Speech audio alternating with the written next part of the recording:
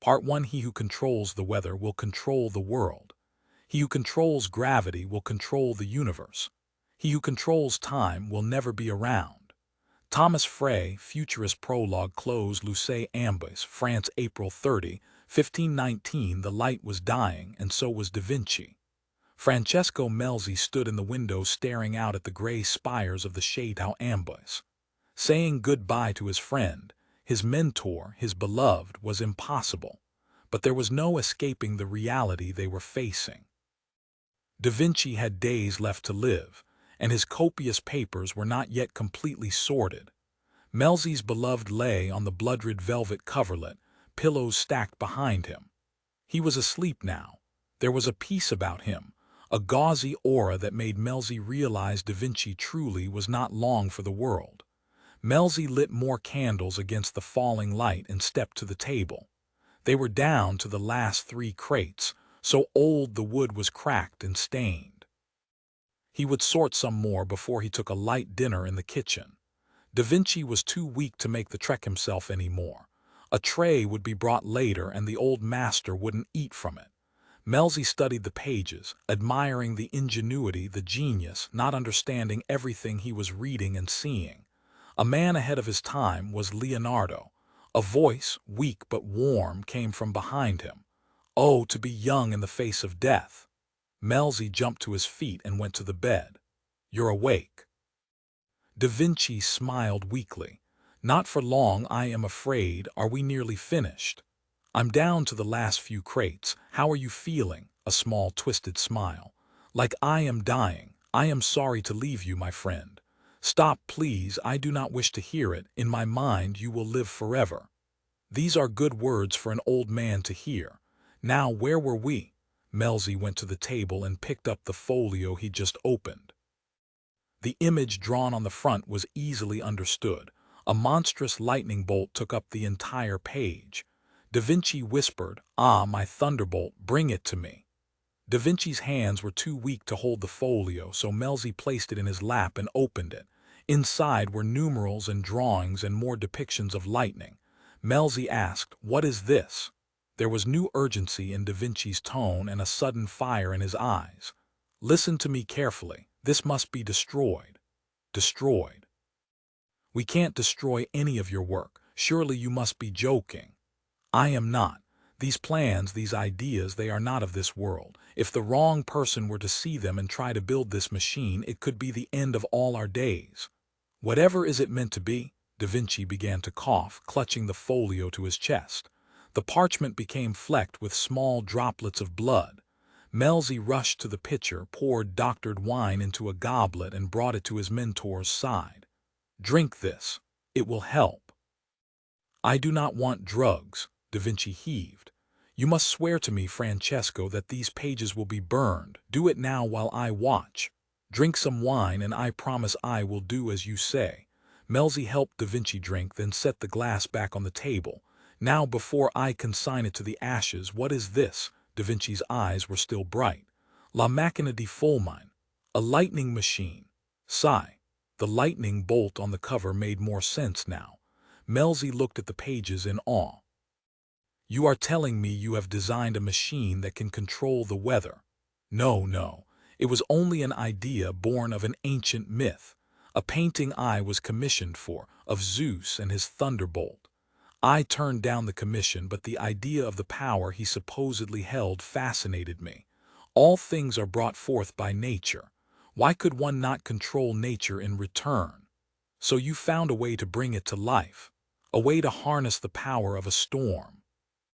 The drugs in the wine had worked quickly, but Da Vinci fought against them, shaking his weary head to clear it.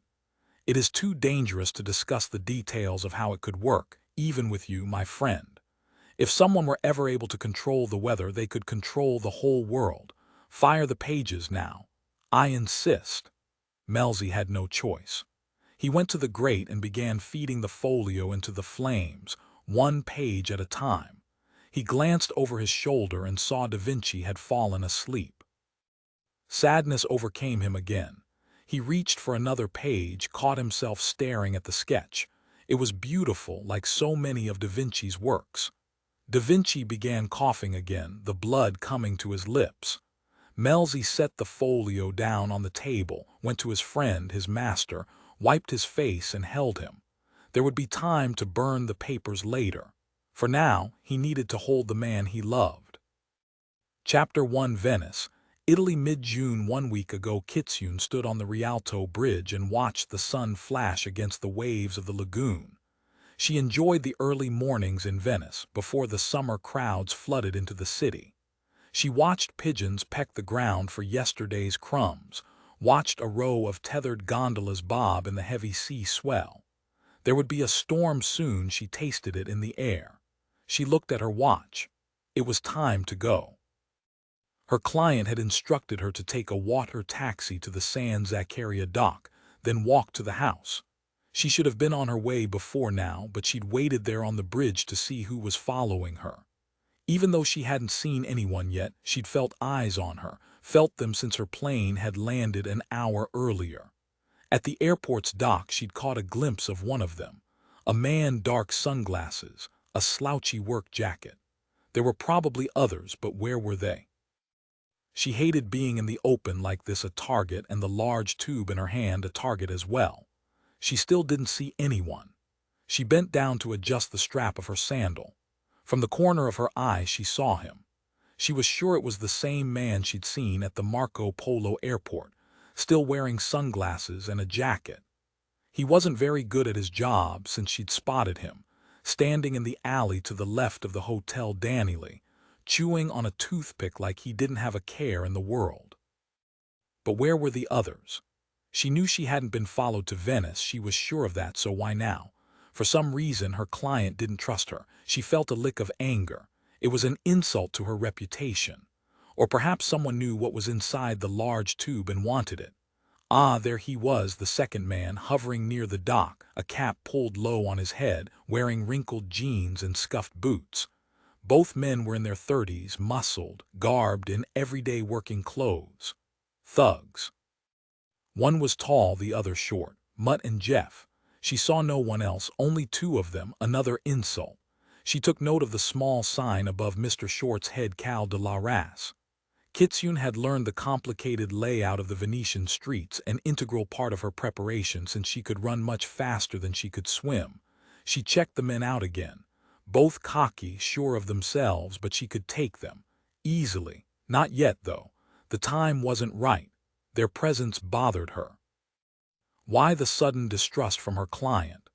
Her reputation was built on absolute discretion, always delivering what was commissioned and never asking questions. She had no false modesty. She could steal anything, anywhere, even the Koh-i-Noor diamond, that magnificent bloody stone that had nearly gotten her killed. A pity she'd had to give it up. This client was paying her a small fortune, and half of it, 5 million euros, was already deposited in 4 different accounts in 4 different banks, as was her custom. She would receive the other 5 million upon delivery. All of it was straightforward, so why the two thugs following her? Kitsune had been a thief for too long to ignore the prickle of unease that went down her neck. The tube was heavy, and she hugged it closer. The breeze picked up between the Venetian buildings, blowing gently down the narrow canal. She continued forward, over the small bridge, up the walkway, past the arriving gondoliers, who watched her and wondered. Grant told her she moved differently, with singular grace and arrogance, and she looked like what she was, strong and dangerous. And then he'd held her close, stroked her long hair, and whispered against her temple that only the very stupid or the very desperate would mess with her. She felt a warm punch to her heart thinking of her husband of 10 months, how the green of his eyes turned nearly black when he held her close. Soon, she would be with him again. She would give the prize to the client and be gone. She'd fulfilled the first part of the job 3 days earlier, when she'd pulled off one of the most fun heists of her career. She dyed her hair the deepest black, worn brown contacts, and used a semi-permanent stain to make her skin appear 2 shades deeper, a process she didn't relish. but it helped her blend in beautifully with the population of Istanbul. With her forged credentials, which included a signature from Turkish military leader Hulusi Akar, the palace authorities had followed orders and assigned her to work security at the Topkapi Palace. It had taken her more than 3 months to work her way out of the harem complex and into special security in the Holy Relics exhibit, where Moses's staff was displayed.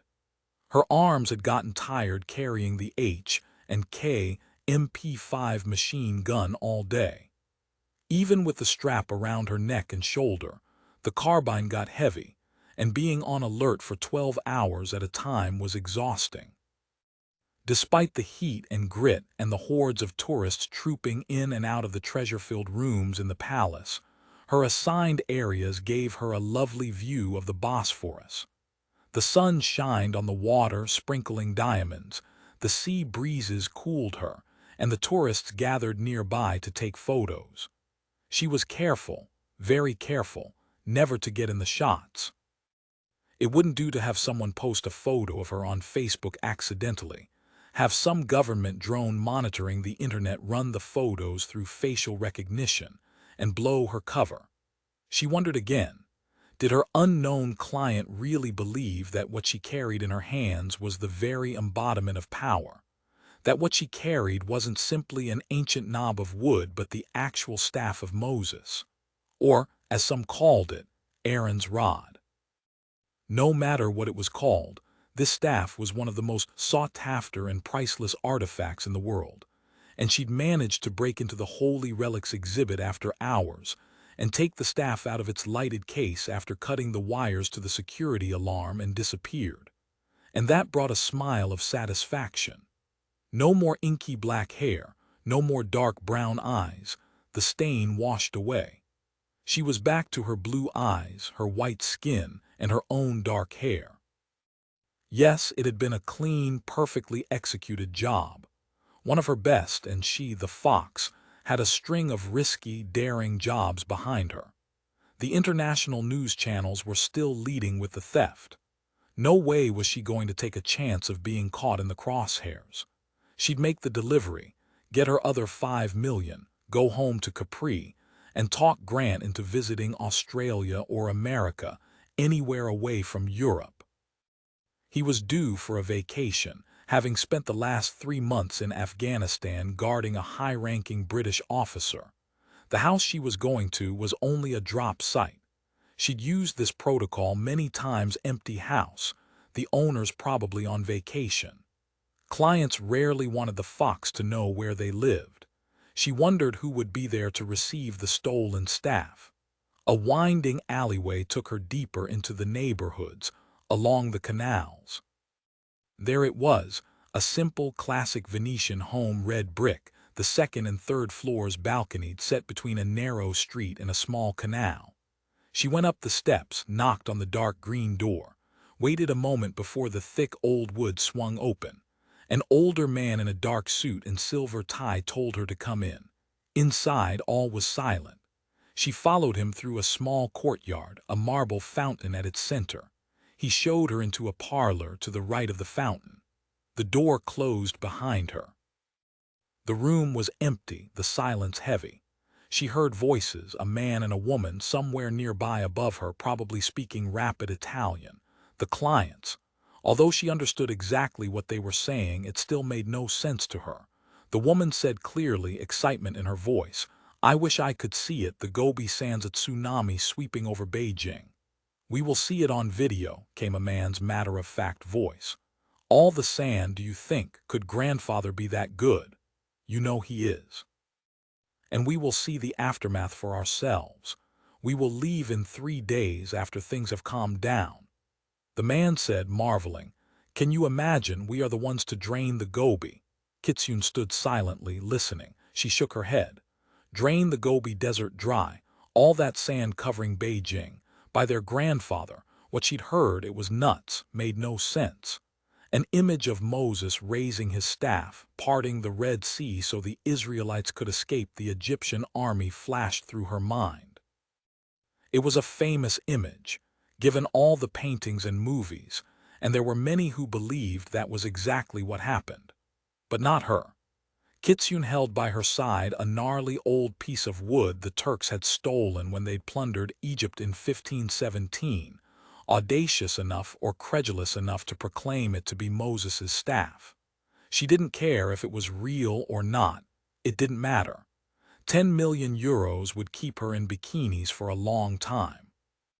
She pictured Moses again, only this time she saw him waving his staff to send the sands flying out of the Gobi Desert.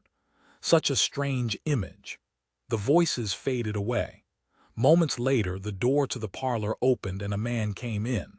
He was short, with dark hair and flat black eyes. This one, in spite of his well-cut dark suit, his perfectly polished boots, couldn't be the client. He looked coarse, crude, a lieutenant playing dress-up. Another thug, only this one with a bit of power, probably running the other who'd followed her. So the man and woman she'd heard talking wanted him to handle the transaction, then bring them the staff. Fine by her. All she wanted was her money. He crossed the room to the small desk, picked up a silver lighter and touched it to the end of a cigarette. He blew out a stream of gray smoke and said in passable English, "I am Antonio Pazzi and you are the fox. You have the package." "Of course." Kitsune set the tube on the desk and stepped back. Pazzi pulled a stiletto from his coat pocket, slit open the top of the cylinder and upended it. The well-wrapped staff slid out into his waiting hand. He reverently laid it atop the desk and peeled off the packing. He looked at the staff, motionless, staring but not touching it. Finally, he looked up at her, smiled widely, showing yellow tobacco-stained teeth. "I did not believe you would be able to steal this precious rod from the Topkapi. Your reputation is deserved. My masters will be pleased." She saw him press a small button on the desk, and in the next instant she heard a door close, a boat's engine fire to life. So he'd signaled the client that she'd brought the staff, and they'd left. Pazzi handed her a long white envelope. 5 million euros. You will leave now. As if she wanted to stay, maybe have a drink with this oily cretin with his yellow teeth. She wanted to open the envelope, but he kept smiling, herding her toward the door, and she felt that familiar shiver down her neck and went on red alert, her body flexed and ready to spring. Were the two men outside the door waiting for her? Pazzi gave her a small salute, and at the last moment he slipped past her and slammed the door behind him. She heard the key turn in the lock. In the next moment, another door opened, this time behind her. Mudd and Jeff stepped through and both held guns in their hands. "What a lovely surprise," she said in Italian, and quick as a cobra she dove at Mutt's feet. He had been expecting her to run, and he hesitated a moment. She rolled into him and knocked him backward, his arms flailing for purchase, and he fell against a chair. She popped back to her feet, Mutt on her left, struggling to get back up, and Jeff on her right, his Beretta aimed at her chest. Kitsune fell to her knees, whipped out her 2 Walther PPKs cross-armed, and pulled the triggers almost before she'd squared the sights. Jeff fired at the same time. If she'd stayed standing, she'd be dead.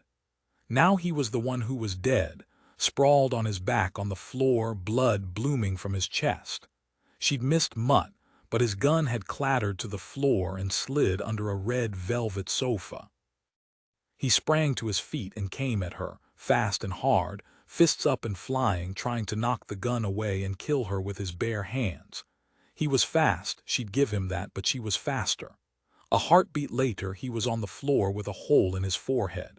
Kitsune had never used guns, but in the past few months, Grant had trained her in them and trained her well.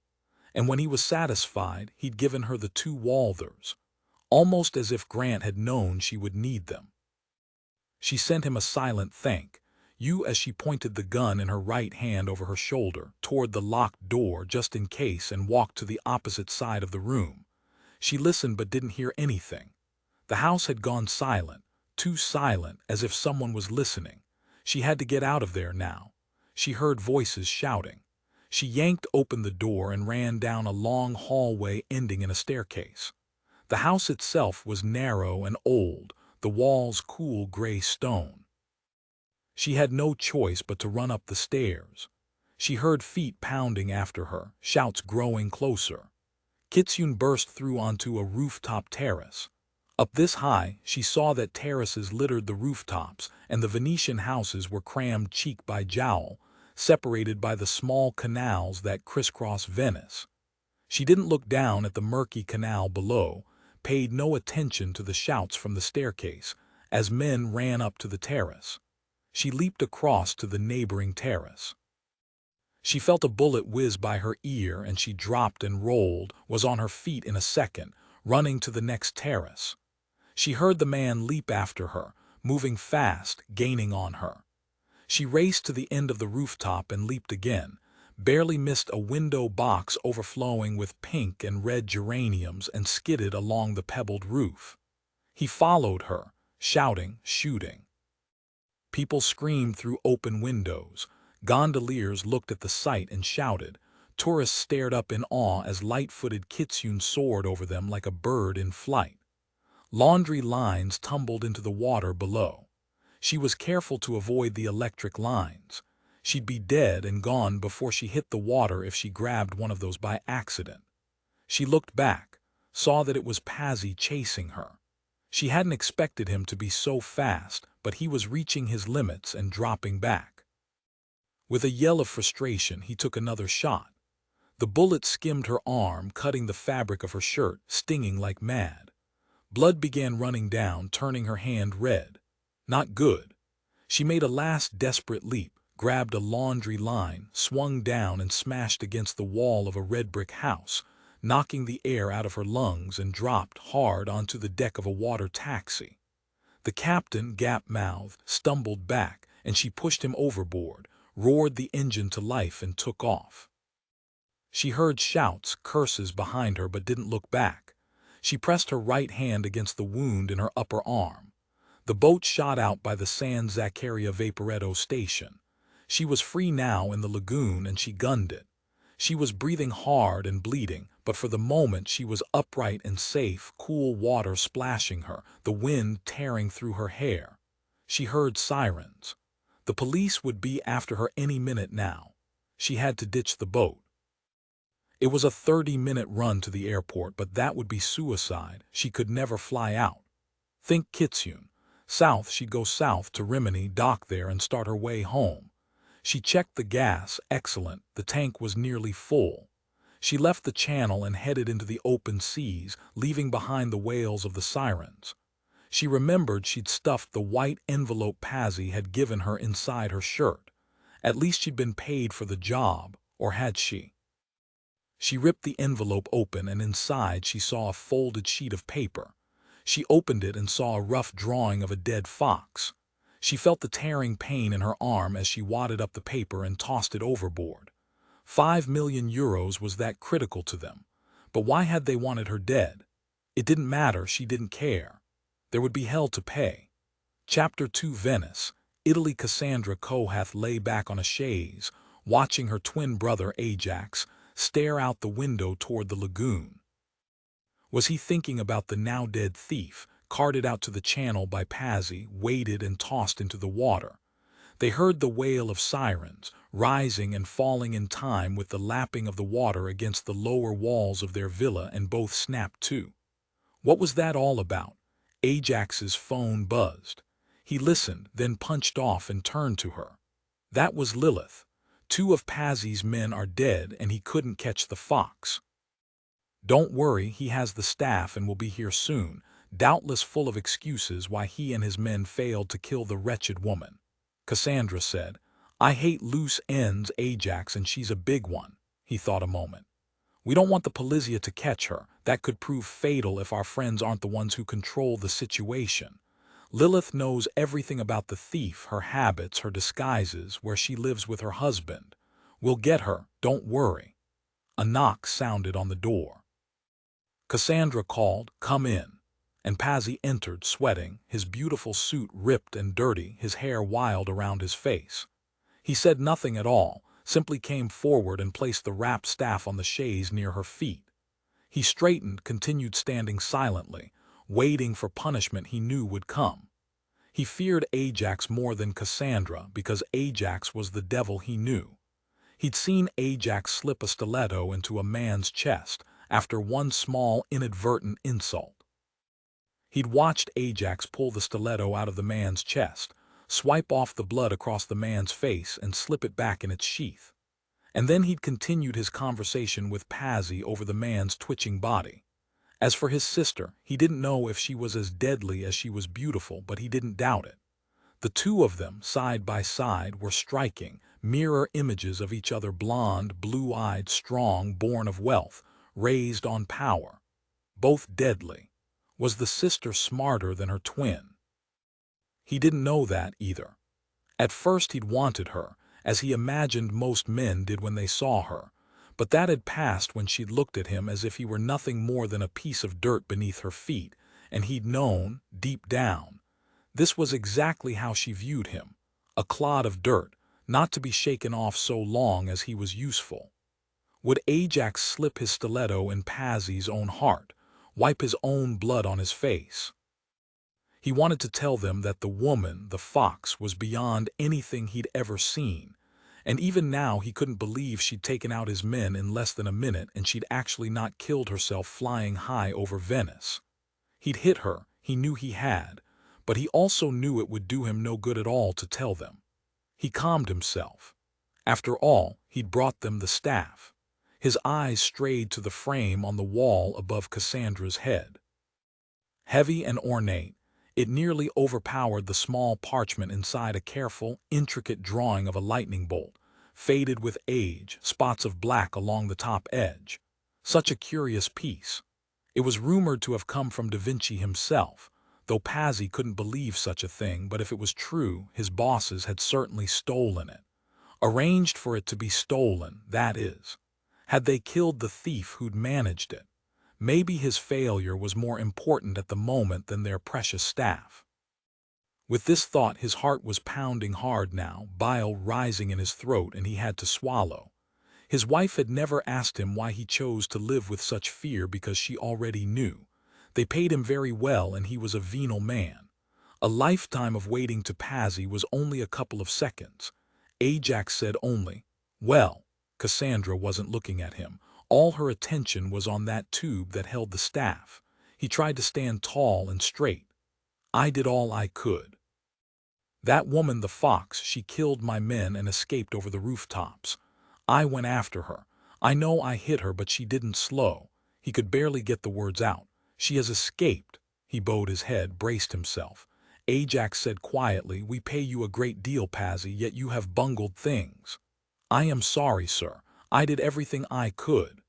Ajax let the silence grow heavy, then said, "You will have one more chance. The woman is a loose end that could ruin us. Only a fool would trust a thief with such knowledge as she has now. We are not fools. As I said, we will give you one more chance. If you fail to kill her, then your life is forfeit. Do you understand me, Pazzi?" His heart gave a leap. He wasn't going to die this time. "Yes, sir, I understand. What do you wish me to do?" And Ajax told him. Cassandra added, "Since we have friends in the Carabinieri and the Polizia, we can add another layer to the plan. That house isn't connected to us. It was only a drop site, nothing more. We left nothing behind. The Rinaldis will not be home until late this afternoon. Murder them, Pazzi, ransack the place, and then let your friends in the Polizia know the fox was responsible. If I recall, Signor Rinaldi is a member of the Venetian Council. There should be plenty of outrage in finding the killer of such a prominent Venetian citizen. Murder the Rinaldis. They were good people, but he didn't want to be dead." Pazzi bowed his head. "Yes, madam, this is a wonderful plan. I will handle it directly." "See that you do it right, Pazzi," Cassandra said, and smiled at him, a smile so cold it froze him to his bones. "Or it will be your headless body floating in the Grand Canal. Now off with you. I want to hear nothing more of this but a success story. Find the fox, kill her. Now." Ajax said, that smooth voice low, "Don't fail us again, Pazzi. Lilith wouldn't like it." Lilith, another demon from hell. The instant he was out the door, Cassandra lightly touched her fingers to the wrapped staff. Pazzi and the Rinaldis forgotten. Had it really belonged to Moses himself? Ajax came and stood by her chaise. "Shall we?" You know what is supposed to happen when we open it, when you and I together touch it. Ajax said, yes, we will soon see. Are you ready? She slowly unwrapped it, so afraid and excited her fingers shook. She said, I'll be careful not to touch the staff itself. The prophecies are clear. We must do it together. We are the last twins of the Kohath line. We are the only ones who can bring the power of the staff back to life. He patted her face, almost a slap, but not quite. I know. We've spent our whole lives listening to the prophecy. She continued to reverently remove layer after layer. If it is the real staff the Turks stole from Egypt, then it means we're probably looking for the Ark in the wrong place. Ajax said, we will soon know if the Ark is in Egypt. I believe whatever the outcome, our expenditure of 5 million euros was worth it. She carefully peeled away another layer of linen. Pazzi had been careful to rewrap it securely. I want it to be real, I do, but I cannot believe our mother was led astray by faulty information. You're being too slow, Cassandra. Open it now. She pulled away the last covering, a layer of even softer white linen, and they looked down at a staff made of brown wood, almond wood their mother had told them, about 48 inches long, with a thick knob on the side near the top of the staff, that gave the impression of a small branch beginning to sprout out the side. Cassandra reached toward it, her fingers nearly touching it. It's not singing to me the way I expected, the way Mother told me it would. We won't know if it's real until we pick it up. Yes. Together, their hands hovered over the staff. 1, 2, 3. They grasped the staff with both hands and stood it upright, their hands stacked upon the other, each fully touching the staff. According to the prophecy they'd heard since they were old enough to repeat the words, their united hands should instantly make the knob on the staff begin to bud and bloom. But there were no buds, no blooms. There was nothing at all but the old misshapen stick. Cassandra wanted to weep. It's a fake. Ajax said, come, you really didn't expect it to be real now, did you? And now we know Mother was on the right track all along. He walked to the desk, pulled out a tape measure, measured the length of the staff. He smiled. The staff is over 3 inches too long to fit inside the ark. The Topkapi had to know it was fake. He picked up the staff, broke it over his knee, and threw the 2 pieces out the window into the canal. She heard the wood pieces splash into the water below. She walked to the bar in the corner of the large room, opened the small refrigerator, and popped the cork on a bottle of Veuve Clicquot. She poured 2 glasses, handed one to Ajax. Screw the Topkapi, serves them right for perpetuating a lie all these years. Now the good news, we now know for sure the Ark isn't in Egypt. They clicked glasses and drank. And to the death of the fox, Ajax said, the only thread left to snip in our needful experiment. They drank deeply. A moment later, a knock sounded. Come, Cassandra called. The door opened, and a tall, slender woman with long blonde hair curving around her narrow face stepped into the room. Ajax went to her, took her arms in his hands, and smiled down at her. Lilith said, don't tell me the staff from the Topkapi is the real deal.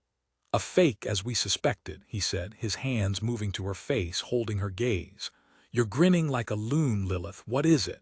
The storm will be underway in 2 days, no longer. Excellent news.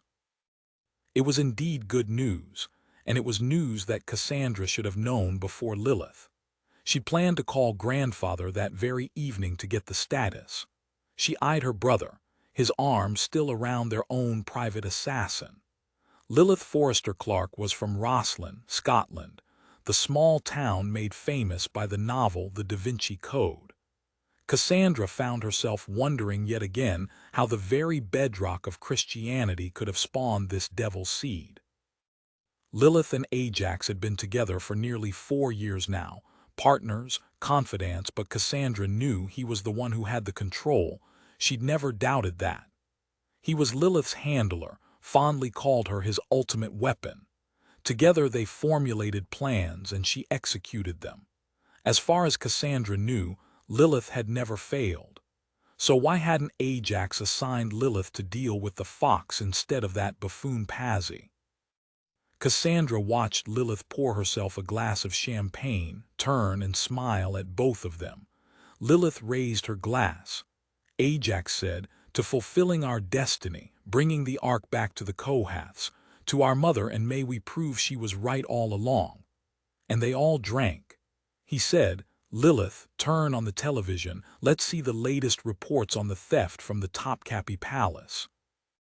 Lilith switched on the television and heard a cardinal talk about what the loss of Moses' staff would mean to the biblical community. Lilith drank more of her champagne. She loved the taste of it on her tongue, loved the slide of it when she swallowed. She watched Ajax, then his twin. Both were athletes, strong and fit. She knew both believed it critical to keep themselves in perfect condition in the field and out of it. Of course, they weren't yet 30, not her 36, and that made a difference, though she'd never admit it. She knew Cassandra distrusted her, but usually she managed to hide it, at least in front of Ajax.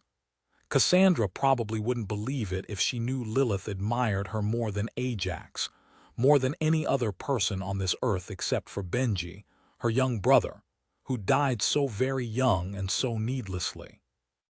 The drunk driver had lived only 6 more days before the life left his body at the bottom of a quarry near Edinburgh. She drank more, looked toward Cassandra using her hands as she spoke to Ajax, such excitement in her voice when she spoke of bringing the ark home. Cassandra was the face of the Genesis group, a flawless face, and her wit and charm were legendary in the archaeological community. Few knew that her charm and beauty hid a coldness so profound it even occasionally gave Lilith pause.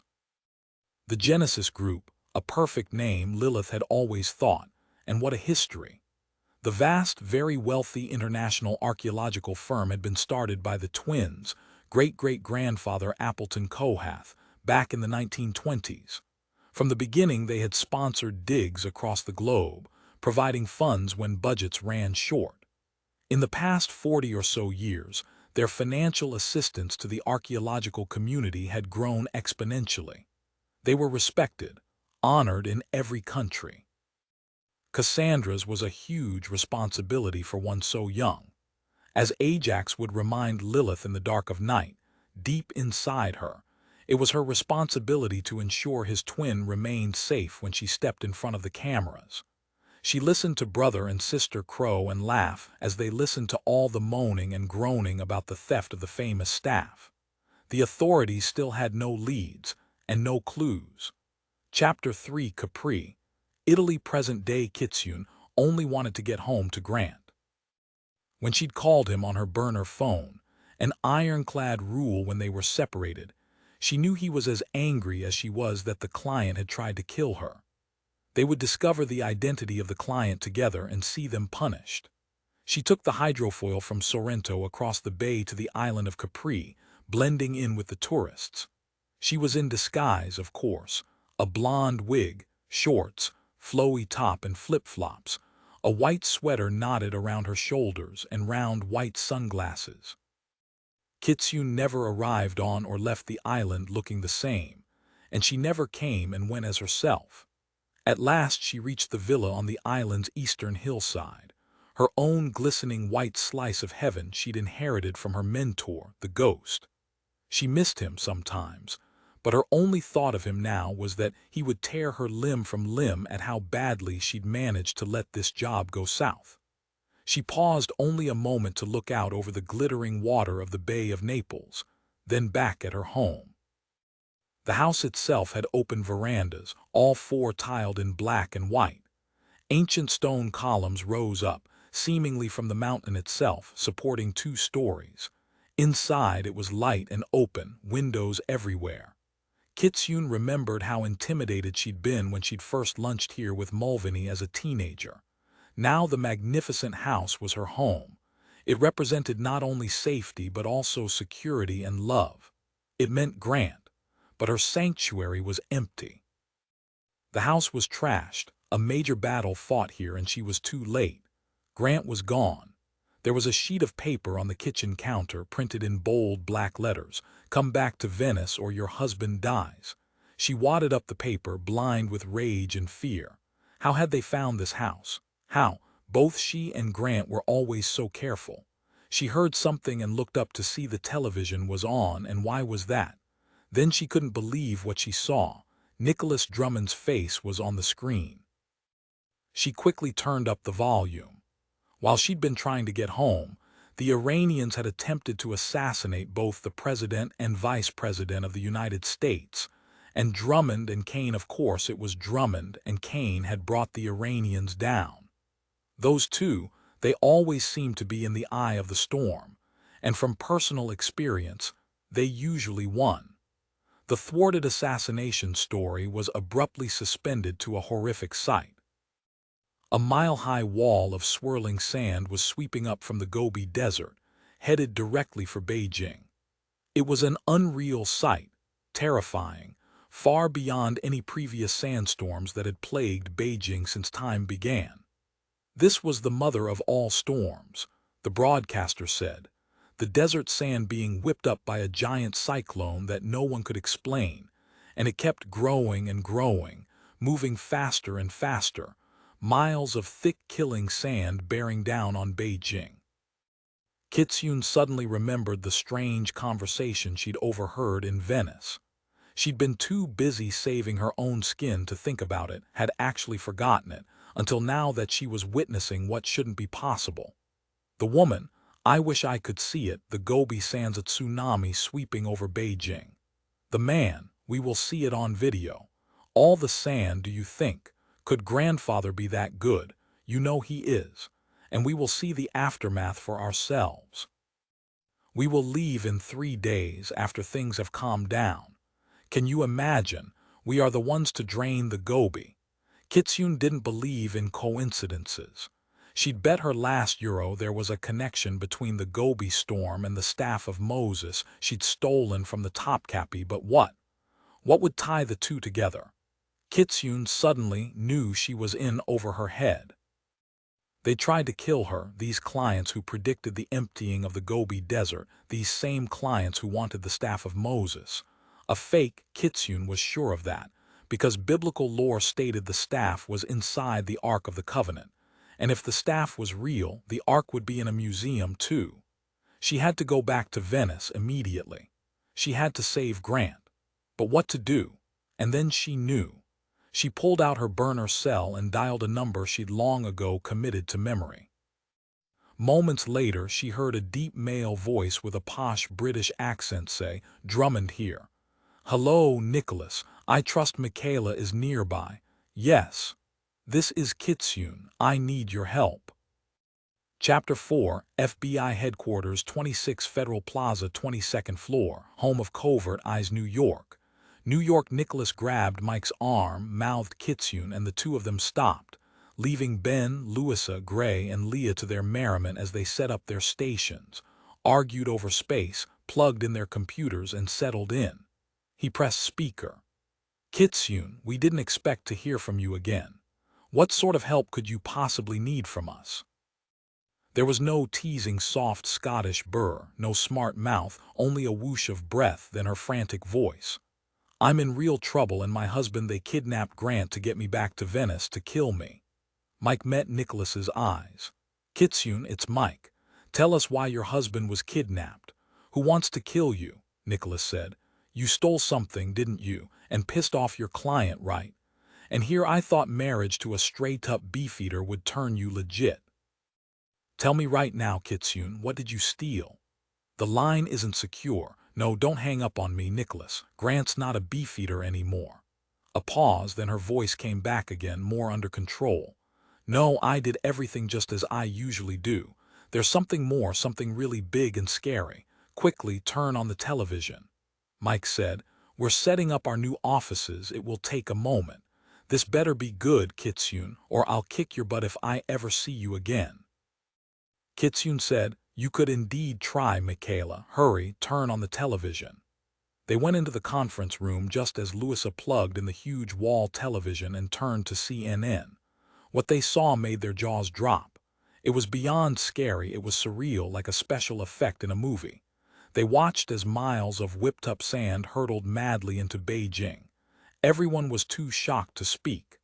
Mike said quietly to the team, "It's Kitsune on Nicholas's cell. Please listen and take notes." Everyone nodded, not looking away from the terrifying real-time mountain of sand miles wide. "Okay, Kitsune," Nicholas said. "We're watching the Gobi Desert whip a bloody big sandstorm into Beijing. It's not just a bad sandstorm, Nicholas. People are dying, they can't breathe. It doesn't matter if the people are indoors, the sand is forcing itself into their buildings. It's been going on for hours, it came on with no warning. Beijing is being wiped out." "Kitsune," Mike said, "there's nothing we can do about it. It's a horrible natural disaster," Kitsune interrupted her. "That's the thing. I don't believe it is a natural disaster, and that's why you have to come to Venice. You have to figure out how this happened and why. It's not only for Gran and me, you see that, don't you?" She was talking fast, her words tumbling over each other. She was very upset and very frightened. Nicholas raised an eyebrow at Mike. This was not the Kitsune they remembered. No fear, lightning-fast reflexes, and a powerful brain. Mike said, "You said there were no warnings. That hardly seems likely." Gray Wharton was now on his laptop, one eye on his screen, the other on the television. He rolled his wrist toward Nicholas in a keep-her-talking motion. He was trying to trace her call. Good luck, Nicholas thought. He'd bet the bank she was using a burner. Kitsune said, "You see the extensive satellite imagery, right? You see that the loss of life will be in the thousands. It came on too fast for anyone to escape. People are lost on the roads, dying in their cars." Nicholas said, "Yes, we are seeing all that, but how can it not be a natural disaster? Because it's an engineered storm." That brought everyone in the room to a standstill. Brows raised, mouths open to ask questions, but Nicholas raised his hand. "They have sandstorms in Beijing all the time. Granted, this one seems terrible, but it happens from time to time, right? This one's on a much bigger scale than anything anyone's ever seen before. 11 provinces in the north are unreachable. They've issued a red alert warning, but it's come much too late." Mike said, "But who could engineer a sandstorm? It can't be done." Nicholas grabbed his tablet and tapped into NASA's Aqua satellite, pushed the content on his tablet to the large screen in front of them, so everyone could see the satellite imagery. The images made Mike's heart go to her throat. The satellite images were more horrific than the ground footage. Walls of sand, hundreds of feet high, battered the edges of the skyscrapers, filled the spaces between buildings, covered the roads and streets 20 feet deep. It was a monstrous, massive tidal wave of sand. She couldn't imagine being in that storm and prayed for those who were. When Kitsune spoke again, Mike realized she truly was scared, very scared. "Here's the deal. The delivery I was making to the client wasn't a run-of-the-mill thing. It was an artifact, a historical object." "What was it?" "No secure line." "Okay, who were you working for?"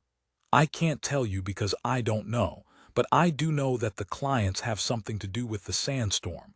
I'm positive it was engineered." "No matter our differences in the past, our differences." "You mean the times you tried to kill us?" she went on, speaking faster. "Remember, I gave you the Koh-i-Noor and the pages of proof, just as I promised I would. I kept my word. You've got to help me. You've got to find out who's doing this." Nicholas switched screens, typed in "stolen artifact." The Topkapi Palace Museum in Istanbul was first on the list, with multiple stories dating back a week. Mike whistled. "Only you could have stolen the staff of Moses from the Topkapi.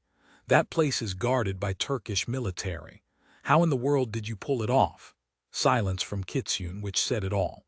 Nicholas said, "Tell me more about the client, Kitsune. Even if you don't know who it is, there must be a trace of some sort, a way for you to figure out who is behind this." "I can't contact them. You know, I have rules. All correspondence was in timed email accounts, destroyed now. I can give you the account numbers and phones we used, but I checked, they've been wiped clean.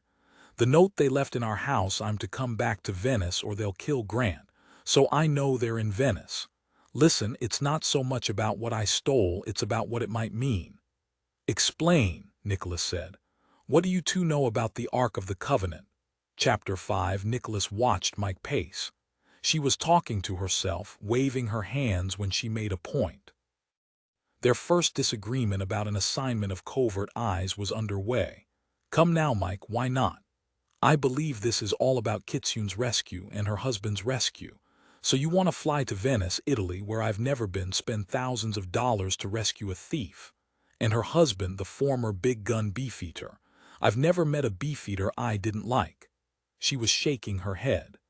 "I know, another Brit, but you know Zachary will have a cow." As for Dylan, he'd probably laugh his head off. "We are not riding to Kitsune's rescue and her husband's. Yeah, neither are American citizens. There's simply no way to justify it.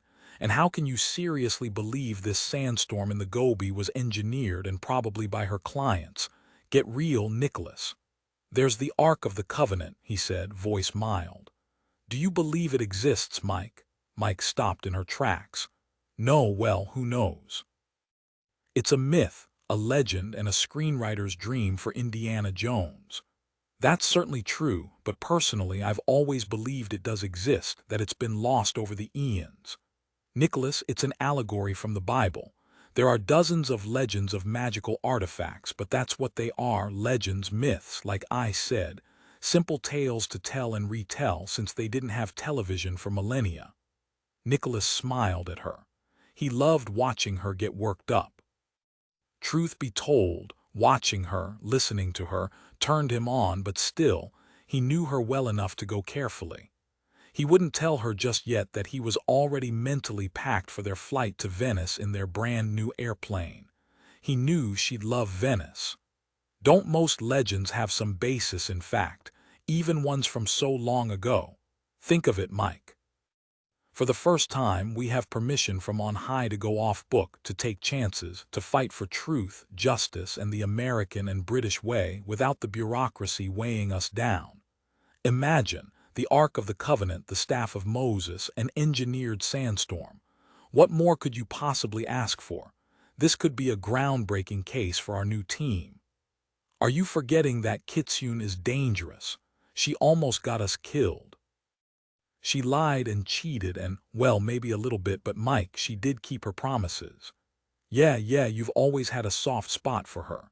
Not a soft spot, professional respect. She came through the last time. Well, maybe something of a semi-soft spot. Well, okay, she did, but Zachary will sit on us, probably handcuff us before he'll approve our going to Venice. Not if he believes it's possible the Gobi sandstorm was engineered. He'll drive us to our plane himself. He grinned. Time's a wastin'. Let's go see how far our new powers stretch. Nicholas and Mike walked up the stairs to their boss's office, Mike still arguing all the way, more to herself than with him. Before they stepped into Zachary's office, Mike turned, looked up at Nicholas, and asked, "Do you believe Kitsune is telling the truth about all of it?" Nicholas framed her face with his hands and said, without hesitation, "Yes." He watched her come to a decision, watched her finally nod. "All right, then, let me think. This calls for some discreet strategy." Milo Zachary and Dylan Savage were in Zachary's conference room, working out some of the last-minute details of Nicholas and Mike's new group. The wall television was on CNN, showing the destruction in Beijing. Nicholas knocked on the doorframe. "Back so soon?" Savage waved them in. Zachary frowned. "The space won't work for you," Mike said. "The space is perfect. That's not why we're here. We have it from a reliable source that this monstrous sandstorm from the Gobi Desert that is hitting Beijing isn't a natural disaster." She drew a deep breath. "It was engineered." That stopped the two men in their tracks. Zachary started shaking his head. "You're kidding me, right?" "No, sir," Nicholas said. Savage sat forward on the sofa, his full attention on them. "Engineered. Admittedly, there have been plenty of scientists over the years who have tried to manipulate the weather. Cloud seeding for rain is a multi-billion-dollar industry right now. There was a story only last week about cloud seeding in California as a way to help them get out of their drought. They can create a fog, cool things down, which will help save the trees. Weather manipulation isn't unheard of, in fact. It's readily available and worldwide." Zachary said, but to create a dust storm big enough to kill thousands of people in Beijing. You heard the broadcasts there describing it as an inland hurricane of sorts, only made up of sand instead of rain and tornadoes. Who would want to do that even if they could? It makes no sense. Savage studied them a moment, then asked, "You said you got this engineered storm business from a reliable source. Who is it?" Nicholas said, "Kitsune." Zachary said, "Victoire Couvril, the fox, that Kitsune. The Kitsune who nearly blew up the Met. The Kitsune who tried to kill you. That one." Mike said, "The one and only. Actually, she nearly blew Nicholas up in Geneva, too. The Met was just a small bomb, easily diffused. She's offered us a sort of trade. She'll help us find out who's engineering this sandstorm and we'll save her bacon. And her husband's." "All right," Savage said, "enough playing around. What did Kitsune steal this time that's gotten her into trouble?" "She stole the staff of Moses from the Topkapi Palace." "You're kidding me," Zachary said. Mike said, "No, sir. This is by far the highest profile case of artifact theft since the Koh-i-Noor. We believe our team can recover the staff, just as we recovered the Koh-i-Noor. Imagine how great that would make the FBI look. Think of all the goodwill we'd engender if we can return it to the Topkapi. Plus, maybe, just maybe, we'll find the Ark of the Covenant on the way. The staff is supposed to be with the Ark." "Who knows?" Zachary shook his head. "You're FBI, not Indiana Jones." Nicholas said, "Here's our chance to be both."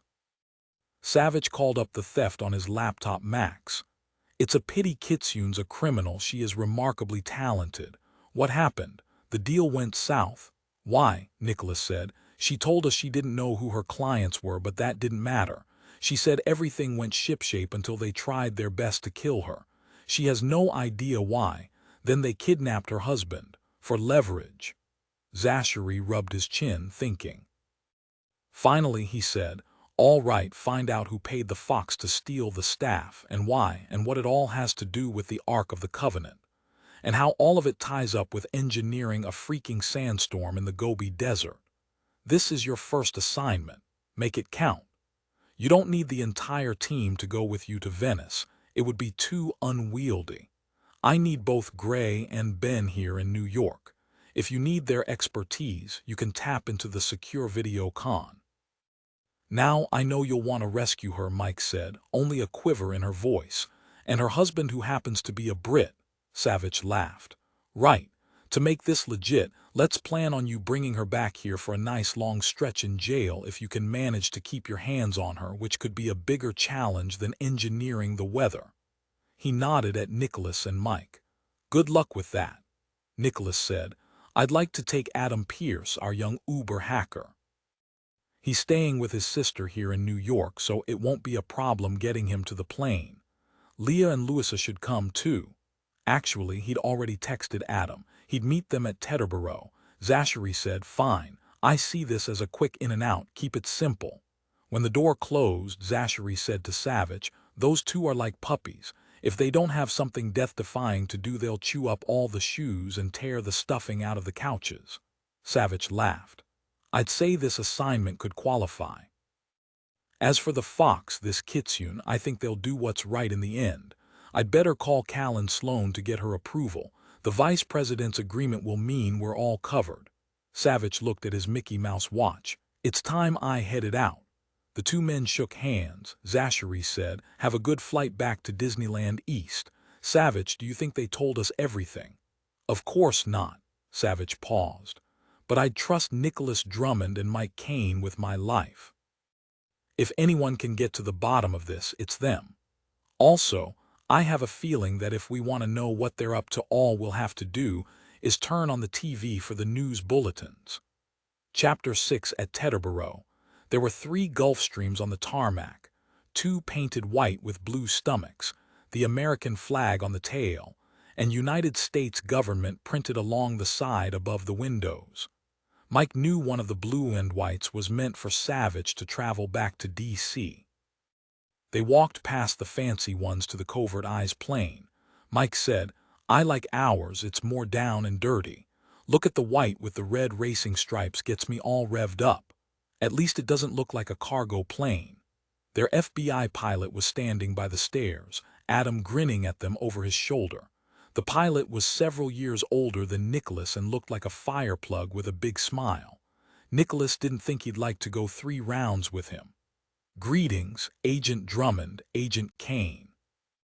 I'm Agent Robert Clancy, your new pilot, call me Clancy. I come to the FBI by way of the Air Force. I flew sorties over the Middle East for 10 years until I mustered out and came on board with the FBI. He patted the fuselage like a proud papa. This puppy isn't quite raptor status, but she can barrel roll if I need to wake you up from time to time. Welcome aboard." Nicholas saw another pilot coming around the edge of the plane, running her hands along the hull, a tall, lean woman with short, dark hair. Clancy gave a loud whistle and she turned. "That's my co-pilot, Agent Kimberly Trident, doing a final check," she called out. "Call me Trident or Poseidon, makes me feel superior." "She's been with the FBI longer than I have," Clancy said. "The director believes she could fly in and out of a teacup in a pinch. We're both excited to take on this detail." "I hear we're headed to Venice today." "That's right," Nicholas said. "How long is the flight?" Clancy was bouncing on the balls of his feet to get going. "About 8 hours, unless you're in a rush, then I can shave off 30 minutes or so. Let Trident and me show you the plane. Ah, I see the rest of your team is here. Why don't we all go inside for introductions?" The inside wasn't Raptor status either. Mike took in the dark brown leather seats, the rounded windows, and natural wood.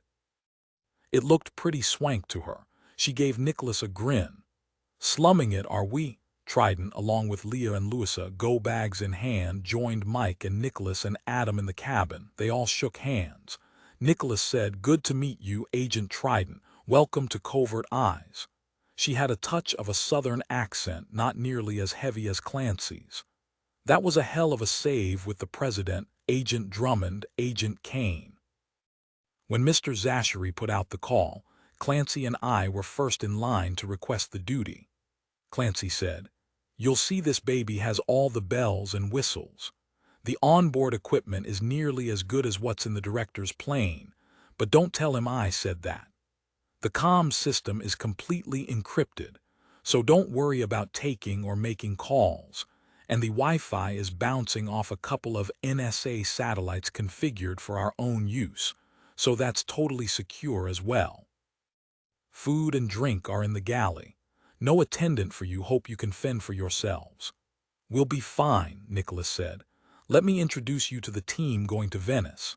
This is Special Agent Louisa Bari, our forensics expert. She's been known to pull DNA off a toothpick. She's a marathon runner and has to chow down carbs so she won't disappear into a shadow." Louisa said, "Trident, you're a runner too, right? I recognize a fellow asphalt slapper." Trident nodded. "Big time, though I hear it's tough to run in Venice unless you're being chased." Mike said, "This is Special Agent Leah Scott, in charge of communications. You want to communicate to Sergei in Siberia with no bars on his cell, don't worry. Leah will figure out a way. She'll want to check out your encryption system. If she likes you, she might loan you one of her earrings." Today Leah wore 6 studs going up the shell of each ear. No nose ring today, never when she was on duty, but Nicholas wouldn't be surprised if she had a belly button ring. He admired Zachary for not caring about a dress code when an agent was as valuable as punk rocker Leah Scott. Trident said to Leah, "I was admiring your t-shirt. I recognized the double helix on the back, but who's Rosalind Franklin?" "Don't ask her until you've got a couple of free hours," Mike said. "And this is Adam Pierce," Nicholas said, "our own private guided missile and computer expert. He doesn't have piercings and he doesn't run, but he could hack into the Bank of England and leave a crumpet so all would know he'd been there." Trident looked at the lanky youth with his dirty blonde hair and sharp brown eyes. "You could be my kid," she said, and shook Adam's hand. "He turned 20 last week," Leah said. "We're all grateful he's no longer a teenager." She gave Adam a pop on the arm. Nicholas said, "Adam's not an agent yet, but we're hoping he'll take the plunge one of these years. Hey Adam, you look taller than the last time I saw you." Adam said, "It's the boredom.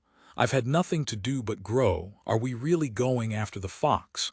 Now how did Adam know that? The fox is only the tip of this iceberg. I'll tell you everything. Now buckle up, everyone. Clancy, Trident, let's get this bird flying east. Chapter 7. The Genesis Group Headquarters, Rome, Italy. Cassandra stood on the podium, composed, charmingly patient, as the media sorted themselves out. Not once did she blink against the flashbulbs. She'd been trained by the best. She knew media meetings were important because she was the face and spokesperson of the Genesis Group. It didn't hurt that the cameras loved her face. Ajax stood by her right elbow. He was looking restless and bored, and that would never do. She pinched the back of his arm, and he shot her a smile that wasn't at all friendly. But he straightened, even managed a smile of sorts. Women thought he was sexy and dangerous. They weren't wrong about that. Men believed he was smart and ruthless, and they weren't wrong about that either. The beautiful Roman sun beat through glass walls of the media room. At last, Cassandra waved a hand to quiet the horde and looked down a last time at her notes. She stood for a moment, looking out at all the faces, making eye contact with each one of them, no matter how brief, as she'd been trained to do.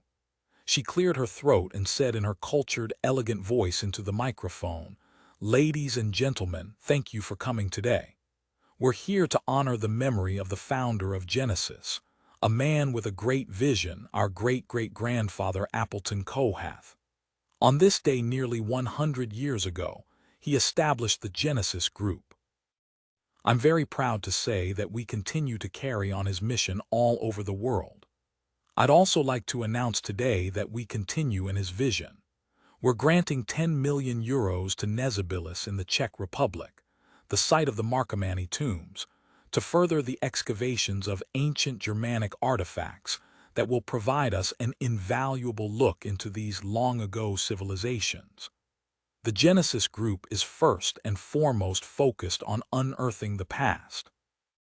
Cassandra leaned close, her lips nearly touching the microphone, again making eye contact.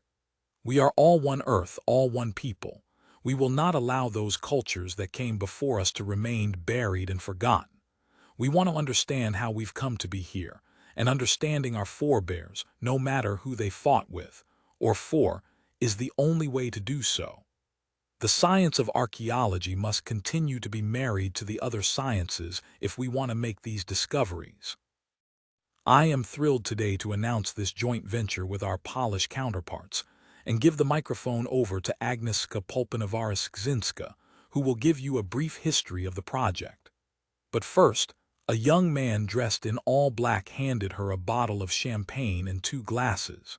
She uncorked it, poured out 2 flutes, and handed one to Pulpinovaris-Gzinska, a weather-beaten older man who looked out of place on the stage beside her. She smiled at him. "To the past," she said, "and the present, and to our future," and drank deeply. Her Polish counterpart smiled and followed suit. She walked off stage to applause, tuning out the Pole even before he started to talk. Ajax joined her, and together they disappeared into the hallway behind the conference room. Ajax said, "You are so antisocial, and yet put you in front of cameras and you dazzle the world. Mother trained you well. The press loves you. We'll see how much they love me if they ever find out what we've been up to." A trill sounded, and Ajax checked his text message. "Lilith is waiting for us. She has news. It better be good news." Cassandra looked out at the rounded edge of the Pantheon dome outside the bank of windows as she walked the long hallway to their offices. The sky was a bright, clean blue today, unlike Beijing's, which was choking under an ocean of sand. Some were calling it a prelude to the end of days. Some believed it retribution, but against whom no one ventured a guess, at least in China. She was surprised at an unexpected stab of conscience. So many thousands dead in Beijing, suffocated. She quashed it for the moment. A large portion of the Gobi Desert now resided in Beijing, exactly what they'd needed to happen. And now they would find the Ark with the real staff of Moses and all its power inside. She'd believed as a child that her mother would find the Ark, but Helen Kohath had died in the effort. That was a pain deep in Cassandra's heart she knew would never go away. She and Ajax had their grandfather, but he was outliving his usefulness. He would die soon, and that would leave them alone with no more family, unless, of course, if one of them married and had a child. It was strange, but she knew, deep down where fears resided, and knowledge that she would never birth a child, nor would Ajax father one. And that meant she had to accept whatever casualties happened. Did Ajax even care about all the deaths in Beijing? She looked briefly at his profile. Outwardly, he seemed well controlled, but not always. He was, however, a computer genius like their grandfather. She was her mother's daughter, focused, resolute, committed. Neither of them were anything like their worthless, greedy father. Lilith was waiting in Ajax's office, seated on the edge of a white leather sofa. She stood when they came into the room. Cassandra saw the smile bloom on her brother's face at the excitement in Lilith's eyes. "You've done it." Lilith pointed to a small satellite phone in the middle of the glass coffee table.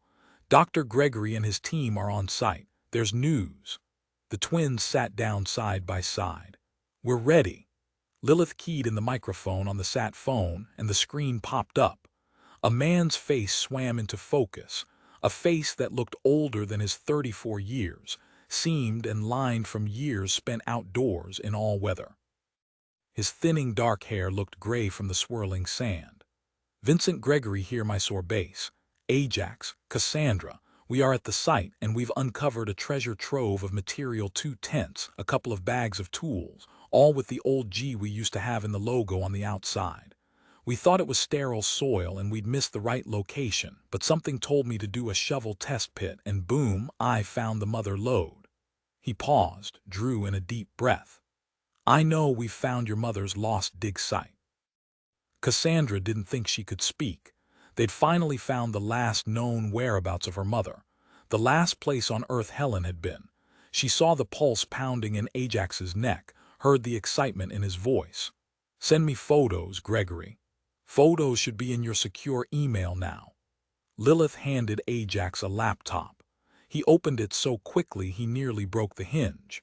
Such a small thing, but it proved to Cassandra how deeply he felt about locating their mother's last dig site. The email was waiting, and he took a deep breath before he clicked it open. The scene was just as Gregory had described. Dark blue bags half buried in sand, the sun shining on the tools left out, a cable wire from a tent. The phone crackled to life again. "Ajax, I'm sending a second photo now. We uncovered some bones. No way to tell who they might belong to. We're going to have to excavate the site, and fast. We've done our best to create a stable platform here, but I don't know how long we'll have. You know these sands like to blow around." All Cassandra heard was bones. She took her twin's hand, squeezed his fingers until they were white. The second photo came, so many bones, all jumbled together, impossible to sort out what was what, or who. "Please not mother, please not mother." Another email came through. Gregory said, "You should be receiving a live feed right now." Cassandra was so afraid of what that live feed would show, she could scarcely speak. She swallowed. "Yes, Dr. Gregory, let's see everything." They'd been searching for their mother's last known dig site in the Gobi for nearly a dozen years now. Would she recognize her mother's skull? No, it wouldn't do to think about that. Stay focused on the prize, on what their mother had died for.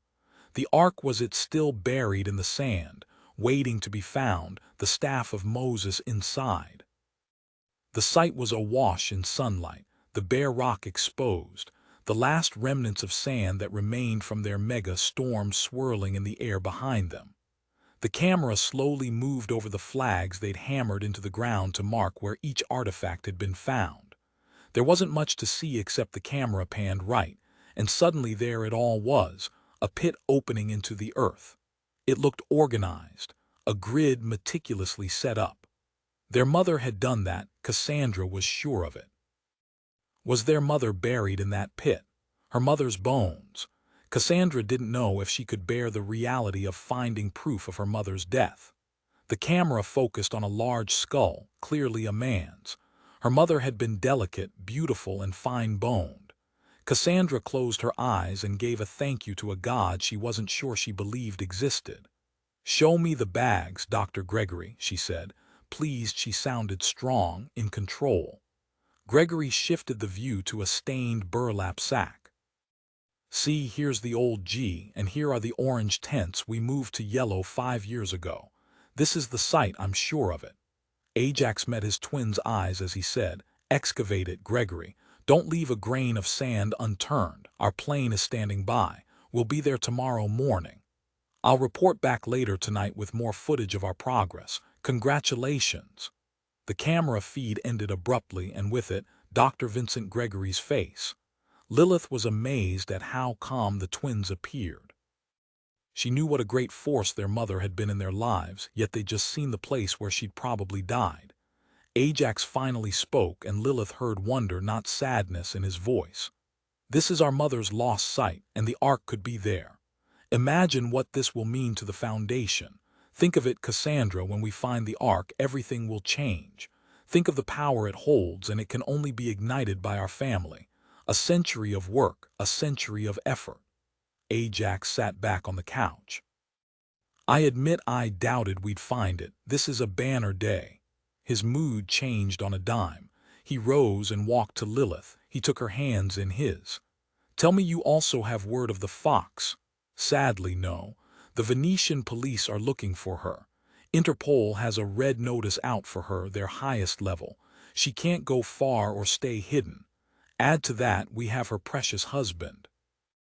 "I understand there is great love between them, to be expected," Cassandra said, "given they've only been married for a matter of months." "There is that," Lilith agreed. "It required 5 highly trained men to restrain him. He's been drugged and taken to your palazzo in Castel Rigon. He can be easily disposed of after we kill the fox." He gave her a hard, fast kiss, rubbed his knuckles on her cheek. Lilith flinched. Cassandra saw it. "See to it, my beautiful Lilith. Now." When she'd left the room, Ajax held out his hand to his sister. "Come, let's pack. We need to go to the Gobi. But first, we need to call grandfather. He will be overwhelmed by the news of what his magnificent sandstorm has brought us." Chapter 8, 1908. A massive explosion over Tunguska, Siberia, leveled 60 to 80 million trees over 2,150 square kilometers. Blamed on an asteroid or comet or Nikola Tesla's coil. The Bermuda Triangle Jason Kohath was drinking a cup of the finest coffee the world had to offer, black ivory, which he imported directly from northern Thailand to Cuba. The boys brought it to the island once a month, and he was careful to ration it out, 1 cup a day more, and his heart seemed to jump into his throat. He looked at the line of clocks that gave him local time anywhere in the world and fixed on Italy. The twins should have called by now. He took another sip of his coffee, surveyed the screens that surrounded him, some 10 feet tall, some only 12 inches. Some showed the oceans, others the sky, others the cities across the globe, others the atmosphere above the earth. Still more held calculations, ran computer models, showed weather patterns spreading across the globe. They took up nearly all the wall space, and he sat in the center in front of them at his solitary command post, his comfortable chair on wheels so he could easily scoot across to any of the screens he wished.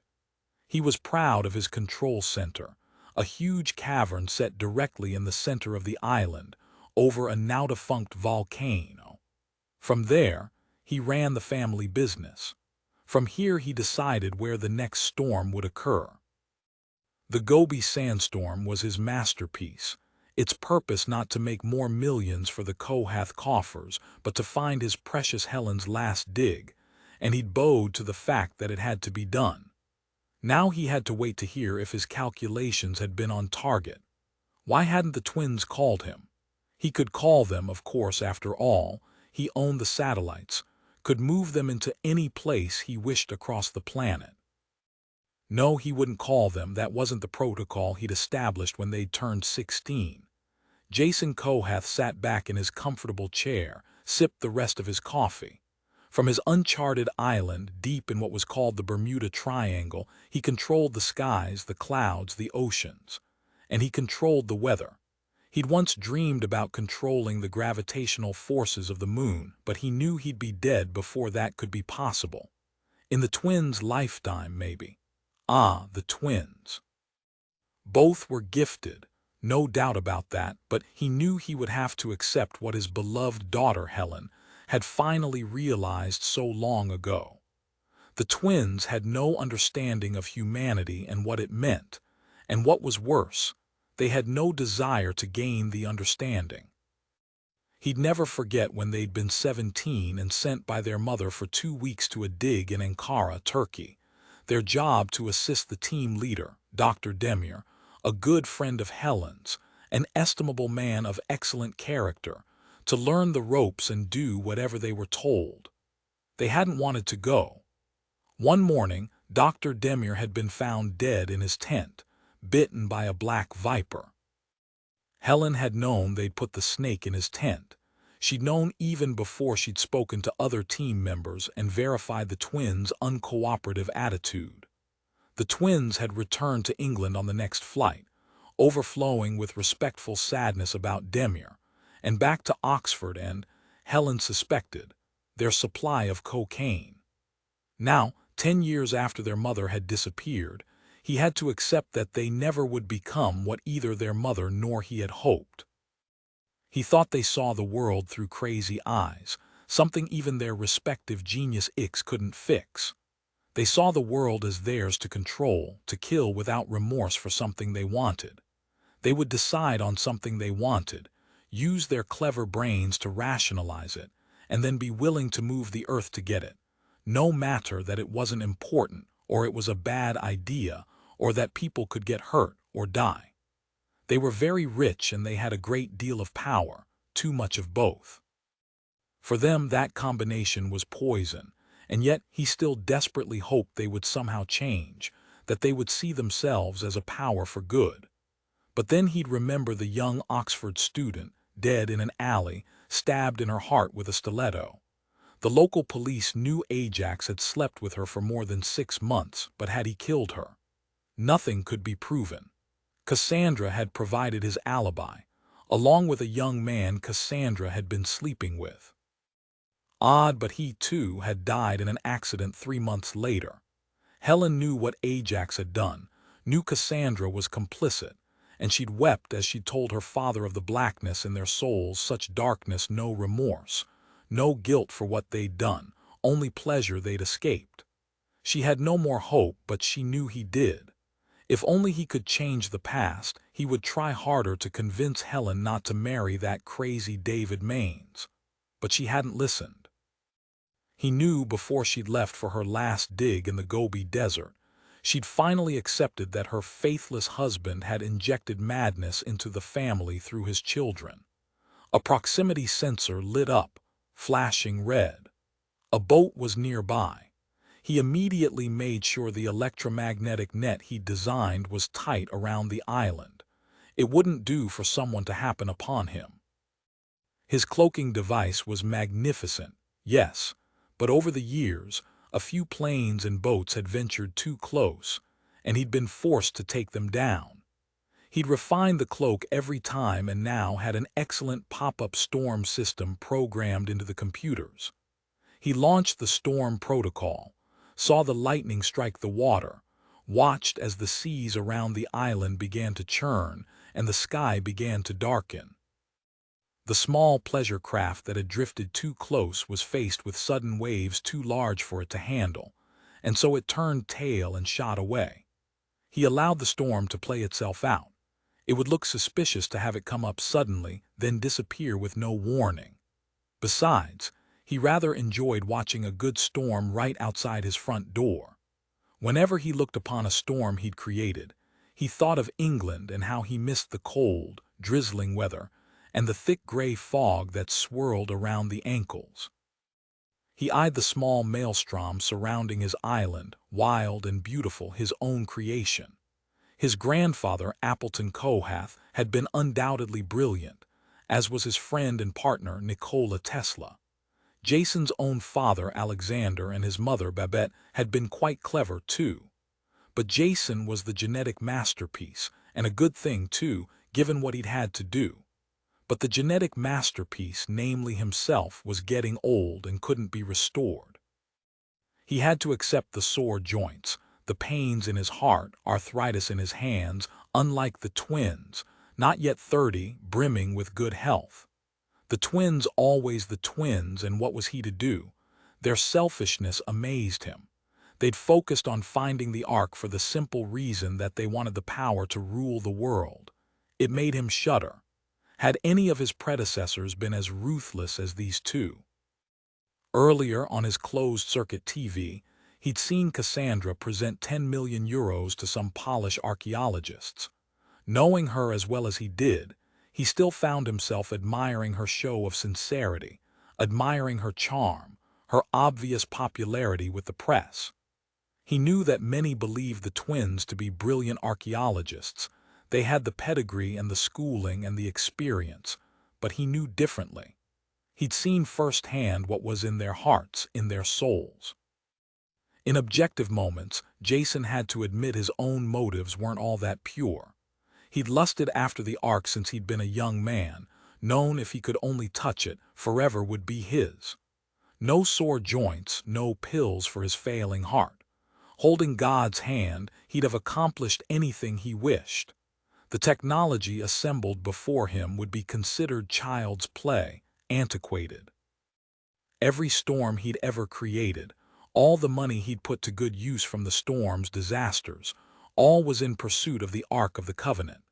He'd always believed if he were the one to possess the Ark, he would govern and shepherd this world and the people would love him for it. The phone buzzed and a small hologram popped up above it. His assistant was calling, not the twins. Jason pressed the button for the speaker. At least he'd married the technology to video and created the hologram. It wasn't quite as distant. Yes, Burnley. Sir, there is a shipment coming in 30 minutes. Will the storm have cleared in time for a soft landing? Yes. Tell them to come the southerly route. I had to chase someone away earlier and the seas are still rough on the leeward side of the island. Yes, sir. Also, your grandchildren have requested an audience. Shall I put them through? Yes, of course. Their beautiful faces appeared. They greeted him and Cassandra began talking. By the time she'd shut her mouth, Jason had managed to get control of his disbelief, his rage at what they'd done. You're telling me that you had the staff stolen from the Topkapi. You never thought to discuss it with me, Ajax said. We wanted to surprise you with it, grandfather. We thought, no, you did not think. Stealing that ridiculous staff, what good did it do you? You say you wanted to verify that the staff of Moses in the Topkapi was fraudulent. Of course it was. I could have assured you of that if you'd only asked me. And now you're telling me you've actually kidnapped the thief's husband to lure her back to Venice to be killed. He wanted to scream at them, but he managed to remain calm and in control, to be the voice of reason. Cassandra's lovely clipped voice said, I think what we did was smart. We only had some bad luck, that's all. We used some men who proved incompetent. We are not stupid, grandfather, nor are we children. We will take care of the thief. She paused, then gave him a big smile. Congratulations on your magnificent storm in the Gobi. Dr. Gregory believes he's found Mother's last dig site, as he'd hoped it would. Why didn't you tell me this immediately? Ajax said. Because you've always preached that we're to inform you of our actions in their proper order, and I was complying. Jason heard the smirk in his voice, knowing he'd scored a point on him. Cassandra and I are on our way to the Gobi now. And we'll be in touch as soon as we can to tell you what we find.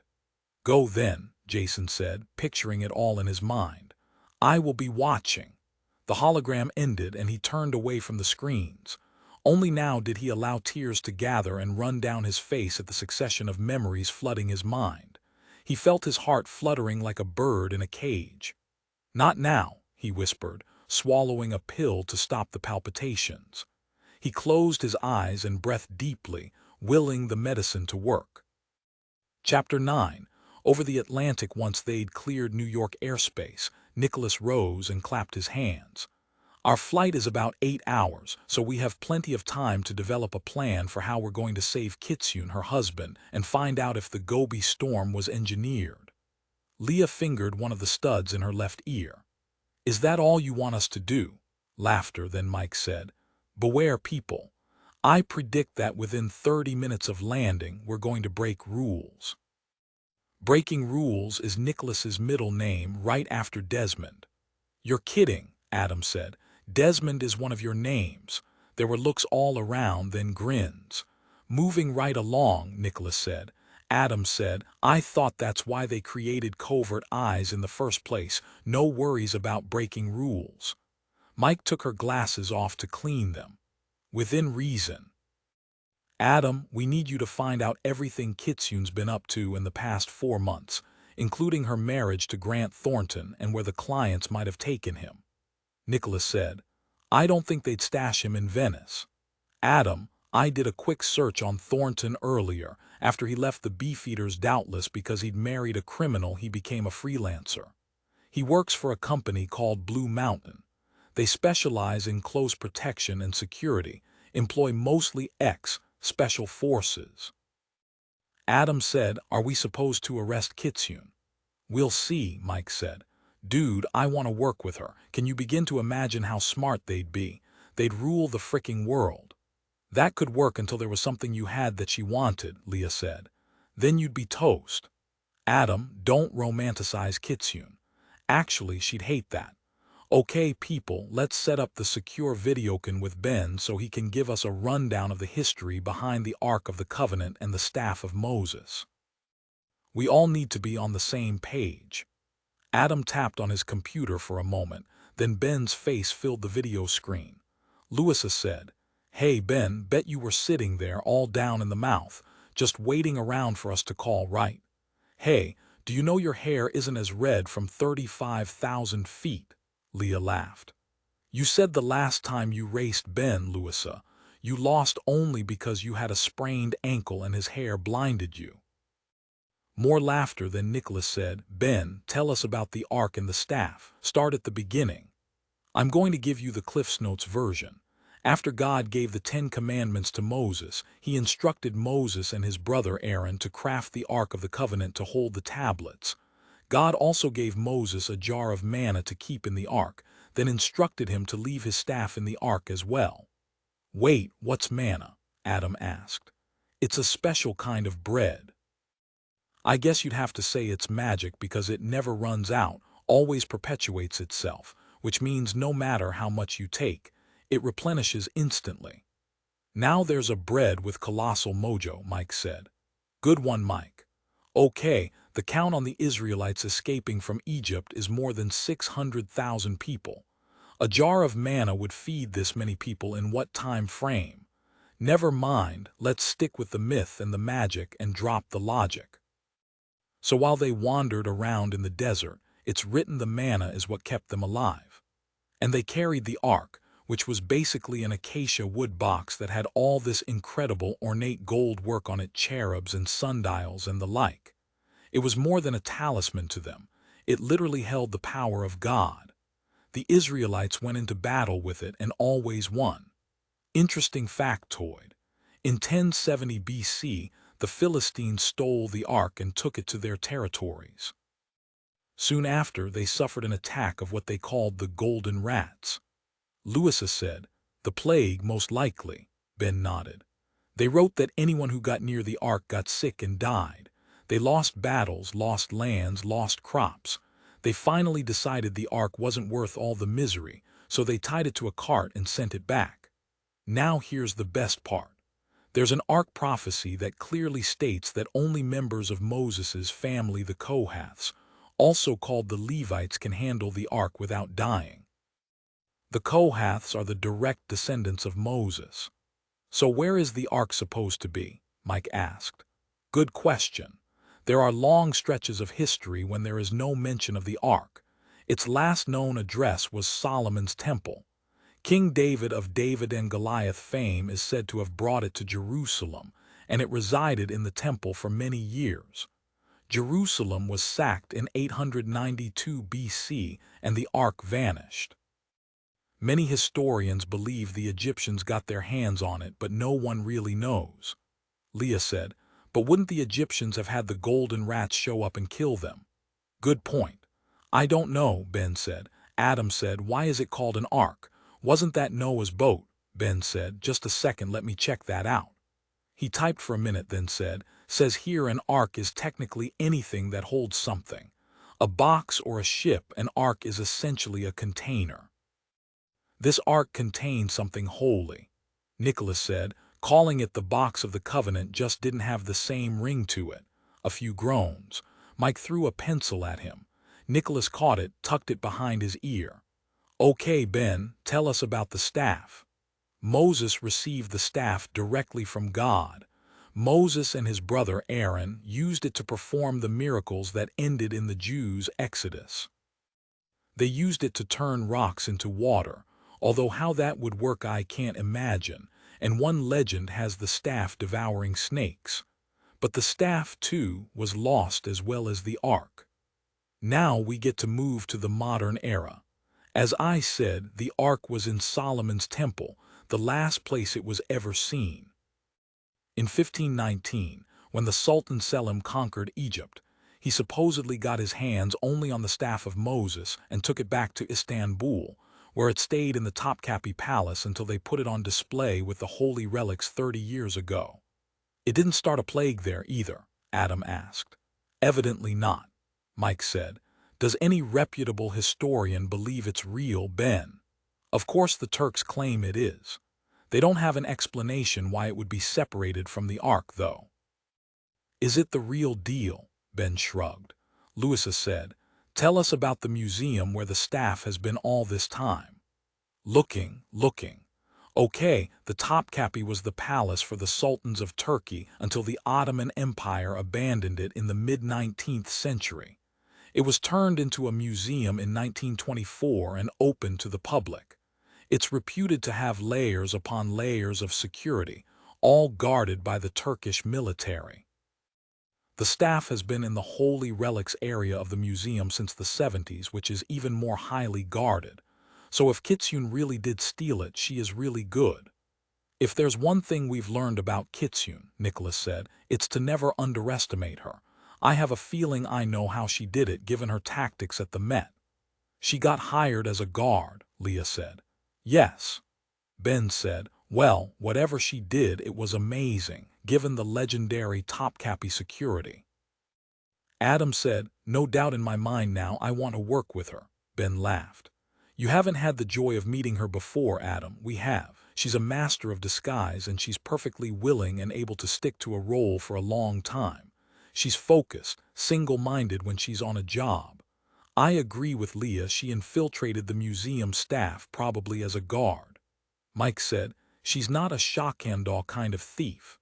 She'd have studied the Topkapi as she would a puzzle. She doesn't give up. And that's why she's the best of the best. And still free, Nicholas added. Adam said, so who hired her? I have some ideas about that. Nicholas glanced at his watch. We have 7 hours left before we land in Venice. Take half an hour to think, then we'll brief. Then everyone needs to sleep. We don't know what we're walking into, and if we're going to be operational for a few days, rest is paramount now. So get moving. Thanks, Ben. If you want, you can take a nap too. Ben sighed. I've always wanted to go to Venice. Chapter 10, Mysore Base Camp Gobi Desert. When Cassandra and Ajax arrived in the Gobi, the dig had halted. Their team was watching for them, standing in a row like a group of household servants, so excited they could barely contain themselves. Their site lead, Dr. Vincent Gregory, rushed to open the car door. He practically pulled Cassandra out. We have good news. We didn't want to tell you in the air, and we stopped the moment we saw it. We have to hurry. There's a storm coming, but you must see this. Cassandra's heart began to pound. When she and Ajax were nearly 19 years old, their mother's last transmission had come in from this exact location, her voice crackling across the cell phone lines, her words not understandable, but her face, her beautiful face, glowing. They heard her say something about a storm bearing down. Then nothing more for the next decade. When they'd gotten to the site after the horrendous storm had subsided, the dig had been swallowed by the desert, then under hundreds of feet of sand. The Genesis group had been trying to uncover the site ever since. The western edge of the dig was roped off.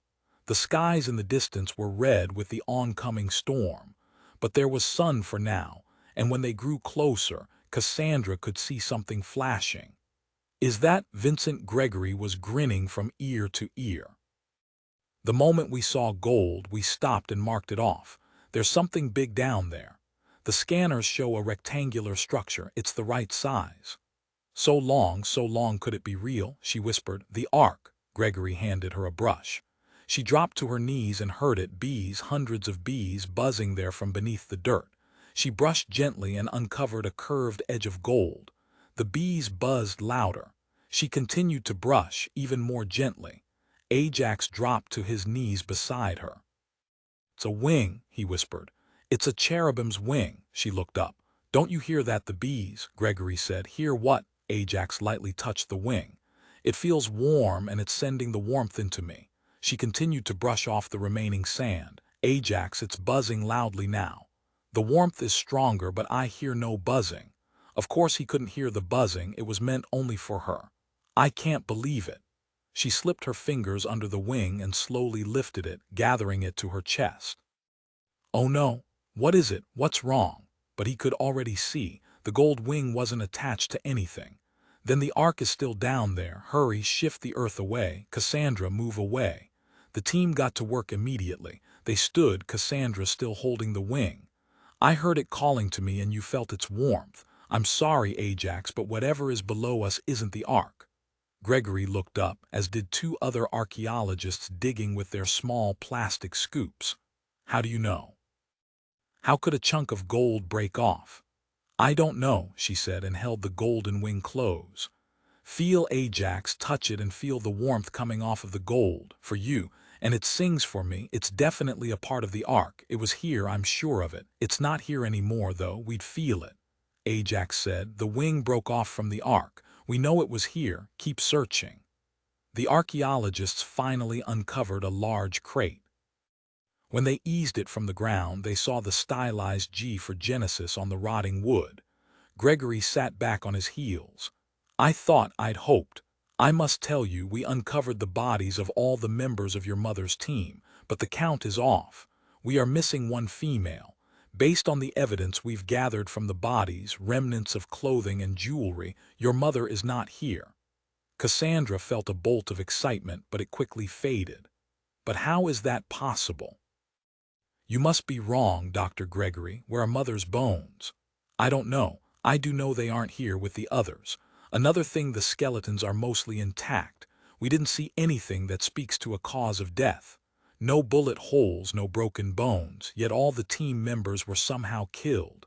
Not only are your mother's bones not here, neither is the Ark." Ajax said, "It must mean she took the Ark, but where would she have gone? Why wouldn't she have contacted us? And why would she leave behind the wing and all the team members dead?" Cassandra had no answer. She felt numb. For an instant, Ajax wanted to slit Gregory's throat, but he gained control, shrugged. "Someone double-crossed them. Perhaps they were poisoned. It's a decent explanation. A very fast-acting poison, and they simply dropped where they'd stood. And whoever it was stole the Ark from the site and took Mother captive. Someone who knew the prophecy. Knew they couldn't open the Ark without her. She could still be alive." "She could, yes," Gregory said, but he didn't believe it for an instant. "Whatever happened here, it's a mystery. I'm so sorry." One of the technicians, Maxio, rose, dusted his hands on his trousers. "There's nothing else here, only the crate." The sandstorm struck and they ran for their tents, the assistants dragging the crate with them. Cassandra watched Ajax stalk around their small tent, knew he was cursing, but she couldn't hear him over the shrieking winds. She knew without looking that the skies were dark red. Once Ajax had gotten a hold of himself, he said again, "Mother isn't here and neither is the Ark. All of our work has been for nothing." "Nothing." He flung a canteen against the tent wall. Cassandra calmly picked it up, unscrewed the lid, and took a long drink. Even safe inside the tent, the sand still somehow managed to get into everything. She handed the canteen to Ajax. She said, "We have to believe Mother made it out of the Gobi, either on her own or she was forced by someone who took her, someone who killed the team. So there is more work to do and we will do it. We will contact Grandfather and start the search again." Ajax cursed, then threw himself onto the camp cot. "Fine, call Jason. Tell him we failed and listen to him moan about the thousands of people dying for nothing. And just where do we tell him to look now?" "We didn't fail, Ajax. We've discovered a piece of the ark." She picked up the gold wing and held it close, rocking like a mother would a babe. "We know someone took the ark by force and murdered the team. Without Grandfather's storm, we never would have found this. Grandfather will be pleased. The old bastard will blame us, you know he will. Anything happens that's not to his liking, he blames us," Cassandra said. "Then we won't tell him." There was a knock on the tent pole and Gregory came in, his eyes wild. "Quickly, come with me." They tied heavy cotton scarves around their faces and stepped out into the storm. They followed him along a rope line. 3 tents away, Maxio was standing over the crate. He said, "Dr. Gregory wanted to x-ray the crate before we opened it." Gregory spoke over him. "There's something inside, but we can't tell what it is. We didn't want to open it without you." He held up a tablet, showed them the screen of the x-rayed crate. They saw something that looked like a cross wedged against the side of the crate. Ajax took Cassandra's hand. "Open it, now." The wood was old, very old, and came apart easily. Cassandra saw the flash of metal. Maxio lifted an object out of the shifting sands that nearly filled the crate. Gregory examined it. "It's nothing but an old soil core to collect soil samples." He started to throw it away. Ajax said, "Wait, careful, Gregory, there's something inside of it." Maxio set the soil core on a table and Ajax teased out a piece of paper. "Hurry, Ajax, hurry." He carefully unrolled it, looked at her, eyes gleaming. "It's a map. It's Mother's handwriting." She looked down to see the map was covered with topographic images, with dozens of circular wavy lines radiating from the center. Ajax said, "The concentric lines keep getting smaller and that indicates altitude. It's a mountain. Turn it over, Cassandra, carefully now." On the back was a handwritten note. It too was in her mother's writing, but the letters looked somehow strange, curved and looped, unlike her mother's spare, straight cursive, and the words looked somehow ancient, which was ridiculous. Still, her hands trembled as she read aloud. "The answers to the true resting place of the ark are in the Pope's letters. My beloved children, use this knowledge wisely." "But where is it?" Dr. Gregory asked. Smiling, Cassandra carefully turned the map back over and pointed to the legend in the corner. "Longitude and latitude. Ajax, it's Castel Rigon. The ark is at home." Chapter 11, Venice. Italy. Kitsune walked through the Piazza San Marco wearing a cream-colored straw hat over a long blonde wig, shorts and sandals, and following the tail end of a tour group. The guide stopped in front of the basilica and began droning on about St. Mark. Kitsune watched the pigeons congregate in the square, flocking about tourists throwing bread for them. Children ran screaming into the flocks of birds, making them scatter. Drummond and Caine were due in an hour, which meant backup in the shape of the Carabinieri should be there soon. Michaela, the rule follower, would have it all set up. Kitsune had arrived early, as always, in order to scope out the square, locate possible escapes, and there were multiple ways out of the piazza. After she was satisfied she'd found an appropriate bolt hole, she sat down at a cafe in the middle of the piazza, at a table in the shade, near one of the many mini orchestras playing Italian music for the tourists. She would wait. She took off her sunglasses and began her watch. She would make sure Drummond and Caine were safe, even if Kitsune herself was not. She owed it to them. Chapter 12. Mike wasn't much impressed with Venice until their water taxi went around a promontory. and into a world of sprawling estates with brick walls and small paths leading from the individual docks. Then their driver motored into the heart of the city, and Mike didn't think she'd ever seen anything so utterly surreal, like a movie set with too many extras roaming everywhere. Everything was so very old, so precariously situated, yet this incredible place had endured. And it sure wasn't Omaha.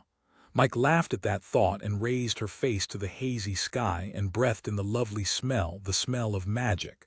Nicholas smiled, took her hand. "This is your second trip to Europe, but alas, you're still not here as a tourist. When this is done, Mike, we'll come back. You promise?" "Oh yes," he said. He'd also told her the magic smell was gone in August when the weather was hot and ripe, but she didn't think she'd mind it. Everything was like an impressionist painting and she'd been plunked into it. Adam was hunkered down, his laptop out. He looked up. "Kitsune was right to tell us not to take the airport vaporetto. It would take an hour to get to the hotel. At least this way, we're going fast." Nicholas's hair was blown back from his face and he was grinning like a maniac. "The water taxis are much more fun anyway. The vaporetti are too slow," Leah said. "It was nice of Kitsune to send a boat for us." Mike pulled herself away from the glory of Venice and opened her gun case, took out her Glock. She slipped it into its leather holster and attached it to her belt on her right hip. Nicholas raised a brow. "Don't you think it's a bit early to arm yourself, Mike?" Mike said. "This is Kitsune we're meeting. Bad guys are after her. They could be in a gondola coming right at us. They could be waiting for us on the dock. Nope, I think all of us should be armed. Now." "You're right." Nicholas stepped from the prow of the boat, sat on the interior bench, and followed suit. He put his Glock into its stiff leather holster and affixed it to his belt, then shrugged back into his soft leather jacket. Everyone followed suit, except Adam, who had no training. Nicholas knew he'd have to address that sooner rather than later. He couldn't have Adam helpless. Louisa joined Mike at the prow. "I've always loved the smell of Venice. It's the smell of the sea overlaid with gasoline from the boat's engines." "You've been here before. My dad's a diplomat. We traveled everywhere," she pointed. "There's our hotel coming up, the Savia in Jolanda. We never stayed there. Mom always preferred the Danily. So many tourists wandering around, having fun, admiring everything. It's hard to think there could be real danger here." The taxi was slowing, approaching the shallower lane that would take them to the dock near their hotel. Mike said, "Okay, everybody, stick together. We don't know what's to come today, and I don't want anyone getting hurt." Adam elbowed her in the ribs. "Gosh, Mom, do you want us to have a buddy too?" She punched his arm. "I'm serious." Adam said, "We're on alert, don't worry." "I am worried. You're green, Adam, sort of like an avocado," Louisa laughed. "He'll be fine once he's on land, right, Adam?" "I like avocados," Adam said and swallowed. Nicholas scanned the San Zaccaria dock. "I wish we weren't all arriving at once." "Should have thought of that," he said to Mike, who stood at his shoulder. "Too late now. Besides, if someone's watching, we'd have been nailed coming in anyway, even two at a time." Nicholas said louder so they could all hear, "Here we are." The boat's captain, doubtless hand-picked by Kitsune because he'd keep his mouth shut, fiddled with the mooring ropes. When Mike stepped onto the dock, she saw him speaking into a walkie-talkie. Nicholas said, "I do hope he's talking to Kitsune, telling her we're here. Everyone stay alert. We have no idea what's going to happen." The hotel was dark stucco, old, warm, and inviting. Inside, it was as advertised, wood and glass and comfortable. A blonde behind the counter greeted them, her eyes never leaving Nicholas's face. He leaned close and spoke to her in rapid-fire Italian. The rest of them stood back, scanning the lobby. Mike saw a group of people start to come in, then pull up short, turn around, and leave. Some things were always the same. No matter if they were on the moon, they still looked like cops. Nicholas began passing out keys and instructions. "Leah, set up our comms. I want to know everything's working." "Adam, get online, build a router repeater to get a decent signal, and scramble it 6 ways to Sunday.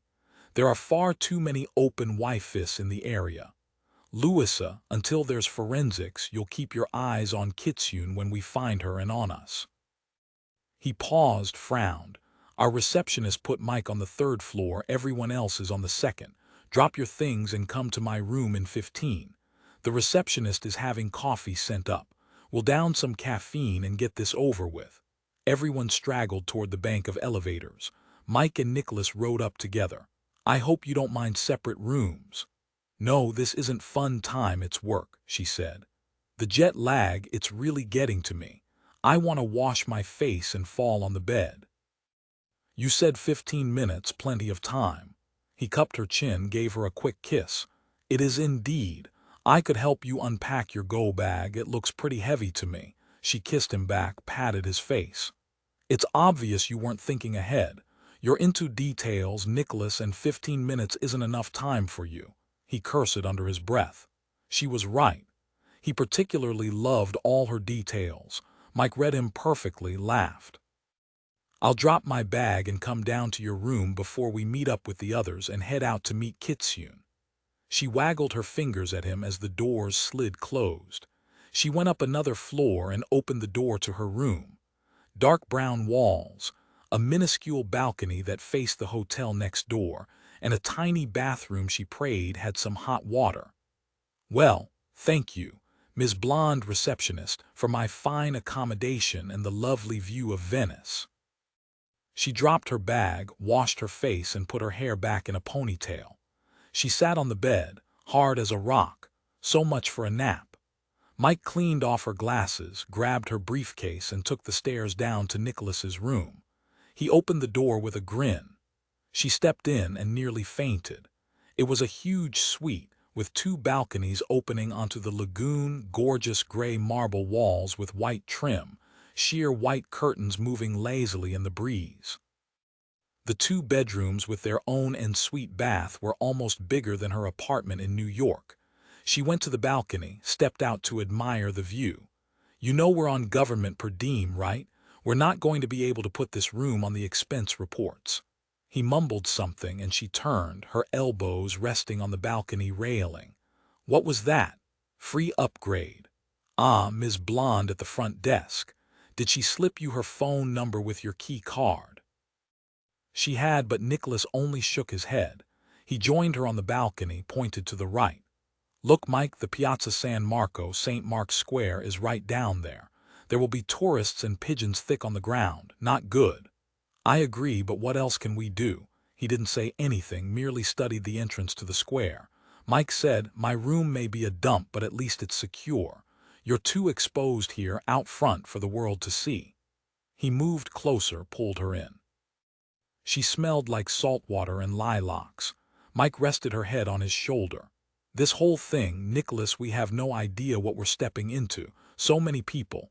I know, to be expected since this is tourist season, but any of them could have a gun or a knife. We don't know the face of Kitsune's enemies. I'm relieved you asked Leah to call the Carabinieri. If there's trouble, they'll already know it's coming." "I called the Carabinieri too. They're not happy to have the FBI running around their city, but they'll back us up if needed." Mike pointed. "Look at him." Nicholas edged to the glass and saw a man standing by the Hotel Danily gondola stop, staring directly at their window. When Nicholas made eye contact, the man shoved a toothpick in his mouth and strolled away. "Yes, they're watching," Nicholas said. "Kitsune's people." "No, I think we're Kitsune's people." "That's irony for you." "It is indeed." He gave her a blazing smile. "Time, Agent Caine, to have ourselves an adventure." Chapter 13. Venice was even more crowded than the last time Nicholas had visited, only a year ago. He stood at the door of the hotel, staring out at the crowds. It was an operational nightmare. He understood why Kitsune had picked Piazza San Marco to meet.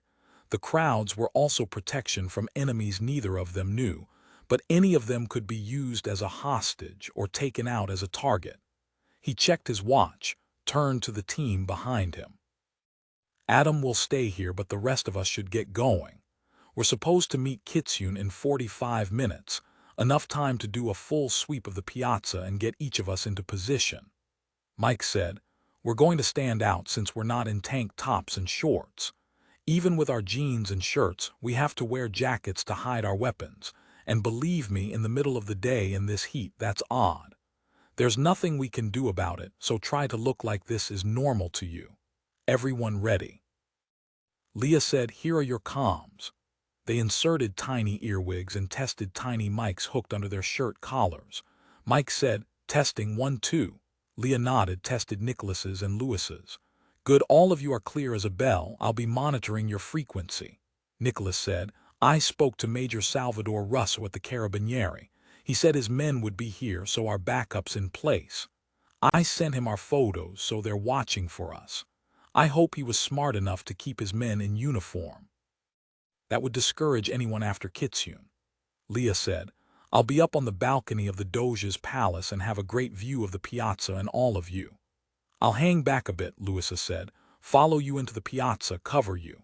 Nicholas said, Louisa, once I've spotted the soldiers and they've spotted me and Mike, and we're as certain as we can be that the scene is clear, we'll do the meet with Kitsune. Everyone has their vests on, right? Everyone nodded.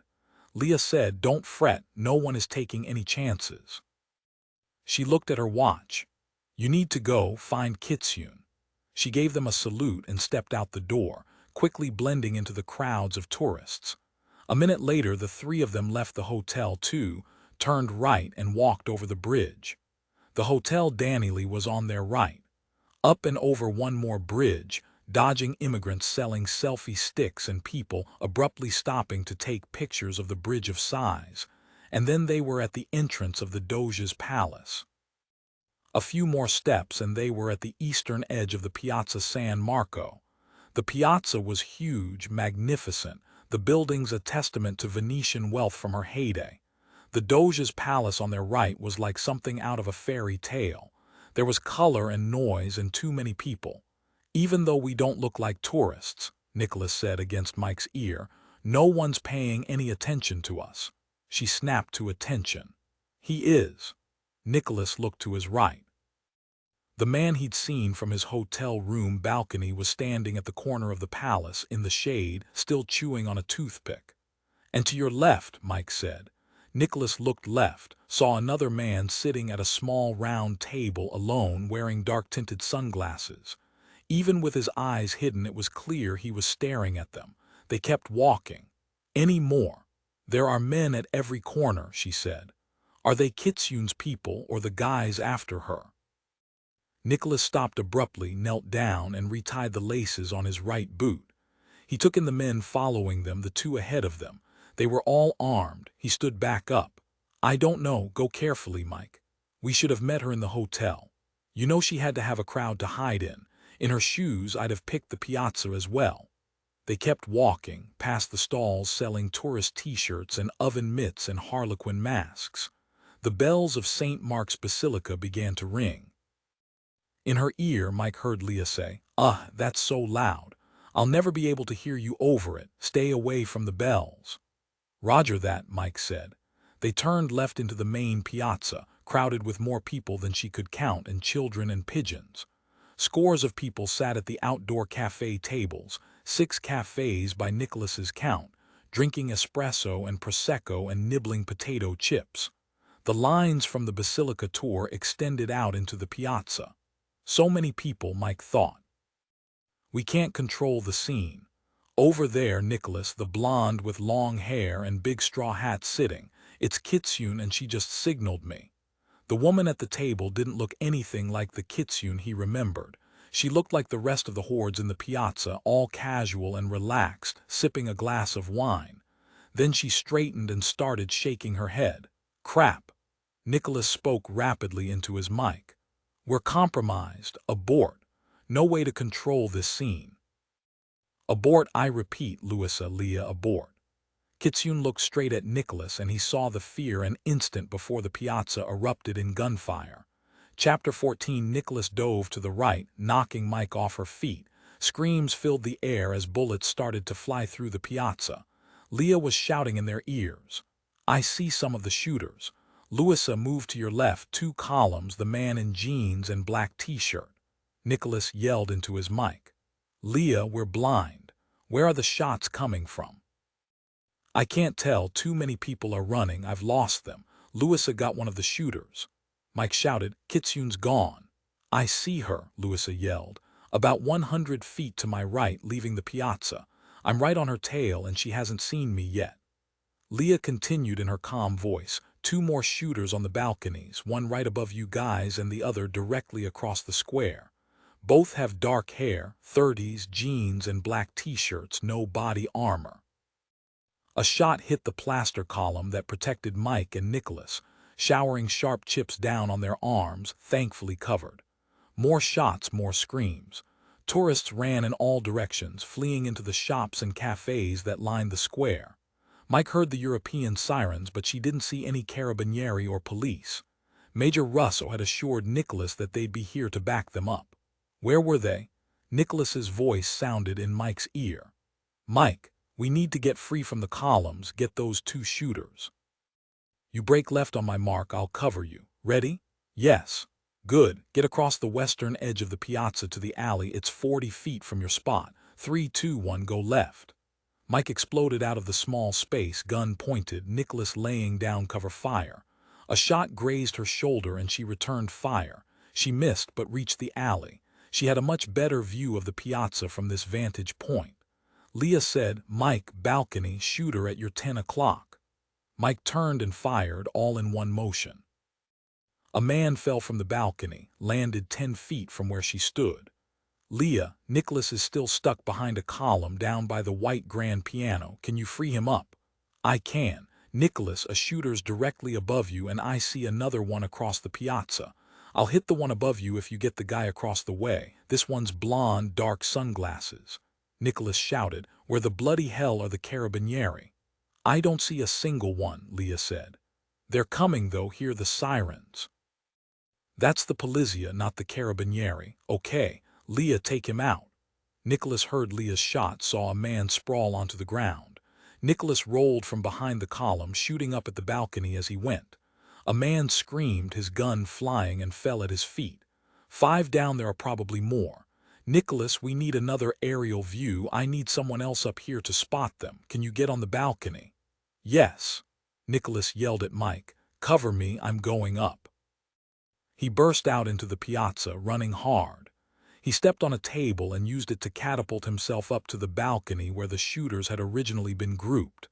His hands hit stone, scraping his palms, but he held on, managed to pull himself to the small parapet. He swiveled to look back at the piazza. Now he could see everything that was happening. He saw a 6-shooter, long black hair, stationed right above Mike, saw the edge of his weapon. He aimed and squeezed the trigger. The man yelled curses as he grabbed his wrist and watched his gun clatter to the ground. Nicholas caught a glimpse of a furious face, then the man was off and running. Nicholas had no idea where he was going, but he took off after him, running on the narrow balcony, south along the piazza. At least the balcony ran the length of the piazza. He caught sight of Mr. Longhair and he had another weapon in his hand. He was running parallel to Nicholas, down the balcony on the other side of the square, shooting at Nicholas when he could. Nicholas shouted as he ran, Mike, the balcony opposite me. Do you see him? Black hair, long, do you have a shot? I don't, but if I come out into the piazza, I will. Leah, cover her. Louisa, where are you? A breathless voice said, I'm still tracking Kitsune. I've lost sight of her. Maybe she got into a boat. Do you want me to keep looking for her? Yes, we'll deal with this. Nicholas heard shots, looked over the edge of the narrow balcony to see Mike, her arms pointed at the balcony opposite, where Mr. Longhair was crumpled half on, half off the edge. He looked quite dead. Nicholas stopped. He counted 6 shooters. How many more? A moan came over their comms. Who's hit? Who's hit? Mike screamed. Leah. Nicholas saw her, slumped against a pillar, her hand pressing against her shoulder. Even from 50 feet away he could see Leah was deathly pale. Man, this hurts, Mike. A bullet got me right above my Kevlar. Leah slid to her right, face down, and stopped moving. Nicholas shouted, I'm coming. A fist slammed into his jaw. He heard Mike yell as he staggered back. The same fist got him in the belly and his momentum took him backward over the edge of the balcony. He clutched the rough stone, heard Mike shouting again. Whoever had hit him was running away. Another shooter. The local polizia rushed into the square, and behind them, carabinieri soldiers. He had to get to Leah. Nicholas started to pull himself up, but the rough edge had scored his hand, the blood making his fingers slip. He dangled a moment before swinging back to grab the ledge. The fall was about 30 feet, certainly far enough to hurt. He heard a gunshot and jerked his head around to see another shooter fall to the ground below, right off the balcony beside him. This one had been only 10 feet away, sneaking up on him. Someone had just saved his life, and it couldn't have been either Louisa or Mike. He felt a hand on his back. "Take my arm," a voice said. He recognized the soft Scottish burr. He looked up into Kitsune's light blue eyes like chips of ocean glass. "Kitsune, fancy meeting you here. Take my arm or you will fall, Nicholas." He let go of the rough stone and grabbed her forearm. The extra leverage had him up and over the balcony in a second. He landed in an ungraceful heap. By the time he got to his feet, he was alone. Like smoke in a breeze, Kitsune was gone. Chapter 15. Get to Leah, Nicholas shouted in his comms to Mike.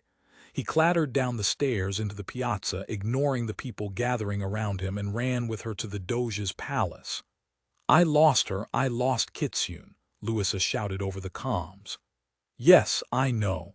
Go back to the hotel, Louisa, right now," he replied. "Make sure Adam is safe. Tell him to hack into the carabinieri, find a Major Salvador Russo. To stand us up like this, let us get shot at. They sacrificed us. I want to know why and how deep this goes. Tell him to check who Russo's been talking to. I have a bad feeling about this. Go." Piazza San Marco was chaos, a babble of noise, cries, shouts. People were coming back outside, camera phones and iPads filming everything. A second later, Nicholas was shoved up against a stone pillar, soldiers surrounding him, guns aimed at his chest, shouting at him in Italian. Nicholas put his hands up. "American FBI," Nicholas yelled back in Italian. "My credentials are in my left breast pocket and one of my teammates is shot. Where the bloody hell were you when we needed you? You were supposed to be here." Rapid-fire Italian, and a young lieutenant stepped forward, roughly grabbed the creds from Nicholas's jacket. He flipped open the leather case, studied it closely, then handed it back. "I am Lieutenant Marco Caldoni. We were told the meet wasn't for another hour, but then we heard the gunfire and came immediately. And I was told by Major Salvador Russo that he and his men would already be here. Can I put my hands down now?" At Caldoni's nod, Nicholas said, "So where is your bloody major?" "I don't know, sir. You and your people have killed many men, and I hope none of them were tourists, or there will be hell to pay. Tell me what happened." "We were doing recon of the piazza when we were shot at. We took measures to keep ourselves safe." He looked up at Mike, waving frantically from the balcony. "I have a wounded agent. I see Ems is climbing up the stairs as we speak. Someone called 118 when the shooting began. Is any other agent hurt?" "Not on my team. I lost count of the number of shooters, but at least 7, maybe 8. Did we kill them all? I certainly hope so." Nicholas heard a quiet voice in his ear. "It's Louisa. Adam is fine. Is Leah okay?" Nicholas said. "She's being attended to." And to the lieutenant, "Where will she be taken?" "Ospedale San Giovanni e Paolo. It is 5 minutes away." Nicholas repeated the info to Louisa. "Mike and I will meet you there. Louisa, tell Adam to stay put and keep pulling information. You'll need to come back and assist the carabinieri to figure out what just happened." Caldoni said. "Who are you talking to?" "A brilliant forensic specialist, FBI. Her name is Special Agent Louisa Berry. She will help you. Take me to the hospital right now." Caldoni drew himself up, all stiff and commanding. "I regret to tell you, Senor, that we will need statements from everyone on your team who was involved, and we will have to recreate the scene." "Let me rephrase, Caldoni. I am going to the hospital with my colleagues. Your boss can speak to me there." Then he turned and walked toward the palace, leaving Caldoni cursing behind him. He said into his comms, "Mike, is she all right?" "It looks bad, Nicholas. As she said, the bullet hit her high on her chest, just missed the body armor. They are taking her away now. She's unconscious. Come down, we're going to the hospital. The lieutenant appeared at his elbow. And I will take you there. You are not going to just walk away from this mess, Agent Drummond. My superiors want answers. Fine, you mean Major Russo, Coldoni nodded. He can give me answers as well. Let's go, you can get us there even faster. Mike jogged up to him, rubbing her bloody hands together like Lady Macbeth. Lieutenant Coldoni, Special Agent Michaela Caine. Mike got in his face. This shouldn't have happened.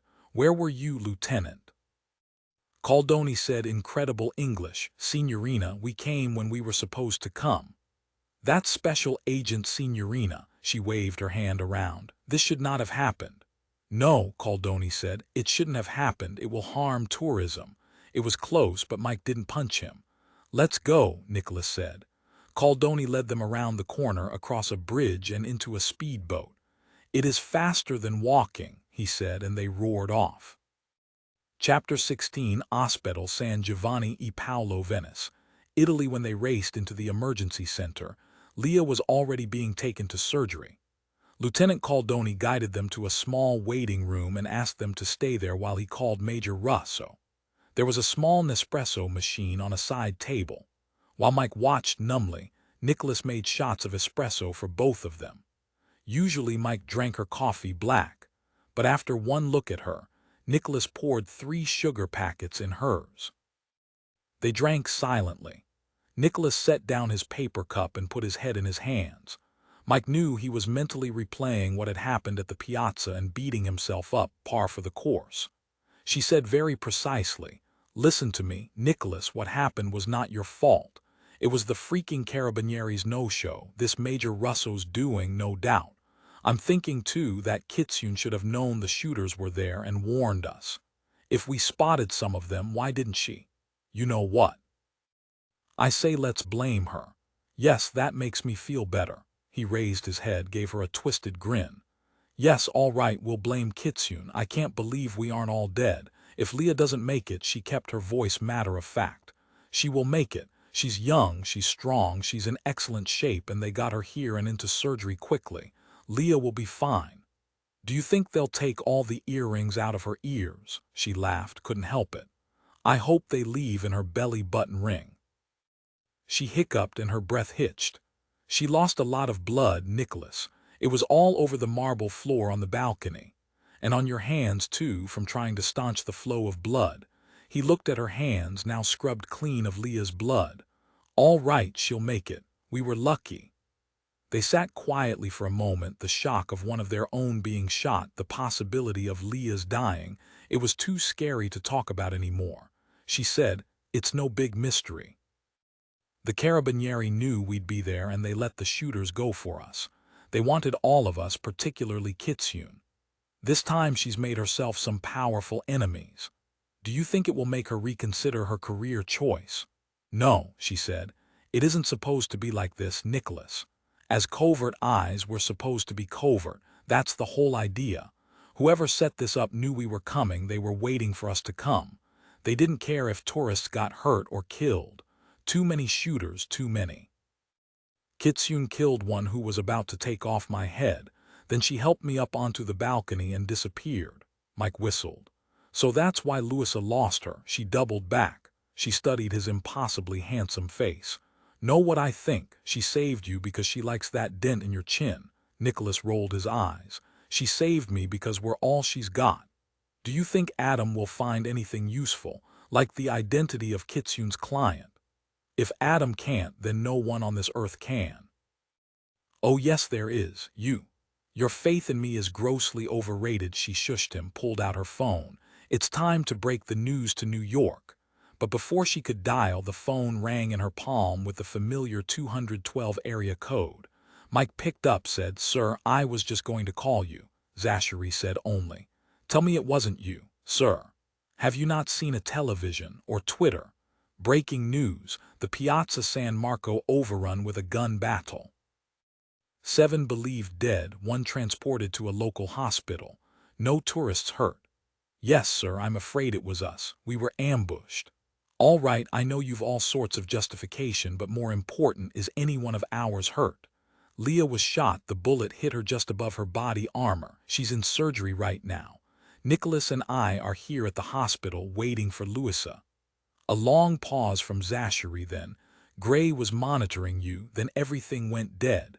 We had no way to contact you. I trust you kept young Adam safe. Yes, he's fine, working at the hotel. She turned on the speaker.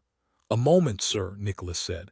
You were monitoring us and we went dead. Completely. Satellite went down, all the comms went offline. This happened before the shooting, mind. That makes no sense. Our team comms have been working fine the whole time.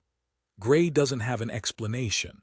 All I know is I haven't been able to reach you until now, which means the satellites are up again. Nicholas said, someone must have used a jamming device. Someone intentionally blocked us from your view. And who could that be other than Kitsune's clients who want her dead and apparently want us dead too? Both Nicholas and Mike heard Zachary draw a deep breath. Mike looked up when Louisa came running into the waiting room, Adam right behind her. She held up a hand, mouthed, Zachary. Zachary said, do I believe you, Drummond? Or did you personally go offline to black us out? No, sir. I would never do that. Mike said, sir, we did not black you out. Nicholas told you we were ambushed. As you know, the Carabinieri was supposed to watch our backs, be on site in the square, but they weren't. We're checking into it. Nicholas said, which means we've got a very powerful enemy. They took you offline, removed our backup, and tried to take us out. This isn't good, sir. The only people who knew we were coming were Carabinieri and Kitsune, and she didn't engineer this. Louisa said, when the Carabinieri finally showed up, it was over. They didn't want to let Nicholas go. Zachary said, I'll make some calls. You won't be detained or hassled again. Ben came on. Will Leah be all right? Mike said firmly. She will be fine, Ben, but I won't lie to you. It was close. Zachary said, I'm calling her dad. He'll want to come over to be with her. Keep me posted on her condition. Look, guys, you're always telling me Adam Pierce could call the moon if only there were someone there to pick up the phone. I don't care if another satellite goes down. You stay in communication with me. Chapter 17, 1989. Hurricane Hugo made landfall in South Carolina. The 162 mph winds caused 61 fatalities and resulted in $10 billion in damages. The Bermuda Triangle. Jason opened his notebook to an empty page and began his daily journal entry, a family tradition he valued. It was his hope that in the future, someone would read his journals, perhaps even understand what he had created and why. He recorded the events of the day, closed the fine leather cover, and stared at the North Star satellite system.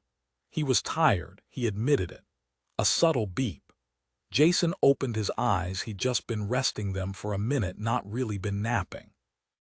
His longtime assistant said, the twins are on the line, sir. Put them on the screen, Burnley. Two identical faces stared out at him. Cassandra said, hello, grandfather. Ajax said, sir. Yes, what did you find?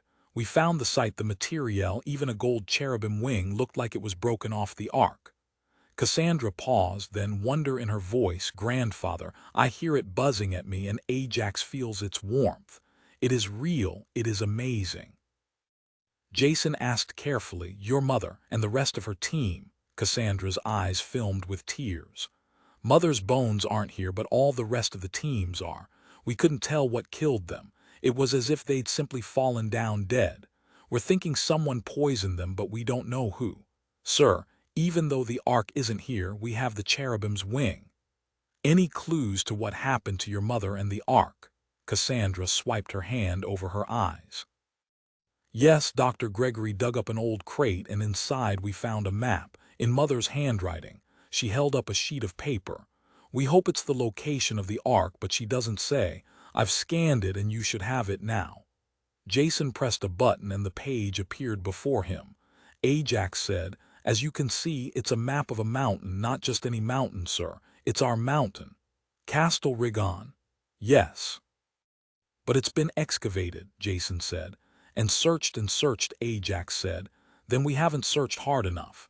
Mother left this for us to find. She knew we were the only ones who could. We pray she somehow managed to avoid being killed and got the Ark out of the Gobi and back to Italy. We are heading back home today to Castel Rigon." Cassandra was shaking her head.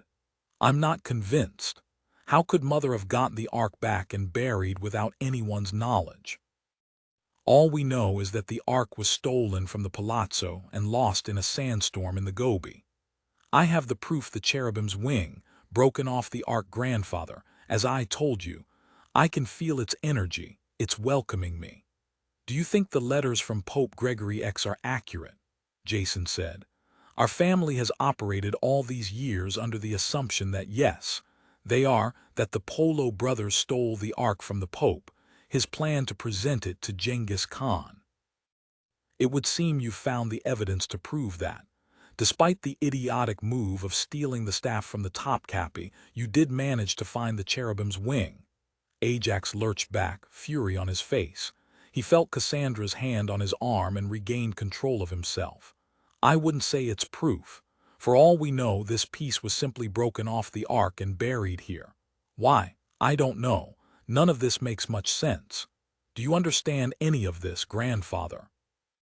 Jason said, "I will accept that the Ark did reside in the Gobi for a very long time.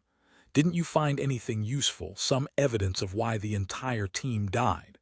Where your mother possibly could have gone?" Cassandra said, "No, and we don't understand this. As I said, if Mother somehow made it out of the Gobi alive, why didn't she contact us? We're her children, we could have gone to her." Ajax said, "It's possible someone followed Mother, poisoned the team, but who knows? Fact is, I don't know what to believe, grandfather. All we know is she's gone, the Ark is gone as well, and all her team is dead. She left us a map, and it intimates that the Ark is at Castel Rigon." Cassandra said, "Grandfather, remember the storm you engineered 10 years ago to clear her specific site? Well, it makes no sense Mother would have wandered out of the safe zone. So maybe she's still somewhere out here in the Gobi, with the Ark, still hiding or captured, unable to contact us. Maybe another storm." Jason shook his head. "Listen, you two, there will be no more storms, not in the Gobi. We've done too many lately in search of her camp.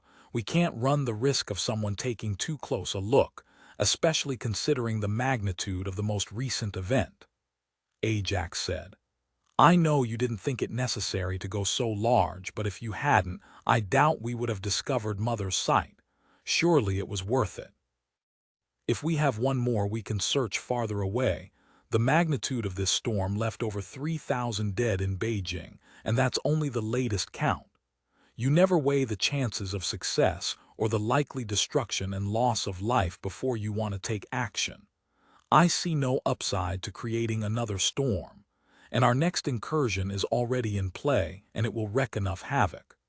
But, Cassandra, you showed me the Genesis balance sheet.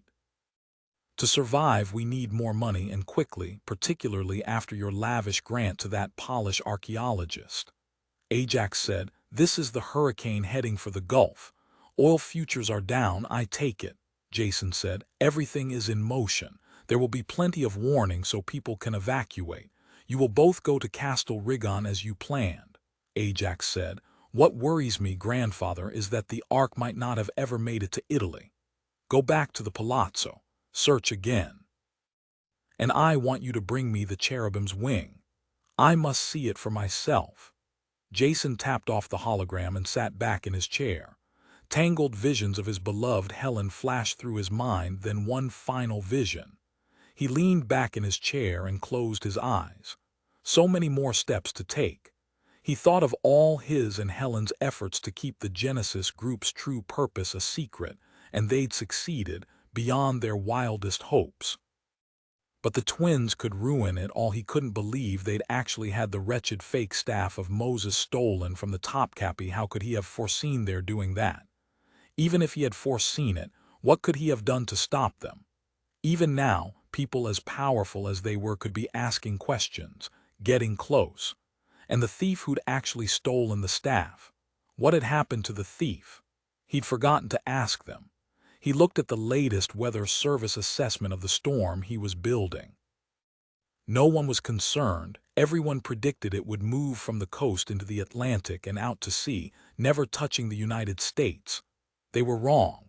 Jason decided to hold off on the hurricane in the Gulf since he couldn't predict what catastrophe the twins might spawn next. Best reprogram the storm, make a bit of a diversion for the world's eyes. Finally, he was done. He sat back in his chair, rubbed his hand over his eyes. He was tired, beyond tired and depressed. 3,000 lives lost and he still didn't know where Helen was.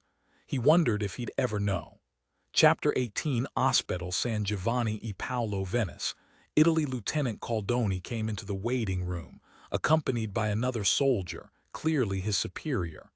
Nicholas looked at the face of the man behind Caldoni and knew it was Major Russo.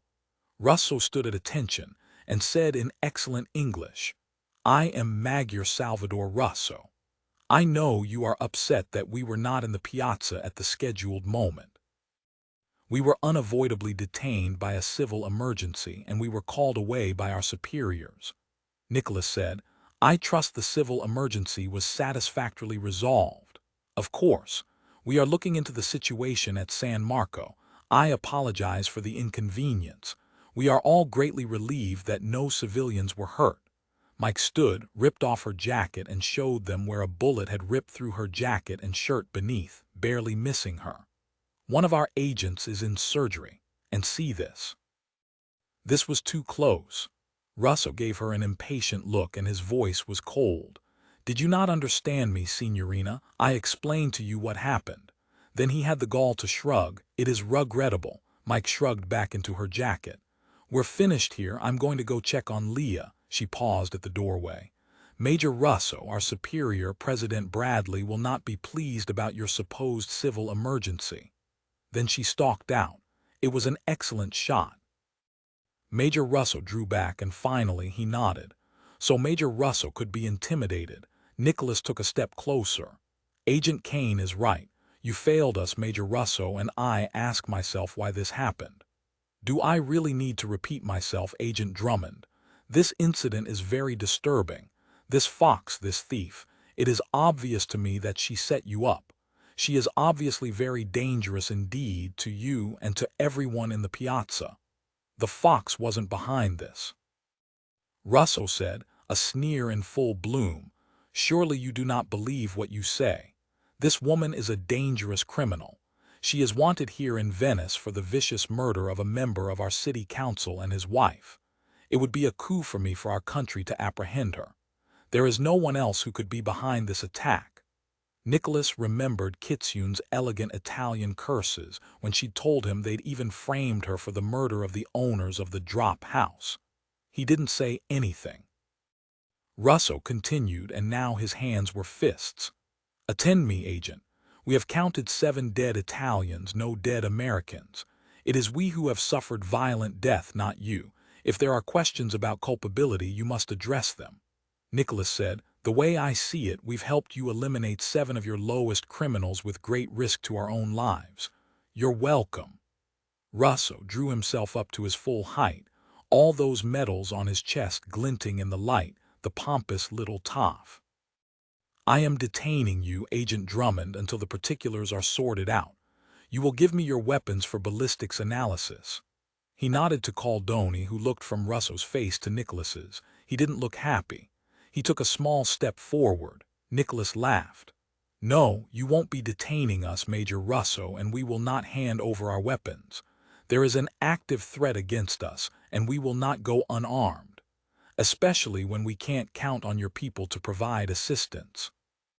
You will do as I say, Agent Drummond. I am in charge here, not you. Who are you calling?" "My boss, the President of the United States." Russo turned to stone. "How can a lowly policeman like you know the President? I saved his life. Didn't you read about it?" Nicholas knew Russo would like to shoot him here and now, but he couldn't be sure if Nicholas was bluffing. Nicholas saw rage in his eyes at being challenged, at being thwarted. Russo backed down, cleared his throat. "There is no need to do that." Nicholas studied his face. Good, he was afraid of what his superiors would say if he caused an international incident. Nicholas punched off his cell. I am happy to meet with you again once I have determined there is no more threat against us. We will do ballistics tests then. This is Agent Louis Abari, one of the finest forensics technicians in the FBI. As a courtesy from our government to yours, if you ask her very nicely to help your people work the crime scene, she can assist you. Pleasure, Louisa said. Nicholas said, you know how to reach us. He and Louisa started again for the door. Agent Drummond, clearly you do not understand. We have our orders. Nicholas looked coldly over his shoulder. Orders from whom, I'd like to know. Russo's anger was once again very clear, then he tried to mask it, nodded. You may leave for the moment. Let me add that you and your team did a poor job of being covert today. Nicholas shrugged. Feel free to take that up with the president. I'm sure he will appreciate hearing how you were too busy attending to a civil matter to back up his lead investigative team their first time on Italian soil. You want a diplomatic nightmare, feel free to get on the phone. As for me, I'm going to check on my wounded agent. Good day, gentlemen. Mike was in the hallway with Adam, grinning. Well done. So we're not to be arrested. Russ would love to clap us in irons. Well, he'd rather shoot me dead, but he has a healthy fear of what his superiors would do to him if our president got involved. Adam, I'm glad they didn't try for you at the hotel. Adam looked pale. He only nodded. Mike gave him a hug. Leah will be all right, you'll see. What's amazing to me, Nicholas, is that you didn't punch that arrogant jerk. The president really would get involved, and personally. So what's next? Louisa asked. We sit here and wait to hear about Leah, obviously, but then what? We must find Kitsune, Mike said. She's still here somewhere in Venice. Given what you've told me about her, Adam said, she'll contact us. Nicholas checked his watch. You're right, she will, so let's go check on Leah.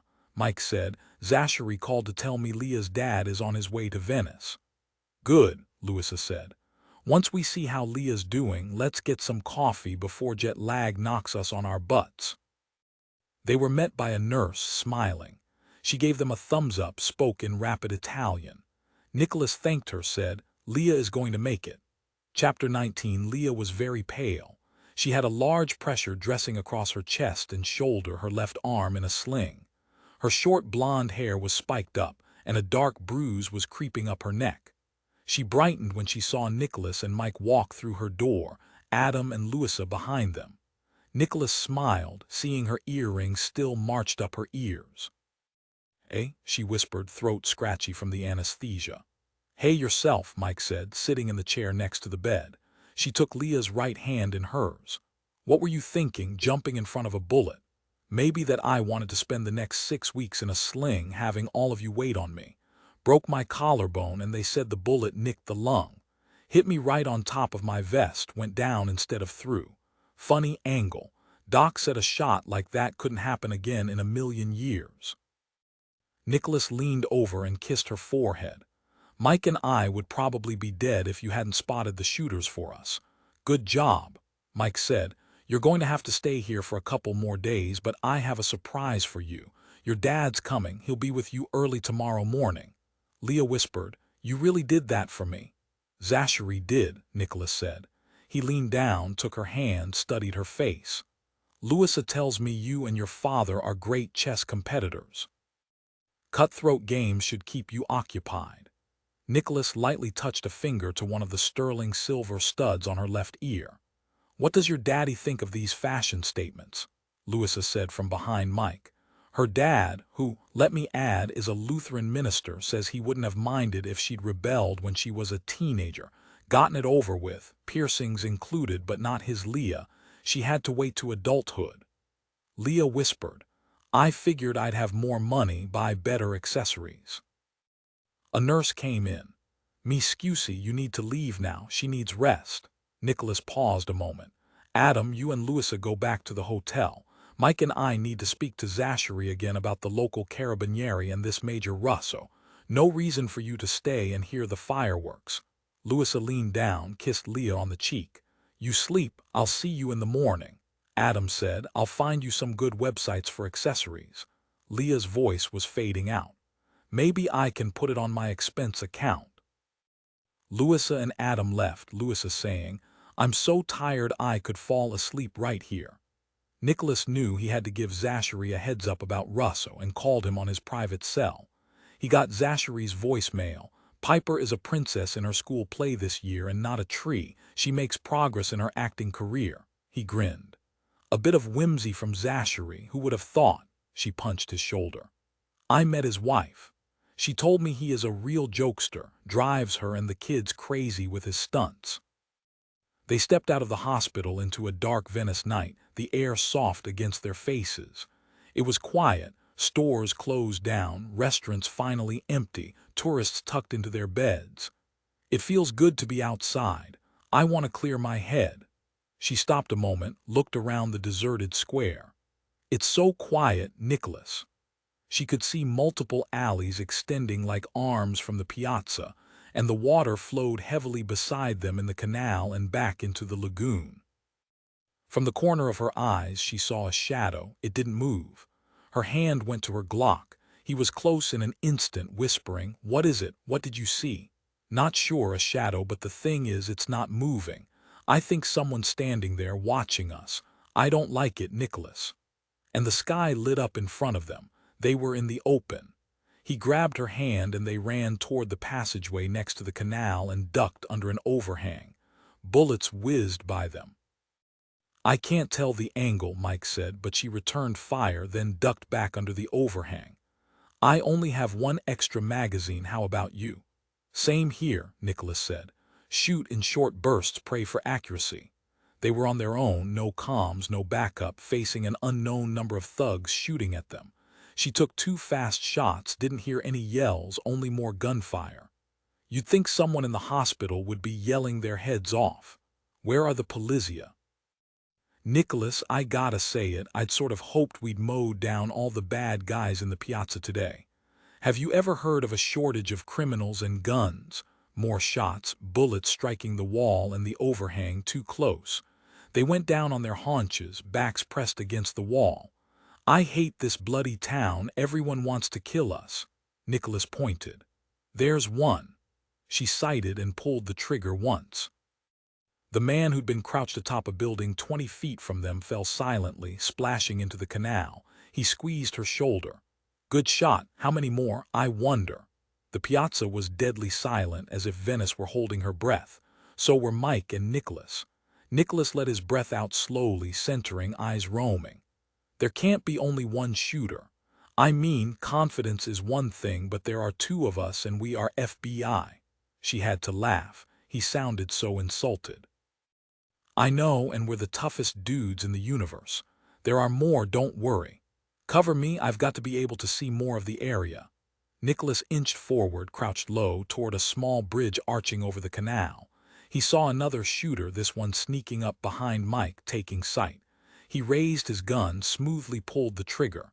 The shot echoed and the man disappeared, not shot. He'd melted back into the shadows.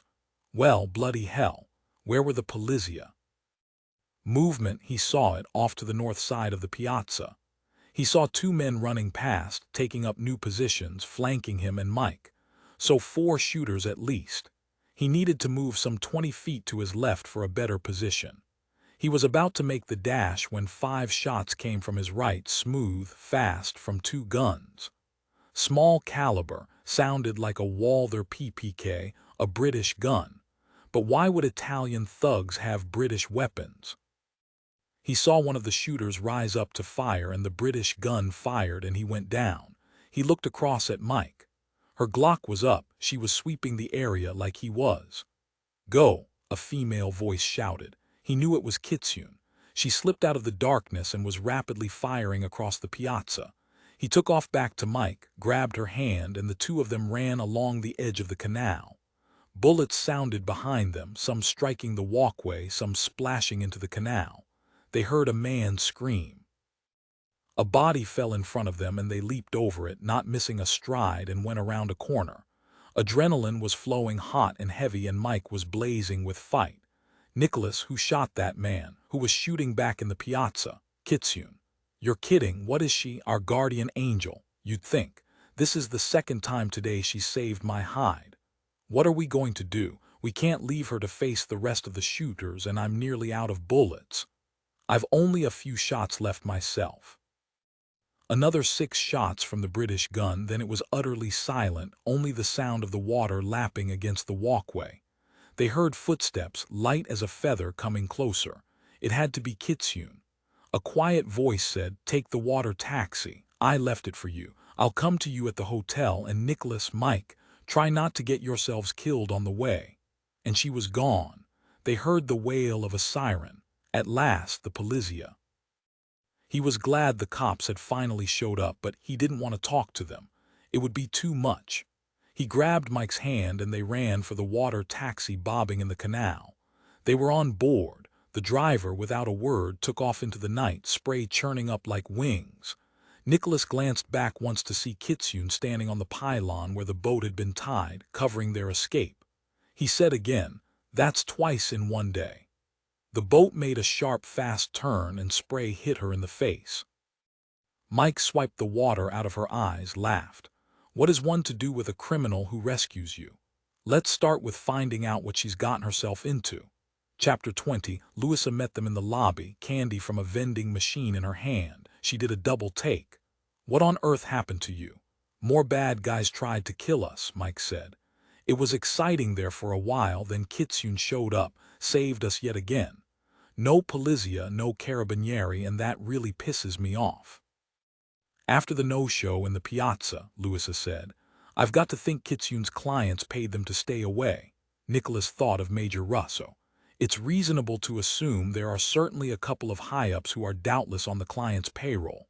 Mike said, "Given someone's tried to kill us twice today, and not a soul from the Italian side was around to help, I think we need to accept that we're on our own."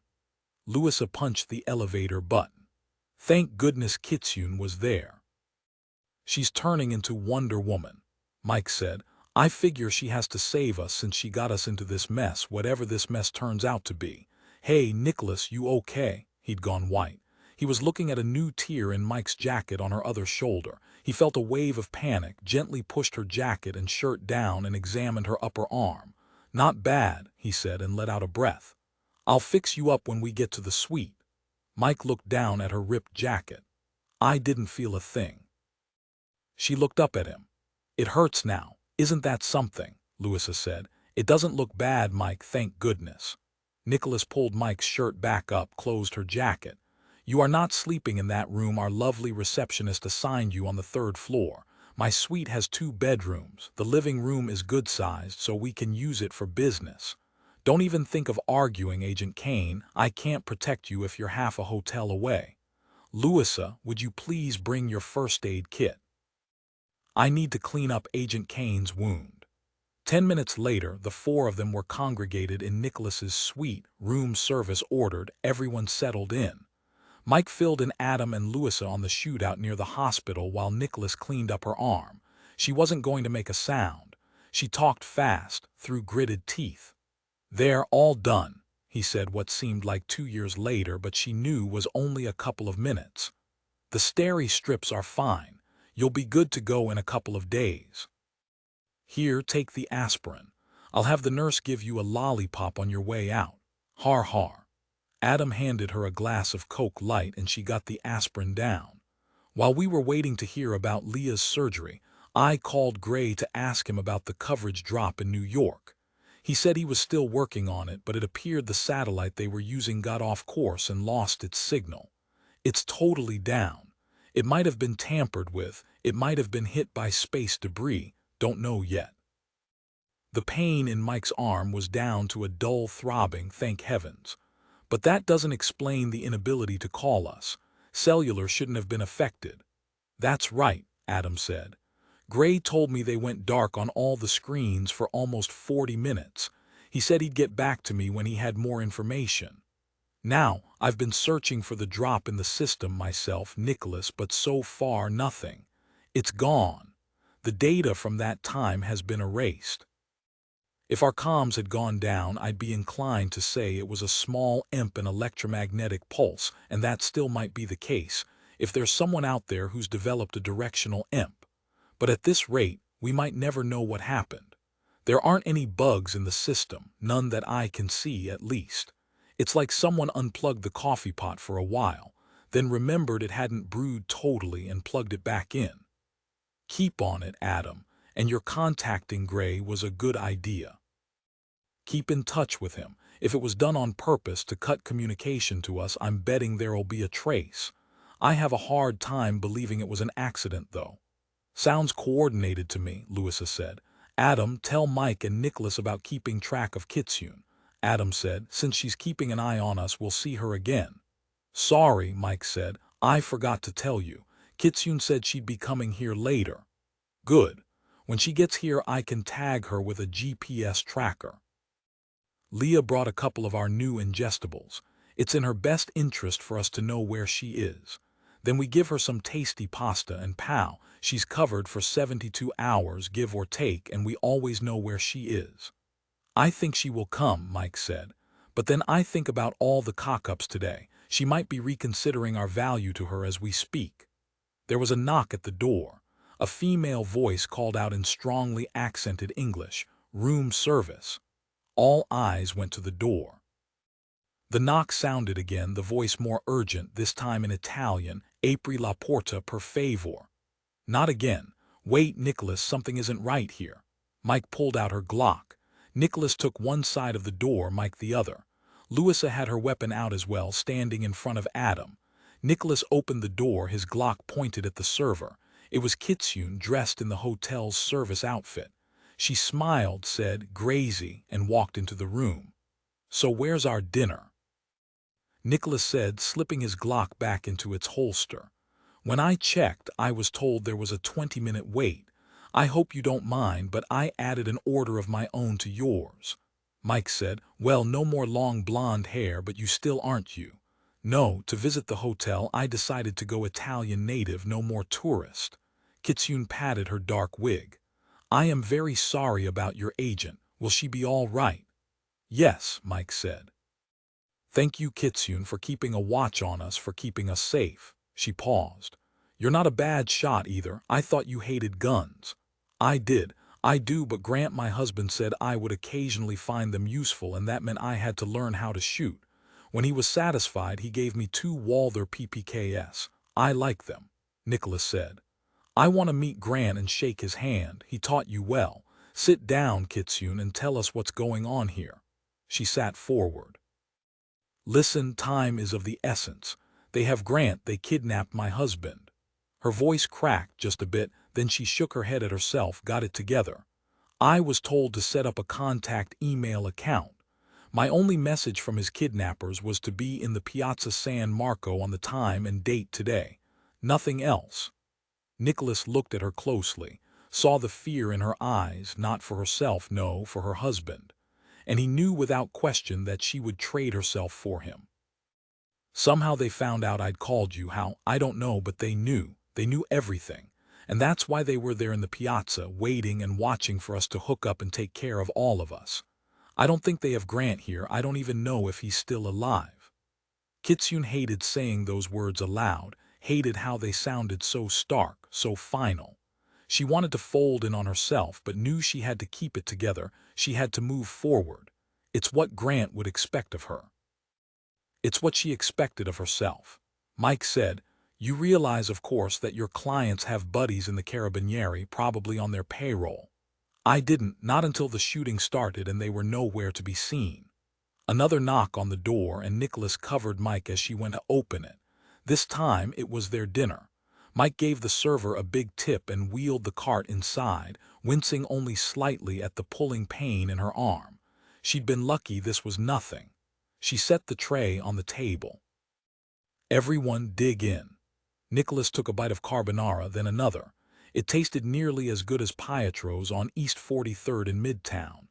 "Kitsune, let's start at the Topkapi. I want to hear how you managed to steal the staff of Moses, a priceless artifact. Just like you stole another priceless artifact, I might add, from another well-guarded museum." Kitsune chewed on a bite of gnocchi. "Suffice it to say the orders to give me a slot with the palace guards came from the very top. I look good in green and carrying an M5. Mike said, "So you were a guard. You watched and you waited, learned everyone's routines, the timetables. When you were ready, you put the security feed on a loop, turned off the infrared and bypassed the alarms, and did a weighted replacement for the staff. Kitsune smiled. You should get into the business, Mike. You think like a thief. Why, thank you, Mike said. Wait a minute, Nicholas said. The Topkapi is guarded by the Turkish military. How in the world did you get around them? I will say only that General Akar's signature is remarkably easy to duplicate. How I stole the staff is irrelevant. The Topkapi security has many holes, as any museum does. We need to talk about Grant and how we're going to find him and save him. First, Kitsune, Nicholas said, we want you to tell us about how the sandstorm in Beijing wasn't a natural disaster. Chapter 21. Kitsune nodded. Very well. I've been doing some research on recent storms in the Gobi. I discovered a pattern. There have been a spate of sandstorms, always starting from the same quadrant, every few months for the past 3 years. If you check your email, Nicholas, I sent you a report before I came here.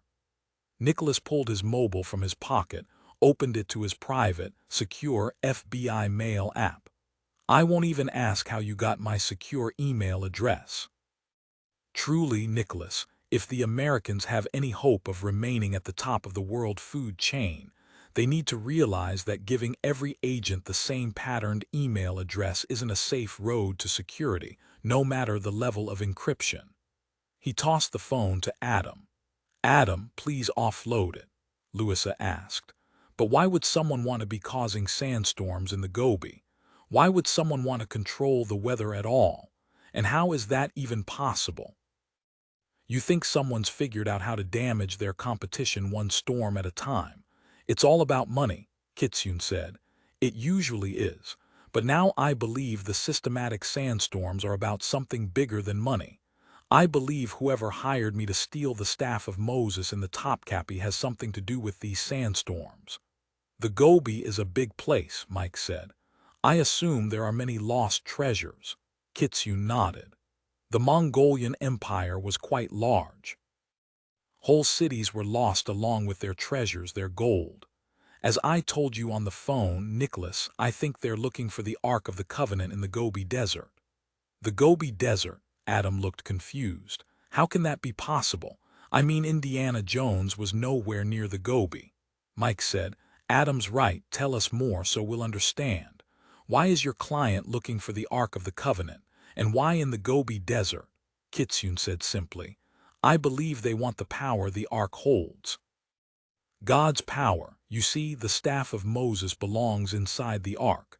I've read the Ark's power is inconceivable. With it, they'd be unstoppable. If I'm right about this, they've already found a way to control the weather. Adam looked up from his laptop. Kitsune's right. There is a pattern to the sandstorms. It's hard to see if you didn't go in already expecting to find it. Their inceptions concentrate in a single area. How can you possibly know that? Kitsune said slowly, I can't prove it, but I believe it to my soul. If you wish, call it intuition. I stole the staff of Moses for them and they tried to kill me. Why? I know you don't consider my profession to be particularly noble, but there is a code of conduct. They broke it.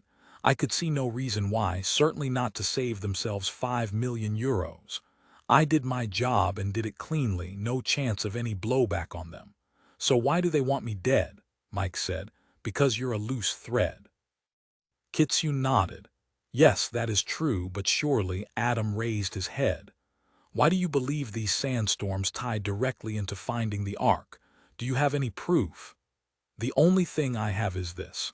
When I was in Turkey, standing around guarding the palace, a woman came for a VIP tour, and with the director of the museum, no less, very unusual. She was tall, fit, blonde. I didn't see her face, nor was I close enough to hear her talk, but she was treated with the utmost respect by the museum's director. I remember he fell all over himself to get her inside as quickly as possible. I heard she spent most of the time she was there in front of the staff of Moses. She left less than 30 minutes later. The guards were talking about her, how they'd like to get her into bed. You know how men can be. I heard several of them call her hazing Avsisi, some sort of professional treasure hunter, but more, they said she was an expert on the Ark of the Covenant. I looked up the visitor records later that night. All references to her being there had been deleted. Gone. Completely. I couldn't ask about it clearly, but there was something to her visit that felt wrong to me. I never found out who she was, but I know it has something to do with the Ark, perhaps why they're trying to kill me. It said it takes one to know one. I think she's a criminal, a pro there to check out the staff. Did you see enough to sketch her? I told you I wasn't able to see her face, but there was something about her that alarmed me. She must be well connected, probably very rich and powerful, given how the director fawned over her. Is she the client? I don't know, you have to help me figure this out. She drew a deep breath. But the most important thing is what I heard a man and woman speaking about when I went to the drop site to deliver the staff. What I told you, Nicholas. Nicholas drew a small notebook from his jacket pocket and read aloud. I wish I could see it, the Gobi sends a tsunami sweeping over Beijing. We will see it all on video, all the sand. Could grandfather be that good? You know he is. And we will see the aftermath. Leave in 3 days after things. Imagine we are the ones to drain the Gobi. Nicholas looked at Kitsune. And you believe they drained the Gobi to find the Ark of the Covenant? Well, they already have the staff of Moses, Kitsune said. But you see, as I said, the staff is supposed to be inside the Ark of the Covenant. So what does it mean? Chapter 22, Adam thought about it. Build the code himself, encrypt it, and build a special backdoor so the Italians would never know he'd broken into their CCTV feed for Piazza San Marco. He knew they'd be able to identify the shooters and maybe connect them to Kitsune's client. Or turn to Istanbul and find the blonde. Adam knew she had to be the key. He heard Kitsune say, it was certainly a man and a woman speaking about the storm in the Gobi. Now that I think about it, their voices sounded young. Adam went on the darknet. Here he was Darkleaf. His former name, Eternal Patrol, had been well buried when he'd come on board with the FBI. He and Nicholas had regularly pulled white hat jobs together to establish the credentials of the new hacker name on the block. Darkleaf was a dissident, a hacker with multiple website takedowns and proxy raids, and now a popular member of the online world of Anonymous. As a result, Darkleaf had a growing reputation and was known in all the wrong circles. No one would ever guess it was all a fabrication. A message window opened. 4 other hackers popped up and greeted him in their own special language. Help, foo, wib. Adam started to type, using his own peculiar hacking shorthand, not Darkleaf, simply DL. Were someone to look over his shoulder, they'd see what at first glance looked like nonsense, strings of letters and characters and numbers. But to Adam, this was his world, the place he was most comfortable. The conversation was general for a few minutes, catch-ups and bragging, then he singled out a hacker named Ham for a private messaging session. The window opened on the top right, yellow words on a black background, graying out the rest of his screen. DL, has anyone had contact with GR8T lately? Ham, he went to join ISIS. DL, please, that's not true. Ham, of course not, haha. Last I heard he was still in Constantinople, but flaky. DL, I need a pipe in. Can you help? Ham logged out of the chat. Adam bit a thumbnail. 5 minutes later, Ham's handle popped up again and a second name appeared. Ham, DL, here's your genie. And he disappeared before Adam had a chance to thank him. He knew Ham would be back soon enough with a request or requirement of his own. That was fine. This was the price of doing business in the hacker world. Adam addressed the new chatmate. DL, good to see you. Can you help with a project? GR8T, what do you need and how much are you paying? DL, enough. I need a feed for the cameras surrounding the Topkapi. GR8T, military grade dude. Gonna cost you DL, sky's the limit, bring it. GR8T disappeared from the chat. A long string of numbers appeared. Adam used it to wire transfer $5,000. Good faith money. Moments later, a file appeared, floating in lazy circles in the middle of his screen. Adam scanned it, found exactly what he needed, then downloaded it. With 2 more clicks, he transferred another $25,000, then logged out of the chat. Hackers were predictable, thankfully. Wave some cash and you could get whatever you wanted. Adam appreciated the fact that Nicholas had created the bank, as they like to call it, and given Adam approval for up to $100,000 in transaction fees without extraneous approval. It made working the darknet so much easier. Plus, the hackers knew when Dark Leaf asked for help, they got paid. It was a win-win for everyone. Opening the file Gr8T had sent him, Adam disguised himself further, coded open a slick back door through the museum's firewall, and tapped directly into the ultra-secure video feed at the Topkapi Palace. He worked quickly, fingers crossed this ploy would work, that he hadn't just wasted a quarter of his bank on nothing. So many museums recycled their feed at the end of the day or the end of the week. From what Kitsune had said, he'd need the feed from about 2 weeks earlier. He was in luck. The Topkapi didn't recycle their feeds weekly. They kept them all, bless their paranoid little souls. He saw the feed appear for the time frame in question. He made a quick copy of it, exited out the back door, closed it thoroughly so no one would know he'd been in the system, wiped all his tracks, and shut down the link. All in all, it had taken him less than 5 minutes to make the grab. Should he tell Nicholas now what he'd done? No, better to wait, see if he could identify the blonde who'd visited the Topkapi before he said anything. He heard their voices. He really liked Kitsune's voice, the Scottish lilt. He started running the feed from the Topkapi against the FBI's and J.I. facial recognition databases. If the woman Kitsune had seen was a criminal, Adam would find her. While that was running, Adam decided to open a fresh window and tap into the Venice CCTV video feed. He wasn't interested in the shooters in Piazza San Marco today. He wanted to zero in on what happened the day Kitsune had nearly been killed. The Venice CCTV did recycle daily, but he quickly found the archive where they dumped their old files. He pulled 24 hours of feed, downloaded them, released the cameras, and started his search. He combed through hours of footage quickly, running the feed at 10 times speed, looking for Kitsune jumping from rooftop to rooftop. He was about to give up when he caught sight of her, leaping through the air like an inky blackbird. He stopped the video, ran it back, and watched in total awe as the woman flew off the edge of the building, soared in an arc 50 feet wide, and landed in a boat below. Switching cameras, he saw her shoot out of the canal into the lagoon, bullets smashing into the water behind her. Adam whistled low. He thought at first she'd been really lucky, then changed his mind. She was that good, and it occurred to him. What he really needed to see was the man chasing her. He rewound the video and changed the camera angle, looked closely toward the area he assumed the bullets had come from. Sure enough, a face appeared at the edge of the building, watching Kitsune escape unscathed. Taking a screen grab of the face, Adam sent it to Gray to run, while he searched through the Njai database for the blonde. It was a half an hour before the computer dinged.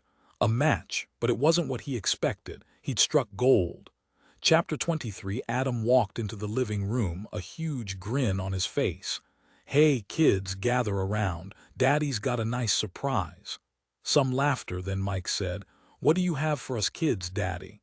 "I found the blonde woman Kitsune saw at the Topkapi."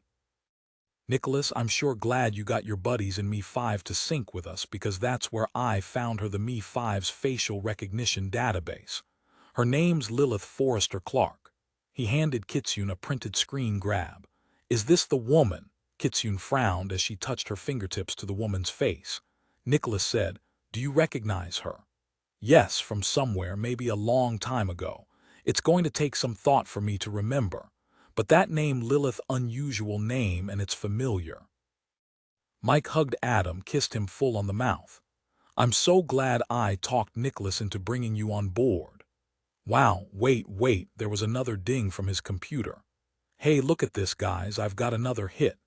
Kitsune, I got footage and saw you flying over rooftops, and that made me see if I could find the guy chasing you.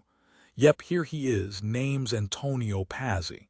He's got a sheet, minor stuff mostly, lots of charges, but he seems to have a Teflon coating.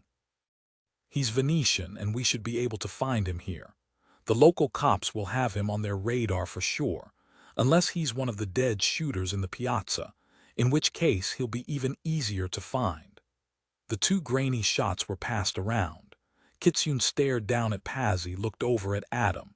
She rose slowly, walked to him, and took his face between her hands. You are remarkable. If I were not already married to the very best man in the whole world, I would marry you, young Adam. And like Mike, she kissed him.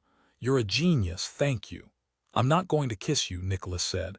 I will, Louisa said, but later, maybe, depending on what you do for me. Adam was grinning from ear to ear. Louisa, you've got a ways to go to beat Mike. That's why we pay Adam the big bucks. Nicholas punched Adam on the arm. Adam said, Hey, is there any food? I'm starving, my brain's starving. You just ate, Mike laughed. Forgive me, I forgot, you're still growing. There are potato chips in the minibar. She turned back to Kitsune, pointed to the photo. You're sure this is the man you made the delivery to? The man who chased you, tried to kill you? Kitsune nodded. He's the one, all right, Antonio Pazzi. Adam, wait a moment, the blonde woman at the Topkapi. Oh yes, I remember her now. But it's so hard to believe it could really be her. It was a long time ago when I was very young. She was a bit younger than I, and I remember she had lots of dark brown hair and she was pudgy, but then again, many kids are. In Roslin, Scotland. Yes, I'm surprised you remember that, Nicholas. Nicholas simply raised an eyebrow. Never mind, of course you remember. Lilith and I lived close to each other. She went to my school. She frowned over the photo. Maybe not, how can it be? This is simply too big of a coincidence. Let me see what I can find out about her. Adam dusted the potato chips from his hands, sat down, and started typing. Bingo. Lilith Lee Forrester Clark, age 36, from Roslin, Scotland. Attended Cambridge, majored in archaeology, copied you in her studies. Kitsune. What's this? She joined me 5, was with them for 4 years. Her current address is in London and she works for the Genesis Group, headquartered in Rome. What's the Genesis Group? Mike asked. Kitsune still clutched both photos in her hands. The Genesis Group is one of the leading archaeology firms in the world right now, very powerful, very wealthy. They fund digs all over the world. Yes, they are headquartered in Rome, but they got their start in London more than 100 years ago under a man named Appleton Cohath. He founded the firm around the turn of the century, and it's been passed down through the generations, has always been run by family members. They are well regarded in the archaeology community. She paused. And now everything makes sense. Adam had the Genesis Group website up. He turned the computer around to show everyone the slick, well-designed page, then began to read from the About section. He read, The Genesis Group is the preeminent archaeology firm in the world, with an annual endowment of over $1 billion. Kitsune said, The accepted wisdom in the antiquities world is Appleton Cohath founded the Genesis Group to go after the Ark of the Covenant, and that's how he got his start. He was a contemporary of Howard Carter of King Tut fame. Cohath was there at the dig, and he was a part of every major dig thereafter during his lifetime. Again, most of them centered on discovering possible sites of the Ark of the Covenant. I read Cohath's biography, written by Elizabeth St. Germain, an English writer. Nicholas was shaking his head. Elizabeth St. Germain, her family and mine have been friends forever. Elizabeth died quite suddenly a couple of weeks ago. It came as a shock to everyone. He paused then. So, Kitsune, you think the search for the Ark continues, and you think the Cohaths running the Genesis Group today hired you to steal the staff of Moses? Why? Perhaps it would hold some clues to the location of the Ark. Kitsune shook her head. No, if they indeed are the clients, I think they hired me to steal the staff of Moses because they wanted to know for certain it was a fake. then they would know the staff is still inside the Ark, wherever it is. That's another reason this is so puzzling. It was a professional job, one of dozens I've completed successfully over the years. I simply do not understand why they would risk trying to kill me. They want me dead so much they even kidnapped Grant to get to me, and look what it got them. And she waved her hands around at the group. Nicholas shrugged. I don't think it's such a mystery, Kitsune. Secrecy is very important to them, and you could talk. They didn't want to take that chance. They wanted anonymity, and you being dead is the only way to guarantee it. Adam ate the last potato chip, tipped up the bag to get the crumbs, then swiped his mouth. Okay, re-energized. Who do you want me to hack now? You'll see what we need right on the website. Who currently runs the Genesis group? Kitsune said. No need to look it up. I know. It's Cassandra and Ajax Kohath Maines. They're twins, late 20s, very smart, very photogenic. Mike looked up from studying the website. They're evidently very good at fundraising, given how wealthy they are. Have you met them? Once, in London, a while ago, 6-8 years. Both are trained archaeologists. Ajax is a computer whiz, helps to search out where there is probable payoff for a dig. They are usually together, although I seem to remember that Cassandra was married for about 10 minutes when she was very young. I don't know what happened to her husband. Although now I'm more on the edges of the archaeology community, I still hear rumors. Rumors about what? Mike sat forward in her chair. Rumors of instability, I guess you could say. These twins, you mean they're nuts, Adam said. Kitsune shrugged. More that they're mercurial, unpredictable, fast to anger, particularly Ajax, but still brilliant, both of them. Could they be my clients? Yes, I think they could. They have not only a house here in Venice, they also have other holdings as well. All right, Mike said. Let's say the Kohaths didn't want to show themselves to you because you would know who they were and why they wanted the staff of Moses. Adam said, their working budget appears tremendous, but their continuous financial outlay is staggering. My question is, where do they get the money to continue year after year, all from fundraising? Even the best politicians at home couldn't fundraise like they have for decades. Mike said, and what about the weather? The devastating sandstorm in the Gobi. How does that tie in? Why would they want to devastate Beijing? Nicholas paced to the window, turned back to the group. Have they actually figured out how to start a sandstorm or any other kind of storm for that matter from a specific place? If so, there would be no stopping them. They could hold the earth for ransom. Usurping the power of God, Louisa said. That's beyond frightening. These people are supposed to be the descendants of Moses, Kitsune said. Kohaths, Levites. The Ark of the Covenant is central to their family history. Their family's mission has always been to find the Ark. It's never been a secret. And now that we've reached an era of remarkable scientific innovation, Nicholas said quietly, perhaps the power of God and the brilliance of science have merged at last. Chapter 24. What are we going to do now? Adam asked. First things first, Nicholas said. Louisa, if you would bring a tracker and a glass of water to Kitsune. Kitsune looked at what appeared to be an oversized vitamin pill and nearly rose straight out of her chair. I am not going to run. Where would I go? You are my best hope of staying alive and finding Grant. What is this? We call it an ingestible, Louisa said and handed it to her. Now we can keep you safe. We will never lose sight of you. It lasts about 72 hours. Kitsune stared at her a moment. Keep me safe. You want to keep me safe? Of course, Nicholas said. You're our bait. Yes, of course, Kitsune said and smiled. I want to talk to Cassandra and Ajax Kohath.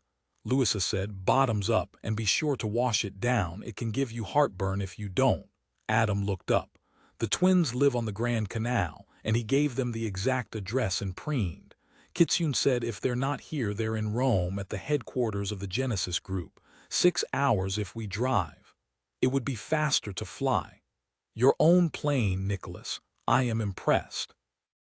Imagine, now you're officially in the American FBI. Amazing step for you to take. Just look what you and Mike have done in such a short time. Nicholas raised an eyebrow. Nicholas, You must understand that people are watching you and Michaela's every move. You didn't save just anyone's life. You saved the President of the United States' life, brought down Zahir Damari, no mean feat.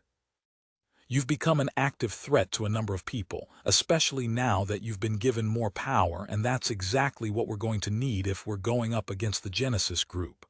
Their money, their influence, the number of bad guys on their payroll, we're going to have to be very careful. Mike said, "We should hit them now here at their home. Maybe we'll get lucky." Kitsune stopped cold. Wait, I just remembered. Okay, the cataclysmic sandstorm in the Gobi. The twins' mother went missing in the Gobi Desert a decade ago. She was on a dig and was caught in a sandstorm. The site was never found, and word was the twins were devastated. The entire company shuts down every year on the anniversary. And who was their mother? Helen Kohath Maines. Brilliant archaeologist, an amazing woman. I studied her in school. She was a leading Ark scholar and led the foundation for a short time, but allowed her husband, David Maines, to handle the day-to-day running of the foundation's business so she could be out on digs, searching for the Ark. Rumor also has it that the twins kicked their father out of running the Genesis Group when they turned 21 and took control. They also dropped his name, which has to tell you how much they distrusted and disliked him. Now they're only called Cassandra and Ajax Kohath. I believe he died a short while ago. Mike said, "Well, if David Maines is dead, he isn't a player in all of this. Here's what I don't understand. Why would the world's leading expert on the Ark of the Covenant believe it was buried in the Gobi Desert? It makes no sense." "And that, I believe," Louisa said, "brings us right back to the huge sandstorm and controlling weather." Kitsune said, "It does, and it makes no sense to me either." Nicholas said, "At least we're finally starting to see a pattern emerge. Adam, get us everything you can find on Cassandra and Ajax Kohath. We don't want to trot up to their front door unless we know what to expect. If they are behind this, they've already tried to kill us and Kitsune twice now. They even want her so badly they took her husband." Adam said, "The Genesis Group has an extensive online presence, pretty typical for a company these days. They're an open book all above board so far as the public can tell. I'm searching through their files, so far nothing at all alarming. Their holdings are all over the globe and they appear incredibly flush with cash. I'll have to get inside to see about their actual cash flow. On the surface, I don't think I've ever seen a healthier balance sheet. We're talking billions of dollars. Ah, listen to this. Lilith Forrester Clark is listed as their chief of operations." "Interesting," Kitsune said. "I'd also suggest taking a historical look at the Kohaths as well. There's only so much to be gleaned online." Louisa said, "I'll call Ben, ask him to take the lead on that angle." Nicholas said, "Louisa, also ask Ben to get in touch with Melinda St. Germain in London. Since her mother, Elizabeth St. Germain, was the biographer of Appleton Kohath, the creator of the Genesis Group, perhaps there is information there that will help us. Hopefully Melinda will agree to let Ben look at her mother's materials. Tell him to use my name."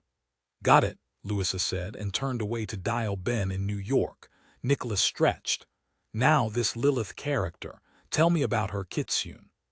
"I remember she always seemed to be hanging around me, always wanted my attention. I didn't like her much, tried to ignore her, lose her when I could, but she always managed to find me. But she was a little kid then, I can't imagine she'd even remember me." "Oh, she knows exactly who you are," Nicholas said. "And I'll wager she recommended the Kohaths hire you to steal the staff because she's followed your every step through the years. She was me 5, remember? She would have had complete access to everything known about you and your world. She doubtless followed your exploits.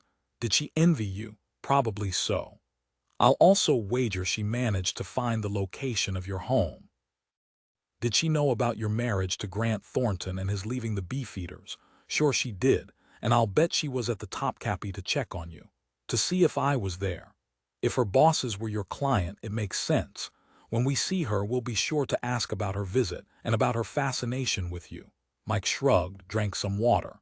"If Nicholas is right, it means she's been watching you for years from the shadows.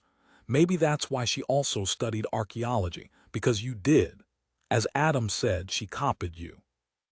Kitsune was silent, trying to take it all in. She said, "We still don't have a definitive link from the Kohaths to the Genesis group to me, and we need that." Nicholas said, "We'll get it. Now you guys carry on. I need to talk to Savage. I have an idea." Chapter 25. While Mike called Zachary to give him an update and Louisa talked to Ben, Nicholas walked into his bedroom and punched in Savage's number. It was just short of 2:00 a.m. in Venice, so that would make it dinner time at the Savage house. Savage answered on the first ring. "Nicholas, how is Leah?" "She'll be fine. Her dad will be here in the morning. Another couple of days in the hospital and he'll take her home." "I've had several calls from Zachary. Both he and I have seen how you shot up St. Mark's Square and made a big-time enemy of a higher-up in the Carabinieri." Nicholas laughed. "His name is Major Russo. We're looking at his files, checking to see if he was really detained or purposefully called off, or called himself off. We'll see." "Nicholas, Sherlock here. Your shootout at St. Mark's Square is all over the news. Unfortunately, yours and Mike's names were given out. The Italian government raised a ruckus, and yes, I believe the vice president got involved. Dylan, tell them what she said to you."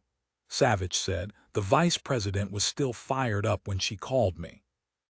She spoke to the Italian president, currently Giorgio Grasso, but she mentioned he probably wasn't long for the office, which was sad because she rather liked him," said Grasso voiced all the proper apologies.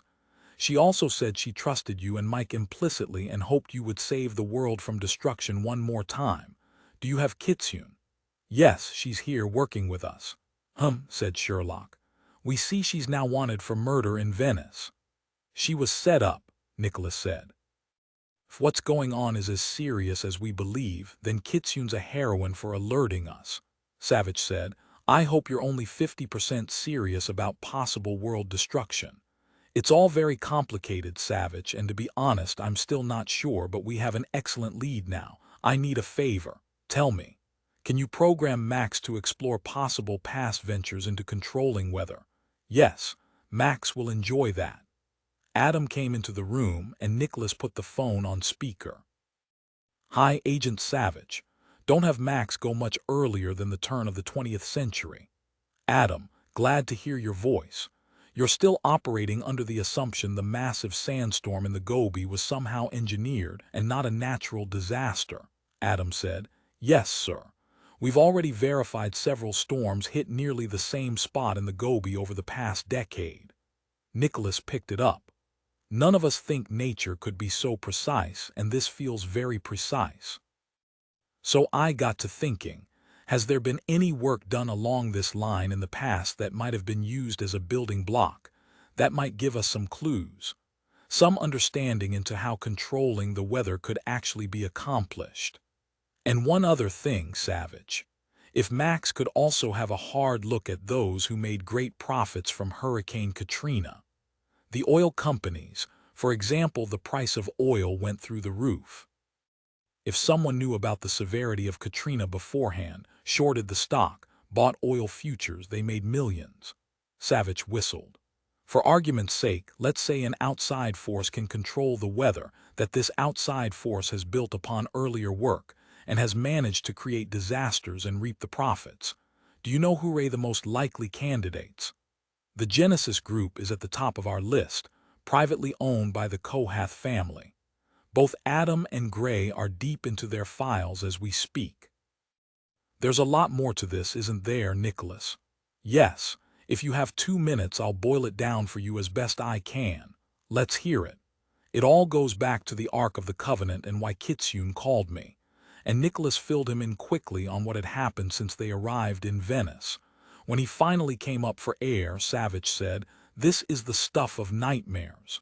Yes, the world would be scared if it knew. "All right, I'll have Max look into past efforts in weather control, The results, the protocols, as well as the big winners with Katrina, which I suppose you want me to try to connect up to huge profits for the Genesis Group. Exactly. As fast as you can find something useful, the better. Thank you, Savage. When Nicholas hung up, Adam said, I'd sure like to get my hands on Max. Yeah, like that would ever happen. I'll keep searching. Nicholas did some quick research on his own computer. Nothing popped. He wished he had the mainframe at Me5 at his disposal again. It was nearly 3:00 a.m. when he walked back into the living room to see Adam slouched over his laptop, asleep. Everyone else was dragging. Time to hang it up. He sent Kitsune with Louisa to bunk down with her. Be back here in the suite at 9. We'll have breakfast and decide our next step. He looked over at Mike, who was headed toward the second bedroom. Mike. She turned, leaned against the door of the second bedroom as if she needed to prop herself up, and gave him a silly grin. Sure was a long day, Nicholas, and she yawned. Her hair was ratty, half out of its ponytail, her clothes wrinkled, and she was lightly rubbing her wounded arm. She looked ready to fall over. He raised a brow. Yes, it's time to fold down your angel wings. Don't you think it would be safer for both of us if we slept in one room? There's only the two of us now, no more safety in numbers. Mike kept rubbing her arm, aware of only a low, throbbing pain now. She stared at the man she'd give her life for, his clothes as wrinkled as hers. He badly needed a shave, although she liked the beard scruff. His shirt was half hanging out of his pants, and he looked so perfect to her she wanted to leap on him and kiss him until her mouth went numb. Instead, she took off her glasses and started polishing them on the edge of her shirt. You've had lots of good ideas today, Nicholas, but you want to know what? What? She slipped her glasses back on. This one's the best. I'll race you. She dashed past him into his bedroom and jumped on the bed, bounced a few times, then looked around the bedroom. Now this is pretty fancy. I'll have to thank your blonde admirer for treating you so well. You should give her a call, Nicholas. It'd be a great reward. Hold that thought, he said. You want the bathroom first. Nope, you go on. When he came out, all the lights were still on, and he saw Mike sprawled on her back in the middle of the bed, fully clothed, deeply asleep. Well, bloody hell. He pulled off her biker boots, slipped her Glock out of its clip at her waist, started to unbutton her blouse, then yawned and plugged in their cell phones. He carefully laid her glasses next to them, crawled in next to her, pulled the covers to their chins, and was asleep beside her in under a minute. Savage called Nicholas at 7:00 a.m. Venice time. It was Mike who answered after 4 rings. If this is God, I swear I didn't do it. Savage laughed. Good morning, Mike. Give me Nicholas. Nicholas was immediately alert, synapses firing. He put his cell phone on speaker. Please tell me I'm not bonkers and Max has banned me. No, and number Hurricane Katrina first. There were many very big winners, from the oil companies to contractors hired to repair and replace hundreds of houses and businesses in New Orleans. You were right. The Genesis Group cashed in to the tune of $100 million, give or take. Even though their buys were diverse, you'd see the pattern if you were looking at them specifically. It's all their oil stocks, gas stocks, a number of publicly owned contractor firms, furniture and appliances chains, medical equipment, just to name a few. Whatever was critical to rebuilding New Orleans, they invested in the public companies and made a killing. But the profits weren't out of line with other profiteers from Katrina. Only if examined closely then, as I said, the pattern is clear. Someone studied this extensively, then bought huge blocks of shares in the key industries. Better and better. As for people building machines to try to control the weather, Max found nothing of any legitimacy, though there is plenty of scientific research work being done, and weather control for creating rain cloud seeding and such has been around for decades. However, I did find information that sparked my imagination. What do you know about Nikola Tesla? About the same as anyone, I suppose. He was a genius, way ahead of his time, what we now call a futurist, with his uses of electromagnetic forces, briefly worked with Thomas Edison. Some weird explosion he was blamed for, that's about it. That's a good start. What drew me was Tesla's coil. As you said, he worked with electromagnetic force and resonance. What caught me was how his coil was said to shoot lightning bolts and create electron winds. In 1908, during experiments with electromagnetic force in the ionosphere, there was a sudden horrific explosion in the Tunguska region of Siberia. It destroyed everything within hundreds of miles, flattened thousands of trees. Many blamed Tesla's coil for the explosion. Does this have anything to do with possible attempts to influence weather conditions? I don't know, but he was toying with forces that could certainly influence the weather. And perhaps someone took that technology and has privately engineered it. Nicholas, weather manipulation at that level is the stuff of science fiction. I hope, but the Gobi storm you'll find out. Now speaking practically, you already have more than enough enemies hiding in the shadows, even in the Carabinieri itself. Be very careful. If I can offer any other help, let me know. Ah, I suppose you're bringing Kitsune in, aren't you? Oh, absolutely. The moment we track all this down, we're on the plane, the fox in handcuffs.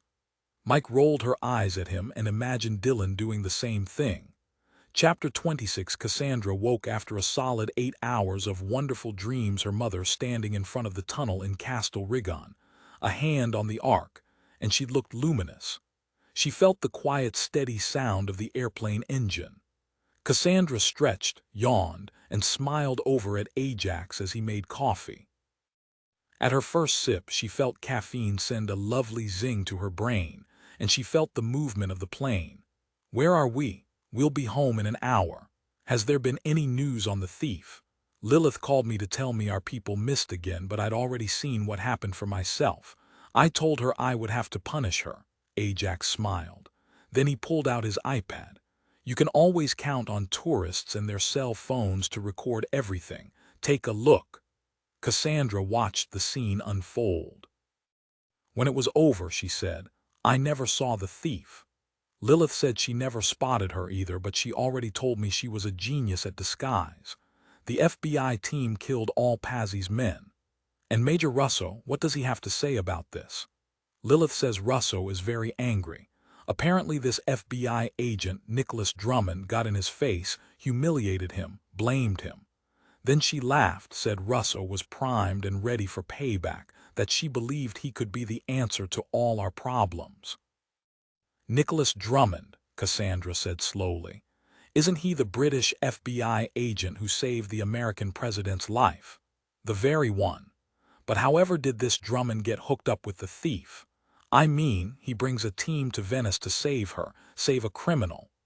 Lilith told me she believed there was some sort of bond created between them, even though Drummond bested her and brought the Koh-i-Noor back to New York. Lilith thinks they might have struck some sort of deal, but she doesn't know what it is and doesn't know how to find out. Ajax sat down beside her, crossed his legs. He took a sip of his coffee. Lilith also told me Pazzi's men are in the Venice morgue and Pazzi is babbling. He's that scared, and she thinks, ready to run. She has calmed him and also made it clear to Major Russo that there will never be a connection made to Pazzi or to us, or the good Major will never again sleep with his new mistress. Lilith would personally see to it. Evidently he believed her, which means he's not altogether stupid. Cassandra tapped her fingertips together. We're still at risk, grave risk, despite Lilith's assurances. Listen, grandfather already has a storm queued in the Atlantic. This one is meant to go to the Gulf of Mexico, drive down oil futures with another Katrina, provide us needed funds.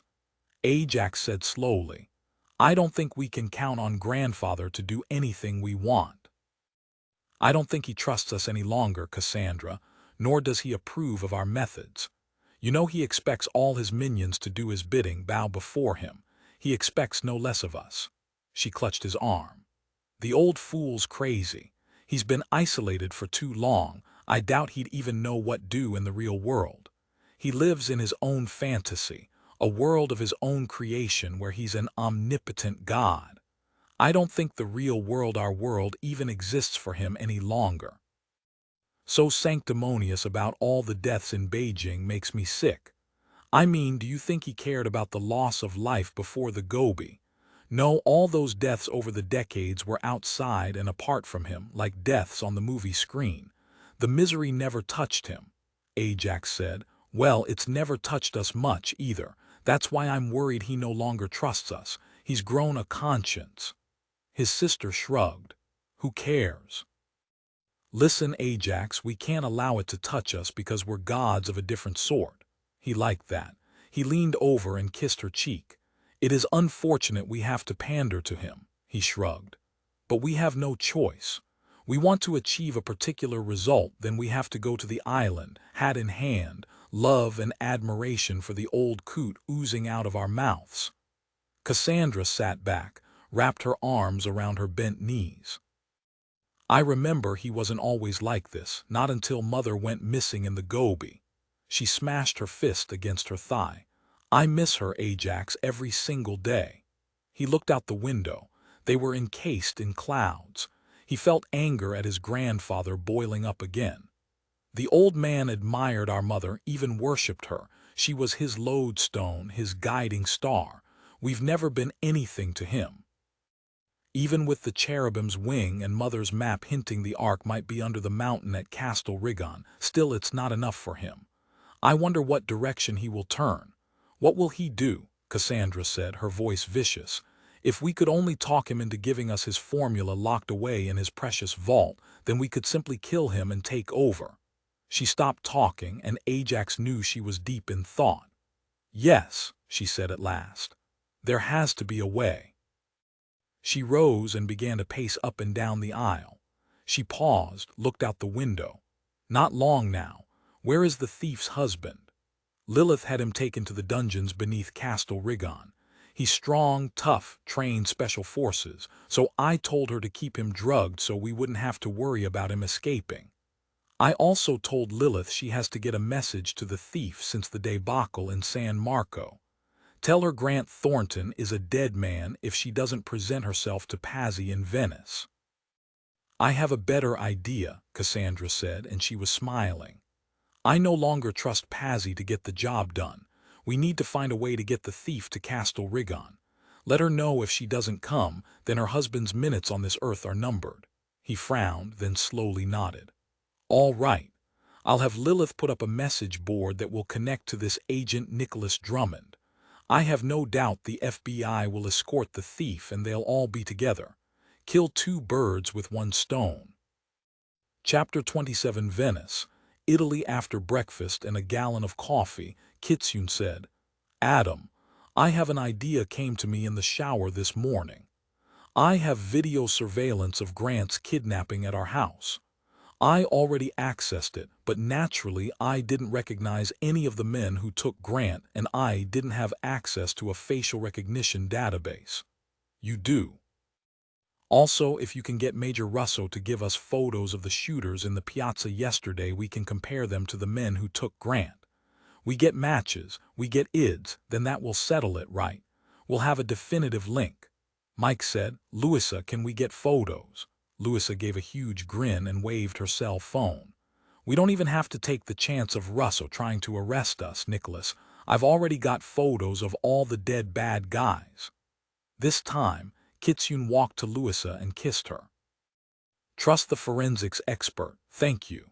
Because she wasn't stupid nor completely trusting, Kitsune drew Adam and his laptop away into the second bedroom Mike hadn't yet used. They sat down side by side. Kitsune laid her hand on his arm. I would appreciate your keeping this private. All right. Adam thought about Nicholas holding him up by his heels, but he approved of dodging Big Brother whenever possible. Hey, so long as you don't screw Nicholas or Mike, you're golden with me. She rewarded him a smile. I promise I will do nothing to jeopardize you or them. Do we have a deal? Adam nodded. Okay then, I have an extensive video surveillance system. There are cameras around my house, all egress and ingress points, and on the neighboring estates. He raised an eyebrow. One can never be too careful. The camera feed backs up to a secure server farm in Ohio in the States. It is very discreet. I would prefer you allow me to enter the information and access the feed without you monitoring my keystrokes. Adam handed her the computer. 3 minutes later, she'd pulled the feed. She knew it had geolocating tags in it, but she trusted Adam not to access them. He saw the tension in her shoulders, knew she was afraid her husband was already dead. He said nothing, accessed the video feed. There, she pointed. He studied the screen. 4 men, a team, all with dark hair, sand-colored pants and shirts with vests, clothes too heavy for such a warm day, walked down the long drive toward an incredible white house on the cliffs. He froze the screen, tapped the keyboard, said, "Operators, no question." He hit play again. The men looked neither right nor left. When they hit the bottom of the drive, they fanned out, coming at the house from 4 directions. "Can you get their faces?" "Already grabbed them." She watched as his computer screen changed. The 4 men were sectioned into 4 quadrants. Adam had downloaded Lewis's photos of the 8 dead shooters lying where they died in the square. The matches happened quickly. The 4 at Kitsune's house matched 4 of the dead shooters. Bingo! Now, let's see who the rest of these gentlemen are. Adam called up the FBI's facial recognition system. Red lines began running down each face from forehead to chin to create a baseline, then reconstructing it into gridded lines that the computer would run for a match. "You want to watch what happens next?" "No," she said. "I've already looked at it a dozen times looking for clues, anything." They were careful. There are no cameras inside the house, so all there is to see is 15 minutes after they enter when they come out the front door, dragging my husband. I'd love to know how they incapacitated him. It must have been drugs of some kind. We need to find out how they got on and off the island. This is Capri, isn't it? She nodded slowly. Don't worry, I'm not going to say anything. My dad used to work with a rare book dealer on the island of Anacapri. They were great friends. We visited when my sister, Sophie, and I were kids. I remember the little boats we had to get on, and the rope the guy used to pull us into the blue grotto. Adam typed a few commands and a new segment of screen popped up. How many public and private cameras are there on Capri? Quite a few of both kinds. There are thousands of tourists each year who must be protected, and many wealthier people have homes there, so security is considered very important. I have a number of them myself as well. That's good. I'll pull feeds from every camera I can access. Where are the entrance and exit points? The ferry landing is the main one, and there are a few private boat docks in the same area, plus several around the island itself. Capri is accessible by helicopter as well. I am going to bet they didn't come by public transport. It wouldn't do to carry an unconscious man into a crowd. Let me look at the private boat docks, then I'll check the helipads. Kitsune marveled. It took Adam less than 10 minutes to access the cameras he needed. He started a sweep around the island, a geographical mapping of the coastline. There were a number of coves where boats were docked. He could see pleasure boats and tourist boats roaring through the waters circumnavigating the island.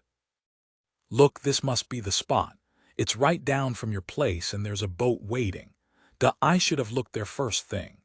The boat was a large Code Casa yacht about 40 meters bobbing gently in the waves of the cove. They watched the 4 men in a Zodiac with a small outboard motor zooming toward the yacht. Adam fiddled with the cameras and was able to focus on the center of the Zodiac, where Grant Thornton lay, still unmoving. Kitsune's voice was urgent. "Get the name of that yacht, please." "I'm working on it. I can only look at 3 angles at a time. I'll have to drop one." "Drop the wide shot. We know what happened up top." He narrowed the focus onto the yacht. "They're pointed the wrong direction. We have to wait for them to leave. I have to say, I am incredibly impressed by your setup.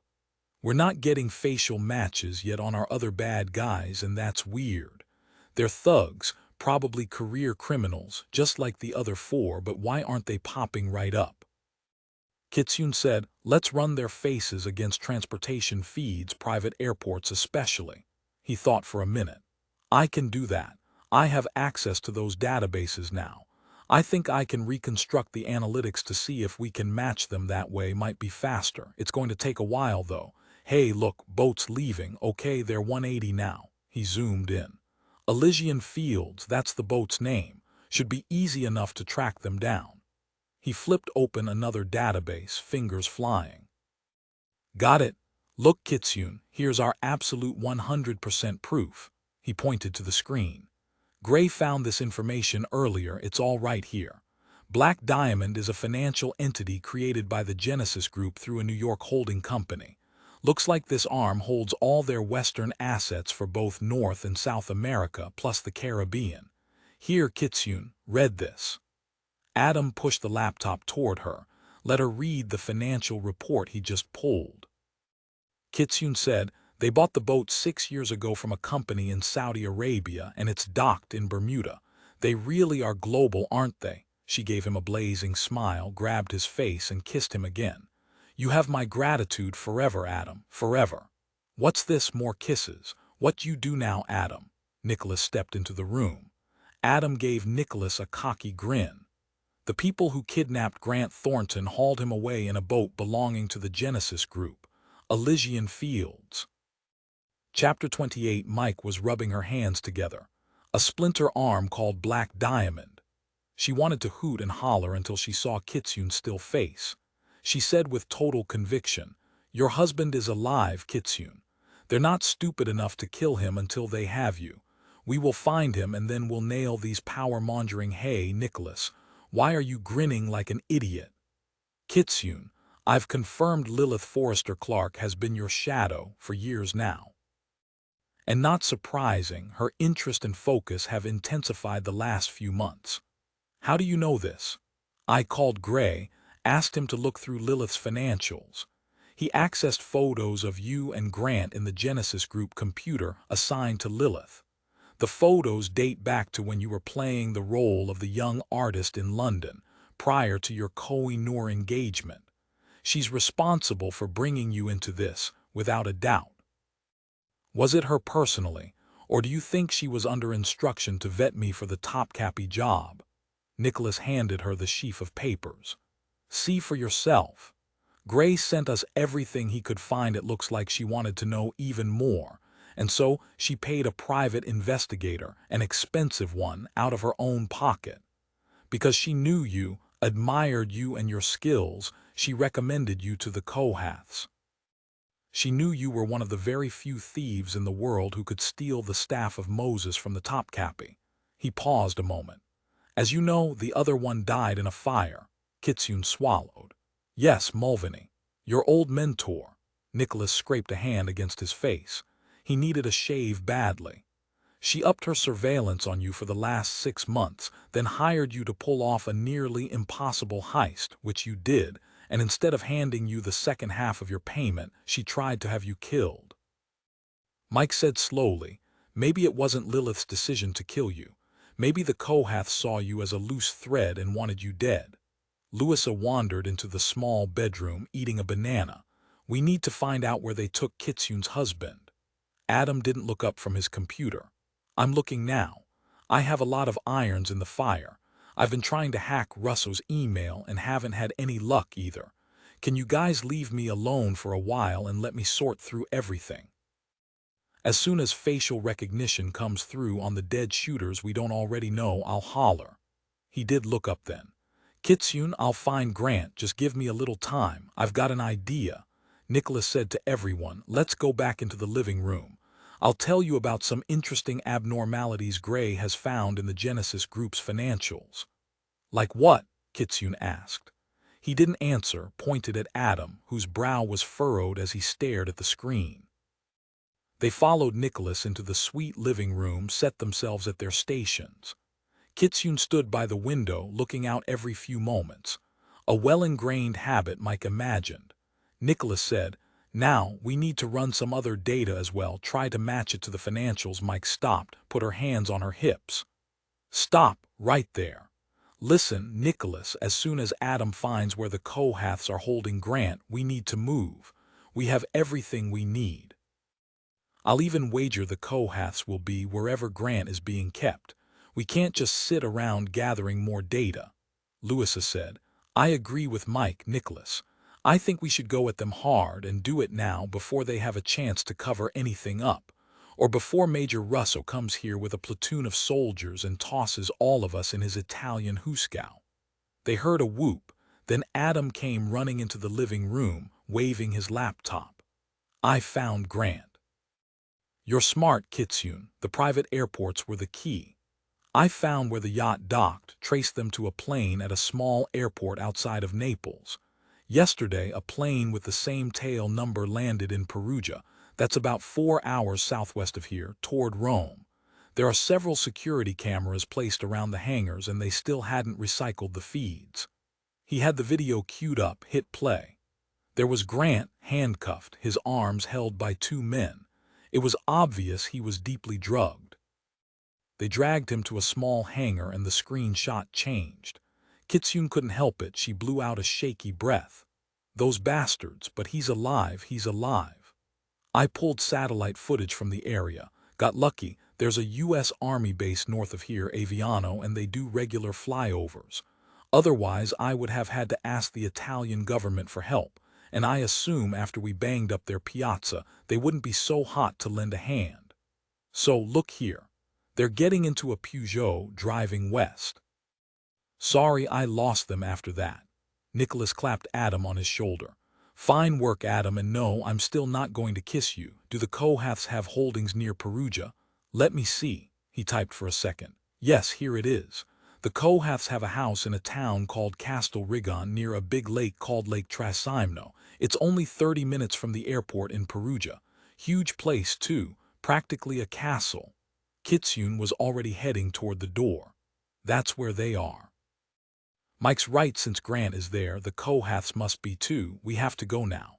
Nicholas shook his head. Look, I agree with all of you. We will go get Grant, but think about this logically. Interviewing these two in Rome at their headquarters is one thing, confronting them in their own personal castle is quite another. We need a plan. The room phone rang. Nicholas answered, Major Russo, then listened. He hung up and looked at Louisa. I guess we're going to have to find another castle for you to storm, Louisa. Major Russo has respectfully requested your forensics assistance. It seems his team is not performing as he expected. But he raised a hand. This is important, and I figure it's the only way we can try to smooth over some of the chaos we caused. Plus, we need all the evidence you can gather, more nails for the Kohath coffin, and I want eyes on Russo. I don't trust him. You're the only one who can do this, Louisa, and see that it's done right. Louisa didn't look happy. All right. But you know, guys, sometimes it isn't all that wonderful to be the greatest forensics expert on the planet. She turned at the doorway. You were supposed to laugh. That was a joke. Keep me posted. I'll join you as soon as I can take care of Russo's mess. Nicholas turned to Adam, but before he could speak, Adam said, I know you want me stay here with Louisa, keep an eye on her and gather more evidence. Yes, thank you, Adam, Mike said. While we get ourselves together, pull everything you can on the Kohath's house. She paused a moment. They could be moving him around, Kitsune. It's possible he's no longer even there. Kitsune was still standing by the door, shoulder tense. He's there. I know it. It makes the most sense. Adam said, I've got the tail number of the Kohath's private plane, a citation CJ3+, really swanky. I'll see where they are, what flight plans are recorded. Good, Nicholas said. If we're going to storm the castle, all the information you can muster is welcome. Chapter 29, 2005. Category 5 Hurricane Katrina made landfall in New Orleans. Levees failed, 1,245 were killed, and damages were estimated at $108 billion. The Bermuda Triangle. Jason watched the news every night. It was an old habit, ingrained from childhood, when having a television was something rare and exciting, and a nightly news report was, with the exception of the movies, the only way to know what was happening outside of his backyard. He could have watched on the computers, but he had a small theater, with comfortable chairs and a monstrous television. He sat back and tuned into another showing of the footage from Beijing. He watched the sand sweeping through the enormous city, choking the air and the people, suffocating thousands. He knew it had to happen in exactly this way, but still, the loss, the waste of it all made him hurt deep. It hurt his soul. And in the end, what had been the point? For some predestined future to play itself out. But then the evening news turned to the shootout in St. Mark's Square in Venice. Details were sketchy, but it was said that an American government operation had gone badly wrong, and an American federal agent was in the hospital. There was footage of the shooting, filmed by tourists, and most of it was shaky. But all the violence, the bloody deaths, the panic were crystal clear to see. He stared, unable to believe what he was seeing. Unlike his own disasters, this one involved characters he knew very well. They were of his blood, and he knew in his gut the twins were tied to this mess more. He imagined they were responsible for it. The thoughtless, uncaring young idiots, so unworthy of their proud name, of their mother's name. He was so angry, so despairing. He felt nausea and dizziness and quickly placed a nitroglycerin pill under his tongue. Slowly, he felt his heart calm, his body right itself. All those men killed in the square had worked for the Kohaths. He didn't need anyone to tell him that. Well, it was done, over with, and the chips would fall where they would fall, and he didn't doubt for a minute that where they fell would spell disaster. And all because of yet another poor decision by Cassandra and Ajax. The waste of it all, he thought again, the sheer waste. No more, he thought, he simply couldn't do it. There would be no more arguments. There would be no more orders from him they ignored, no more acting on their own. He knew time was flowing like a river into a desert. He wondered how many more people would have to die before time ran out. He returned to his control room and sat in front of his bank of computers. Once calm, he flipped one of the screens to a weather station he liked, out of Atlanta. Naturally, the topic there was the out-of-season hurricane currently off the coast of Puerto Rico. There was no real concern. The storm was predicted to weaken, that if anything at all, there would be only heavy rains before the storm moved back out into the Atlantic. He sucked hard on the sliver of nitroglycerin under his tongue. He would do what he had to do, no choice. He would call attention away from that disastrous incident in Venice, and he would do it now. He had already stirred up the atmosphere in the Gulf of Mexico, warming the waters with the coil's laser. He had a choice, certainly, of letting the hurricane simply peter out, but he thought of the millions and millions of dollars the Genesis Group needed to continue their exemplary archaeological work. He thought of the police tracking down Ajax and Cassandra. No, he didn't really have a choice. In the past, he'd always managed to do a superb job of rationalizing, witnessing the influx of cash from Katrina and their other ventures. This storm was also needful, and he knew exactly where to aim it. 10 minutes later, the storm was reprogrammed, strengthening. It felt wrong, using a storm to cover his grandchildren's tracks. He knew he was blackening his own soul to protect them. And should something happen, well, he could turn the storm and have it dissipate with the push of a button. While he watched the endless variety of weather around the globe, storms causing untold destruction, violent hurricanes, snowstorms, and tornadoes he hadn't caused, he picked up the folio he kept on his counter. In it were all his personal letters from Helen. He pulled one written nearly 20 years ago to the day. Helen's hope, her excitement, all but leaped from the page. The paper was creased and worn from so many readings. He ran his gnarled finger along Helen's rounded letters, still girlish despite her age. It hurt to read her words, yet he did, over and over again, always feeling close to her for a brief time. The letter was addressed to her children. He'd read it to them, then put it away to keep it safe. His hand shook as he read his daughter's words. My sore base Gobi Desert 1996 Cassandra and Ajax. Soon I hope to announce that your mother is the best archaeologist in the world. And this is why. You two have always loved to play with our people as they excavated the tunnels beneath our home in Castle Rigon. You always knew we were looking for something important, heard the word Ark over and over, and when you were little, we told you it was a box, but a special box. Now you know it is the Ark of the Covenant we've sought for all these years. We never found it, and I couldn't understand why. After all, I had Pope Gregory's letter stating he sanctioned the Knights Templar to hide the Ark beneath our mountain, then their mountain, of course, which I know they did, along with their own immense treasures. We have found much of their treasure, but the Ark isn't there, and at long last, I have found out why. Today, I found another letter written by Pope Gregory. He writes of how his plans hadn't materialized because the Polo family devised a plan to steal the Ark and present it to Genghis Khan in Jiangdu, now called Beijing, China. The Pope doesn't write how the Polo family learned of the Ark's hiding place in his own vaults, and now it hardly matters. The Ark never got into the Templars' hands. I know the path the Polos took, it's called the Silk Road. I know they were drawn off course and were hit by a tremendous sandstorm near Dunhuang that lasted for days, and when they made it to Beijing, they did not have the Ark. So, my darlings, it is time for me to follow their route and dig where we think they were waylaid in a storm. Our only hope is that the storm was so severe they lost the Ark, and it is still there, buried in the sand. Every sign points to a certain spot. I am sure it is there. Since they were not Kohaths, they had no right to the Ark, and they were punished for their thievery. It will not punish me, it will embrace me.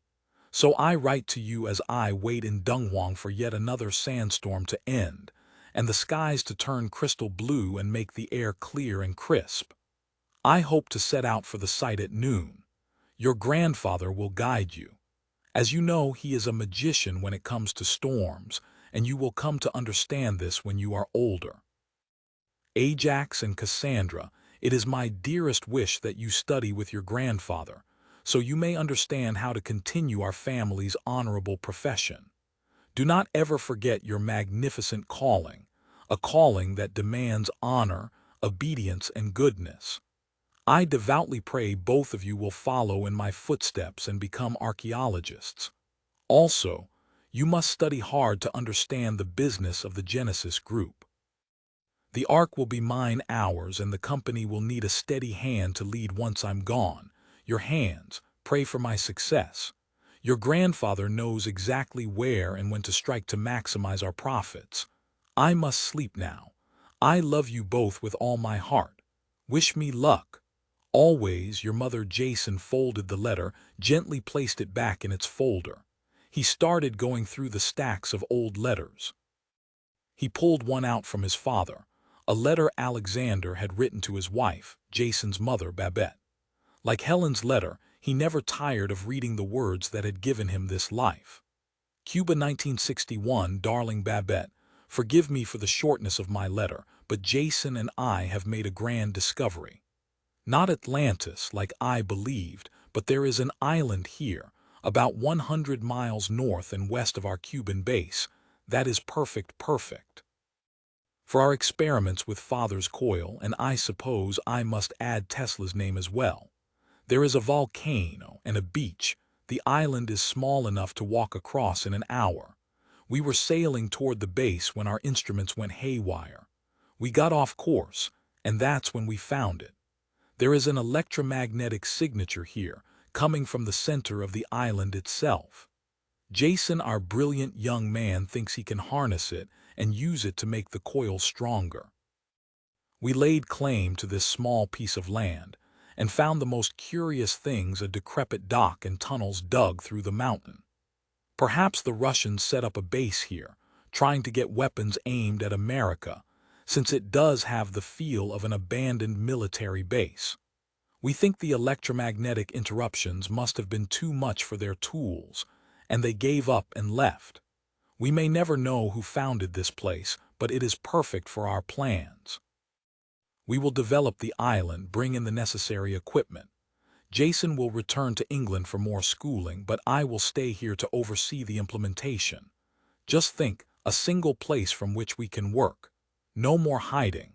We will be hidden by nature itself. Your husband, Alexander Jason, folded this letter as carefully as he had Helen's. His father had died here. He himself had found him dead among the rocks on the beach one afternoon, having suffered a heart attack on his daily walk.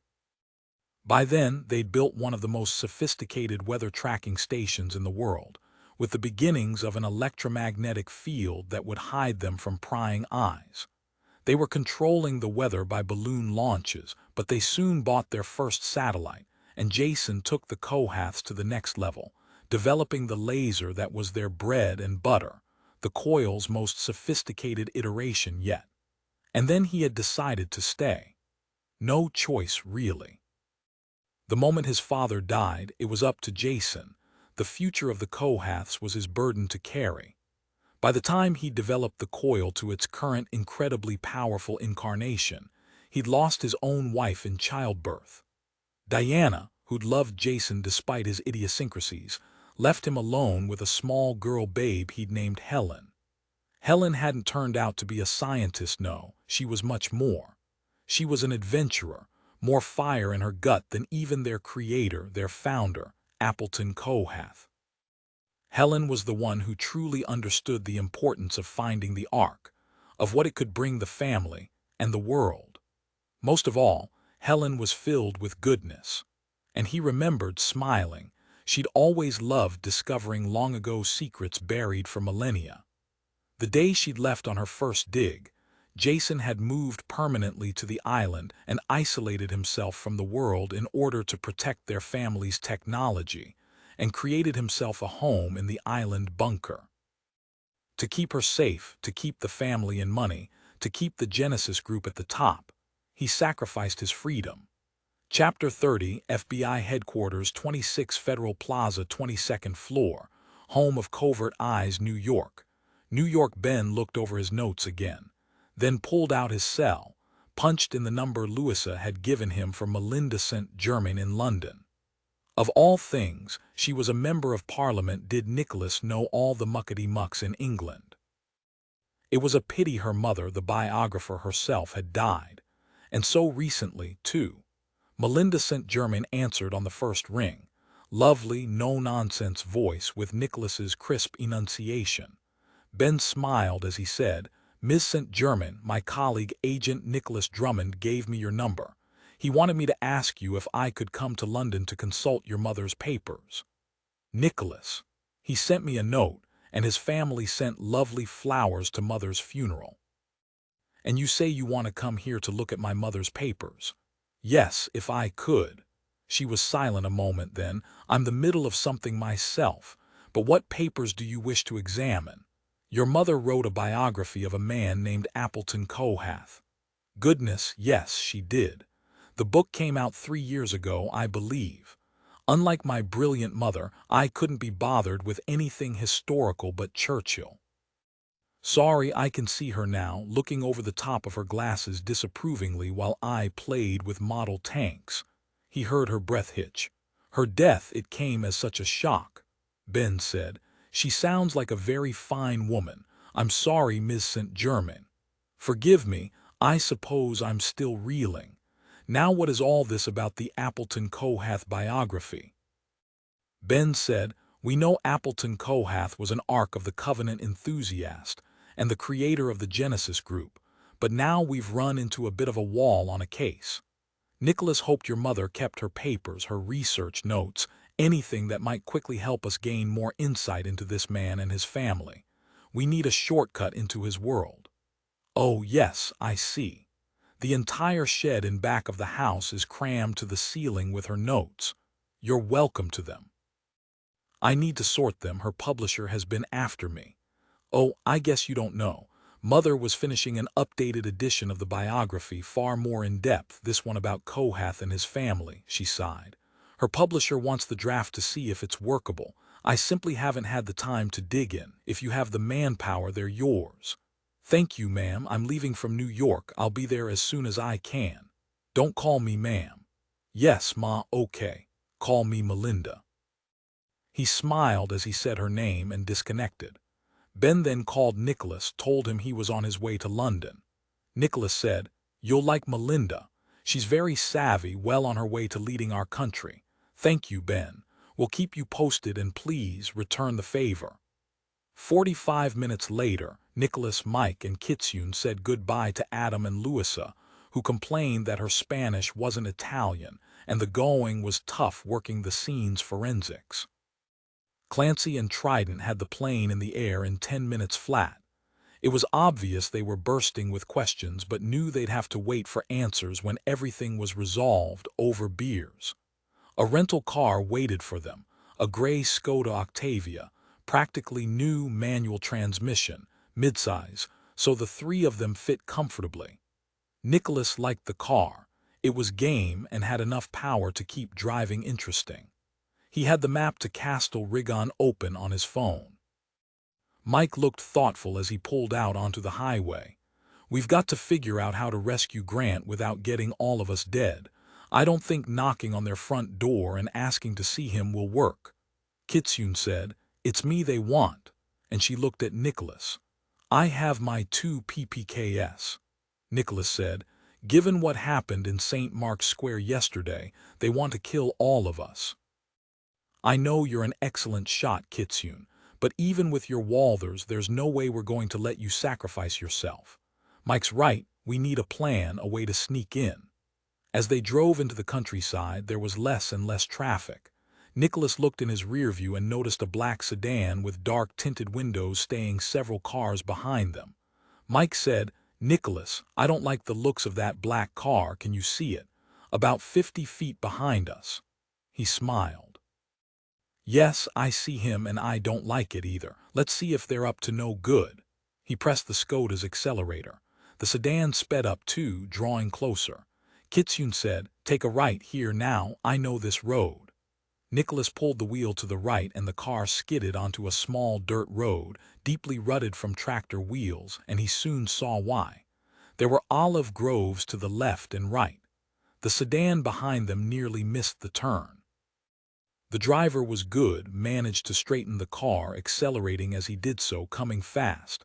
Mike saw the passenger window drop, saw a gun pointed at her. A man fired 3 times in rapid succession. Kitsune fired back.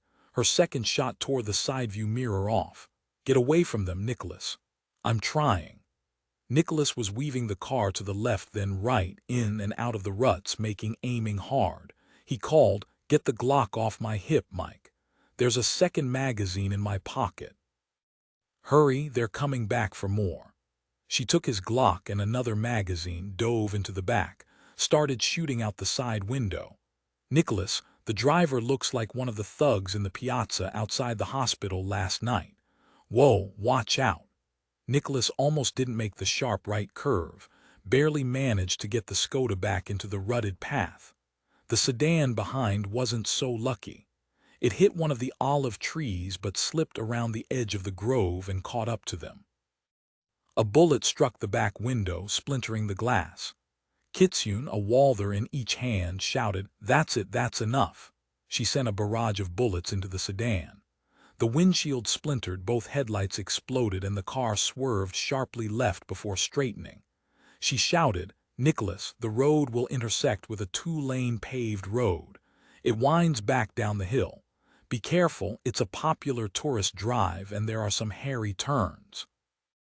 Nicholas pulled onto the road, tires squealing, right into the path of 3 cars.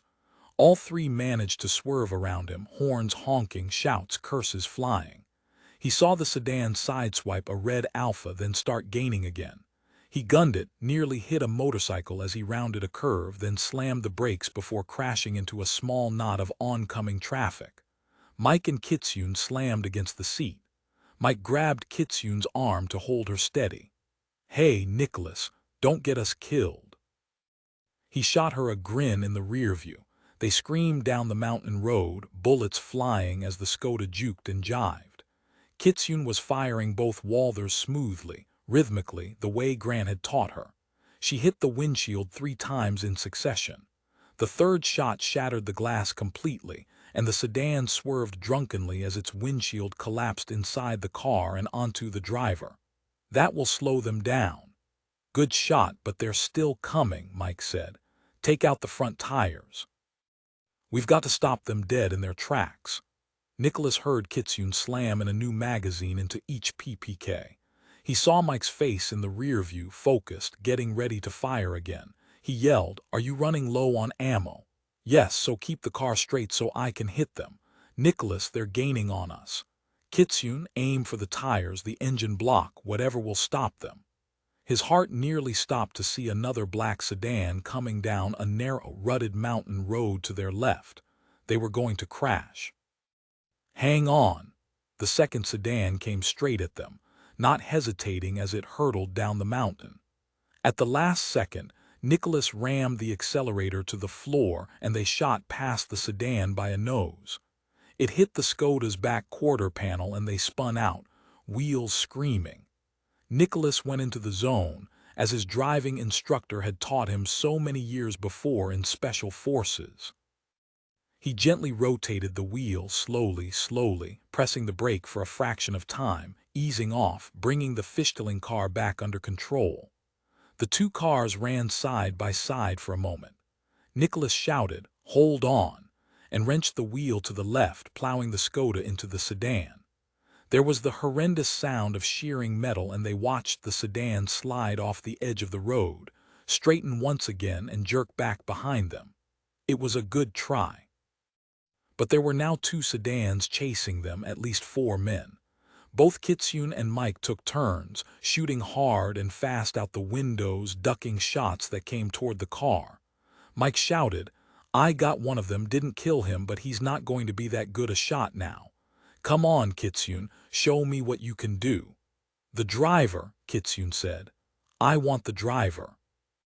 She got him on the third bullet, watched him fall against the steering wheel, and the sedan did a spectacular pirouette off the side of the road, nose first into a ditch, then spun twice more and landed upside down in a mess of olive trees. A bullet came through the back windshield, shattered it, barely missed Kitsune. Both women dove down. He heard Kitsune say, "That one nearly parted my hair." "Hang on, curve." Nicholas downshifted hard, hugging the side of the road. He saw a vineyard ahead and a line of cars waiting to make the turn. "Take out the second car now, or we're going to be in bad trouble." This time Mike was the one to hit the driver. His foot must have hit the accelerator because the sedan sped up, and the shooter was so desperate to get him off the steering wheel he didn't even see the shot Mike took at him.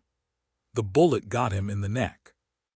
Kitsune and Mike watched the sedan weave off the road and down a steep embankment and disappeared from sight, 100 yards before it would have slammed into the line of wine-tasting tourists. Nicholas slowed both the Skoda and his heart. He called out, "Thank you. Now keep an eye out for any more thugs." They drove the rest of the way down the mountain, then Nicholas pulled over, cut the engine. His heart was still kettle drumming in his chest. Close, way too close. He turned in the seat. "Well done, ladies, well done," Kitsune laughed. "Not bad driving, mate, nearly as good as Grant." "That's Special Agent Lady to you." Mike smacked his arm. He grinned at her, wind-blown hair tangled around her head, her eyes tearing from the wind, so high on adrenaline he bet she could fly. Kitsune's eyes were dilated with stress and excitement, her skin flushed from the wind, and she looked like she could take wing with Mike. His own fear, mostly for Mike, he knew, was slowly falling away. They would all want to fall over when the adrenaline high crashed, but not now. Mike said, "We better check in with Adam. He's probably wondering why we're driving all over the back roads of Italy at the speed of light." Nicholas held up a hand, passed back bottles of water that had survived. "Drink." He did as well, drew in a deep breath. "Don't call Adam just yet." "Why not?" "How did they know we were coming here, Mike? How did the Carabinieri know where we'd be in time to get 2 teams in place?" Kitsune said, "They're bugging us somehow. They're listening. The Italians would have the power to monitor you. It's not polite, but it's done." Mike smacked her palm against her head. "Call me an idiot for not realizing it's that witch at the front desk of the hotel." Nicholas, that's why she upgraded you to the big suite, not because she wanted to sleep with you.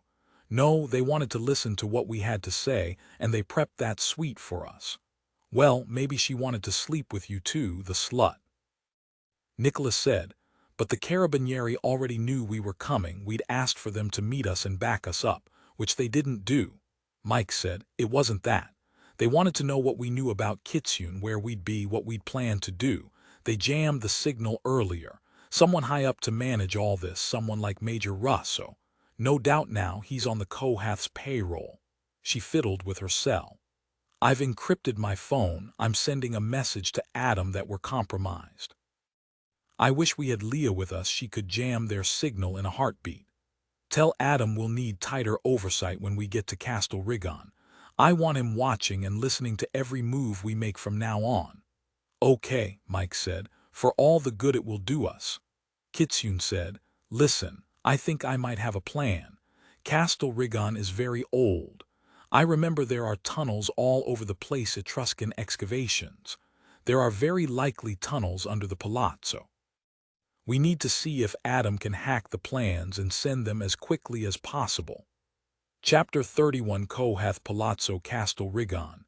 Italy. Cassandra stood on one of the balconies of the palazzo that stood high atop a hill overlooking the small town of Castle Rigon, looking out over the beautiful Umbrian countryside, then down at Lake Trasimeno, shimmering beneath the noonday sun.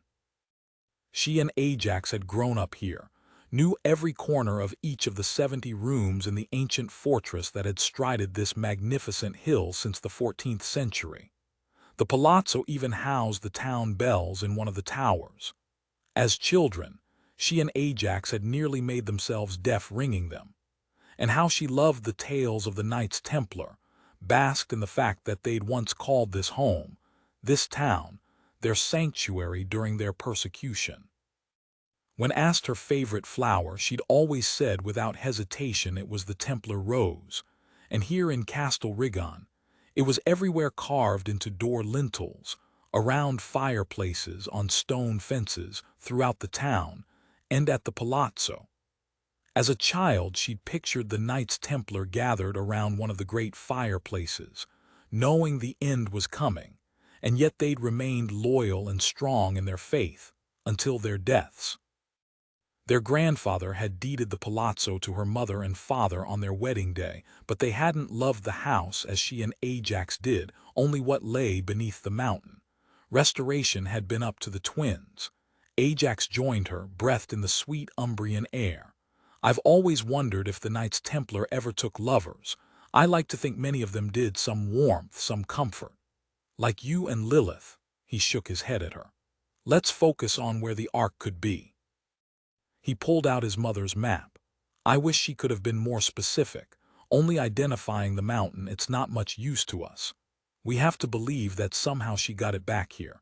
We have to believe it's buried here, otherwise why go on? He asked the question that had been making him crazy. If Mother got the Ark out of the Gobi, then where do you think she is?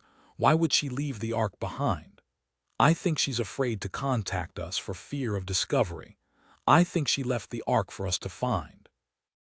We'll hire more workers, Ajax, have them focus on finding the Ark, not more Templar treasure.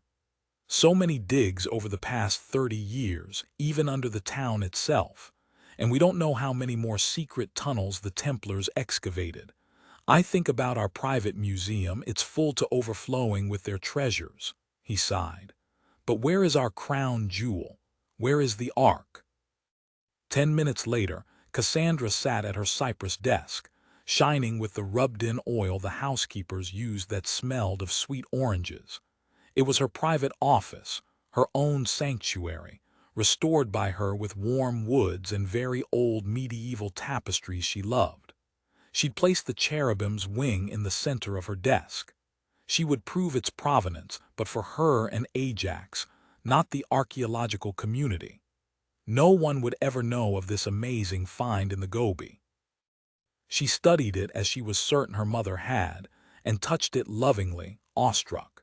She imagined if she looked at it closely enough, the wing would allow her to see visions of her mother. But she had work to do. She wanted to see the new track of the storm her grandfather was moving from Bermuda into the Caribbean. She pressed a button on the underside of her desk, and a large, paper-thin screen rose from the surface. It took up almost the entire width of the polished cypress and was oddly translucent, enabling her to see someone should they come into the room, but they wouldn't be able to see what was on the screen. Grandfather had designed it, making it similar to a teleprompter, with a beam-splitting mirror that gave the impression the images and words on the screen were floating in midair. The screen was divided into 4 quadrants, 2 for Cassandra's work with the Foundation, the others tied directly to her grandfather's control center in the Caribbean, so she could monitor the weather he was creating in real time. She could see the storms in play and could also see the status of the satellites. As she watched the satellites spin, she marveled at the power of the technology their grandfather had created. All based on a weather machine developed early in the last century by Nikola Tesla and Appleton Kohath, using an early application of Tesla's famous coil. She'd read in the family letters that when Appleton had shown Tesla the papers and drawings Da Vinci had made of a weather machine, La Macchina, Tesla had exploded with ideas, and together they'd tried a number of approaches to creating a working model, and they'd known success of a sort. Their first method was to send a large, unregulated weather balloon into the air to spray out a crystal cloud accelerant they had heated in a powerful electric field. They were able to create a spectrum of weather events, often by enhancing the processes that would naturally occur in nature. But they couldn't control the results to the degree Appleton wanted. But now, with his satellites and lasers in place, her grandfather could energize the atmosphere more precisely, and with pinpoint accuracy create a windstorm or thunderstorm, depending on conditions in a 50-mile prearranged radius. Cassandra knew his genius was the only reason they'd been able to refine their ideas using the newer technology. He tried to explain it to her, and she did understand some of it. She knew building storms involved creating a massive electric charge in midair by focusing the laser beams of 3 satellites into the lower atmosphere, and this caused a chain reaction among the charged particles, ending in a massive discharge like a great ball of lightning, a sort of firestorm in the sky. She believed that somehow the swirling pattern of combustion grandfather created caused a massive downdraft of air and updrafts all around it. If there was moisture in the air, massive clouds quickly formed. If not, the wind itself would rip up the ground below. Over water, the growing disturbance quickly spun into a powerful hurricane. She'd seen it happen, watched a small cloud form in a pure blue sky, almost in the blink of an eye, with a center like a blinding golden ball with lobes that would start to spin in the clouds formed around it. Then it would spin upward like a rising tornado, the fiercely glowing firestorm still inside it, and the massive winds would follow. The storm would move in the winds it created and make landfall as a controlled and intense weather event. It was fascinating to watch. Ajax understood enough, and soon now he would take grandfather's place, and they would have the control, make the important decisions, not grandfather. It was amazing, really. Over the years, grandfather had gotten more and more precise, and the Genesis Group coffers were kept full on the backs of the localized disasters, buying and shorting stocks of the insurance, construction, and supply companies most affected, sometimes buying and selling them wholesale. Their spiderweb of finances was run out of Singapore by a brilliant analyst, Landry Rogers, a Brit, whose soul had been suitably corrupted years before. Landry was a man as skilled at manipulating investments as grandfather was at controlling barometric pressure. Appleton and Nikola Tesla would have been proud. Their concept, Da Vinci's concept, had been perfected in fewer than 100 years. She sat back in her chair and watched the screens. Suddenly, A spear of sun caught the golden edge of the cherubim's wing, making it shimmer. She reached out a finger and traced the long line of the wing's edge. What she and Ajax had believed were grooves carved in the gold to create the illusion of feathers were now more visible in the bright light. Not grooves, there were glyphs carved into the gold. She pulled a magnifying sheet out of her drawer and looked more closely. The markings weren't unfamiliar to her, but she couldn't read them. Had they been made in the beginning when the Ark was built, or were they a more recent addition? She looked up to see Ajax come into her office. "What are you doing?" She gestured toward the phone. "I need you. Come here and look.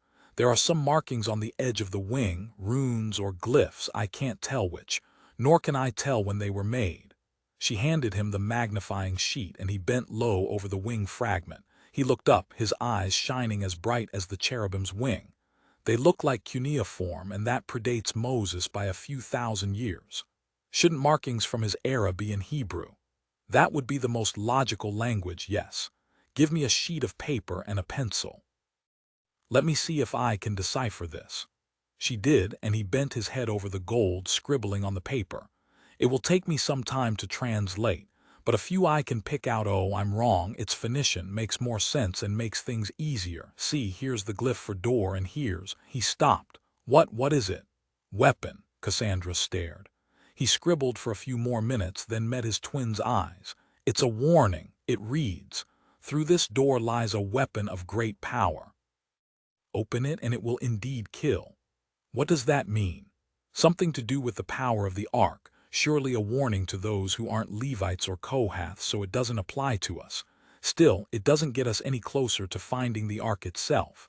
Unless, he paused, studied the cherubim's wing, unless the wing will somehow guide us to the rest of the Ark. As in divine magic of some sort. As in it gave you warmth and I heard its buzzing. You really think it could search out the rest of the cherubim itself? He shrugged.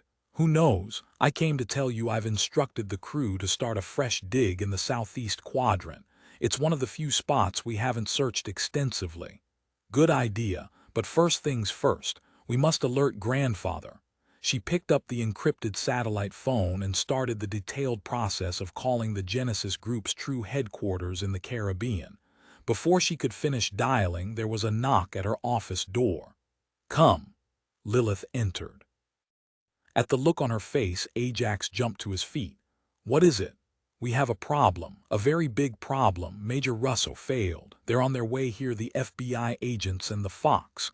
Chapter 32. Ajax cocked his head at her and said, his voice soft, "I don't understand this, Lilith. How could they even know about us?" "I don't know," Lilith said, and took a step back at the look on his face. Again, that soft voice. "You should know, Lilith. You should know everything about this mess. You were Me-5, you know all the players, all their skills, their resources. You've had control, always carried through, but this time you've screwed up royally. It is not my fault. Major Russo's men should have killed them, but now they're all dead. I was following and I found them.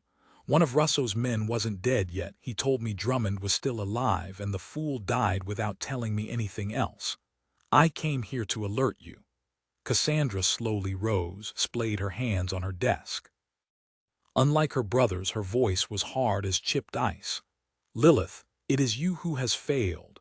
You were in charge of everything, the thief, the plan to kill her, and when that failed, the plan to capture her husband to draw her out. And now you're saying it was Russo who couldn't get the job done." Lilith wanted to leave now, run out that door and keep running. She ran her tongue over her lips. "Drummond is better than anyone could have expected." "Cassandra is right," Ajax said. "It is you who are always preaching accountability, Lilith, that one must always take the blame as well as the praise. Isn't that true?" "Yes, of course, but Ajax, these FBI, the Drummond agent, I couldn't have imagined they'd manage to beat Russo's men. He's very proud of the killers he's trained, and you have to admit, he's performed admirably for us for years." He stepped close to her, his presence firm. Lilith eased slightly. He spoke quietly near her temple. "I begin to believe this Drummond must be a magician. Perhaps he waved his wand and destroyed Russo's men." He leaned back, and before she knew what was happening, a stiletto buried itself in her chest, up to the hilt. "Goodbye, Lilith." She heard his soft voice as if from a great distance, but there was no regret. No regret. She died in his arms, his voice chiming in her head, soft, so very soft. Ajax eased her to the floor. He pulled his knife from her breast and wiped it off on Lilith's black slacks. He looked up at Cassandra, who hadn't moved. "I will miss her," he said. Cassandra said, "They're coming here." He leaned down, picked Lilith up, and threw her over his shoulder. "I'll be back. I'll bury her in one of the tunnels." And Cassandra crashed the public server for Genesis, put up a 404 message that we've been hacked and will be back online very soon. "We can't run the risk of this Drummond and his team getting into our servers." She nodded. He paused at the doorway. "We will find a way to stop this FBI agent. He and his team have been smart enough to find out about us. Then we must assume he also has an idea of what we can do with the weather." "I know what we'll do," Cassandra said, and her eyes sparked with excitement. "We will have Grandfather wipe out Washington. D.C. flatten them with a hurricane, maybe a tsunami. The United States government will fall, the headquarters for the FBI will fall, it will be chaos. We will be the last thing on the FBI's mind."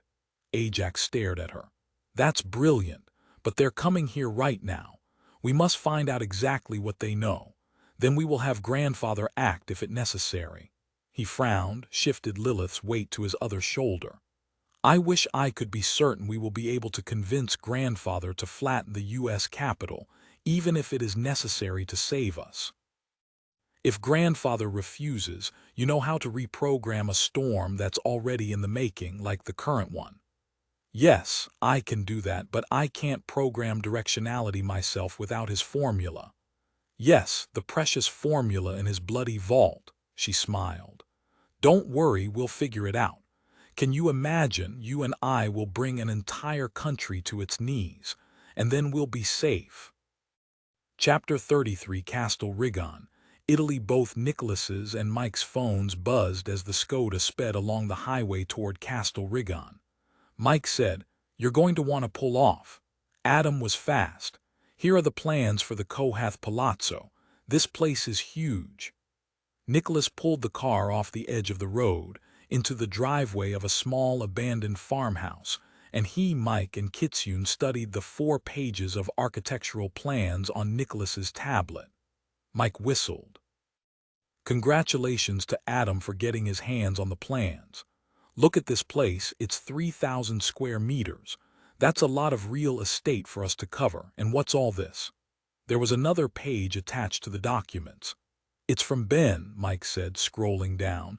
He sent it to Adam, and Adam forwarded it. "It's the Palazzo's history prior to the Kohaths buying it in 1905. Way back, the whole town was supposed to be a secret Knights Templar stronghold. Plus 20 more pages to keep us entertained." She laughed. "He's even marked all his conjectures in red type so we don't get confused." Kitsune said, "There has to be another way in than by the front door. Given the palazzo is so old, I know there are dungeons or an ancient basement, and I'm betting that's where they've got Grant stashed. With Lilith running the show, they know all about him, how dangerous he can be, so they wouldn't simply put him in a guest room." She pushed her hair off her face. "He's probably drugged." Nicholas pointed to the screen. "The main entrance is on the square, smack dab in the middle of town, and the others are down the hill here and here. I don't know if they're guarded, but it stands to reason there are at least a few armed men around." Kitsune said, "Wait, look, there are the tunnels I remembered. There are so many of them under the mountain, connecting to the palazzo, crisscrossing under the town, all over the place. As I told you, this was Etruscan territory. There have been lots of archaeological digs going on around here for many years. All I need is to find a tunnel entrance, and I can go in that way, find Grant." Mike said, "All right, it only makes sense that the tunnels connect to the house, but Kitsune, didn't you say it's been years since they had archaeological digs here? So they're probably blocked off, the tunnels caved in." Nicholas raised a brow. "You're thinking of Paris and our lovely evening in the crypts, aren't you?" Mike shuddered. I'm not anxious to go for a walk under a mountain, that's for sure, and I don't know if it would be safe enough for Kitsune alone. Kitsune said, let me key up Ben's diagrams of the tunnels, see. I can tell this is an abandoned Etruscan dig site. You can bet the Italian government will have assured it was preserved. It runs right up to the wall of the house, directly into the back. Looks like basements to me. If Mike can get to the door, I can come up through the tunnel and she can let me in. Mike was nodding her head. It's a good plan, Nicholas, if the tunnels are still workable. Will our comms work that far underground? It looks like about a mile from the entrance here. She pointed at a spot on the map to here, the city wall and the back of the palazzo. I can't guarantee they will, he said. I have an amplifier. It shouldn't be an issue for Mike and me, but I don't know if we'd be able to follow Kitsune through the tunnels. Kitsune, once you're close enough to the house it should work, assuming you can get close to the house. Mike said, but there's another problem. What? How are we going to deal with their security? If they have any brains at all, they aren't alone up there. You won't be able to waltz through the back door and into the house. You know they'll be watching our every move. We know men brought Grant here and they are more than likely guarding him. Add in whatever staff they have at the house, cameras, sensors. I'm already on it, Nicholas said. Let's see what Adam's come up with. The call connected. Nicholas hit speaker. Adam, we're in place and ready to go. The house in Castel Rigon, I don't know how you got hold of the plans and I don't want to know. Well done. Have you figured out the security specs yet? Give me a minute, I'm finishing running the reports. By the way, we had a quick visit with Leah. She's feeling better, they're going to discharge her tomorrow. Her dad is pretty cool. He waltzed right into the administrator's office in the Doge's palace, asked the man to lunch, and off they went. Had a big time, Leah told us. I think they've got a flight home tomorrow. Good. Everything else okay there? We found 3 listening devices planted throughout the suite. They've been taken care of, and we're making progress. Louisa is crashed in her room. They finally finished processing the piazza, but not a single thank you from Major Russo for all her help, nor an apology to us for their missing the shootout. He snorted. I think Louisa probably gave him what for. I asked Gray for help piecing together the financials. No irregularities so far, but we're still searching. Okay, here we go, I've got their plans. He whistled. You're screwed. The house has full-on security. Everything from thermal sensors to motion detectors to on-air live surveillance. They have to have a whole team to run this. It's pretty extensive. Awful lot of security for a private home. It is. There's something going on there, that's for sure. So how do we get around it? We need to send Kitsune in the back through the tunnels while Mike and I go in the front. You'll have to find a way to turn it off. Cutting off the electricity won't work. They'll have plenty of generators. I bet the power goes off around that area a lot. Nicholas said, well, if we can't turn it off, they could practically see Adam grinning over the phone. There is one way. You do have that Faraday bag in your kit, right? Yes, I do, and I like the way you think. Thank you for reminding me. We'll be in touch. Keep monitoring us, please. I don't want to get into trouble and not have someone to call in the cavalry.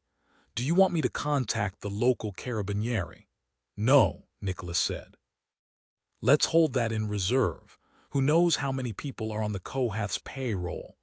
Good luck getting the security system down. Thanks. He hung up and grinned at Mike. I've been wanting to try this. Mike said, I know you have, you and Adam both, not to mention Gray. He is going to be bummed when he finds out we used it without him, if it works, she added. I looked it over. I'm about 90% sure. We tested it in New York, but under controlled circumstances. I think it's worth a shot. Try what? Kitsune asked. I have a micro-electromagnetic pulse imp. She gave him a high five. I like a man who's always prepared. You think a small electromagnetic pulse will knock out their security system. But what about I'm 3 steps ahead of you?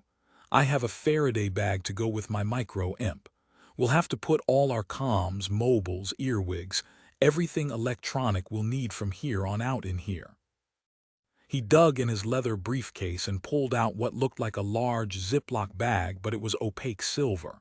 All electronics in here, Kitsune said. I take it this is homemade. Yes, it is, Nicholas said. Mobile, please, Kitsune said. May I see it? The device. Nicholas dug into his briefcase and handed her a small black box the size of a deck of cards with a thick coil of metal around it and a small switch.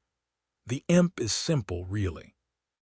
We found the designs on an earlier case and made modifications. Up the wattage, basically, so it can take out more than the closest electronics. It should work fine against an internal security system. I flip the switch and it will send out a pulse that will take everything within a 100-yard radius offline. Be careful you don't want to shock your socks off. Kitsune said, Sorry, I don't have anything to put in the bag. You know I only use disposables. Not a problem. You've still got the ingestible tracker in you, so if anything does happen to you, we'll know where you are. You do come up with elegant solutions, Nicholas. Mike snorted. Kitsune watched them, smiled. When did you two start sleeping together? Dead silence. Please, you two were already circling each other when we had our little adventure with the Koh-i-Noor. It's good, and I mean that. Life is too short, too fragile to only look to the future. A lesson it took me long enough to learn. While you guys are in the house taming the lion and lioness, I'll find Grant and get him out. You ready? How do you plan to get him out? Back the way I came in, through the tunnels. Mike nodded. We'll keep them busy and occupied long enough for you to get in and get out. I don't think we'll be able to buy you more than an hour. I'll figure out some way to get to the basement door and let you in. Nicholas turned in his seat. In case you do get lost or we can't get to you, we need a plan for getting you out of there. I will leave you a trail of breadcrumbs. You set off your imp, talk to the crazy twins, try not to let them kill you. And Mike, I'll expect you at the basement door. Chapter 34, The Bermuda Triangle. Jason was horrified, but he wasn't surprised. Nothing the twins did since their 16th birthdays would surprise him. He watched their faces, listened to the words coming from their mouths, telling him Lilith had convinced them that they should kill the thief, that the men she'd hired had failed, and how she'd had the thief's husband, Grant Thornton, kidnapped to make an exchange. Lilith had assured them it was necessary, had to be done, both of them killed and disposed of. He looked into those faces, listened to all the lies, but his voice remained calm. Where is this man, this Grant Thornton, the thief's husband Lilith had kidnapped? Ajax said, She wanted to make the exchange in Venice, but that didn't work out.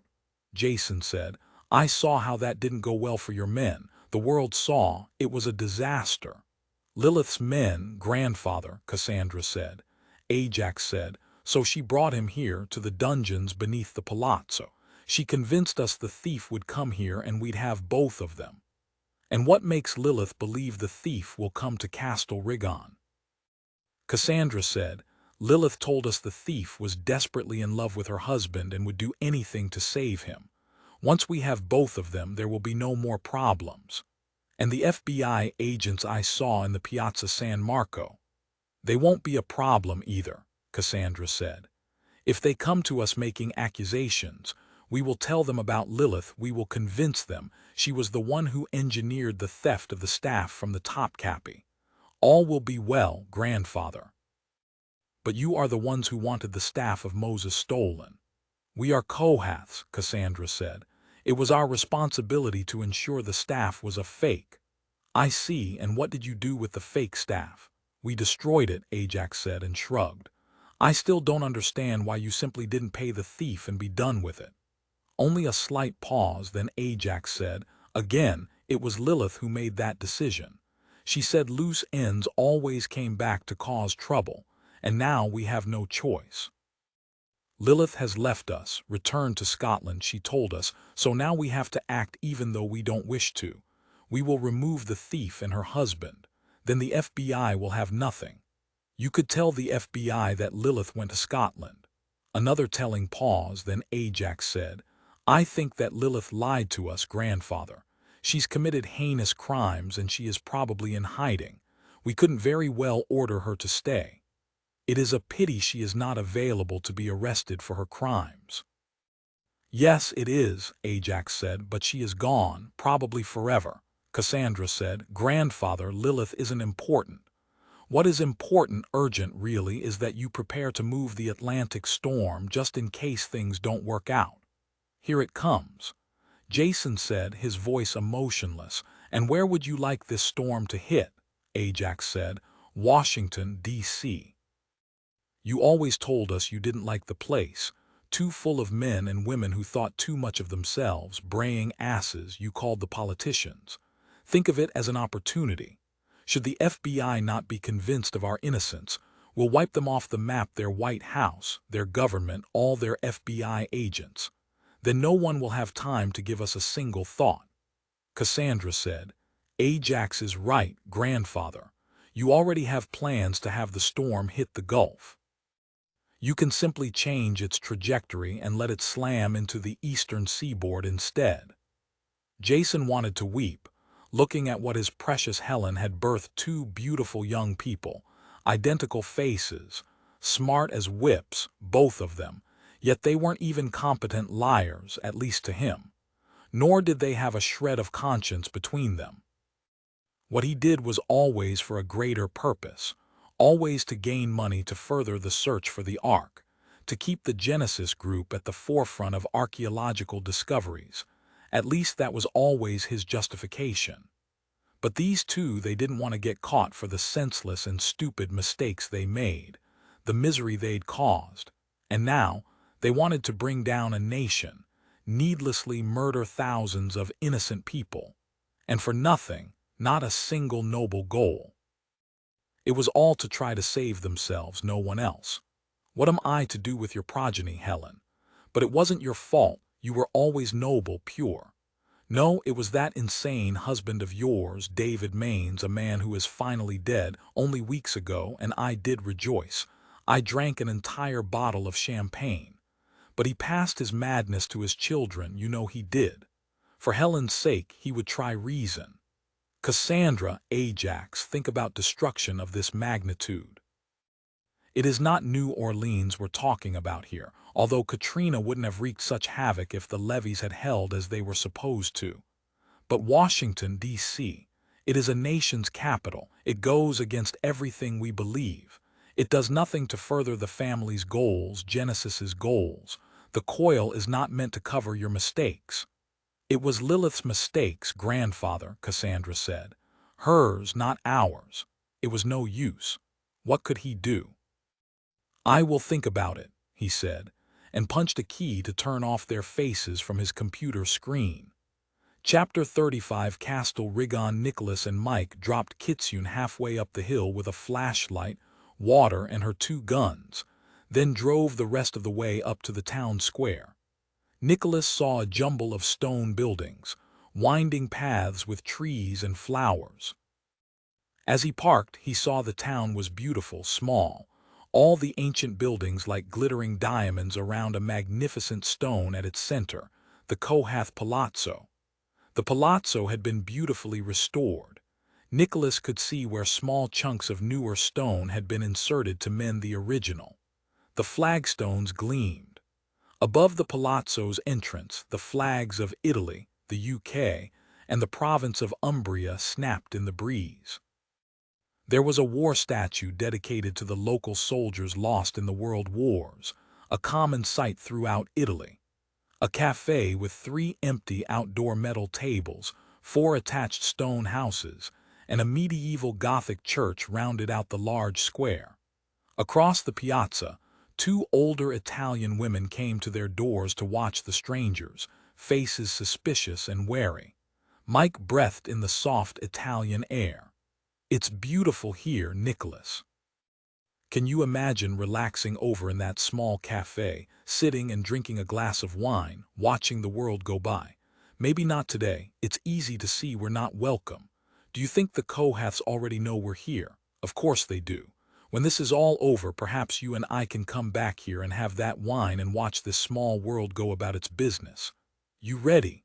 "I am. When we split up, promise me you'll be careful, and try to buy me enough time to get Kitsune into the house." "I will." Don't forget, in 3-minute intervals I want to hear your voice, otherwise I'm coming after you. You have my Faraday bag. He reached into his go bag. For you, Agent Caine, I have a smaller one. It should fit into your pants, but I could be wrong. Mike studied the small silver bag about the size of a sandwich Ziploc. Are you saying my jeans are too tight? Oh no, they're quite perfect, as is what goes in them. Put your phone and earwig in it, stuff it down the front of your drawers, and let's go. Is there a reason why I can't put this in my jacket pocket? If they frisk us, we might end up with guns to our heads. He watched her slip the bag down the front of her jeans as he clicked the button on his comms. Gray, do you have us? I do, Gray said. From New York to Italy, amazing. You're going to go offline shortly. Yes, I'll be back up and running in about 30 minutes. With luck, I'll get a couple of bugs in place so we can hear what the Kohaths decide to do after we leave. And Nicholas hoped that would be the case. Don't forget, the transportable parabolic only has a range of about 50 yards. If you're sure they're going to stay in a room, plant it on the furniture. But if you think they'll move around, try to get it on clothing. Nicholas, what worries me is that if the walls are too thick, it might not work at all. You're good, Gray. It'll work. From your mouth to God's ear. Good luck. Mike and Nicholas got out of the car and walked to the palazzo's front door, aware of being watched and studied. Mike realized to sneak into this place would be impossible, even in the dead of night. There was no bell, but the double wooden door had twin brass lion-head knockers, a ring through the extended tongues. Nicholas rapped a tongue against the door 3 times. Moments later, a small, dark-haired woman in a white silk blouse and black pants opened the door. A maid, but a very stylish one. See, Nicholas and Mike already had their credentials out. Mike said, "Good afternoon. Do you speak English?" See, yes. I'm Special Agent Michaela Caine with the American Federal Bureau of Investigation. This is Special Agent Nicholas Drummond. We need to speak with Cassandra and Ajax Kohath. The woman didn't look surprised to see 2 American federal agents on her doorstep, nor did she look surprised to hear English. She merely nodded and gestured for them to come inside and closed the heavy wooden door behind them. You will come with me. I will announce you. Her English was heavily accented but clear enough. Mike's first impression of the Kohath Palazzo was one of great wealth. They stood in a long foyer that led into an open square interior garden. Of all things, the whitewashed walls were dominated with canvases of modern art, 8 large pieces, all with unrelenting white backgrounds, each bisected by a wide, thick paint slash of red or black. Like the artist had taken a large paintbrush, dipped it into the paint color of his choice, and swiped it across the white canvas. The pictures were so very much at odds with what she knew the Kohaths revered and treasured. It was jarring. She imagined these paintings were originals and probably worth thousands. Go figure that. She also imagined the artist was laughing all the way to the bank. The maid stopped at the end of the foyer, waved for them to join her.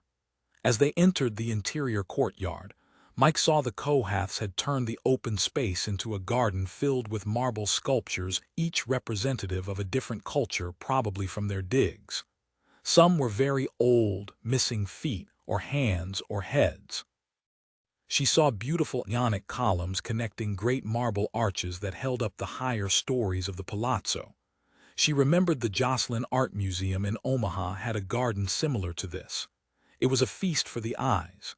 Nicholas did not appear to be either amazed or impressed. He looked annoyed. Then she saw why. 3 security guards had stepped forward from the outer edges of the garden, all wearing black, all armed, all watching them closely, looking ready to shoot them where they stood. She saw 2 more guards standing at the far end of the garden. The maid stopped beside them. A big guard with a blonde buzz cut stepped forward. "Your weapons," he said, and he held out his hand. He was a Brit and a bruiser, heavily muscled, his eyes flat and hard.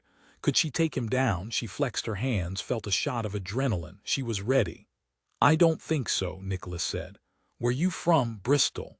Buzz Cut kept his hand out. "If you want to speak to the Kohaths, you do it unarmed." "No, not Bristol," Nicholas said. "Close, though, right? You'll only take my gun when I'm dead, mate." "Very well, no gun, no talk. Escort them out, Chiara." The maid appeared by Mike's right elbow, gesturing toward the front door at the end of the long foyer. But before Nicholas could decide what to do, a cultured female British voice said, "That won't be necessary. Harry, see my guests to the blue room, please." The bruiser's name was Harry. But ma'am, Mike and Nicholas got their first look at Cassandra Kohath. Tall, fit, striking, and somehow off were Mike's first thoughts. Maybe it was her eyes, Mike couldn't be sure. Lethal was Nicholas's. "The blue room," she said again, and without another look or word walked back down the hallway that led off the garden. Buzzcut Harry only shook his head. "I guess that's Cassandra Kohath," Mike said. "Yes, follow me." And Harry set off. After 2 right turns, putting them at the back of the palazzo, Harry stopped in front of an ancient open door. "You're really off," he said to Nicholas. "I'm from Oxford." He moved to stand against the wall, arms crossed. "Not that far off," Nicholas said. Mike said, "May I use your restroom, Harry?" Harry didn't say anything, but he must have made some sort of sign because the maid appeared from the shadows. "Through there, Signora," she said, and she pointed through an archway. Harry started to follow her. Nicholas said, "Hey, Harry, I doubt she needs help. Why don't you stay here and guard me and my gun? We can discuss which pubs you liked best in Oxford. Ever toss down a pint at the Swan and Castle? No, how about the Lamb and Flag?" Harry looked like he wanted to punch Nicholas, but instead he pulled a walkie-talkie out of his jacket, giving Nicholas a glimpse of a shoulder harness and a Beretta 92. He spoke to another guard who stood at attention some 20 feet away, now watching Mike like a hawk. Nicholas saw the guard nod. Harry called after Mike, "You stay with Adcock. Do not leave his sight, do you understand?" "Your British English is very clear," Mike said, and nodded to Nicholas. How many more guards for a couple of harmless archaeologists? Were the guards all Brits? Hard to be afraid of a short pit bull of a guard named Adcock until you saw the khabar strapped to his side, and the look on his face that promised mayhem as he watched Mike approach. Mike was going to need some luck to get out of Adcock's sight long enough to slip away and let Kitsune into the house. When Nicholas saw Mike follow Adcock around a corner, he reached into his pocket and pressed the button on the micro-imp. Time to get started. Chapter 36. Kitsune was shrouded in darkness the moment she stepped into the ancient Etruscan tunnel. She'd cut the orange service tape across the door and found the door was unlocked. She saw no guards. She set off, torch in her left hand, a PPK in her right. She fancied she heard echoes of ancient history as she moved slowly through the impenetrable darkness, making no noise on the packed dirt floor, carved out by the Etruscans so long ago, then later, the path of the Knights Templar. Even though the tunnel hadn't been used recently, the path was clear, the walls and ceilings reinforced with handmade wooden arches like huge ribs, the walls coated with cement on top of the wood. She was making excellent progress, but it couldn't last for much longer. She assumed she'd soon reach the spot where the tunnels would be blocked off for safety reasons, since there were no more archaeological digs. Deeper and deeper she went, upward now, the climb steep. 30 minutes later, the main tunnel turned sharply and she saw there were 6 different paths to choose from. None were blocked off. These paths were not on the plans. She studied her compass. The middle tunnel was heading north, the right direction to continue under the house, but it didn't feel right, and then she smelled something freshly turned dirt. She walked into the 4th tunnel, saw that it shot off to the right at a 45-degree angle. The smell of dirt was stronger. Who was digging down here, and why? She walked forward, aiming her torch down at her feet so no one would see her light. She saw lights ahead, heard voices. She listened carefully, heard 2 men speaking Italian. One was a native speaker, the other spoke well, but with a faint British accent. The Italian spoke the local dialect, but the Brit was speaking the Roman, more common internationally.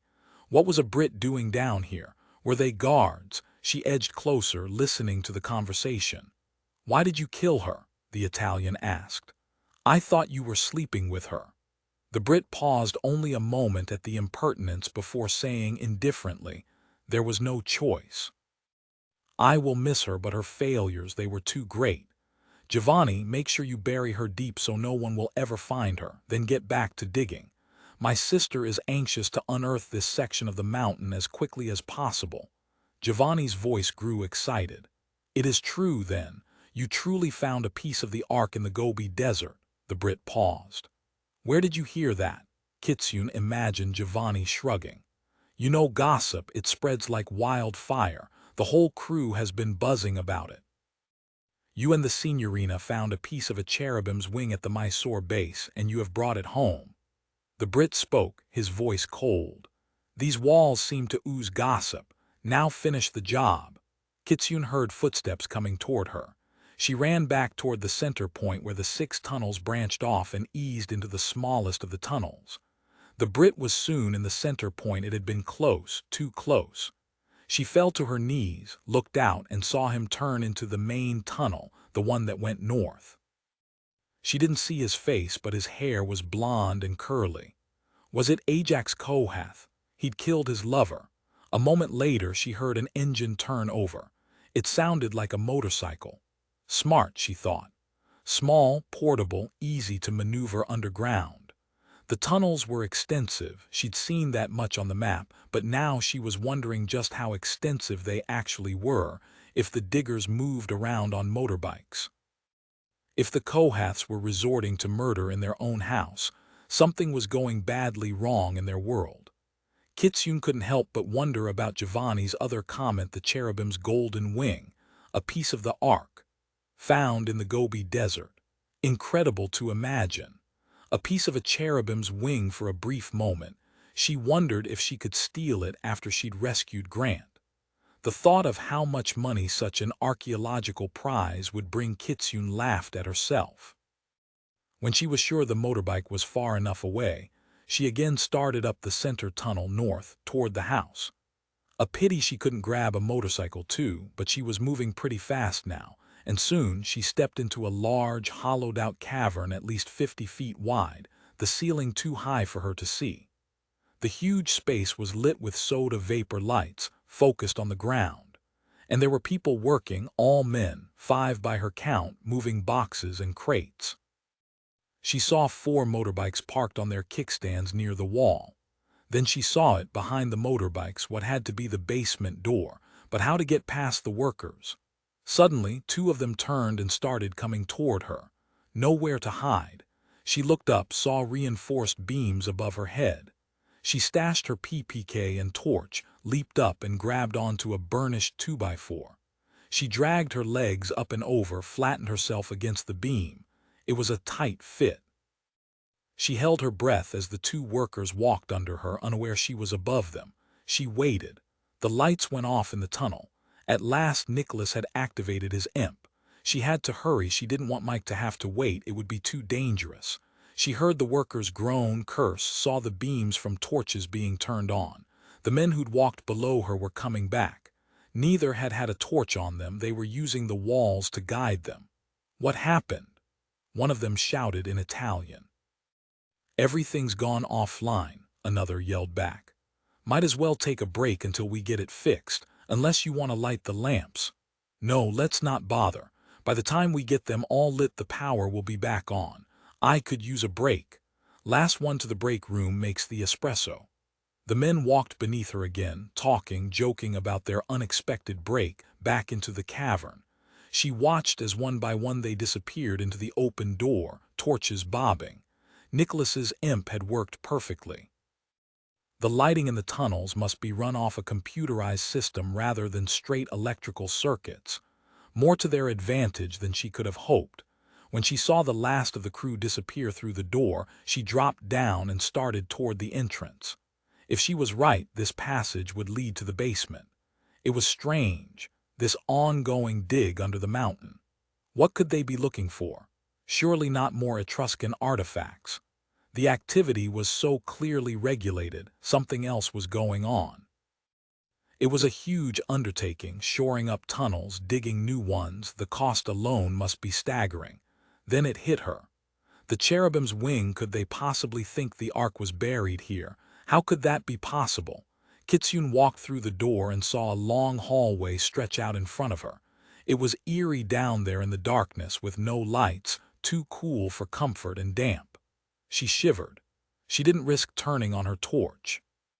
She stood quietly for a moment, hoping her eyes would adjust, but the darkness was profound. She listened but couldn't hear any voices or footsteps. The floor was rough concrete, as were the walls. This tunnel was more recent than the others. She started up the hallway, walking carefully, slowly, one hand on the wall so she didn't trip and lose her balance. After a turn, she thought she could see light up ahead and walked faster. This door had to be the one that directly connected the tunnel system to the basement. Mike could already be there to let her in. Then she'd return to Nicholas, and Kitsune would find Grant and they would leave through the tunnels. She shielded her arm with her gun and pressed the button for the digital display. It flashed blue in the dark, and in that eerie light she saw a row of doors, doors that had no handles, only small indentations to slide them open. Storage rooms, most likely, for the excavation equipment.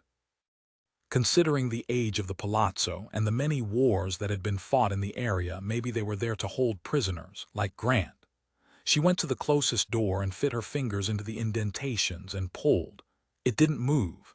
It was locked, as was the next and the next. Whatever was behind these doors had been sealed off. She wanted to yell with frustration. With no hope, she fit her fingers into the indentation on the fourth door. It opened easily. It was as dark as a pit in hell. She heard a person breathing. She turned on the torch and stared into the blinking eyes of her husband. His beloved face was dirty, and she saw blood matting his hair over his temple. "Who is it?" His voice sounded slurred. She realized he couldn't see her. She whispered, "It's me, Grant Kitsune." She dropped to her knees by his side and pulled him into her arms. She kissed his bloody hair, his filthy face, his mouth, hugged him, rocked him. "You're alive, you're alive. I'm going to get you out of here. Can you stand?" Grant smelled her familiar scent, breathed her in. She was here, but that was impossible, which meant he was out of it on the drugs, hallucinating now. In his saner moments, he'd known he should accept that she had to be dead. That damned last job, that impossible stunt she pulled, and for what? His brain looped back. She was here with him, and he let her hold him while he tried to clear his head, bring himself back into focus. He felt her tears on his cheek. Tears, Kitsune's tears. She was here to rescue him. "What day is it?" "What? Oh, it's Tuesday. 3 days. They've kept me drugged for 3 days," and he breathed her in again. "Give me another minute to get my brain together." "What have they been giving you?" "Ketamine, I think." "Do you remember what happened?" He thought, shook his head. "No, but maybe it will all come back once my head is clear." She'd tell him later of the video of his kidnapping, but not now. "I remember I saw the news about the stolen staff from the Topkapi. Well done, a good, clean job." "Yes, it was, and I got away clean too, but it was the clients who tried to kill me in Venice. Then they took you for leverage after I escaped." Leverage, such a bloodless word. He knew she'd planned to give herself up for him, her life for his. He felt fury and pain in equal measures, but now wasn't the time. "Where are we?" "Castel Rigon, a small town north of Castiglione del Lago. It's a huge old palazzo owned by the Cohaths, the people who hired me to steal the staff." His brain latched on to that. They were in the middle of Italy. "But why would they try to kill you? You did your job. Why?" "I'll tell you everything, but later, Grant. We've got to move." "I know they'll be coming back to pump more ketamine into me. Okay, let's try." She put a shoulder beneath his and tried to haul him to his feet, but his coordination wasn't back yet. He sagged against her. "Don't tell me you managed to break in here alone." "I called Drummond for help." "It's not just help for you and me, Grant. There's big trouble, and now they're in the middle of it. We're in a very old storeroom beneath the palazzo. There are excavation tunnels leading to the outside. We have to be careful, but we can make it. Come on, you can do it." He wanted to laugh at the irony of it but couldn't find the energy. He had to move. If there was one guard coming with a needle, then he knew Kitsune could take him down, but more than one, he said. I wish we had my team here rather than Drummond. They'd tear this place to the ground. I think Drummond notified them, but I don't know anything more. Let's try again. Come on, soldier, you can do it. You have to do it. But it was too late. There were no warning footsteps. A large man suddenly appeared in the doorway, a maglite attached to the nose of the M4 strapped across his chest, his finger ready on the trigger. Now what have we here? Another Brit. A light shined in her face. Who are you, cutie? How did you even get in here? Kitsune let go of Grant, jerked out her Walther, and pointed it at him. Go to hell. She heard an echo of a laugh as his leg lashed out and her gun went flying. Fast, he was very fast, but she knew she could take him, even if she was in close quarters, no choice, and so she spun to the side and kicked out. He grabbed her ankle, twisted, and sent her flying into the wall. Kitsune had the breath knocked out of her, but she leaped up and ran out of the small room. He was Special Forces skilled, and she needed more space to maneuver to have a chance against him. He came at her again, eyes focused, ready, poised. She waved her kabar, cutting a wide swath in front of her. Again he laughed. I like women like you, he said, and lunged for her, ducking when she slashed at him, spinning on his feet. She got him once in the shoulder, not all that deep, but it had to hurt, and he cursed, called her a bitch, whipped around and slammed his fist into her jaw. Fast, he was so very fast. She saw stars, but still she fought him even as he kicked the knife from her hand.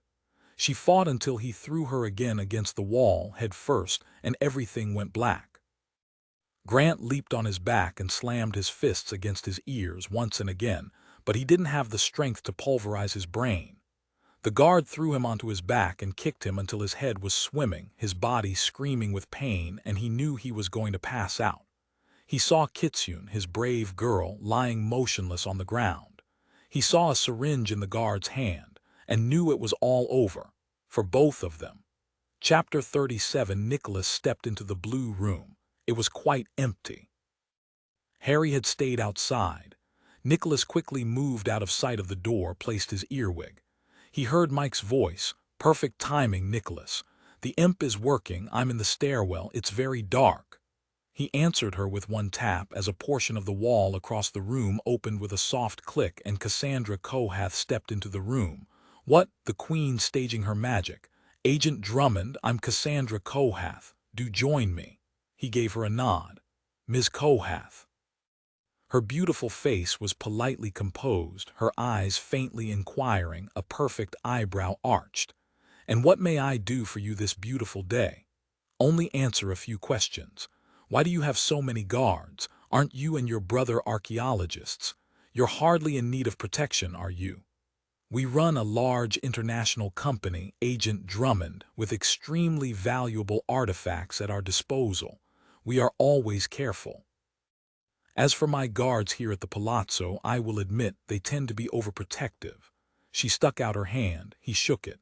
How nice to finally meet you at last. Yours is now a household name. I've been told you were attacked during a tourist event in St. Mark's Square while visiting Venice. How terrible. Yes, it was. You have quite a name in archaeological circles, I understand. You've heard of me. How lovely. It's impossible not to know all about you. In Venice, we were attacked, yes, by trained operatives who did all they could to kill us. But I'm sure you know all about it. What part of England are you from? He saw a glimmer of amusement in her eyes before she turned it off. I'm from East Sheen, you know, in Richmond.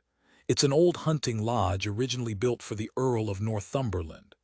My great-great-grandfather Appleton Kohath bought it in 1905, I believe, a wedding present for his wife. Alas, neither my twin nor I have spent much time there. We were always on digs with our mother, though Ajax and I visit whenever we get a chance. Don't you agree it's always nice to go home? Who lives in the hunting lodge now? She shrugged. Oh, our father was the only resident. He died, you know, a short time ago actually. We haven't decided what to do with the pile yet. I believe the National Trust wants it, but we'll see. My condolences. When did your father die? You are full of questions, aren't you? My father died 2 weeks ago, a heart attack, we were told. We weren't close. He left the business nearly 10 years ago. I suppose you could say he was eccentric, a man who liked his parties and conspiracy theories. But of course, your family's history is much more illustrious than mine. I've seen photos of the Drummond estate in Farallon Gray as well as photos of the gardens, and your labyrinth is famous. I'd love to visit sometime. And you'll be a peer soon enough, won't you? Not for a very long time. You've learned a lot in the past day and a half, she laughed. Come now, Agent Drummond, you were all over the news last week. You're famous, the man who saved the lives of the President and Vice President of the United States, and now you're here killing off Italians. Nicholas smiled at her. She gestured toward a sofa in front of the fire. Please have a seat. Can I get you a drink? Scotch with water. No, I prefer it straight. Of course you do. You have that nice straightforward air about you. Cassandra handed him a crystal lowball and he took a sip of the scotch, nodded. He wondered as he clicked his glass to Cassandra Cohathes if she would still be standing if Mike were here instead of him. Maybe not, maybe Mike would have already slugged her. It's excellent. My brother Ajax is quite the liquor connoisseur. Now enough questions. Tell me what really brings you to my house, Agent Drummond. Before he could answer, she reached for a lamp cord, pulled it. Nothing happened. Oh, bugger, she said. We'll have to speak by firelight. Don't be concerned, the lights go out here all the time. It's being so high on the mountain, you see, and the circuits are old. The generators will kick in shortly. He wondered how long he had until the generator powered the house back up and her people realized all their computers were down. He heard Mike's voice in his ear again. Checking in. She's not here yet. I'm going in farther to see if there's another door, he said. I see you've done extensive work to the palazzo. You've done a nice job. Thank you. It took us over 10 years. The palazzo was a wedding gift from my grandfather to my parents. My brother and I have always loved the house, so filled with Templar history. We wanted it to be beautiful again. I was wondering, Agent Drummond, why did you join the FBI? I mean, for someone like you, with your background, your experiences, the FBI seems rather confining. Nicholas took another sip of scotch. No, as it turns out, I'm free to do pretty much what I want, and that's why I'm here in Italy, to catch a thief. A thief? What did the thief steal? The staff of Moses from the Topkapi. Surely you know all about this, being an archaeologist. Of course, my brother and I found it somewhat amusing. And why is that? All archaeologists know the purported staff of Moses at the Topkapi is a fake. So who cares if it was stolen? It doesn't matter at all. She raised her scotch glass to his again. Well, if you want so desperately to find the thief who stole something quite worthless, then good luck, Agent Drummond. Thank you. We believe you and your brother had the staff stolen. Since you are a Kohath, you would doubtless want to verify that it was indeed a fake. After all, isn't the staff of Moses supposed to be inside the Ark of the Covenant? Such is the accepted wisdom. But you weren't 100% certain it was fake, so you had it stolen. How did you prove it wasn't the real staff? She laughed.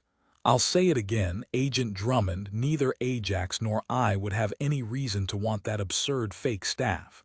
We were told from the cradle it was fake, so, you see, I fear you will have to look elsewhere for the mastermind behind your thief. Nicholas stretched his arm across the back of the sofa. May I speak to your chief of operations, Lilith Forrester Clark? Lilith, whatever for. I believe Ms. Forrester Clark was involved in obtaining the services of a particular thief, even traveled herself to the Topkapi to verify the thief was there in place, ready to execute the theft. She said, if Lilith traveled to Istanbul, it would be to discuss something with the museum director, Haluk Dursun. Haluk is a consultant for the Genesis Group. Feel free to contact him, of course. He nodded. I shall. Tell me, where do you think the staff is? She paused, smiled at him. Perhaps it now resides at the bottom of a lake or is being sold on eBay. Some people are so credulous. Still, I would like to speak with Ms. Forrester Clark. Is she here with you now? No, she is in Rome doing the Foundation's work. Ah, now that's strange. We called there looking for her. We were told she was here with you. Whoever you spoke to was clearly mistaken. When might I have the pleasure of meeting your brother? Soon, I expect. Perhaps he'll run into your partner and bring her back with him. Does Agent Caine enjoy scotch? She's more of a wine drinker. Nicholas knew he needed to buy Mike and Kitsune more time. The Genesis Group is quite renowned. You and your brother are young to be running such a large foundation. She shrugged again.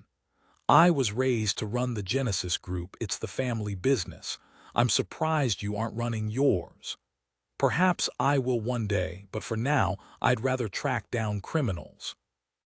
He set the drink on the marble table beside him, looked closely at that beautiful, lethal face.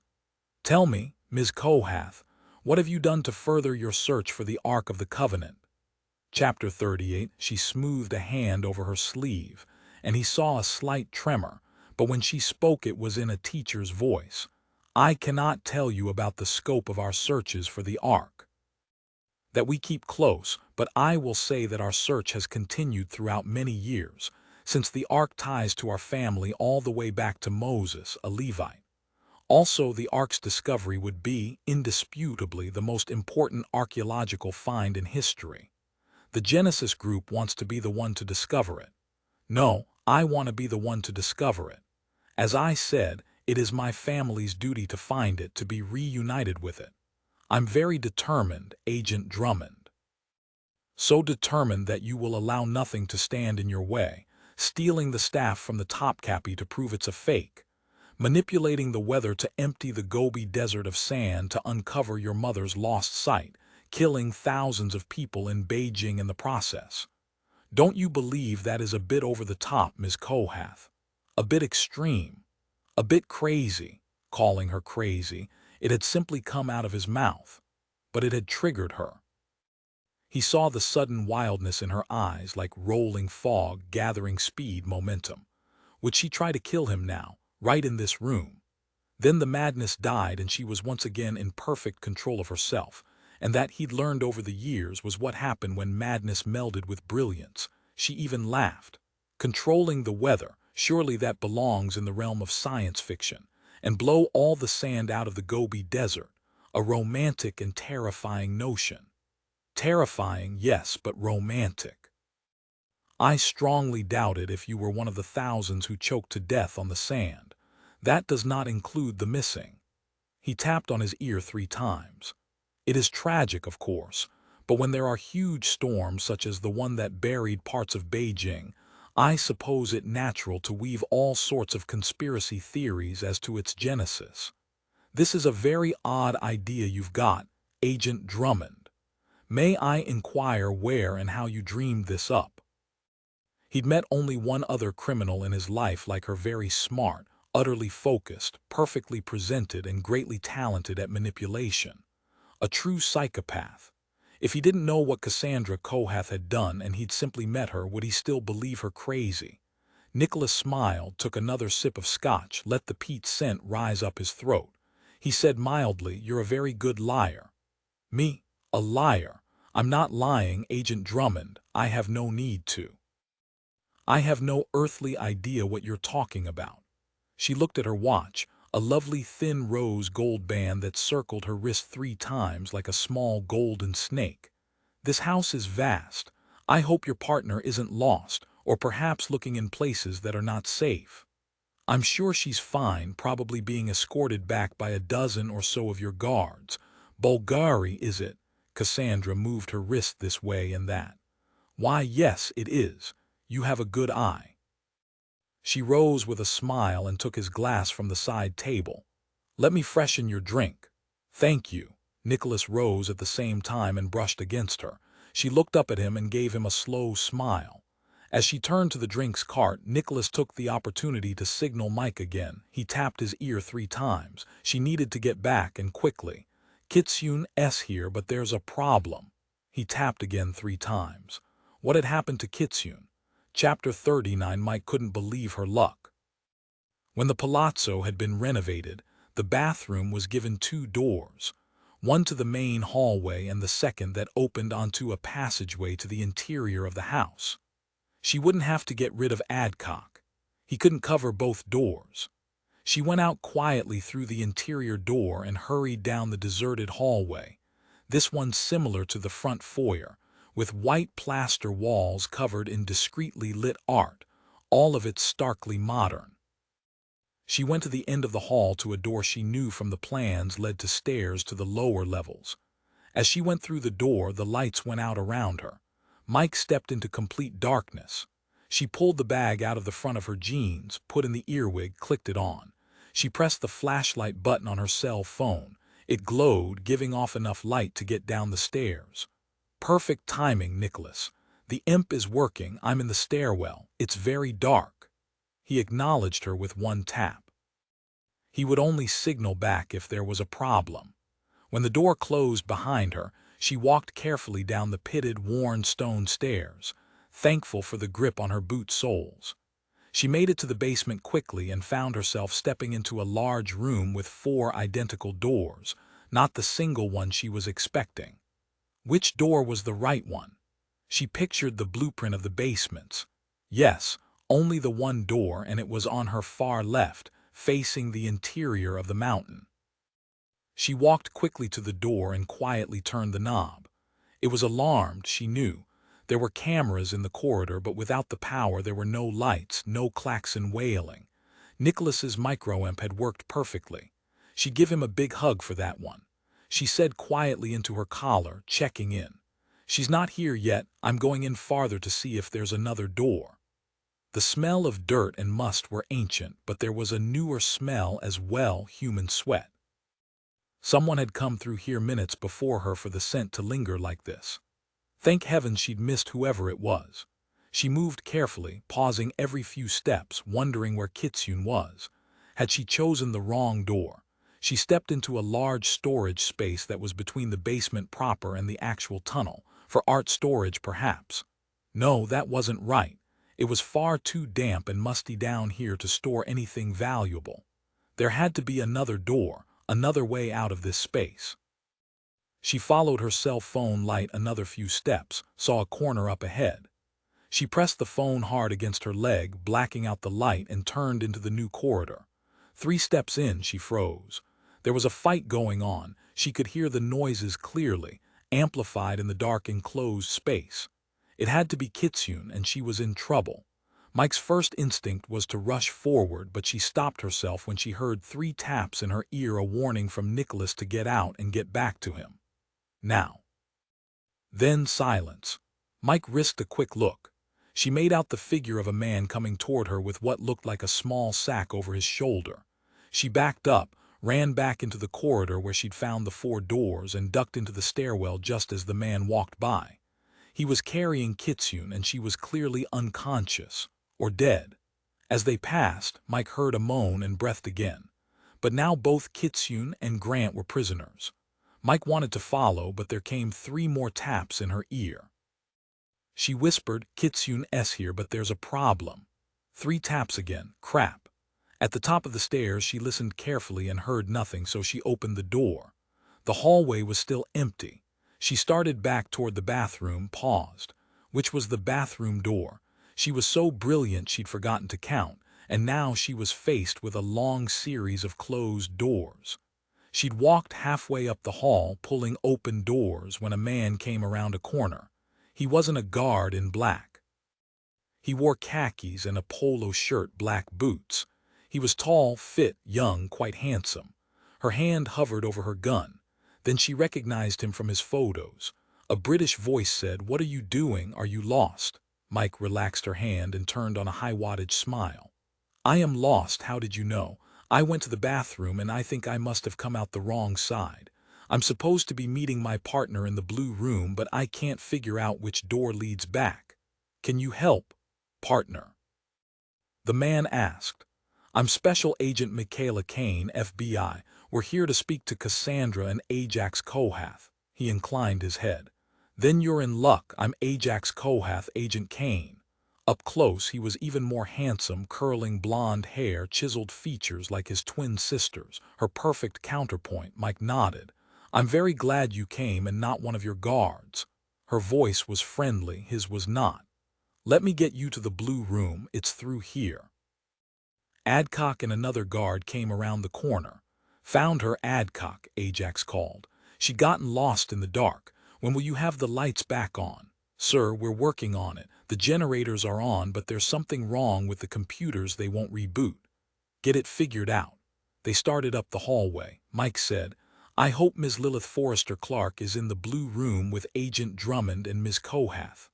Lilith? No, she's in Florence today, I believe. She's hard to keep track of, always on the go. Now, Agent Caine, the blue room is through here. Let's go meet your partner.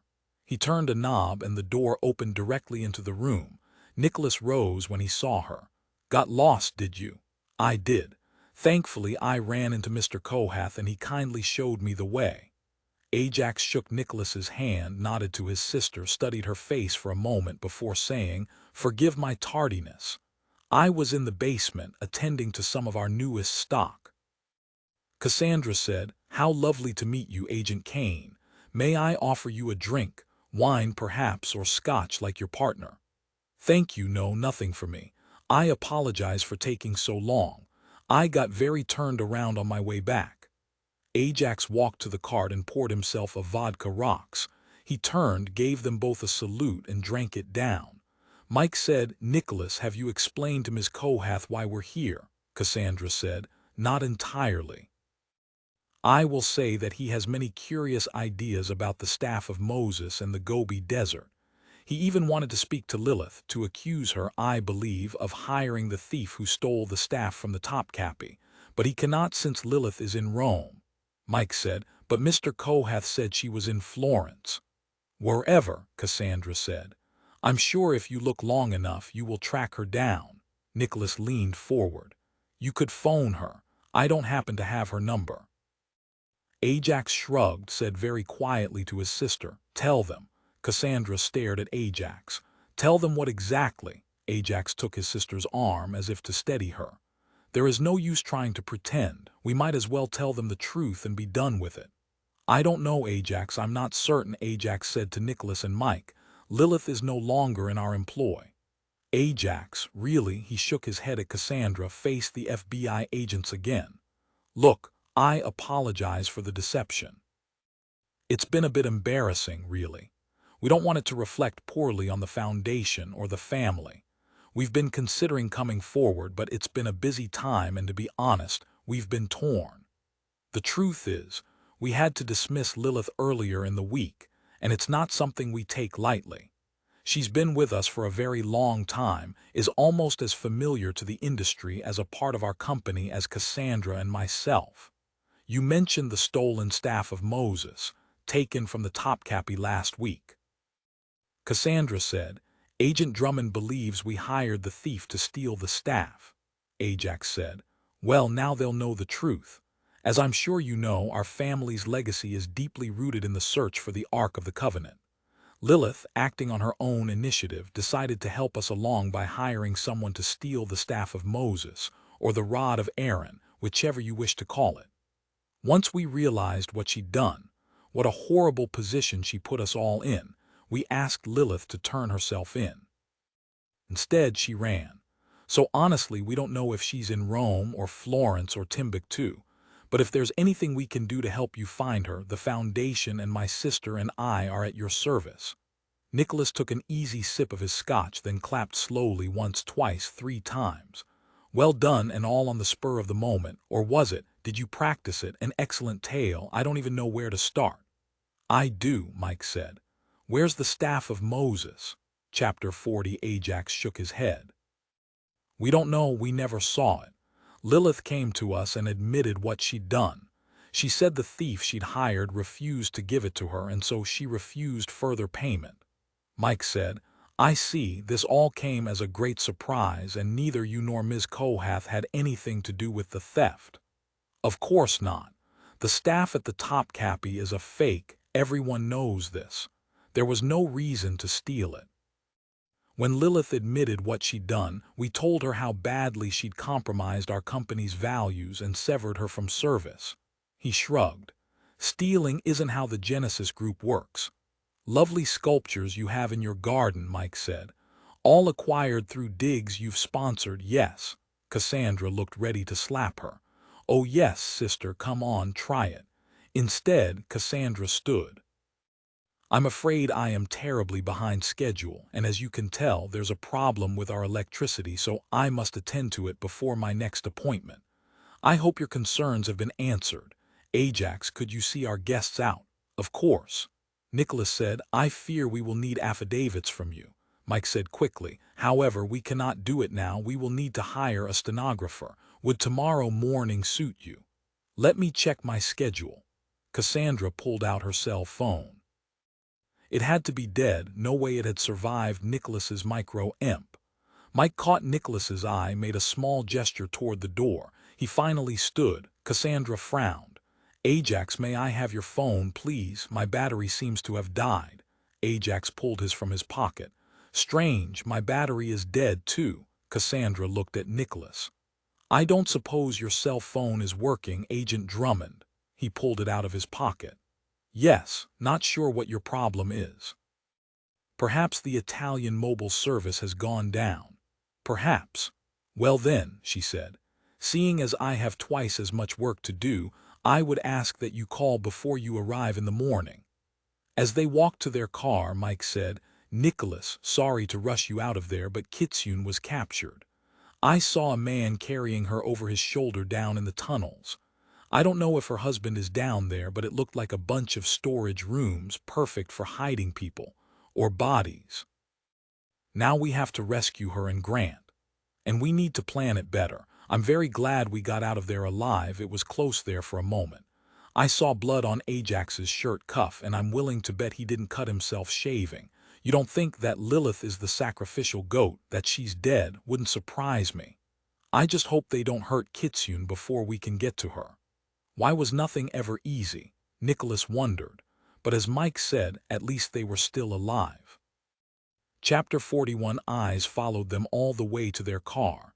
Nicholas got inside before calling Adam in Venice. "You hear all that?" "Yes, I did. They were fast," Nicholas, throwing the blame immediately on Lilith. "Adam, let's treat her as a missing person. Look for a cell phone, credit card usage, the works. Maybe you'll find her. Maybe she's still alive." "Or not," Mike said. "Will do." "Adam, what else have you discovered?" Nicholas asked. "Gray is running a complete forensics analysis of the Kohath's investment portfolios. He'll have a report ready shortly." He yawned, mumbled, "Sorry." "You need sleep, Adam," Mike said. "Or a Snickers bar." "No, I don't. We've been having heaping plates of carbonara. You know Louisa never stops eating, and expensive bottles of wine and charging it to your suite." "Well, okay. One thing I did see that was interesting. The Genesis Group owns an insurance index. You have any relatives at Lloyd's of London?" "Sorry, no relatives, but my dad knows one of the directors." "What about them?" "Well, in addition to providing insurance for large-cap stock companies, I discovered the Kohaths are using the markets to trade on other insurance companies. Lloyd's is one of them. It's very risky, very speculative stuff, since you never know when a disaster is going to hit, and an insurance company is going to go out of business and take your whole investment down with you. Right now, they are making a lot of money on it." "Is it illegal?" "No, not at all if you're playing it straight and assuming the risks. I've not seen anything so far that isn't completely above board, but that doesn't mean anything. The best Wall Street thieves know how to hide their tracks. Like I said, it's going to take more than a couple of hours to dig through everything we pulled. Mike and I are going in the tunnels beneath the palazzo to rescue Kitsune and Grant. We're not notifying the local cops. The Kohaths could have some control there, and no calling the Carabinieri either for the same reason." Adam said, "One more issue, Nicholas. It might not happen, but if you're taken, what do we do?" An excellent question, but he said aloud, "We won't be. Turn on Kitsune's tracker. It will help us locate her quickly." "I see," Adam said. "So you and Mike will pop in, grab her, locate Grant, and pop back out." "That's right. On with the tracker, Adam, and thank you. Keep plugged in, all right." Mike said when he'd punched off, "You know they very likely doubled their guard count." He grinned down at her. "Entirely possible, but I have a plan." And he dialed up Adam again. "Adam, one more thing. Agent Caine rightfully pointed out they've probably beefed up security, so get together with the folks at Aviano and have them retask whatever satellite is closest. I want you watching every move they make. And how do I convince them to do that? Simply tell them the American FBI is in trouble, remind them about the shootout in Venice, and they'll move fast. You can count on it. All right, I'm on it. I'll be watching, be careful, and find Kitsune. Nicholas punched off the cell, arched his brow at Mike. I find myself wondering if Adam cares more about Kitsune than us. Mike said, yes, of course he does. She told him if she weren't married, she'd marry him. Now we need to get moving. She pointed to the palazzo. He looked up and saw a flash of curly blonde hair in the second-floor window. Ajax. Yes, he's watching. Tell me you were able to plant the bug on one of them. Yes, indeed, I managed to bump into Cassandra, stuck a very tiny mic under her collar. He turned it on, listened. Yes, it's already up and working fine.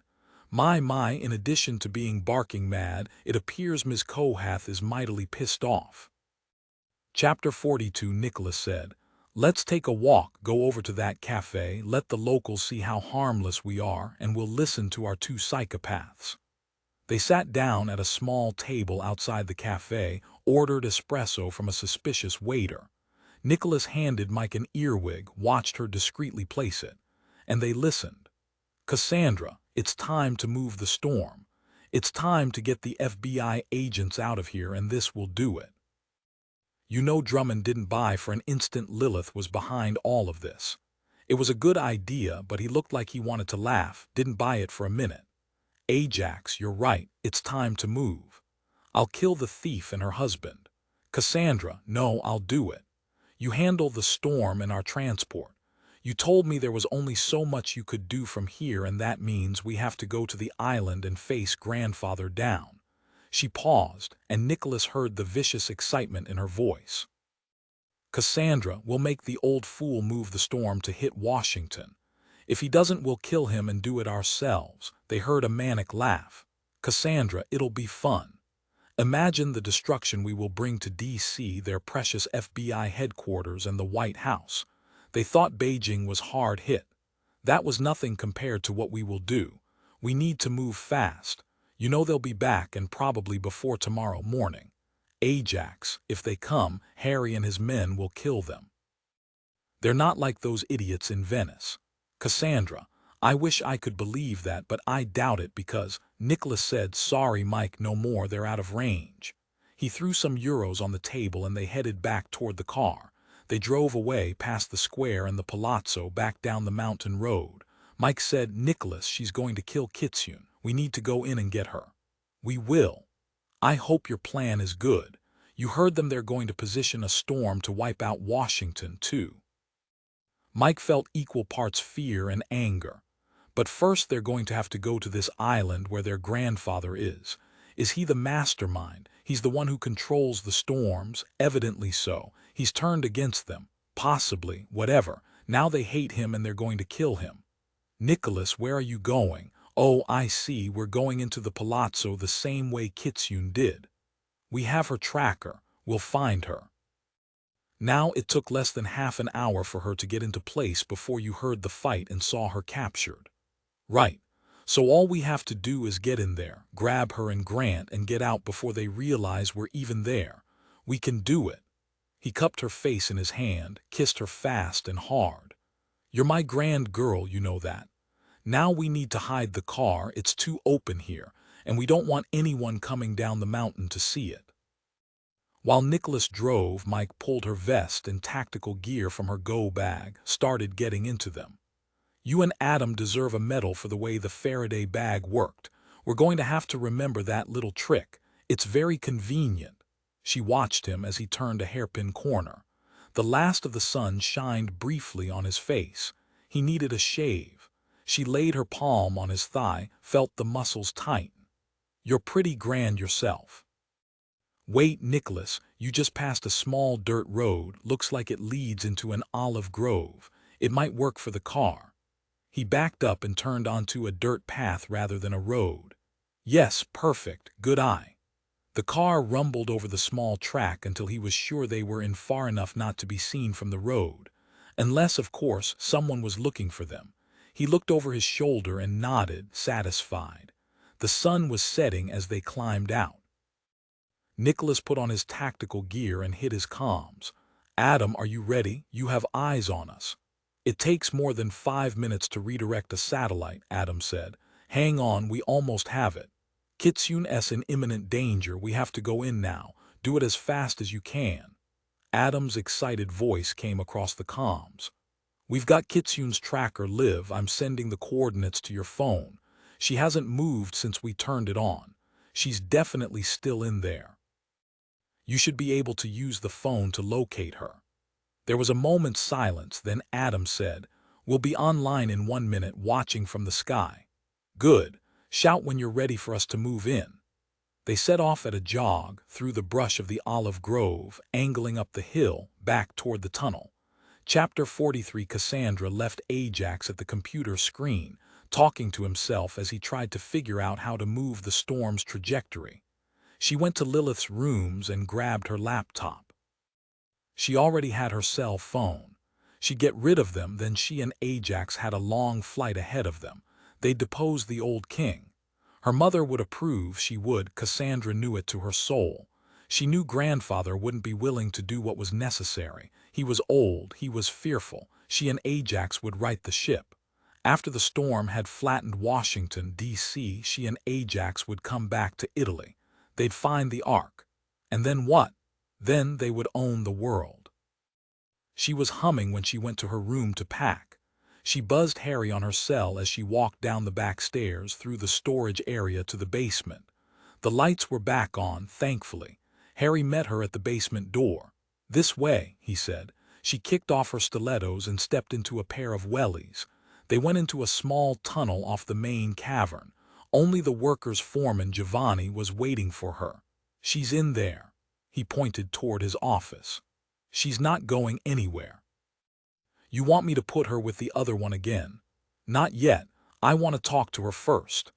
"At last we have lights again, but the computers are not functional, Signorina." "Yes, I know, and what are you doing about it?" Giovanni shrugged. The witch was in a temper, something he was used to. Occasionally he wanted to break her neck, but not with Harry standing right there. "We have new routers and new computers being driven in from Perugia, but it will be another 40 minutes or so before we can get them in place and online. We don't know what happened to them. It is like someone hooked them up to an electrical charge and they all shorted at once." "I know what happened. Now leave me. I need to talk to the prisoner alone." Harry and Giovanni left. Both knew she was going to kill the woman. Kitsune was tied to a set of metal lockers in the corner of the office. Face was bruised, her nose and jaw bloodied. Her eyes were shut. Cassandra kicked her hip. "Stop faking, wake up." The pain from the kick was nothing compared to the pain in Kitsune's head. She managed to stay silent. "Come on, you bitch, open your eyes and talk to me, or I'll have your precious husband killed while you watch, then you, and we'll bury you along with Lilith. What a loss that one was." Kitsune stared up at Cassandra Kohath. She'd seen photos of her, so beautiful, perfect, really, except for her eyes. Her eyes were as mad as a hatter's. "Those wellies look pretty stupid against that Dior dress you're wearing."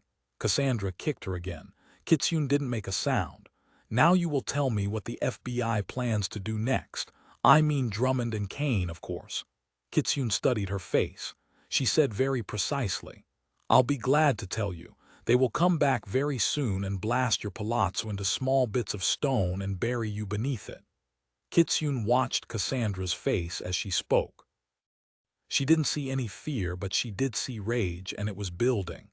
Would she kill her right now? She closed her eyes. Cassandra came down on her knees beside her.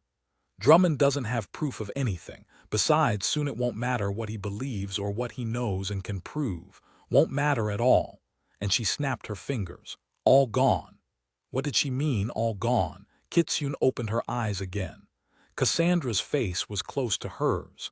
She whispered, "Be afraid, Cassandra, be very afraid. Drummond will snap your neck like a chicken's. Even if you and your mad twin run, he'll find you. And Agent Caine, that one never gives up. She'll keep coming and coming until she puts a bullet in your brain." Cassandra slapped Kitsune. Another hit of pain, enough to make her eyes water. She wanted to kill this insane woman herself. Drummond and Caine, they left, defeated because they know they have nothing at all. They're like toothless hounds, all rules and regulations. "Our friends in the Carabinieri will protect us." "You mean like that incompetent idiot Major Russo? I doubt he was in one of the cars he sent after us, but he was listening, wasn't he? Do you think he's coming to help you now?" "I doubt it, Cassandra. I'll bet he's already on a plane out of Italy." "You have a cat's 9 lives, don't you? But soon you'll have none left." Cassandra rose, dusted off her skirt. "I suggest you tell me what they're planning now, or I will have Harry and Giovanni drag your husband in here and let you watch them torture him." Kitsune whispered, "I'll tell you, but not until you release Grant." Cassandra sneered down at her. "You want to negotiate with me? You can't. Tell me or he's a dead man." Kitsune closed her eyes, leaned her head back. "Very well, say goodbye to your precious husband." She opened the office door and started to walk away. "Kill the man," she said to Giovanni. "Wait." Cassandra turned back slowly, a brow raised, arms across her chest. She repeated, "Tell me what you know and I will spare his life." Kitsune knew this woman would kill Grant with less thought than she'd give to her dinner, but she had to buy time. She knew Nicholas and Mike would come if they could. "How can I believe you?" Cassandra eyed her, said coolly. "I don't enjoy killing, but I've found it sometimes necessary. I am not a psychopath." She lurched back. Why had she said it aloud? Saying the word made something deep inside her hot and eager. No, not eager. She wasn't mad, she wasn't. She remembered Drummond had called her crazy, remembered how she'd wanted to rip his heart out. She got hold of herself. "Tell you what, you talk to me, tell me what they're planning to do now, tell me what they know, and I'll let your husband go and call in my own private doctor to see to you." Yeah, like that would ever happen. Kitsune looked directly into her eyes. "They are studying your private financials. They know about your broker, Rogers, in Singapore, how he invests the money you make profiting from the storms you create. As for what they will do, I have no idea. How could I?" Cassandra was shaking her head. She couldn't believe it. How could they know about Landry Rogers? If she'd had any doubts about destroying Washington, she had none now. She heard herself ask, "Do they know about my mother?" Where had that come from? She didn't believe for an instant the FBI could find her mother. "I know there's an FBI agent in London right now, reading all St. German's notes from her second book on Appleton Kohath. Your great-great, whatever the mastermind of all this, right?" Cassandra kicked Kitsune in the ribs again. Kitsune held herself perfectly still, let the pain settle, accepting it, dealing with it. At least she hadn't broken a rib with that kick. The wellies weren't hard enough. Cassandra closed her eyes a moment, cursed. How had they found out about that bloody biographer? She shrugged. "It doesn't matter. Drummond and Caine think it does." Cassandra tapped her fingers along the desk. "Do you know my idiot father gave that woman my great-great-grandfather's journal? When the original biography came, he read it, saw he wasn't in it, and so he went back to St. Germain and gave her our private papers, the sick, vengeful bastard. He was so excited someone was going to write about his contributions, his achievements, but what he really wanted was cash and fame. He even called himself the Kohath heir. You want to talk about crazy? My worthless, immoral father is certifiable. When we heard what he did," she broke off, panting now, rage pouring through her. This time she banged her fist into one of the file cabinets. It had to hurt, but she didn't seem to notice. "I'm glad he's dead, and now Ajax and I won't ever have to worry about what he'll say, never have to see his face again, hear his whining voice. Who could blame us for kicking him out of Genesis? Who could blame us for taking care of him?" Kitsune didn't move, watched Cassandra Kohath spin out of control. The woman was shaking now, pacing the small space, hitting her fist against her palm. If only my mother hadn't trusted him, if only she hadn't given him access to the Kohath papers. And look at what he did. He betrayed our family, he betrayed my mother. Suddenly, Cassandra became perfectly still. She stared into the distance at something Kitsune couldn't see. A tear streaked down her cheek. Then she whispered, "If only my mother were here, I know she would have killed him herself." She was mumbling to herself now, pacing. At least Lilith took care of that ridiculous biographer and my bastard of a father. But now it's up to me to get all those papers back. They're mine, do you hear me? They're mine. She stopped talking, rubbed her hand over her forehead. Kitsune took it all in. They'd had their own father murdered, and the biographer and Lilith. At this moment it didn't matter. Reality became a red pinpoint light for Kitsune. Cassandra was looking at her, death in her eyes, and Kitsune knew it was all over for her. Still, she had to try. "So Lilith murdered both your father and the biographer." Cassandra smiled down at Kitsune. "You've learned a valuable lesson now, haven't you? No one crosses me or my brother." Kitsune said nothing more. What was there to say? She watched Cassandra's face change. She braced herself mentally, said goodbye to Grant. The idea came to Cassandra in a flash. So clear, so perfect. She now knew exactly what to do. Both she and Ajax knew their grandfather would die before he'd hand over the formula. But now they wouldn't have to torture him to get him to tell them the combination to his precious vault. At her feet lay a master thief. That's what Lilith had called the fox in a worshipful voice. And she'd sworn this pitiful woman was the best in the world. She remembered now Lilith had been devastated when they'd told her the thief had to die. It was too dangerous to allow her to live. But Ajax had finally talked her around and she'd given the order to Pazzi. But the thief, this fox, had proved her worth. Her skill, she'd actually managed to steal the staff out of the Topkapi Museum. So why couldn't the fox open her grandfather's vault? Kitsune could nearly taste Cassandra's sudden excitement. What was going on here? Cassandra leaned down and patted Kitsune's face, then she jumped to her feet and nearly danced out of the small office. "Don't go anywhere," she sang out over her shoulder, and without another word she was gone. She heard Cassandra say to Giovanni, "We're leaving now. Bring her, leave the man." "Shall I kill him?" "No, it's a waste of a good bullet. Leave him for the rats." Kitsune closed her eyes. Why had the crazy woman kept her alive? What did she want? It didn't matter. All she cared about was Grant, and she knew he'd be okay. Nicholas and Mike would find him, free him. It was Harry who came into the office, and in his hand was a syringe. She saw some marks on his face from her blows and a bandage on his arm where she'd gotten him with her kabar. Even though he'd beaten the crap out of her, in that moment she didn't care. He came down on his knees beside her. "Don't move or it'll be worse." And he rammed the needle into her arm and pressed the plunger. She was unconscious in under 3 seconds. She didn't hear Cassandra say, "On second thought, bring the man too. We may need him for leverage."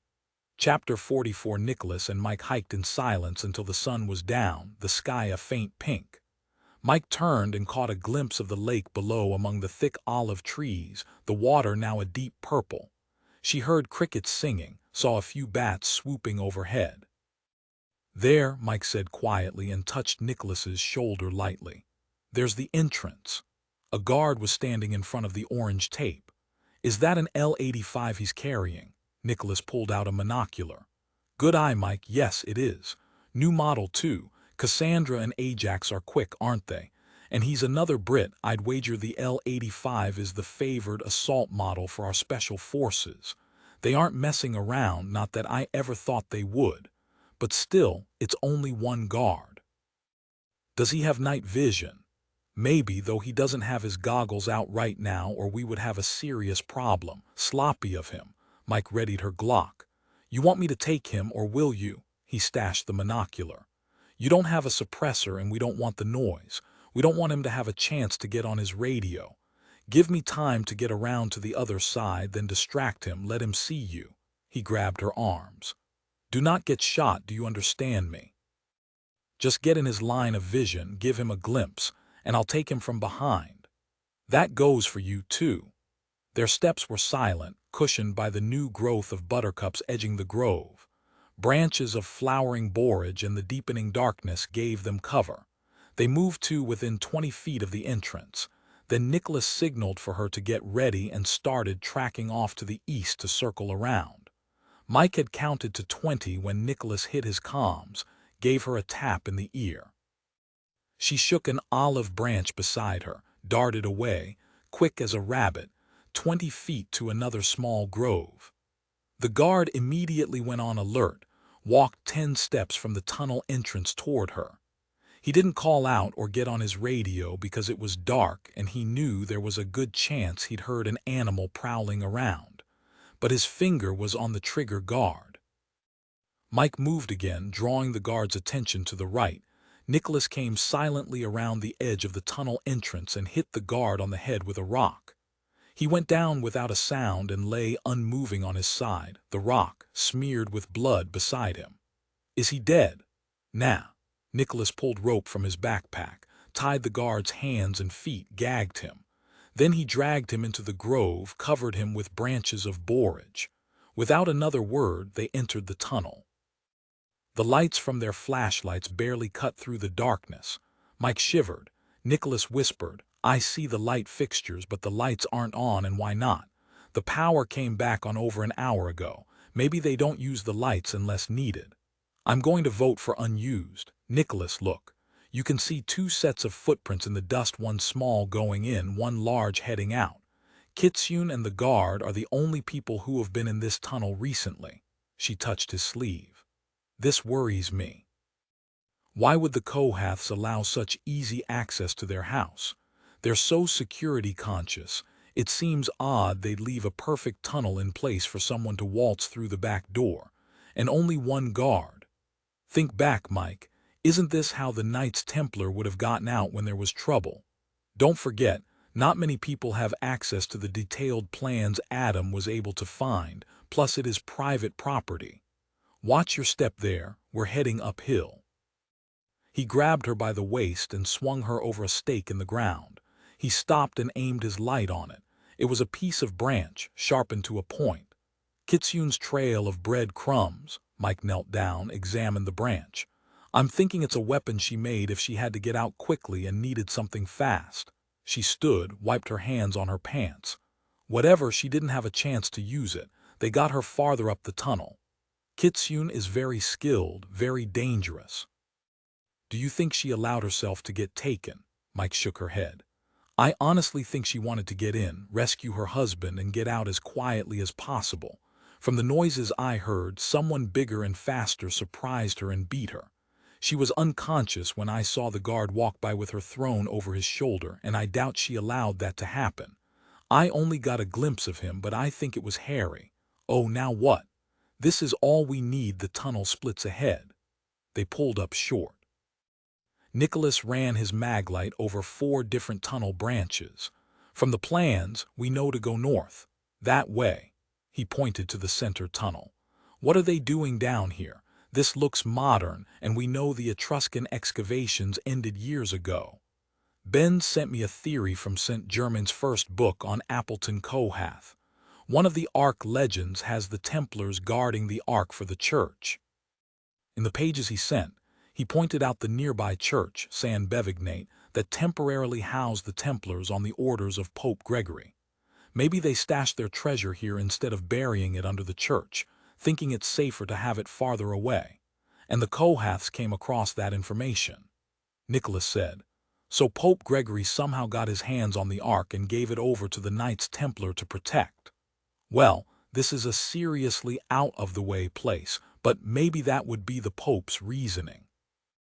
Safer in an unknown location than where his knights were housed. It's possible, and the Kohaths, knowing this, have been searching for the Ark here ever since. Explains why they bought the place and modernized the tunnel reinforcements. Makes a sick kind of sense. Nicholas stopped, shined his maglite on 2 more branching tunnels. Okay, these weren't on the plans. Which tunnel do you choose? Whenever we have a choice, we have to continue inward, and that means north. They moved deeper into the tunnel and into the mountain. A few minutes later, Nicholas put up his hand. Do you hear that? Loud voices arguing coming toward them. They ran back to the tunnel junction and into another passageway. The voices grew closer, then faded away as the two arguing men disappeared down another tunnel. They started off again into the north tunnel. Mike smelled dirt and damp and blood, a copper smell like none other. She stopped, leaned into him, and whispered, "Do you smell something off here?" Nicholas stopped. "I do." He shined his maglite around. "Mike, there's a body here, poorly buried." He knelt down, began brushing away loose mounds of dirt. "A woman," he said. "Oh no, Kitsune." "I don't know yet." Nicholas kept brushing away the dirt from the face. A light and shadow suddenly appeared, and a man's voice shouted, "Hey, what are you doing?" Mike flashed her maglite toward the voice, effectively blinding the man. She caught a brief glimpse of him, large, muscled, buzz-cut hair, shouting at them in a British accent. It was Harry. He moved fast. Mike's gun was in her hand, Nicholas by her side, his Glock up as well, shouting, "Back off, mate. You don't want to tangle with us." "Drummond, you bastard, you took down Joey, tied him up and left him outside to rot. I've been tracking you.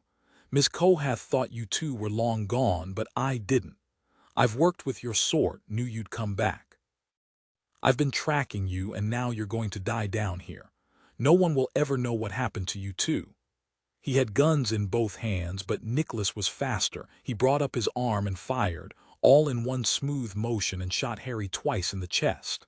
Mike, a millisecond behind him, shot him in the forehead. The shots reverberated through the tunnel, echoing loudly. Harry looked at them, shock on his face, and then he fell, a gun landing on each side of him. Mike grabbed Nicholas's arm. "Everyone down here is going to be on us in a few seconds." She looked toward the shallow grave. "Is it Kitsune?" "It's not Kitsune, it's Lilith. Come on."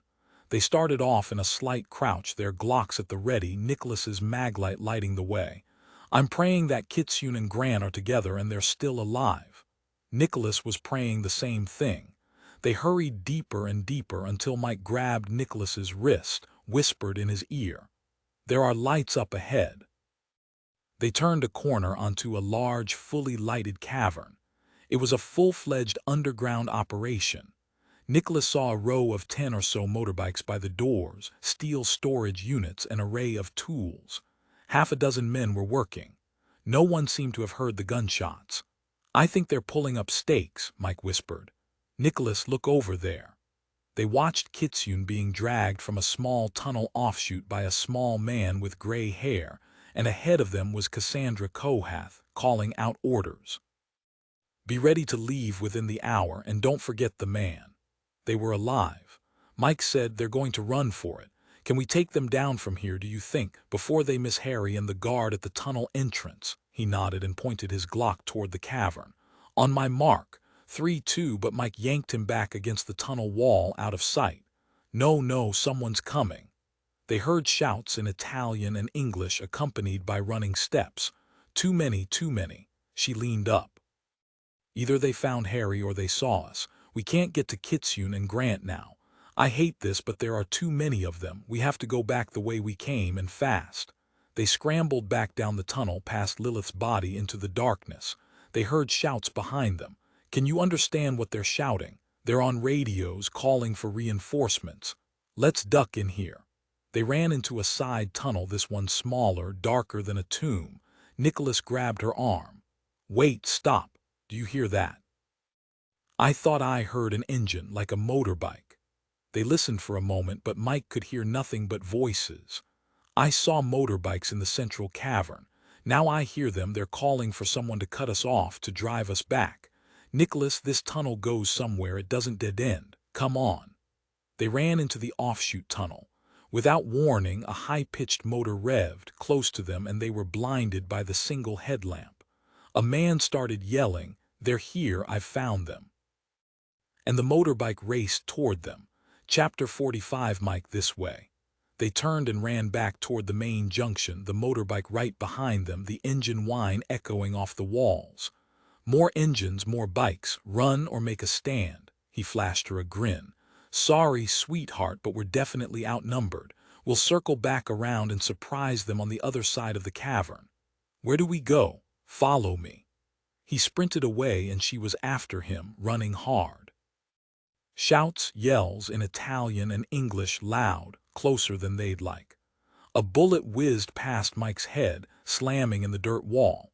Nicholas pulled up and threw himself in front of her, pushing her up against the dirt wall, protecting her as he started shooting toward the man on the motorbike. He shot 3 times and the bike's headlights spun crazily. Then the bike slid onto its side, the engine whining, grabbing dirt into the exhaust. "Hurry." He grabbed Mike's hand again and together they ran toward the bike, the rider dead 3 feet beyond it. Nicholas righted the bike and threw a leg over. "Climb aboard." He sent her a manic grin. "Sorry, no helmets." She swallowed a laugh and pressed against his back. "I hope Russo doesn't show up to give us tickets." "Go, Nicholas." Nicholas whipped the bike around and headed back into the smaller offshoot tunnel. The engine revved hard twice, nearly bucking them off the bike. Then it caught and they were moving into the darkness fast, only the headlights showing them the way. Mike's pulse pounded, her heart leaped. She held on tight, the air whipping her hair, and she yelled, "Go, go, go." Nicholas grinned, couldn't help it. The smaller tunnel had offshoots, several paths in and out. Mike had no idea which direction they were headed now. Over the noise of the engine, she could hear another bike coming fast behind them. "Company," she shouted, as a second man on a bike tailed the first, both of them shouting and waving guns. Mike shot one, Nicholas twisted around, shot the other. Mike's target dropped, his bike skidding into the tunnel wall, but Nicholas's kept coming. He wasn't shooting now, he was crouched low, speeding up. He was going to run them down. The instant before the bike hit them, Nicholas turned their bike down another tunnel. Mike nearly fell off but managed to grab his arm. He pulled her back on. She held onto his jacket with one hand and started shooting behind her with the other. "There's more, they're coming." The tunnels were full of the echoes of bikes and gunshots and shouts. 2 more bikes appeared behind them, their riders low to the handlebars, guns raised. Mike caught one in the hand, saw his gun go flying. He tried to keep coming one-handed, but he couldn't control the bike and finally dropped it on its side and started running after them. The other ducked off another tunnel and disappeared. "They're going to cut us off, Nicholas." "Hold on, let's have some fun." He slowed, planted his foot in the dirt, whirled the bike around and roared toward the oncoming bike. Mike shot the guard's center mass. More shouts now. Another bike came up from around the curve behind them. Nicholas started again down into the darkness. "They're bloody hydras, every time we take one out 3 more pop up." Mike was twisting around in the seat, trying to look behind them and not fall off. "There's 3 more behind us. They're gaining. I need to reload. Can you circle back around?" A 4th bike appeared ahead of them, speeding toward them. Down there," Mike shouted, and Nicholas took a hard left, so sharply they both hit the wall with their right shoulders before he could plant a foot and straighten the bike out. He gunned it and they flew down the tunnel into the darkness. This tunnel was very old. It had a deep rut down the middle that wasn't dirt, it was ancient stone. Etruscans had walked down this path. The bikes behind them were gaining, and Mike could have sworn she heard one of the men laughing, and then she saw why. There was a wall ahead, a solid wooden wall. They were finally trapped.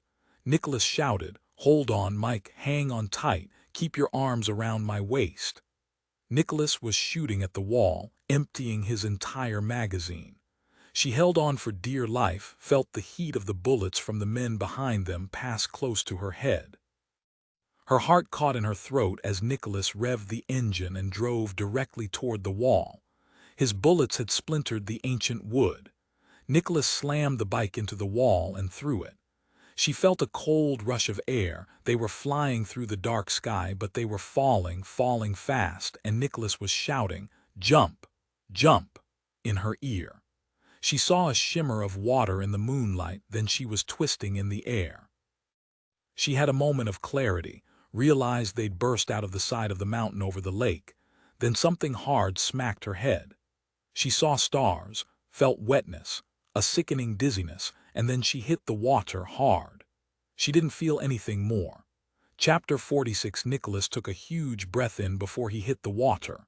He went deeper than he'd expected, the momentum of the dive off the cliff driving him farther down. He thought his lungs were going to burst before his face finally broke the surface. He dragged in as much oxygen as he could, treading water. The water was cold, dark.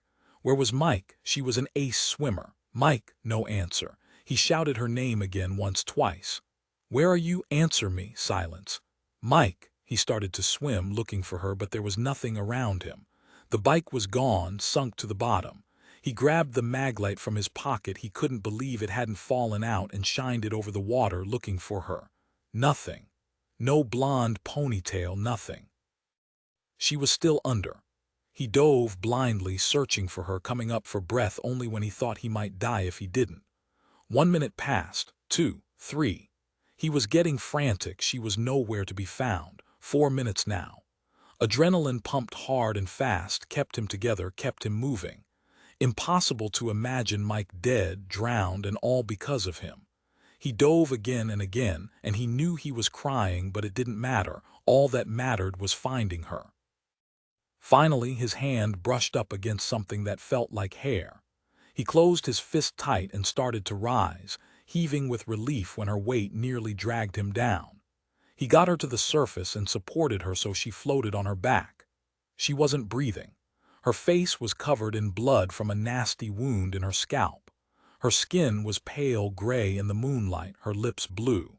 He swam to the closest bit of land, counting the seconds, taking the breath she couldn't. It had been 5 minutes since they burst out of the mountain and off the cliff into the lake before he got her on dry land. Nicholas started chest compressions, counted to 30, checked for a pulse, got nothing. Her legs lay still and relaxed in the water, her hands palm up. He started again. At 30, he checked once more. Nothing. He tilted her head back, pinched her nose, and gave her 2 deep breaths. He felt her chest rise, willed it to do so again, but there was nothing. He kept going, silently yelling at her to live, to breathe, cringing when he felt a rib give under the pressure of his hands. He drew her up and began pounding on her back, then shoved her back down and pushed again against her breastbone, again and again and again. He tilted her head back and breathed for her. On and on it went. Panic, fear, the impossible began creeping in, but he didn't give up. He knew it had been too long, she'd been under too long, and then he felt it. A deep shiver moved through her and she started to cough, spitting up water. He jerked her upright again and pounded her back. Water poured from her mouth and she was heaving with the effort. He pulled her onto her side, wrapped his arms around her while she spit up more lake water. Finally, she stopped heaving out water and began shuddering. He felt her pulse slow and faint, but there. He closed his eyes a moment, giving thanks, holding her tightly against him. She was alive. She wasn't conscious, but she was breathing, though it was shallow. He needed to warm her up. The water had been very cold. What he knew about hypothermia gave him hope. Cold water preserved brain function. Nicholas pulled his jacket off and wrapped it tightly around her. He checked her eyes with his maglite, swore he could see the pupils change, though one seemed bigger than the other. She had a concussion, probably from the nasty cut on her head. And how had she gotten that? She'd struck something when she hit the water, a branch maybe. He gathered her to his chest and rocked her. He kissed her cold mouth, her forehead, her wet hair said into her mouth, "Mike, you're going to be all right, no thanks to me. Come on, do you want me to stroke out? Open your beautiful eyes and look at me. You're warming up, sweetheart, that's it." Even after this night passed, Nicholas knew he would always believe this a miracle. He heard a young man's voice and angels calling from the top of the bank in musical Italian. "Are you okay? Do you need help?" Nicholas called back in Italian, "We need a doctor and an ambulance." Now, time passed, then shouts, calls, and people swarmed over the bank. He was suddenly surrounded by Italians, all barking instructions. He heard the siren start immediately, and then the ambulance was there, the 2 imps racing down the bank with their equipment. One started questioning him in Italian. "What happened? Why in the world did you go swimming in this weather?" "Not swimming. It was an accident. We drove off the mountain into the lake. She hit her head. She was underwater for several minutes." They already had Mike on a stretcher, wrapped in a silver blanket, and the other EMT had an Roman 4 line started and an oxygen mask in place. She needs the hospital immediately. It will be very close. You come with us. The Polizia will want to speak with you about the accident. So long as it wasn't more of the Cohaths, guards, or Major Russo's thugs in the Carabinieri, he was fine with it. Through the interminable ride, he held her hand, talked to her non-stop, and thankfully, finally, he felt her begin to warm. Part 2. Whence then does it come? Who knows? Who can assign limits to the subtlety of nature's influences?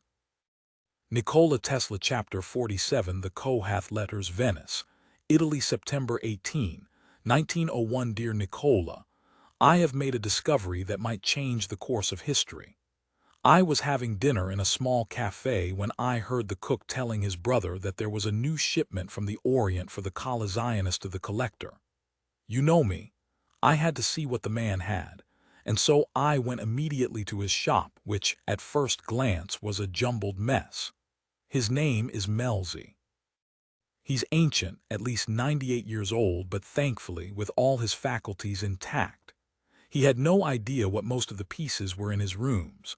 Most was rubbish, but I spotted a few terracotta statues that might have Etruscan roots. I found the folio while searching through a stack of old dispatches from the Franco-Austrian War. A thick parchment, very old, and on the cover was a large, hand-drawn lightning bolt. Then I saw small black stains along the top edge. I'm certain it is a blood froth.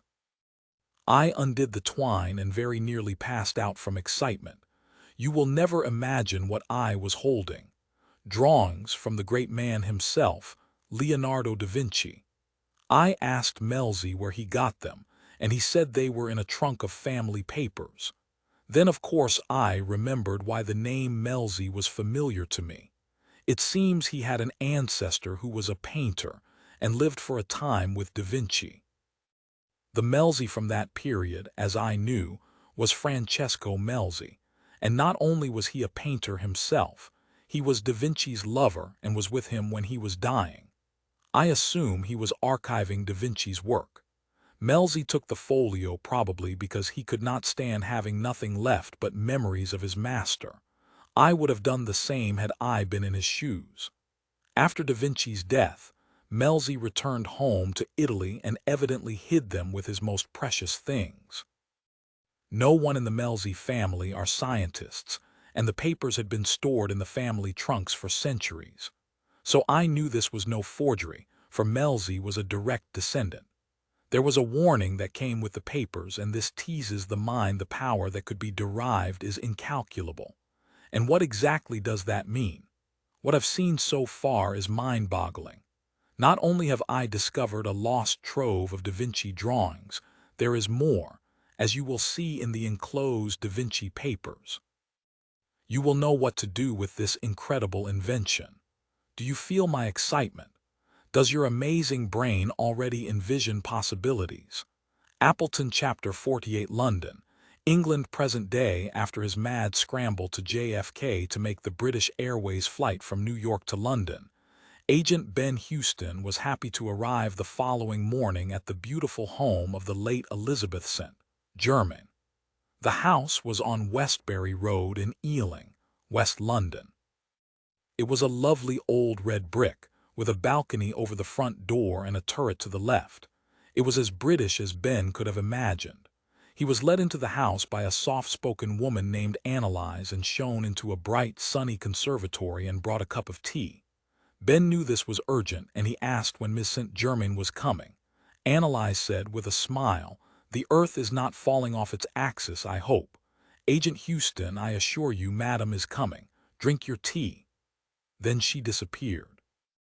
To keep himself from pacing the beautiful Tabriz, Ben checked his email. Nothing new from Nicholas or Gray or any of the rest of the team.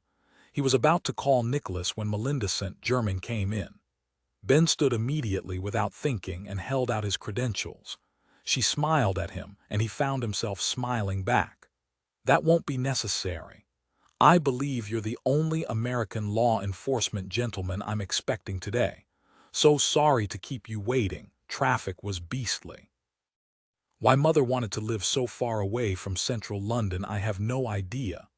Melinda St. Germain was small, compact, with an athletic body and an angel's face, a pointed chin and clear gray eyes. Black heels put her only at his chin. She was a redhead just like him, her hair in a high ponytail. He appreciated her well-fitted black suit, probably made for her. "It's fine, really. I've only been here for a few minutes. I'm Ben Houston, Agent Houston, I mean. FBI." He shut his mouth. He was being a git, as Nicholas would say. She nodded. "Yes, I imagine you're jet-lagged. I know I always want to fall over when I fly home from the States. You told me you wanted to look at my mother's papers. Annalise told me you looked like you were going to jump out of your skin, so I suppose you're in an all-fire rush to get into my mother's shed, aren't you?" As she spoke, she fixed herself a cup of tea, 2 sugars and milk, and watched him, holding the saucer in one hand and the cup in the other.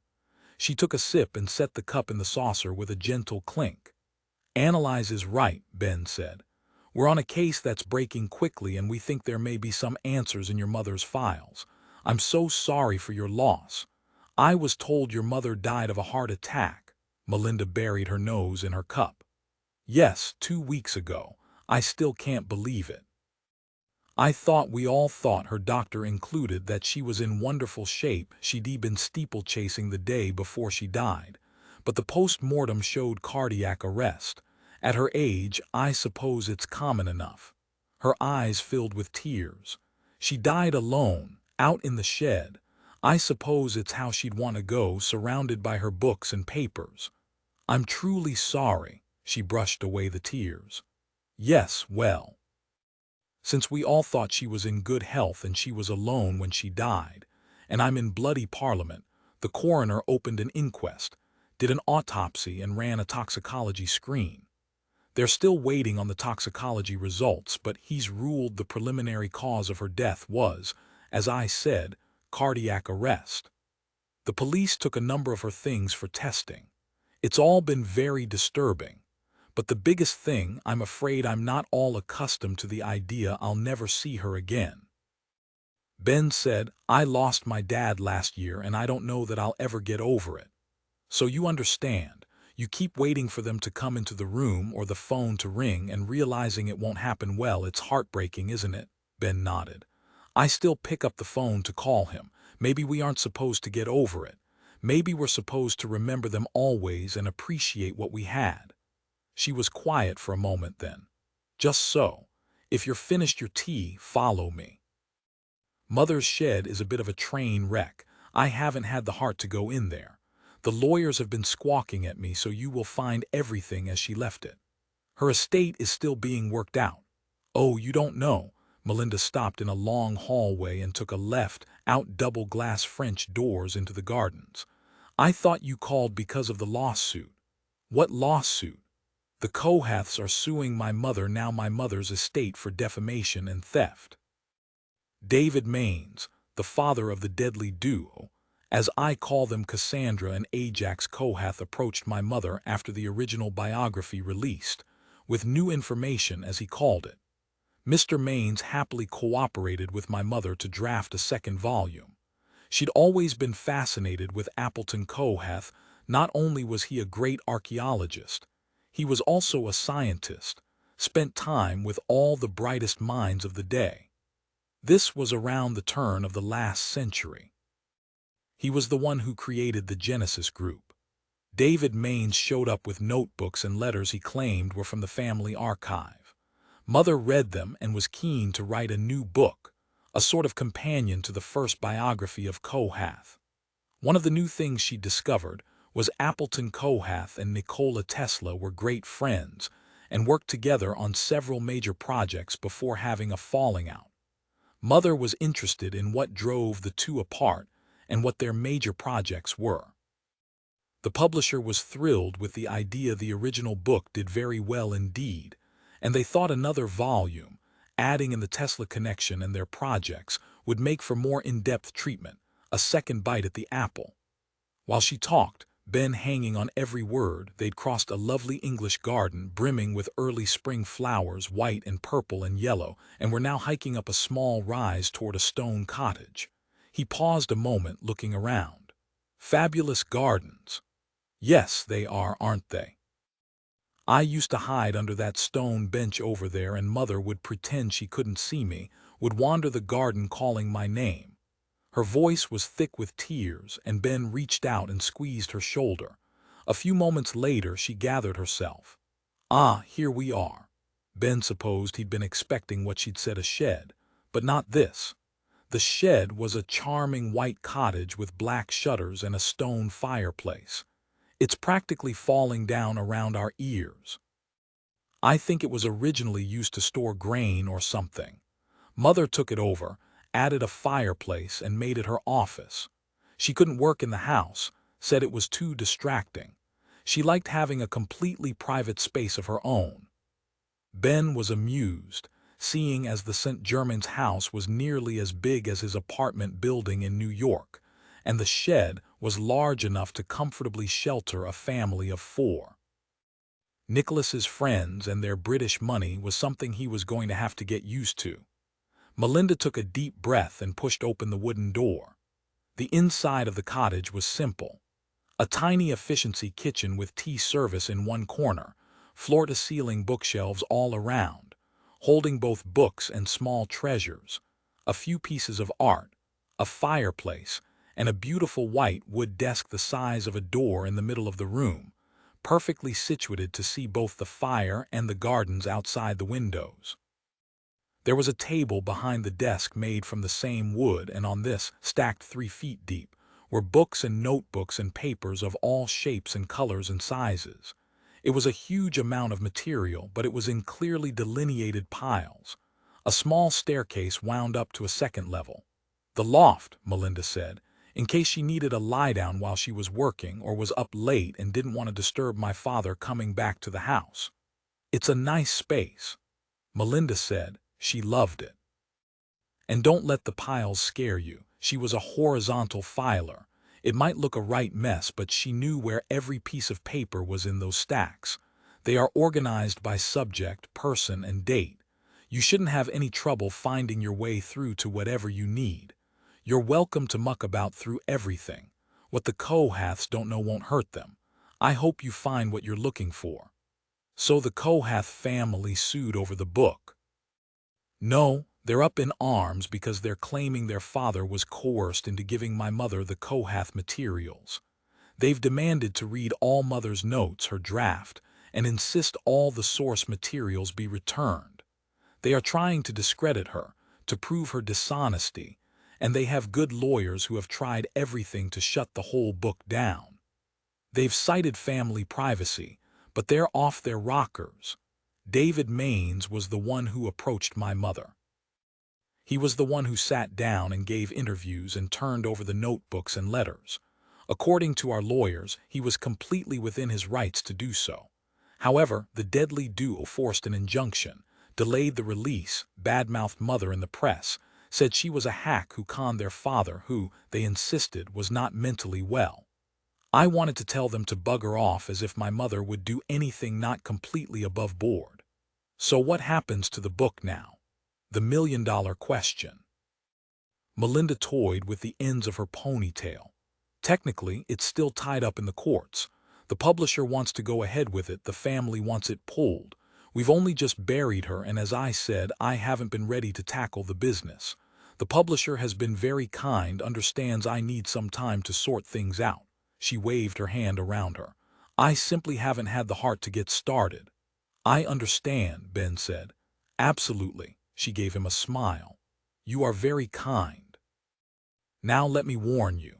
I wouldn't do this for anyone but Nicholas, so I'm trusting you to keep it to yourself if at all possible. Despite what we've told the lawyers and the publisher, Mother was very close to finishing the draft. The manuscript will be in there, most likely in the top drawer of her desk, where she keeps a running version. You can't take it with you. I'm not willing to defy the lawyers that much. But if you want to read it, I'm fine with that. I promise, this is all between us. I'm simply looking for information that will help us solve this case. I'm not looking to exploit your mother or get you in trouble." She hesitated a moment, a small smile on her lips, watching him. Finally, she said, "Cheers," and turned to the door. "Duty calls, as always. Since I've left my duties and come out to the godforsaken countryside, we're throwing a small dinner party tonight. A few friends I haven't had a chance to see for a while. I'd love for you to join us if you can." Ben had the idea that Melinda's idea of a small dinner party was going to be slightly different than his. "I appreciate the offer. We'll see how I'm doing out here." Melinda grinned, and the smile took her from serious to ethereal fairy in a heartbeat. "I'm sure you're about to either find everything you need or drive yourself batty. I'll send Analyze with more tea and a sandwich for lunch. Good luck." "Thank you." When the door closed, Ben could have sworn some of the light went from the room. He pulled out his notebook and approached the table behind the desk. He'd read large portions of Appleton Kohath's initial biography on the plane, so he was familiar with the background of the Kohaths at least. He hoped he'd know what was unique when he saw it. Since he couldn't take anything with him, he pulled out his phone and opened the camera. He documented everything he could see. With a sigh, he sat down and waded in. He opened the drawer, and the manuscript was there as promised. He pulled it out and placed it on the table in front of him, started to read, and his jaw dropped. Chapter 49, Introduction to the Second Volume on Appleton Kohath, Draft 1. It isn't rare for a historian to revisit a biography, but there are times when it becomes clear that not all of a story has been told. And I am the first to admit the Kohaths are a family who don't easily let go of the imagination. I was recently approached by a member of the family who wanted to tell me a story. His name is David Maines. He is a professor of antiquities, a man about town in London, and husband to the famed archaeologist Helen Kohath, who was lost on a dig in the Gobi Desert in 2006. Helen is one of a long line of Kohaths who dedicated their lives to searching for the ultimate treasure, the Ark of the Covenant. David Maines came bearing letters, notebooks, an entire cache of Kohath family lore that quickly showed this biographer she had barely scratched the surface of this amazing and obsessive family. In my first volume on Appleton Kohath, I was fascinated by his dedication to finding the Ark. His dogged, unrelenting obsession imbued his entire family with the desire, more madness really, for this ongoing quest. And quest it is.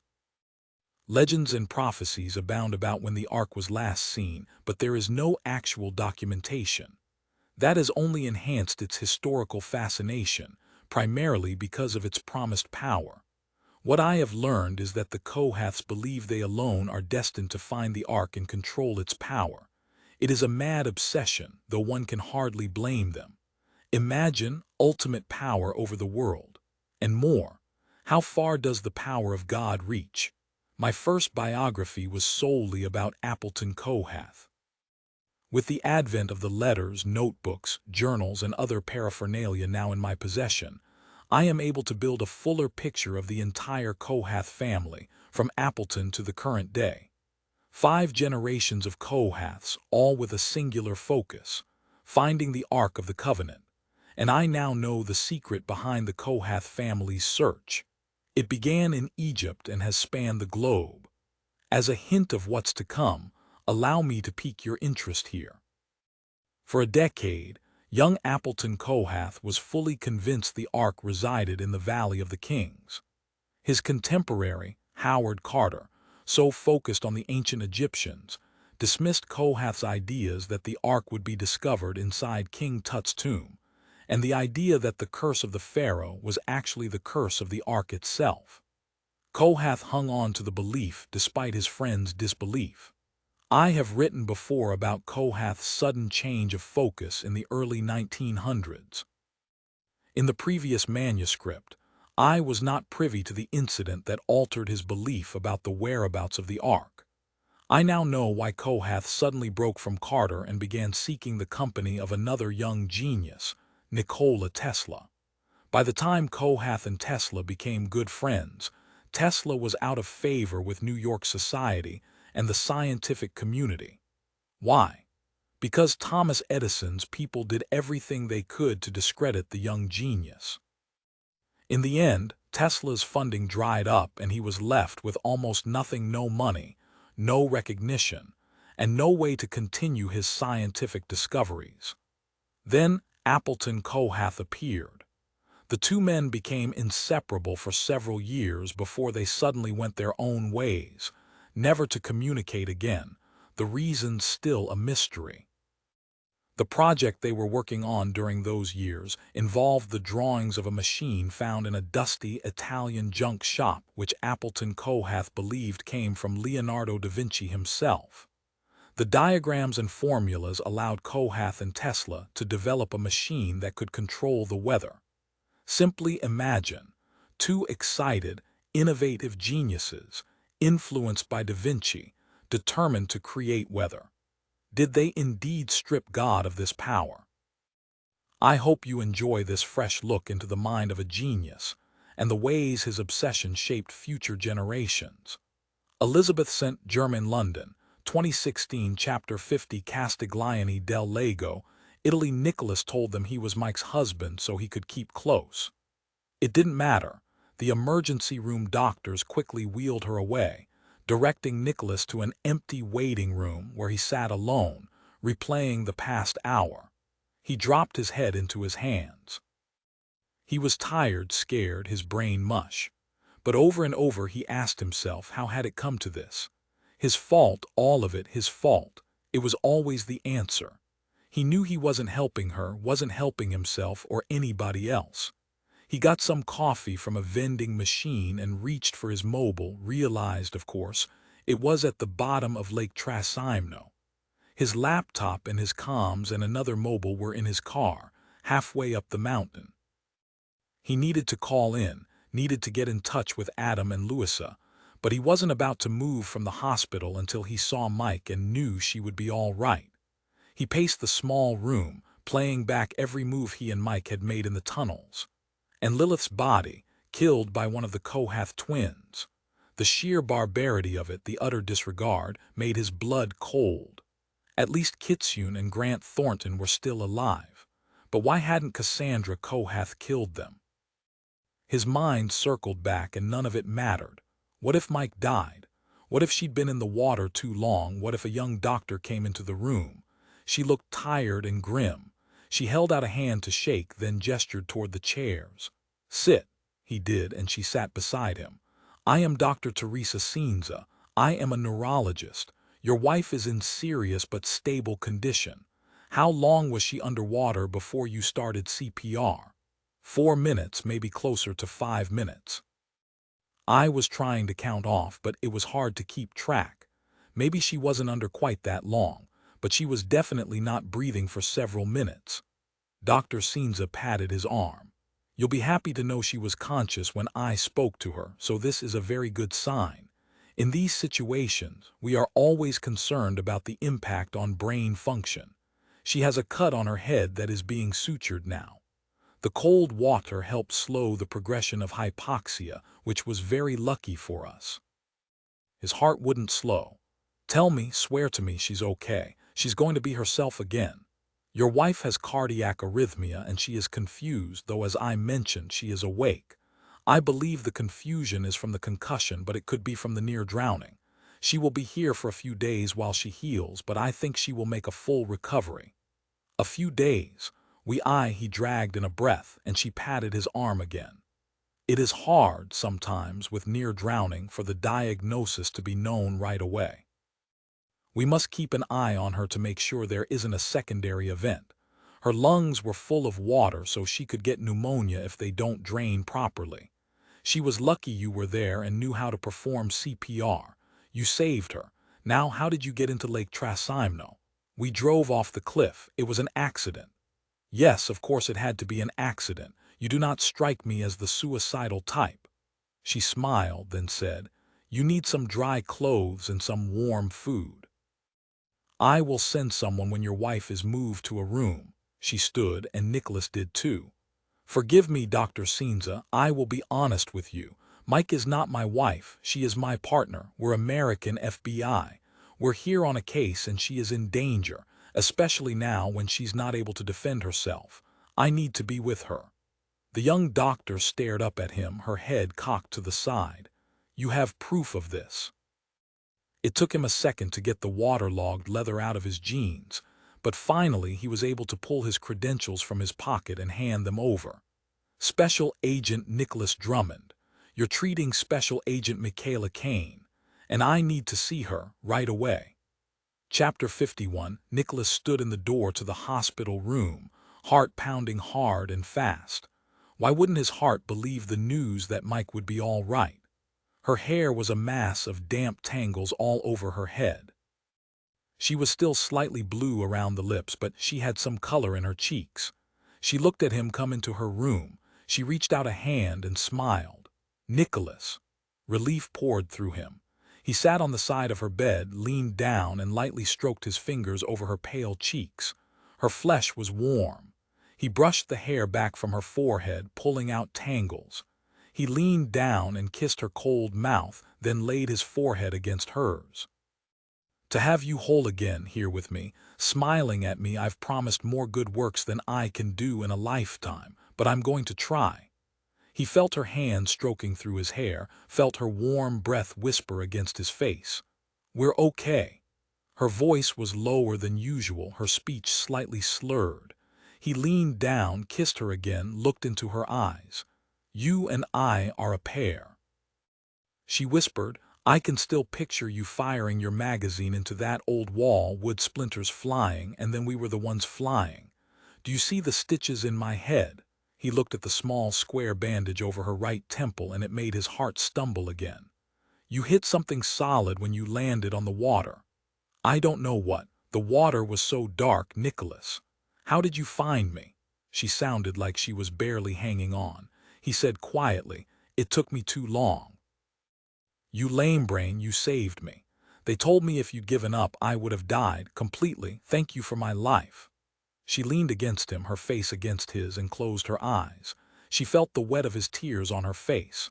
Mike knew she couldn't stay awake much longer. The meds they'd given her were too strong. He was so valiant, she wanted to tell him, but the words floated out of her brain. Her head hurt. The wound was starting to throb despite the pain medications.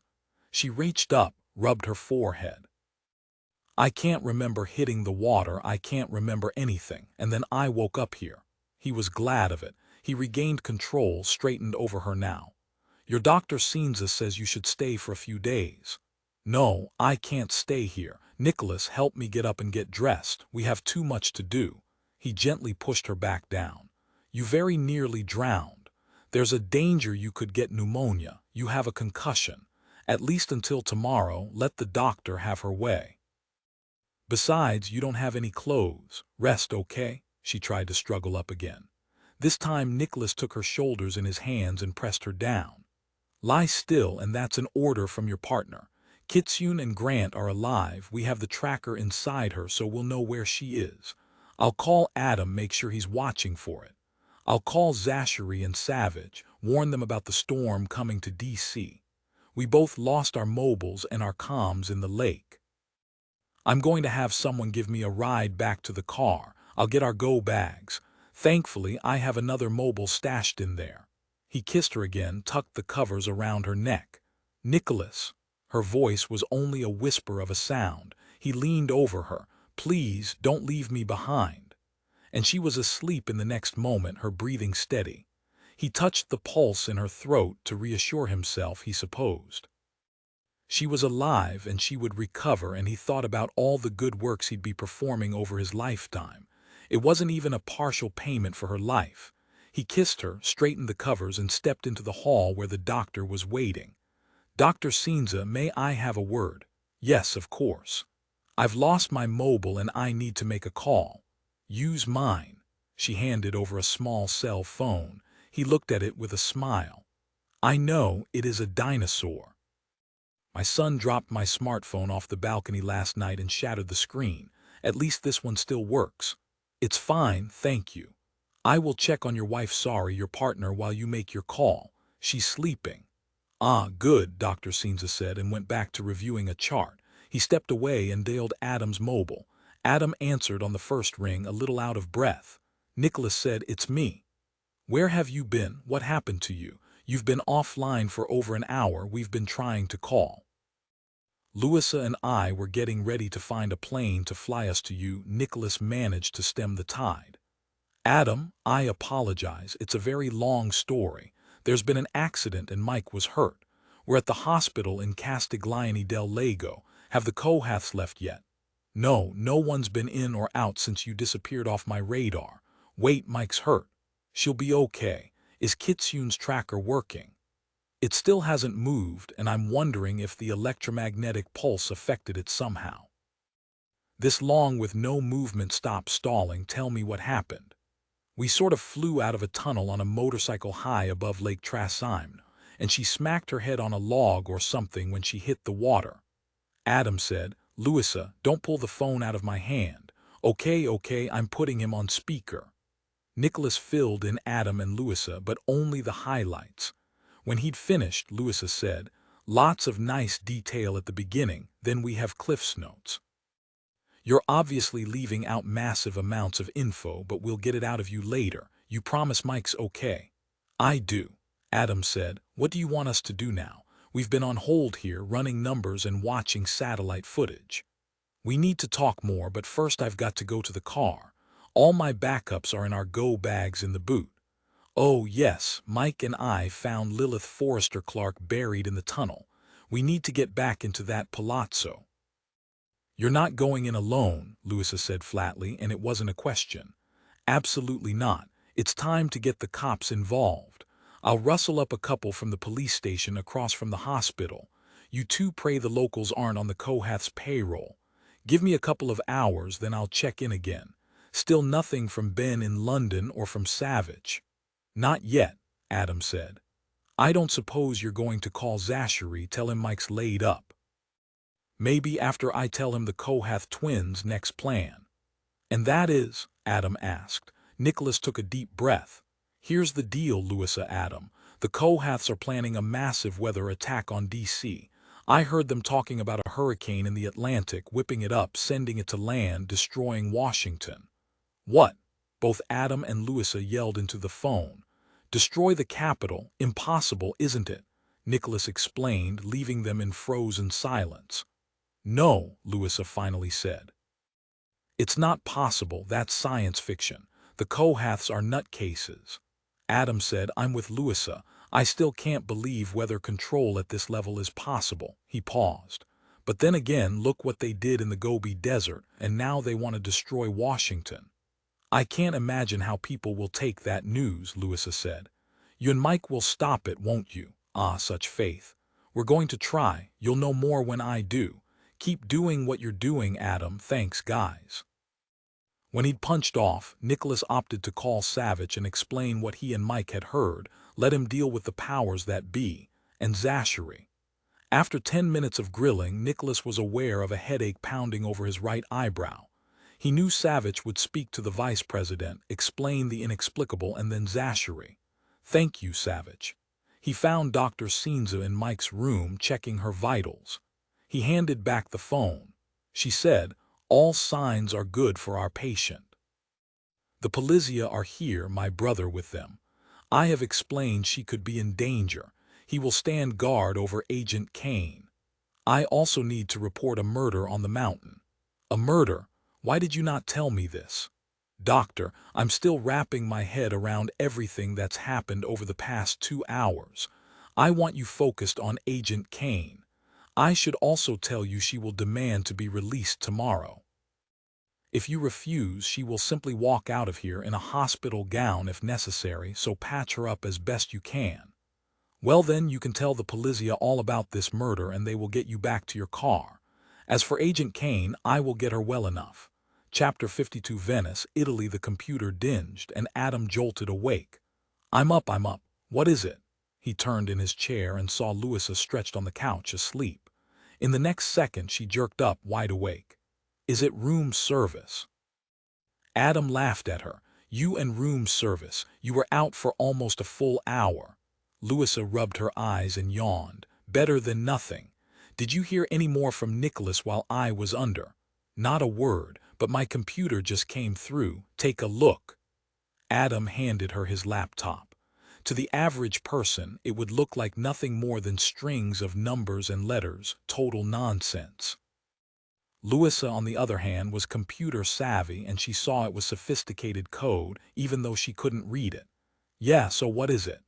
It's designed to break Landry Rogers's financial history and download it to our servers. Remember, he's the Genesis Group's crooked wizard broker out of Singapore. I don't suppose what you're doing is anywhere close to legal. Nope, he said cheerfully. We're Covert Eyes, remember. I like Nicholas's motto, it's easier to ask forgiveness than to get permission. I wonder if Nicholas is a bad influence on you or vice versa. Will this give us enough ammunition to sink them? Hopefully. And can you cut off their money supply? He merely grinned at her. Go for it, launch it, let's see what you can find. Hold on, I have a few lines of code left to write. He tapped away while Louisa got herself a shot of espresso. I've got to joggle my nervous system awake. Don't drown it in cream and sugar and use triple the espresso. It's too small for triple the amount. Louisa turned the small ceramic cup over in her hands, then set it under the spout of the Nespresso machine and pressed the button. Are you about ready to nail this Rogers dude? There was a second of furious tapping then. Yes, it's launched. Can we order some food? I'm starving. Sitting around typing drains away the carbs that and watching you eat everything in sight. Louisa patted her flat stomach. Gotta keep this fine machine in top working order. Lots of carbs or I lose my RPMs. Room service is the greatest, give them a call. How long will the program take to work? An hour at most. All we need is for someone at Rogers's firm to open the email and it will launch automatically. They'll never even know we're in. How does it work? It will download all the transactional data, which is a ton of stuff, so I wrote a second program that should filter out everything labeled Genesis and Kohath with variables. Once we have the data, we can reconstruct the last couple of years, see all of Rogers's transactions. This Rogers guy is good, he completely obscured most of it. Explain what you mean he's obscured most of it. It's all numerical, Adam said, picking up the phone and the hotel menu. From what I can tell, the files are coded both by company and by longitude and latitude, which is an interesting way to do things, but it's his way of keeping his clients separate and secure. Adam ordered prosciutto and melon with cheese, looked over at Louisa, doubled the order, and added a full Italian breakfast with extra bacon. Louisa got up, began pacing. I wish Nicholas would call. Adam hung up the phone. While you napped okay, I napped some too, but for the most part I kept an eye on the satellite as he asked. So far, no one has left Castle Rigon. He frowned. It's weird. Either the Kohaths have flying brooms or they're hunkered down inside that mountain. What really worries me is there's no movement on Kitsune's tracker, not since Nicholas set off the micro-imp. I can only assume it's been knocked offline somehow and isn't transmitting. I don't know what else could be happening. Louisa said, I hate to ask this, but will the tracker continue working if Kitsune is dead? Adam rubbed a hand through his hair. Yes, it would continue to work for 72 hours. It was originally designed for the military to keep track of their Spec Ops people should they be taken or killed in the field. I sure hope Kitsune is all right and she's found her husband. I like her. She's tough and smart. A pity she's a career criminal and we're FBI, and that's just bizarre. I'm going to take a shower. Call me when the food gets here or Nicholas calls. Louisa headed into the shower, and Adam sat back and watched the 4 quadrants on his computer screen. The satellite imagery shifted incrementally on one quadrant, the data dumped from the hack into Rogers's files on the second. A third showed data from the Genesis Group's files, and the fourth showed Kitsune's tracker, only it was blank. Adam didn't like it one bit. What he'd told Louisa was right, he had no clue what had happened to it. Adam's feet dropped to the floor when Kitsune's tracker suddenly came online and started to move. He sent a thank you heavenward and shouted, "Louisa, get in here." She dashed out, a towel wrapped around her and her hair twisted up in a turban. What? Kitsune's tracker lit up. She's on the move. Thank goodness. Where is she heading? West, fast. Look at this. He pulled up a green screen overlaying a map of Europe. The GPS locator representing Kitsune's location was a small, flashing dot of white. I have no idea how they got out without my seeing the tracker. The satellite's been watching and no one's left the mountain. Then they have a way out of the mountain that no one can see. I know they absolutely did not take the road down to the lake, and they must be on a plane. No way a car could be moving that fast. Why do you think the tracker came back online? Maybe it rebooted itself once it was free of the imp zone. Maybe she hasn't been moving until now. Either way, go finish your shower. It's probably the last chance you'll have for a while. I'm calling Nicholas. Chapter 53, The Kohath Letters, Tunguska, Siberia, July 6, 1908. My dearest Genevieve, I will try to be home before our baby is born, but I don't know that the storm will ease enough for me to leave this dacha anytime soon. Think of me with nothing but vodka and a fire as my companions. Tesla left in the dead of night, a week ago, right after the storm hit. He was devastated by what he calls our failure. I told him over and over it was a great success, but you know Nicola, he's as big a pessimist as he is brilliant. Nothing is ever right for him. It is an incredible sight. The trees were blown down for miles. The skies were as bright as day. The coil harnessed immense energy, and the explosion was unlike anything I have ever witnessed. Now I know it will work. The coil can be used to draw the Earth's energy into a contained field. I must simply find a way to harness the power to send it straight into the sky and bring down the heavens with it. I will return home as soon as the snows clear and allow me passage. You are in my thoughts and prayers. With ardent love always. Appleton. Chapter 54, Castiglione del Lago, Italy. The Italian police were suitably concerned when Nicholas debriefed them, especially at the news of Lilith Forrester Clark's murder. The officer he was riding with, Dr. Seenes's deputy inspector brother Nando, explained that the homicide team had been dispatched to the mountain and offered to allow Nicholas to tag along while they did their investigation. But this was the last thing Nicholas wanted to do. He convinced Nando to let him off at the Skoda. His backup gear and the go bags were in the boot, along with his spare mobile. He got it out immediately and saw 4 missed calls from Adam. He called him back. What's wrong? Kitsune's tracker was off, and suddenly it just came back on. I'd swear no one left the mountain, so they must have another way out. Sorry, Nicholas, I can't think of any explanation. All I know is that somehow undetected they managed to get to either a helicopter or a plane. Bugger all. All right, keep watch. Now back to the Kohath's planned attack on DC. Adam, do you see any weather system on the radar?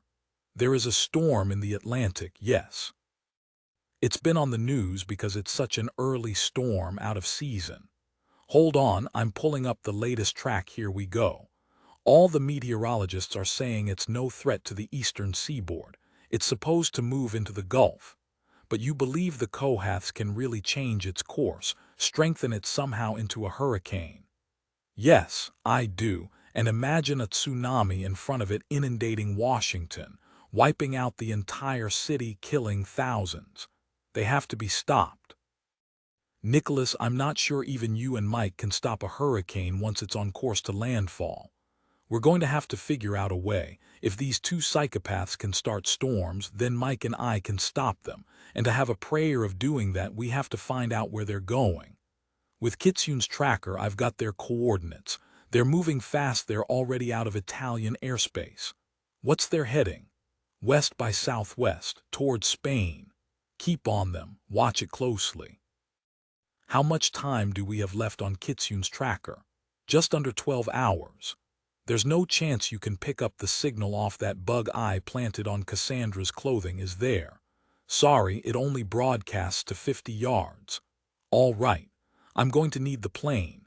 Get Clancy and Trident in the air and to the airport in Perugia. Tell them to gas up for a nice long trip. In the meantime, I need you to call Gray in New York and the two of you lock down the financials. We need proof that the Kohaths have been manipulating the markets with their weather attacks. The plane will be ready when you are, Adam said. Oh, Nicholas, I did some checking on Grant Thornton's employer, Blue Mountain, identified myself as FBI and reported Grant was missing. They'd already run a kidnap and ransom assessment on him since he hadn't checked in since his last operation. They're smart and have a lot of resources. Do you want their help? Normally I'd resist, but right now, honestly, the more the merrier. Call them, tell them we're tracking Grant and his wife, and Adam, keep them in the loop. We need all the help we can get. Thankfully, we're sure they're not on the Kohath's payroll. Will do. Take care of Mike, okay? You can count on that. Thanks, Adam. You and Louisa hang tight, gather proof that will nail these two nutters. He punched off, started to call Zachary and Savage, but decided against it. There was simply too much to explain, and too many questions, too many uncertainties, and too many ways for them to say no, no way, he's in over his head, this is way above his pay grade. When he knew more, he'd fill them in. Cassandra and Ajax had to know he'd be looking high and low for them, but they'd also think he'd have no way of knowing where to look. They were in for a big surprise. Chapter 55, Over the Atlantic. Kitsune opened her eyes to darkness.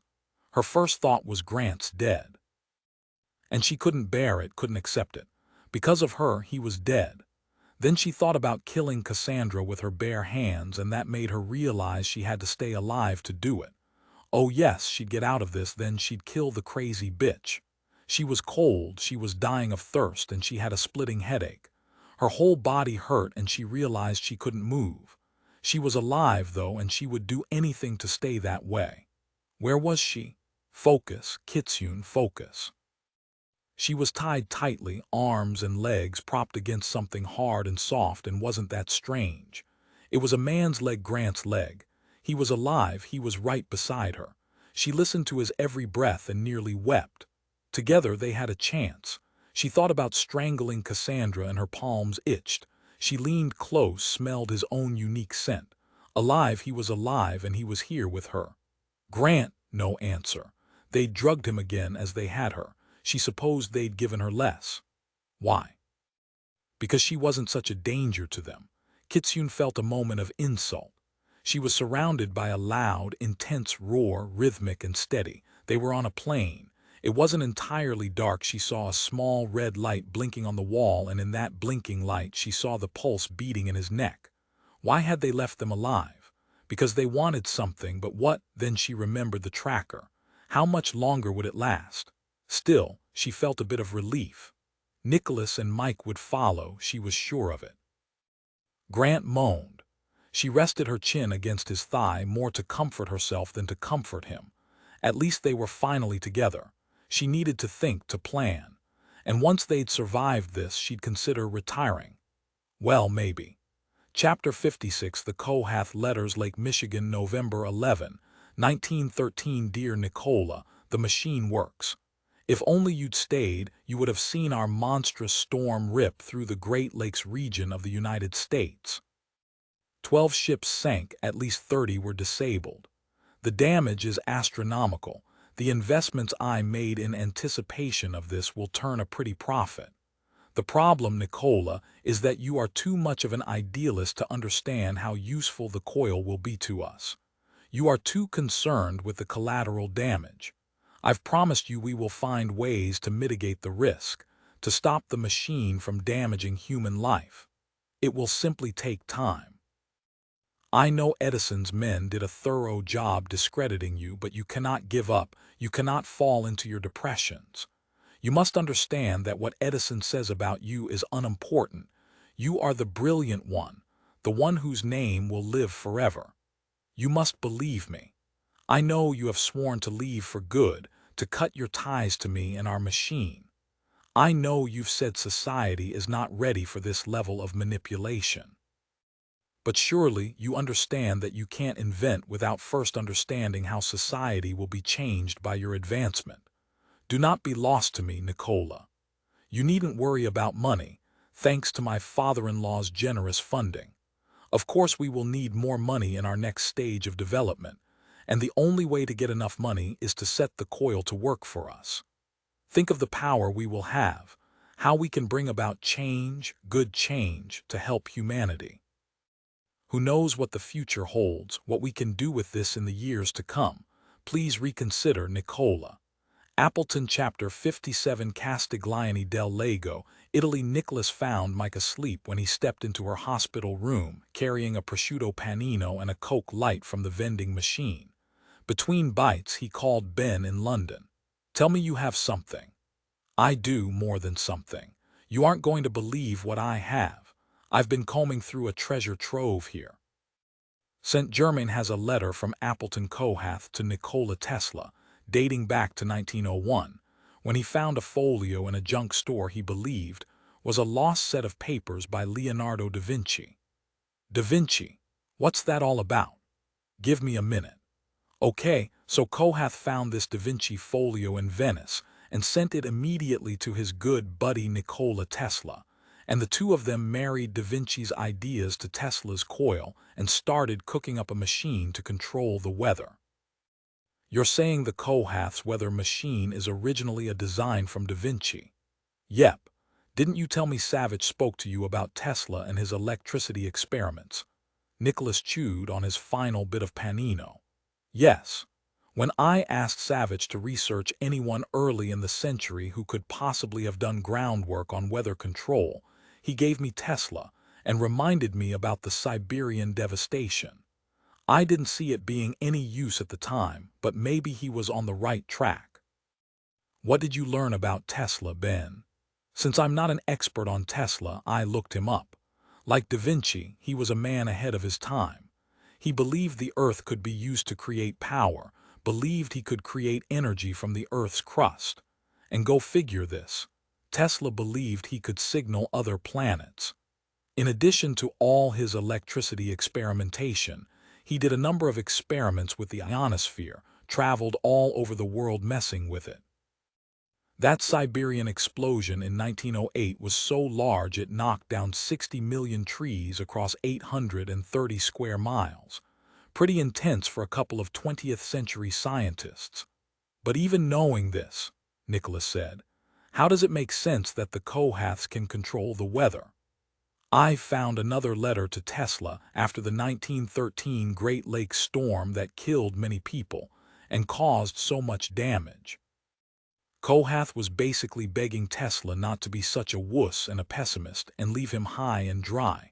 But of course, Tesla did just that. Cohath even wrote about his wife's father funding his work. He and Tesla never worked together again, saw each other again, but it didn't matter. Appleton Cohath had figured out how to manipulate both the weather and the markets. Nicholas said, so that huge 1913 storm, that's how they got more development money. Yes, straight-up stock buying, selling. Nicholas, can you imagine, back at the beginning, Cohath sending Da Vinci's papers to Tesla, saying, hey, looky here. Da Vinci created a machine to control the weather, but the old dude didn't understand enough about electromagnetic energy to make it work. Between us, I'll just bet we can make our own lightning bolt. Nicholas said, and so together they developed a machine to create weather half a century before our scientists were on their way to figuring it out. Ben said, yes. And the Cohath family continued to refine and perfect their storm machine to the point where they can do precision storms, like starting that horrific sandstorm in the Gobi. Nicholas said, or sending a storm and tsunami to level Washington, D.C. What? What did you say? They want to destroy Washington. Nicholas told him what he'd overheard. Ben said, this is beyond scary. Does Zachary know? Yes. Mike and I will try to pull the plug. Ben, keep going through all those papers. Be in touch with anything else you find that's relevant. Yes, all right. Oh, and there is one more thing you need to know. More? I don't know if I can handle more. Were you aware they're doing an inquest on Elizabeth St. Germain? Nicholas set down his coffee. No, Melinda told me it was cardiac arrest. Is that not the case? Melinda said there were concerns about the fact her mother died alone, when everyone, including her doctor, said she was in good health. Melinda said the coroner did a tox screen. Did you know there was a threatened lawsuit by the Cohaths, all to stop the completion and publication of St. Germain's second book on the Cohaths, a book that would include all of Appleton's early letters? In other words, the cat would be out of the bag, and it's possible the Cohaths would be busted. But then Elizabeth St. Germain died, very conveniently. Ben, you believe those insane twins killed her to stop publication. You've met them, I haven't. But from everything I've been reading, those two would stop at nothing to protect themselves and their weather machine. Listen, you have connections. Do you think you could find out about St. Germain's tox screen? I haven't said anything to Melinda, but she knows I'm worried. I will do that right away, Ben, and call you back. As soon as I can get Mike out of here, we're going after the Cohaths. Nicholas punched off and dialed a number from memory. Hamish Penderley, his old boss at the Met, answered on the first ring. Penderley.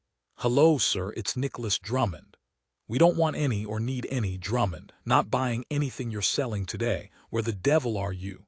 I'm currently in Italy. Good to talk to you too, sir. How are things at New Scotland Yard? Never dull. Now I know you're not remotely concerned about the state of the Met. You want something, spit it out. But I do not want to know what you're doing in Italy, nor do I want to hear about your involvement in that shootout in Venice. No, sir, I won't say a word about Italy or any shootout. I'm calling about Elizabeth St. Germain. There's an ongoing inquest into her death. Did her daughter ask you to call and speed things up? Because I've told her all I know. No, Melinda didn't ask me to call. It pertains to a case I'm working on here involving the Cohaths, the family St. Germain was writing about until her untimely and very sudden death. If it wasn't a natural death, sir, I really need to know. Penderley was silent for a moment. You're saying we should be looking at the Cohaths for this? That's crazy to murder someone over a bloody biography. Please tell me what you've discovered. Penderley sighed deeply. Let me muck around in the file. I'll call you back. Chapter 58. Nicholas's mobile rang a few minutes later. Penderley said immediately, St. Germain's death was marked down as a cardiac arrest, but the coroner thought her heart looked off and sent out for a toxicology screen, which isn't back yet. What do you mean the heart looked off? Says here, hemorrhagic congestion of the heart and lungs, consistent with heart failure. But her daughter said she didn't have a heart condition, and her doctor confirmed it. It was enough to convince the coroner to send off the tox, and we went in and collected evidence from the scene. Only thing we found was a set of fingerprints on a tea tin that doesn't belong to anyone in the household. Nothing to get too excited about because the tin was part of a gift hamper from Fortnum and Mason, and there were partial fingerprints over everything in it, as you'd expect, but that's not what made us suspicious. Nicholas, the card with the gift hamper, said it was from St. Germain's editor at her publishing house, but the editor says no one sent her a gift, and Fortnum and Mason doesn't have a record of the publisher's credit card in the system. That's why we decided to open the inquest. Not to mention this is Melinda St. Germain's mother, of course. Was the basket a hand delivery? Yes, the day before she died. The maid found the hamper on the front step, all decked out with a big bow. But St. Germain didn't have any sort of security cameras, so there's nothing to hunt there. By the maid's account, St. Germain was delighted by the gift, had some biscuits and a cup of their tea, and that is why we ran the prints on the contents and sent them for analysis. Nothing's back yet. And Drummond, don't pass this along to Melinda St. Germain. I don't need her breathing down my neck. Right. Where's the gift hamper now? Evidence unit. As I said, the previous tests showed it was nothing more sinister than several packets of biscuits and a few exotic tins of tea. Tracing it has been a bust as well. Do you have any idea how many of these they sell in a week? I'll assume hundreds. Right you are. Tell me, Nicholas, have you gotten yourself into trouble with the Cohaths, in a manner of speaking? Are you familiar with them at all, sir? I only have a passing acquaintance with David Maines, the husband of the late Helen Cohath, rest their souls. Maine's keeled over during a squash match a few weeks ago. Nicholas went on red alert. Really? Heart attack, was it? That's right. Shame, he's so young. Of course, after his wife went missing, obviously dead, he went a bit loopy. Well, he was always on the loopy side, but it intensified problems with his children and such. Do you remember hearing about her disappearance in the Gobi? She was in the headlines for a few weeks. They never found a trace of her. The whole crew disappeared, 12 people, I think it was. Desert swallowed them whole. Sir, are you certain David Maines died of a heart attack? Nothing to say otherwise, there were witnesses. As I said, he was in the middle of a squash match. Still, what are the odds that the two people at the center of a lawsuit suddenly drop dead of heart attacks within days of each other? Penderly groaned. I didn't connect that until right this minute. Do you really think there's a conspiracy afoot? Maybe. You have to admit the timing's strange. Yes, it is. I'll check on Maines's death. I'll let you know if we find anything. Thank you, and let me know about the tox screen on Elizabeth St. Germain. You know, Drummond, if you'd only stuck around, I know I could do the work myself. Take care of yourself, sir. He hung up and called Gray, not Adam.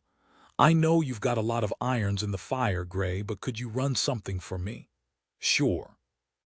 Lilith Forrester Clark's passport and credit cards for the past month. Easy enough. Am I looking for anything in particular? Travel to England from Italy and the purchase of a gift hamper from Fortnum and Mason. Make that 2 gift hampers for 2 different people. I'll let you know. Mike okay? Yeah, Louisa called me. You guys are butt deep in alligators. Nearly to the neck, Mike's asleep. She'll be okay, I promise. Thanks, Gray. Nicholas called Adam. Kitsune's still flying. Hello to you too, Nicholas. Yes, they're over the Atlantic now. Based on the trajectory, if I had to bet, I'd say they're heading for the Caribbean. Depending on the plane, they'll have to refuel there if they plan to go any farther. Clancy and Trident will be waiting for you in an hour on the runway in Perugia. Excellent, thank you. His mobile buzzed. It was Gray. He said only bingo. Nicholas said, talk to me. What magic have you wrought? Gray said. Our Lilith Forrester Clark was a very bad girl. Chapter 59 London, England. Ben was impressed. Elizabeth St. Germain had been thorough and organized, and every page of the manuscript held something new and interesting, sometimes shocking. But her notes were the best part. Through her eyes, he was beginning to see the Kohath family and their unrelenting obsession to find the Ark. They truly believed they were God's chosen ones, and they alone could control the power of the Ark. And the weather machine, it was ingenious, really. Deadly, but ingenious. He was knee-deep, literally, in Elizabeth St. Germain's material when a shadow fell over his shoulder. He looked up and smiled at Melinda St. Germain. She wore a fitted black dress with cut-out shoulders that was at once demure and shockingly sexy. Are you making progress? Ben laughed a little, gestured to all the papers. Yes, absolutely. I could be here for weeks. Your mother was very detailed. I've come to roust you for dinner. You'll need to eat if you have any hope of making it through all of this. Ben was torn. He needed to keep pushing, but his stomach growled at the thought of food, and she heard it, punched his arm. I guess a short break wouldn't hurt. Melinda laughed. Oh no, sorry, Ben, but there's nothing short about evenings at the St. Germains. I suppose I should warn you that dinner will last around 3 hours. We don't do much halfway around here. Well, life isn't fair now, is it? I can't. I'd love to join you, but we're on a tight time frame. I better stay here and keep working. He was pleased to see she was really disappointed and surprised at how good it made him feel. All right, I understand. I'll have something sent out to you. Rain check. Melinda grabbed a pen and wrote something on a note card and handed it to him. When you're in town again, you give me a ring. You can take me on a proper date. The world brightened. Date, a proper date. Ben grinned. I'd like that very much. Good. Maybe you can steal some of Mother's letters or notes, and I'll complain to your bosses and demand that you have to return them. Here to me in London. That way I'll be assured you will come back. Oh, I'll be back. I have vacation time due. The moment we wrap this case, I'll be here. Melinda lightly laid her hand on his shoulder. After the horror of the past weeks, she now had something to look forward to. Ben Houston, an American FBI agent and a redhead just like her.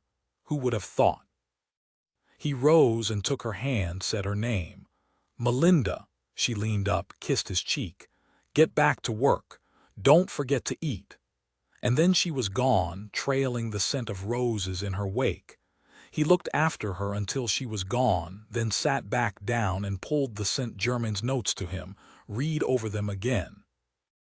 In 1909, Appleton founded a family-owned company called the Genesis Group, which quickly became an archaeological powerhouse due to a continued influx of money generated by attacks through the weather machine. As revenue flowed in, the company began to fund legitimate digs all over the world. But it was finding the Ark that was Appleton's life's work. He felt his family, as direct-line descendants from the Levites, were God's designated inheritors of the Ark. Since the Ark is known to be a conduit to God, Appleton operated on a simple premise. When the Kohaths finally had the Ark in their possession, they would show the world they were the chosen ones, and would have the ultimate power and God's blessing to do what they would to the earth. God's blessing for evil as well as good. Ben read through the rest, shaking his head. He'd run across genius like this before, melded with all-out craziness, but nothing on this immense a scale.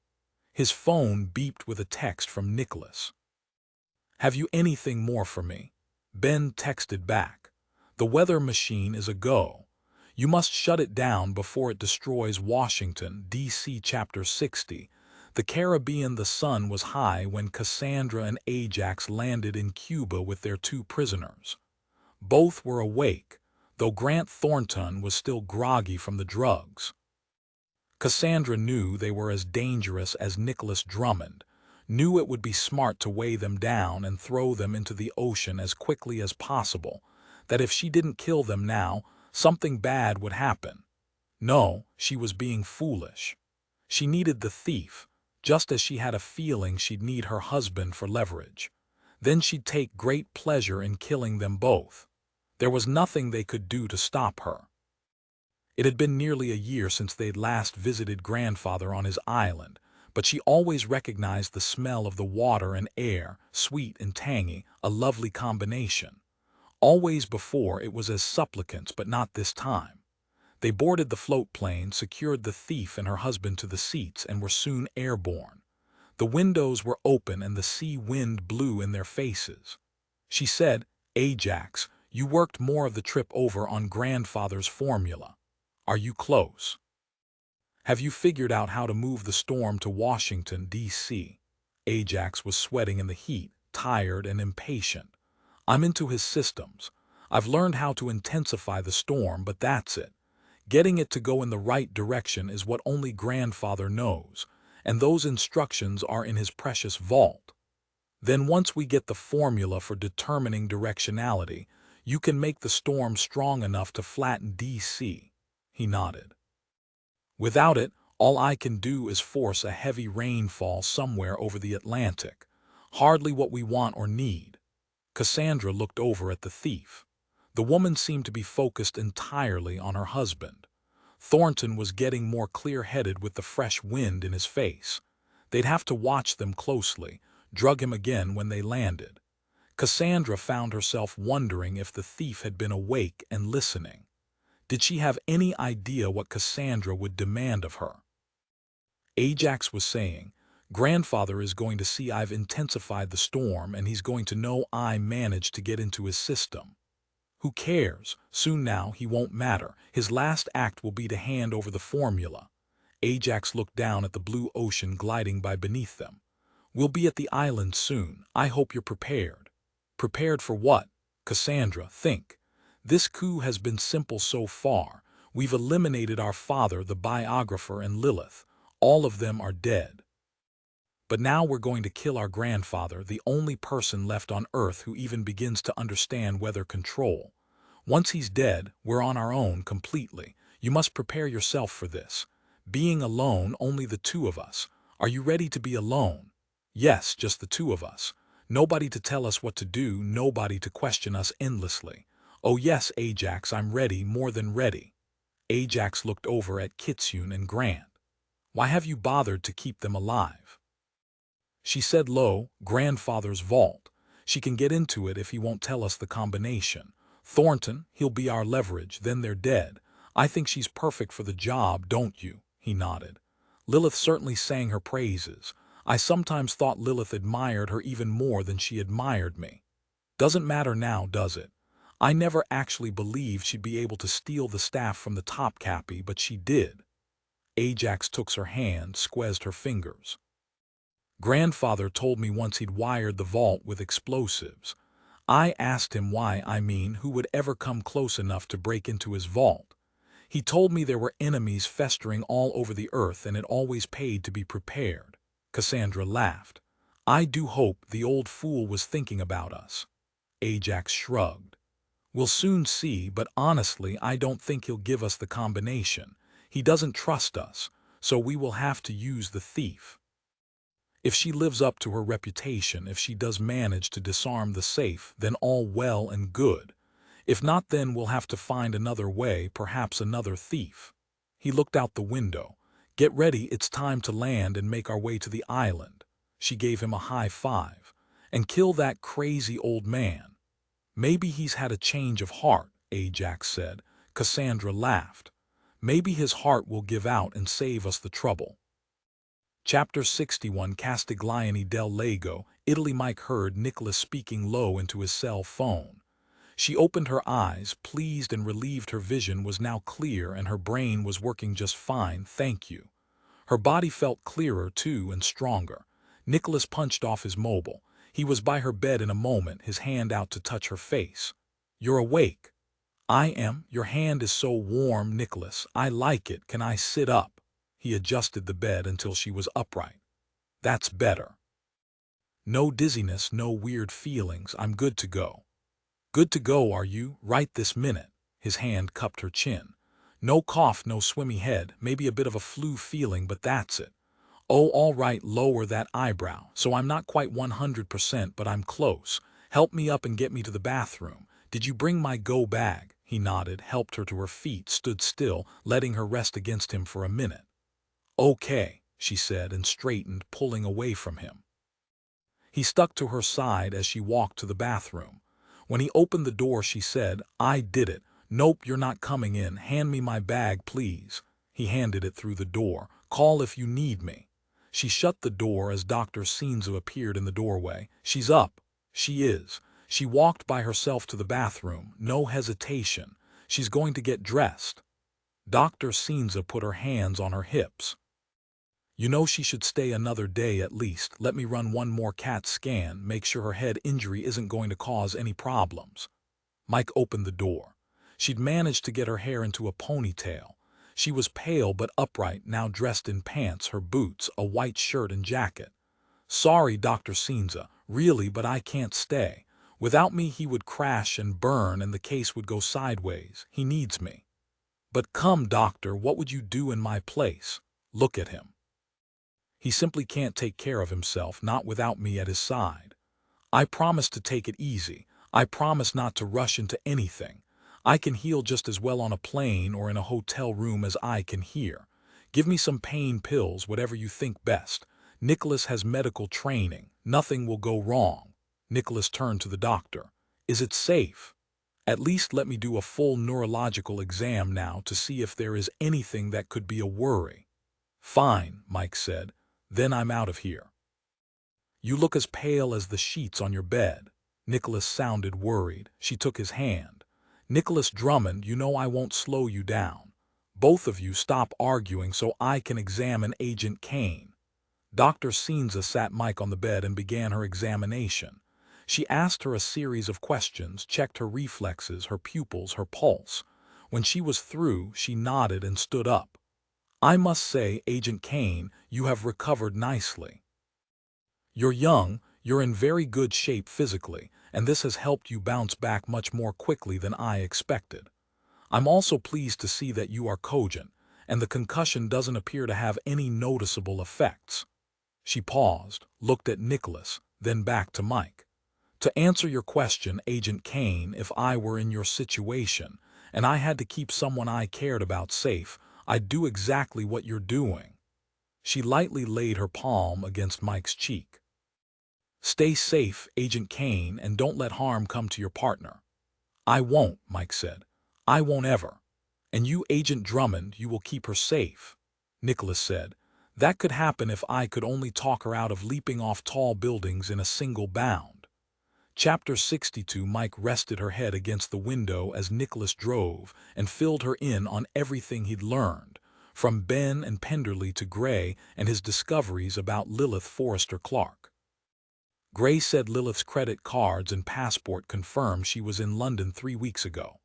She wasn't dumb enough to put the Fortnum and Mason gift hampers on her credit card, but Gray pulled the CCTV footage from the cameras at F and M, and there she was, carrying 2 hampers. One for Elizabeth St. Germain and the other for David Maines, Cassandra and Ajax's father. So, murder pure and simple. Those 2 are frightening, Nicholas. Imagine having your own father killed. Evidently, they believed he'd gone too far when he turned historical and private family papers to Elizabeth St. Germain. I also asked Gray to send the CCTV footage to Penderley. I'm sure by now they identified Lilith's fingerprints. She was in Me5 after all, and the tox screens found poison in both St. Germain's and Mains's bodies. His mobile rang. He didn't recognize the number, but answered, putting it on speaker. An Italian voice said, "This is Deputy Inspector Nando, Agent Drummond, Dr. Scenes's brother. I wanted to update you on the situation in the Kohath Palazzo, namely the tunnels in the mountain. We have found several bodies, including the female victim you spoke about. We have identified her as an employee, Lilith Forrester Clark, just as you said. The Carabinieri request that you come back to the Palazzo for full interviews." "I have told you everything, Inspector Nando. The dead bodies were all Kohath guards, and I never knew their names except for one Harry. Also, I am about to get on a plane and won't be able to come back right away. Can you tell me, did you find Grant Thornton? There is no one here who matches his description.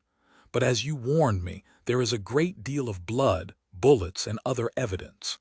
The maid here is insisting you stormed into the house, killed her employers, and made off with their bodies. The fact that she hadn't called us the polizia, however, is telling.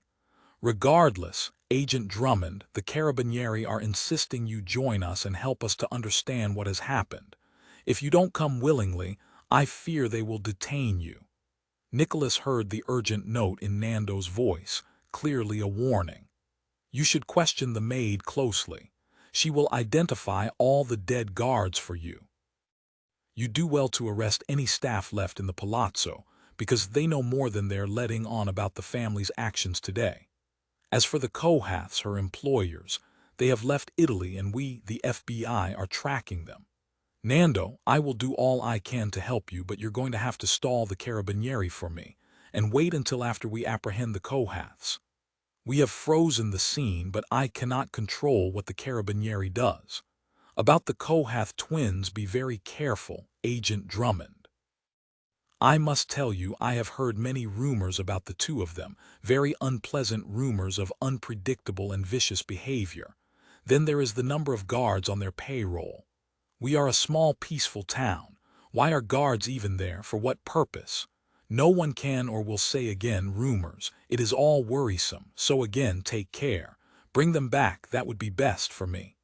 "I will try, Nando, thank you." He clicked off and looked at Mike.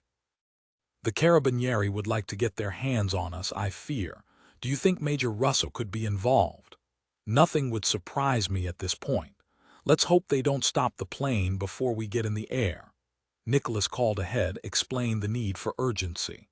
They got to the airport in Perugia just as the plane finished refueling.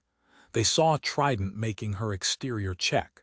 She waved, called out, we know, we need to get off the ground in the next 10 seconds."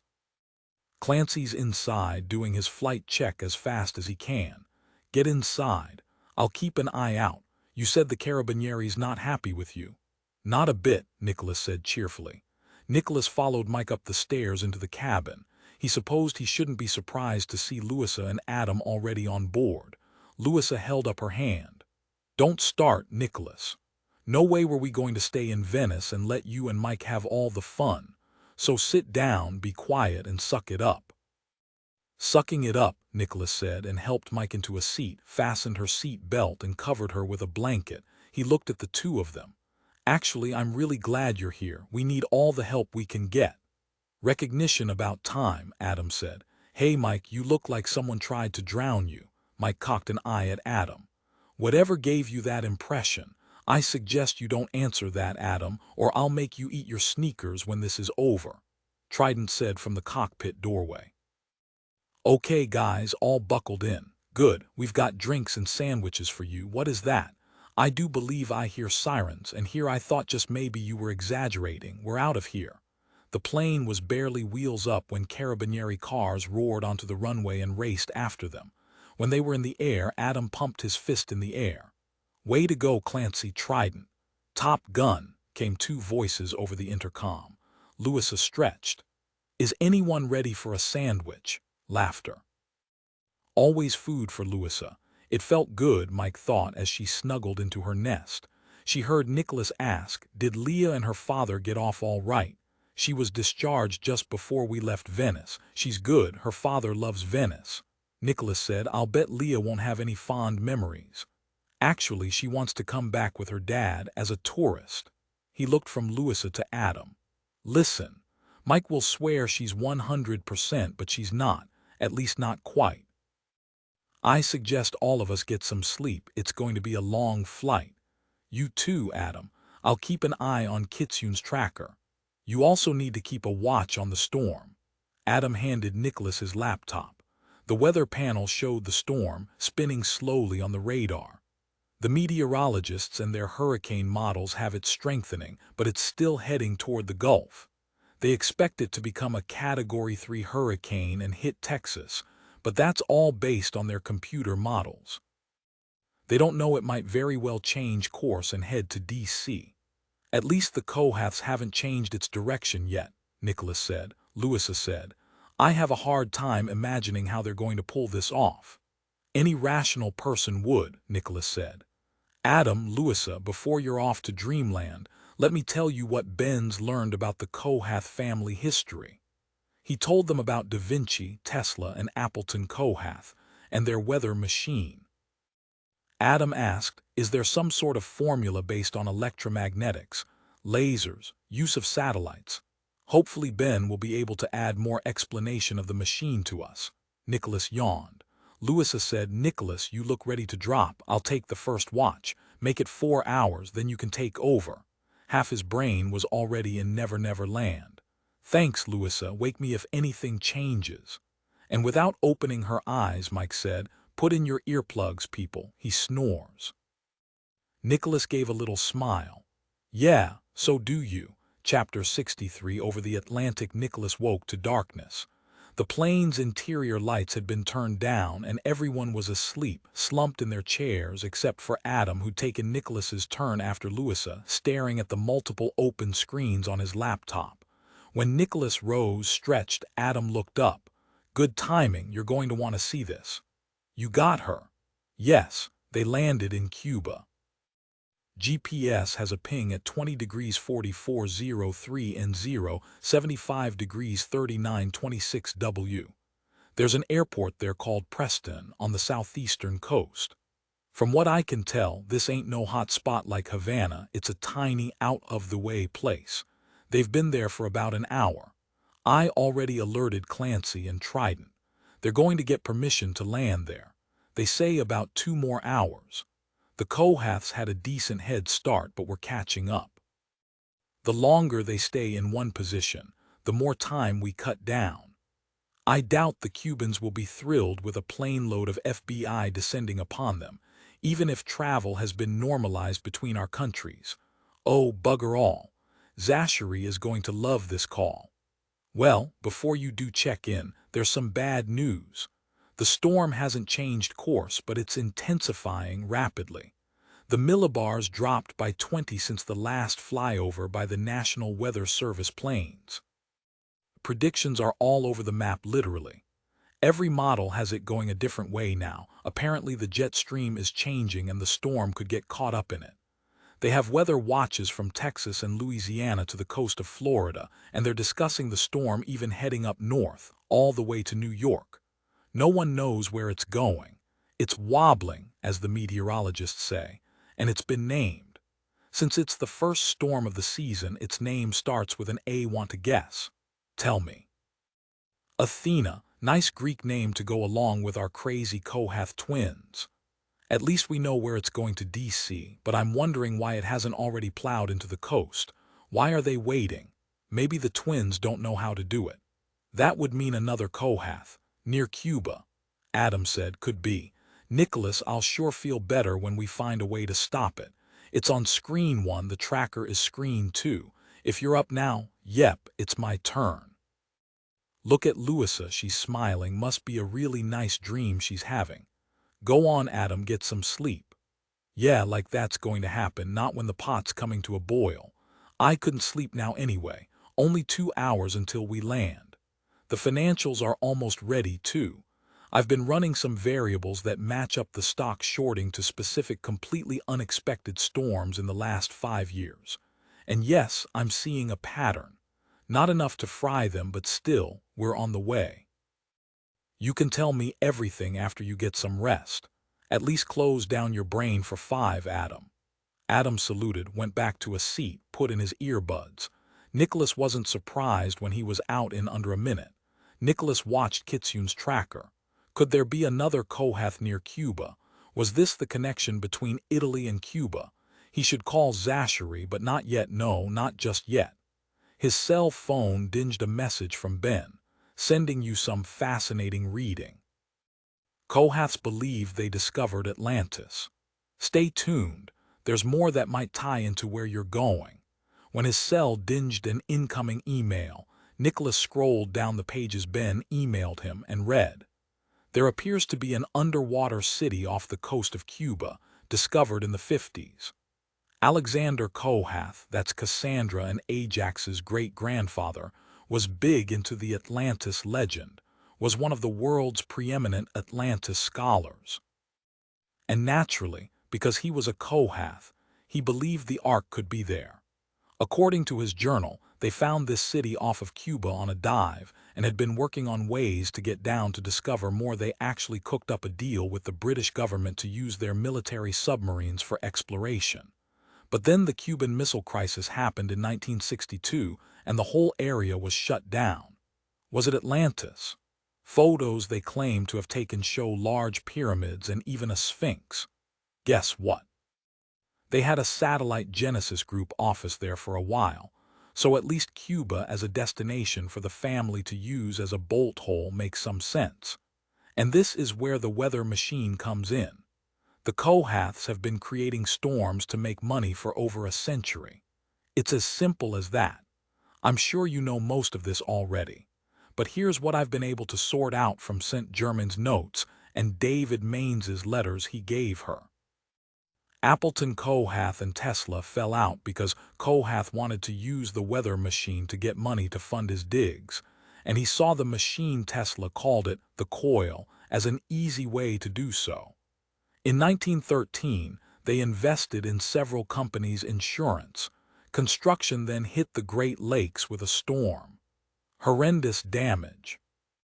And here's how the scam worked. The companies Kohath had invested in were hired to repair and rebuild throughout the area and became incredibly wealthy, thus paying out huge dividends to their investors. The Kohaths have been refining the weather machine ever since. They make money on both ends, playing the market, owning reinsurance firms and huge construction conglomerates. Concrete, especially.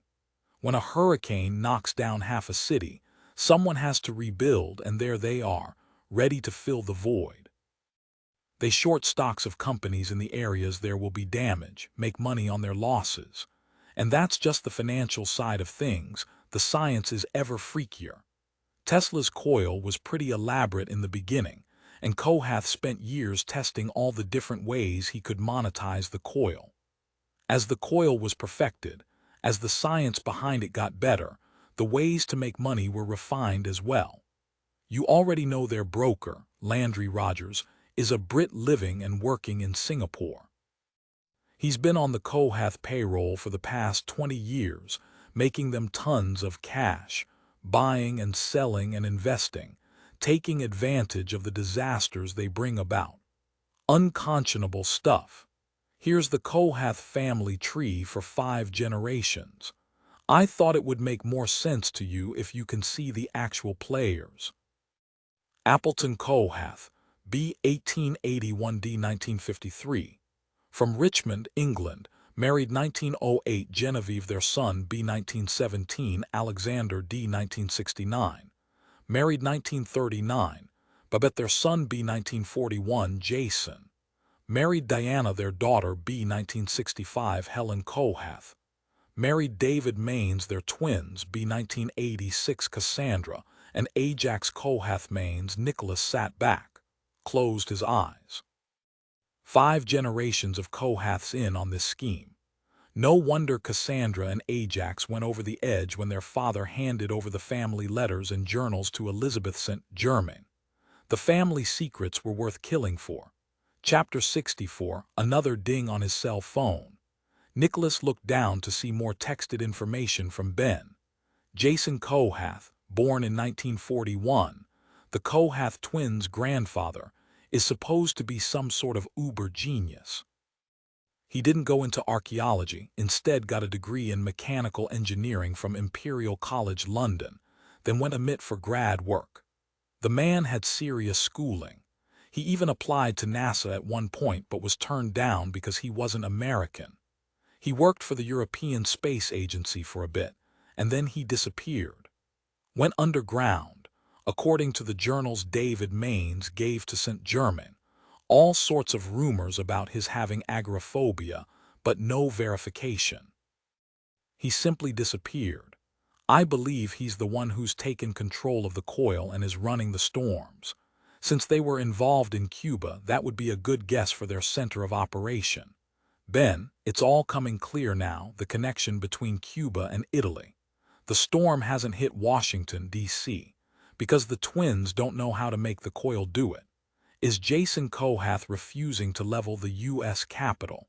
They're headed to this island to talk him into it. Or is it a confrontation? We'll be in Cuba in an hour. Do you have anything useful on David Maines? Hold your horses, Nicholas. Let me upload my notes on him. A minute. Here we go. David Maines never got along with Helen's father, Jason Kohath, who was adamantly against his daughter marrying him. After Helen's death in the Gobi in 2006, word was Maines went bonkers. And then his children, Cassandra and Ajax Kohath, kicked him out of the Genesis group.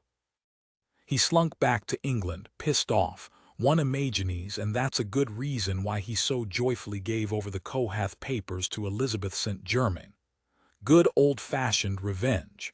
You're right, Ben, and it got him dead, about the same time as Elizabeth St. Germain.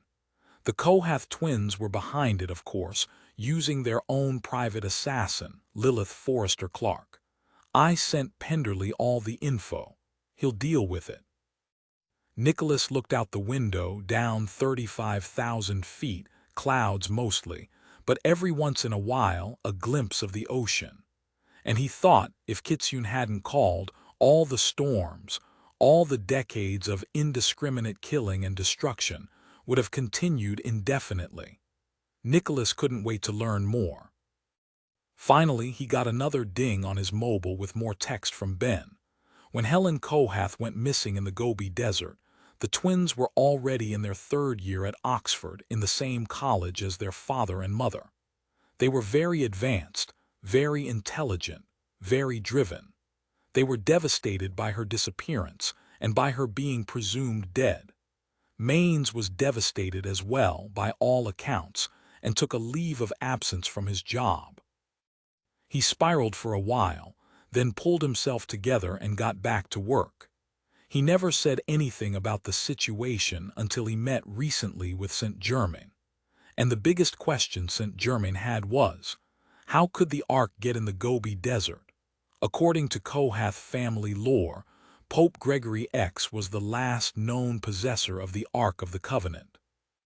The Kohaths have his secret papers in their possession, letters from the Pope himself to a man named Evid Dupai, a Templar master, and a spy for the Vatican. The letters detail how the Church came into possession of the Ark in 1060, when the Templars took back Jerusalem for the Church. The Templars brought the Ark to Rome, where it was hidden in the Vatican for 200 years. Gregory X learned word had gotten out about the Ark being in the Vatican vaults, and so he had it sent to a secret Templar stronghold, Castel Rigon, which was Dupai's wife's family home. And yes, it is also the current home of the Kohaths. And this is why they bought the palazzo, realizing what they could have. After all, the palazzo was the perfect hiding place, what with all the Templar tunnels beneath the mountain. Again, according to Kohath lore, Gregory was betrayed, and the Polo brothers, the father and uncle of the infamous Marco Polo, were on their way to open relations with Genghis Khan, and apparently stole the Ark from its hiding place in Castel Rigon, took it with them to China. The Kohaths believe one of the Polo brothers got the bright idea to try to open it. Apparently the Ark doesn't like to be opened by anyone but Levites, direct descendants of Moses, which the Kohaths are, and God sent a huge storm in the desert and the Ark disappeared. Now, coming along to nearly present day, Helen Kohath found letters hidden in a secret compartment in a wall at the palazzo, letters Gregory had sent to Dupai. She became completely convinced the Ark was still in the Gobi, lost in a biblical sandstorm that magically appeared to punish the non-Levites who tried to open it.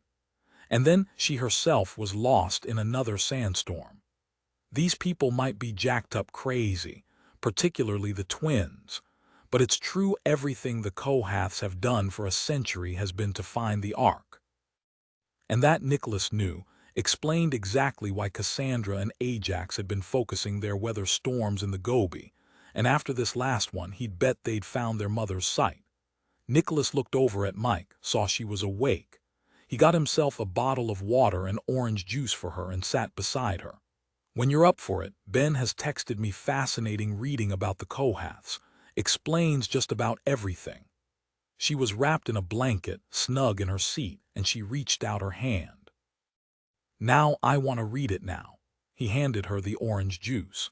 Drink first. She did, and he handed her his cell phone. When she finished, she said, the reason Lilith didn't take all the papers from St. Germain's shed or destroy them was because Cassandra and Ajax wanted everyone to believe she died of natural causes. To rob the place would invite suspicion. Same with their father. They should have waited a week, then burned the place down. I wonder why they didn't. I guess since they'd already filed the injunction to get the papers back, they assumed the moment she was dead the courts would comply and give them the material. Or maybe Lilith was supposed to stay in London, and after a suitable amount of time, get those papers out of there. But maybe something happened, and she had to go back to Italy when Kitsune turned up with the staff of Moses. Nicholas said, the exact date Lilith left England for Istanbul corresponds with Kitsune's grand theft. And then she flew to Italy. Mike drank the rest of the orange juice, closed her eyes. He studied her face. Her hair was in a straggly ponytail. She wore no makeup. There was a bruise on her jaw and stitches in her forehead, and she looked beautiful. He leaned in, kissed her, then, when she opened her eyes, he crossed his finger over his chest. I solemnly swear I will never again drive a motorcycle through a wall and fly out of a tunnel over a lake. He paused. He wanted to simply say the words, but his voice shook. I tried to grab you, but I was jerked away. She saw the fear in his eyes, saw his hands clenching. Mike leaned into him, breathed him in. She said against his neck, you know what, I'm grateful the lake was there and not the ground. I don't think either of us would have survived that. We were lucky. That's one way of looking at it. I'm getting you more orange juice. She'd made light of it, let him off the hook. He didn't come back until he had himself in control again. Here, you need this, drink it down. You're right, I don't want to get a cold. She grinned as she drank the juice, wiped her hand over her mouth, and that made him smile. She said, I think you and Ben are right. This frigging weather machine and Jason Kohath, they're both somewhere in or near Cuba. It only makes sense. Now, when do we land? Soon, an hour at the most. What are you doing? Texting Ben to tell him he's a genius. When she'd finished, he took her hand, sat back, looked out the window. Then he looked over at Adam's laptop, saw Kitsune's tracker hadn't moved, the storm still hovered. Then he couldn't believe it. It's gotten stronger, Mike said, but it hasn't turned toward Washington yet. Nicholas, we have time, we'll stop it. Chapter 65. The Caribbean, off of Cuba after disembarking their plane at the Preston airfield. Alfredo, an airport maintenance worker, drove Cassandra, Ajax, and their prisoners the short distance to the dock to board the Atlantis, a 66-foot motor yacht originally owned by Jason Kohath's father, Alexander, now used primarily for ferrying larger supplies to and from the island. Old Ramos, called that since before the twins had been born, was captain of the Atlantis. Weather-beaten and gnarly, he was the patriarch of a huge family and completely immoral. He welcomed them with a bow and a gap-toothed grin, nodded to 3 young men. These 3 are family, of course, my brother's sons, and each is as tough as leather. As ordered, they will attend to your 2 prisoners. Cassandra turned to the 3 young men, none of them more than 20 years old, all trying their best to look vicious. She pointed to Kitsune and Grant, both unmoving, both silent, both, she knew, assessing their situation, planning how to escape. She said, they might not look like much right now, but they are dangerous.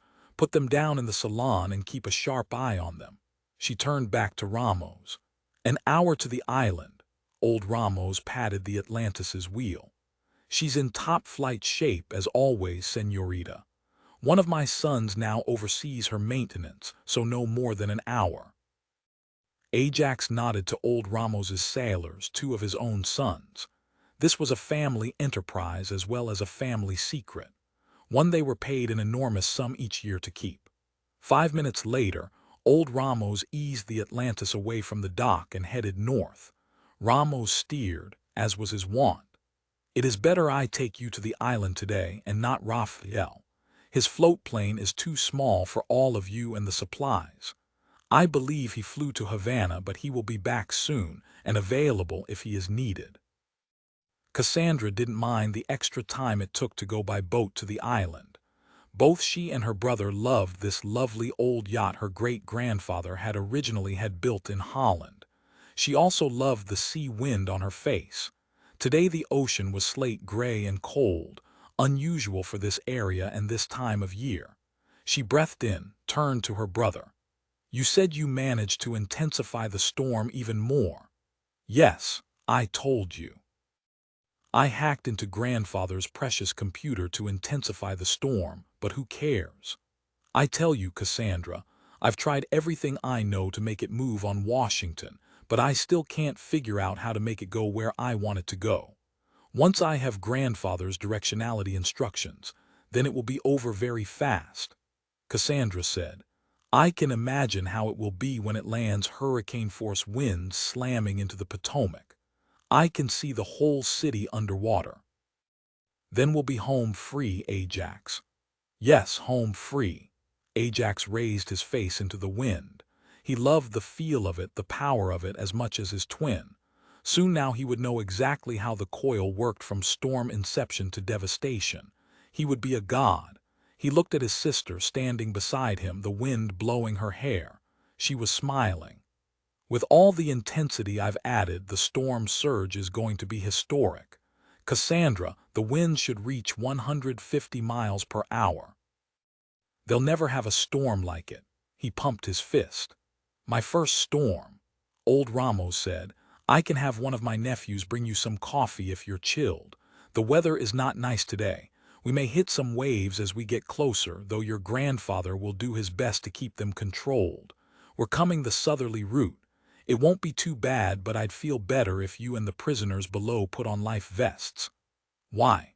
You're not going to capsize us, are you, Ramos, in this magnificent yacht? Oh no, senor, never that. I just do not wish either of you to get tossed about. Ajax only shook his head. Cassandra touched his billowing sleeve. If grandfather refuses to give you the formula, I know the thief will be able to open the vault. And then she snapped his fingers, then we will finish things. Both she and her husband will feed the fishes. Isn't that what the mafia dons say? He said. In the movies, anyway. Lilith told me stories about the fox, how she was one of the best art thieves in the world. If you needed to steal a Rembrandt from a museum or a private collection, she'd do it. Actually, she could steal anything, Lilith said. Cassandra hugged him, shouted to the skies. Soon this fox will be as dead as Lilith. Ajax, look around you. It's only us in the empty sea, miles and miles of empty sea. Absolutely nothing in sight. But that doesn't mean there's nothing there. She threw back her head and laughed, and Captain Ramos looked over at her, wondering what the joke was. Whatever she was laughing about, though, he didn't want to know. He was thankful he didn't have to see these two very often. There was something about the two of them that made his blood run cold. He saw the señorita lean back against her brother. He clamped down on his cigar and turned all his attention back to the heaving seas. Cassandra said to Ajax in a dreamy voice, "When I was a child, I remember grandfather telling mother he kept part of his formula in his vault. And I remember mother thanking him. And I wondered why, for what. I asked him several times, but he'd always shake his head, pat me on my head, and tell me to be patient." She snorted. "We've been more than patient. You and I are 30 our next birthday. Soon, Ajax, we'll know if mother left anything in the vault. I'm hoping she did, with all my heart, something for me, just for me. But what could it be? Certainly not treasure. Maybe papers on our great-grandfather's theories about Atlantis being in the Bermuda Triangle. He used this boat, you know, to explore this area." He shrugged and wrapped his arms around her when the boat dove from the top of a wave into a trough. He said against her cheek, "As you said, he would never tell you. I asked too, of course, but he never told me anything either. You know, he always hated our father, hated that we carried his blood. I think he decided a long time ago not to trust us." She shouted into the wind, "You were right, old man, and now the end is coming for you." She looked over at the box that held the cherubim's wing and her mother's map, both covered with a tarp and secured. "Maybe we won't need the thief, the fox, to open the vault. Maybe we can trade the cherubim's wing for the combination. You think grandfather will agree?" She didn't wait for him to answer. "Do you know what I'm hoping, Ajax? That there'll be proof in his vault that mother is somehow still alive." Just saying the words aloud made her heart begin to pound faster. That makes sense, doesn't it? Mother alive somewhere in hiding with the Ark. What, and the old man never told us? Could he distrust us that much? She turned and smiled up at her brother. "If he does distrust us that much, he certainly deserves to have us kill him. I can't wait to prove the old man right." "We're nearly there," old Ramos shouted over the wind. "I'm calling in." The transmitter hissed and barked. Ramos said, "This is Atlantis to Base 1. We're approaching on the southerly route." A British voice came back through the radio. "Roger, Atlantis, Base 1 confirming. Bear 10 degrees to your northeast. We'll have the field down and ready for you in 5. Ramos turned the wheel a fraction to the right, moving the boat into position, and began to slow. The sky ahead was clear and empty. There was nothing in front of them but water, absolutely nothing. Then suddenly there it was, massive, rising out of the sea, the island. It always thrilled Cassandra to see it. Magic, absolute magic, that's what they'd believed as children, and on the island dwelled the Wizard of Oz. Soon they would take his place. They would be the wizards, and they would have absolute power. Old Ramos shook his head. "I never get used to it. 1 minute blue air and endless empty sea, then the next, a massive dormant volcano reaches into the sky, is in front of you. And it was beautiful, this island of theirs, covered in green jungle. It was their home, the heart of the Genesis group, their greatest secret. Soon, it would be their island. There would be no one to tell them what to do ever again. Chapter 66. Nicholas was putting together the gear they'd need when Adam said, "What is this?" Wait, and he began banging his palm against the side of his laptop. Nicholas was at his side in an instant. "What is it?" "Kitsune's tracker just went down. Caput." "Nothing. I had her. It's been a great signal, nice and strong, and then it disappeared." Nicholas looked down at Adam's laptop. "How many hours has it been since we gave it to her? Could it have expired?" Adam looked at his watch. "We're at 70 hours and 10 minutes since she ingested the tracker. We should have at least another 2 hours. Are they that accurate?" "In testing, yes. If anything, the signal will linger on for another 2 to 3 hours after the planned 72. I've never seen one stop early." Louisa hovered over Adam. "Guys, she's been through a lot. Her adrenaline levels are probably through the roof. Maybe that made her system metabolize the tracker faster than normal." Adam chewed his lip. "It's a good theory, but the tracker shouldn't be affected by her body chemistry." The designer made allowances. "Wait, give me a minute. I want to look at something. I'm playing with an idea of why right now." "Where was the tracker's last ping?" Nicholas asked, and Adam pointed to the screen. He'd been tracking Kitsune the old-fashioned way, like a submariner tracking a whale, with small excess drawn on the chart to show her last known coordinates. "You can see exactly where she went off the map. There's nothing there. It's ocean, miles and miles of empty ocean. No land, nothing." Nicholas watched as Adam pulled up another file and started running an algorithm on the previous geolocated marks. "What are you looking for?" "This," Adam said, pointing at his screen. They gathered around him to see he'd pulled up a map on his tablet with Kitsune's trajectory outlined in white. "From the velocity and speed the tracker was traveling, we know they were on a plane." But he swiped to a new image and enlarged the map. When the tracker started to move again, it was at a much slower pace. "They flew into Preston, then put her on a boat." He tapped his finger on the screen, which obligingly magnified the areas.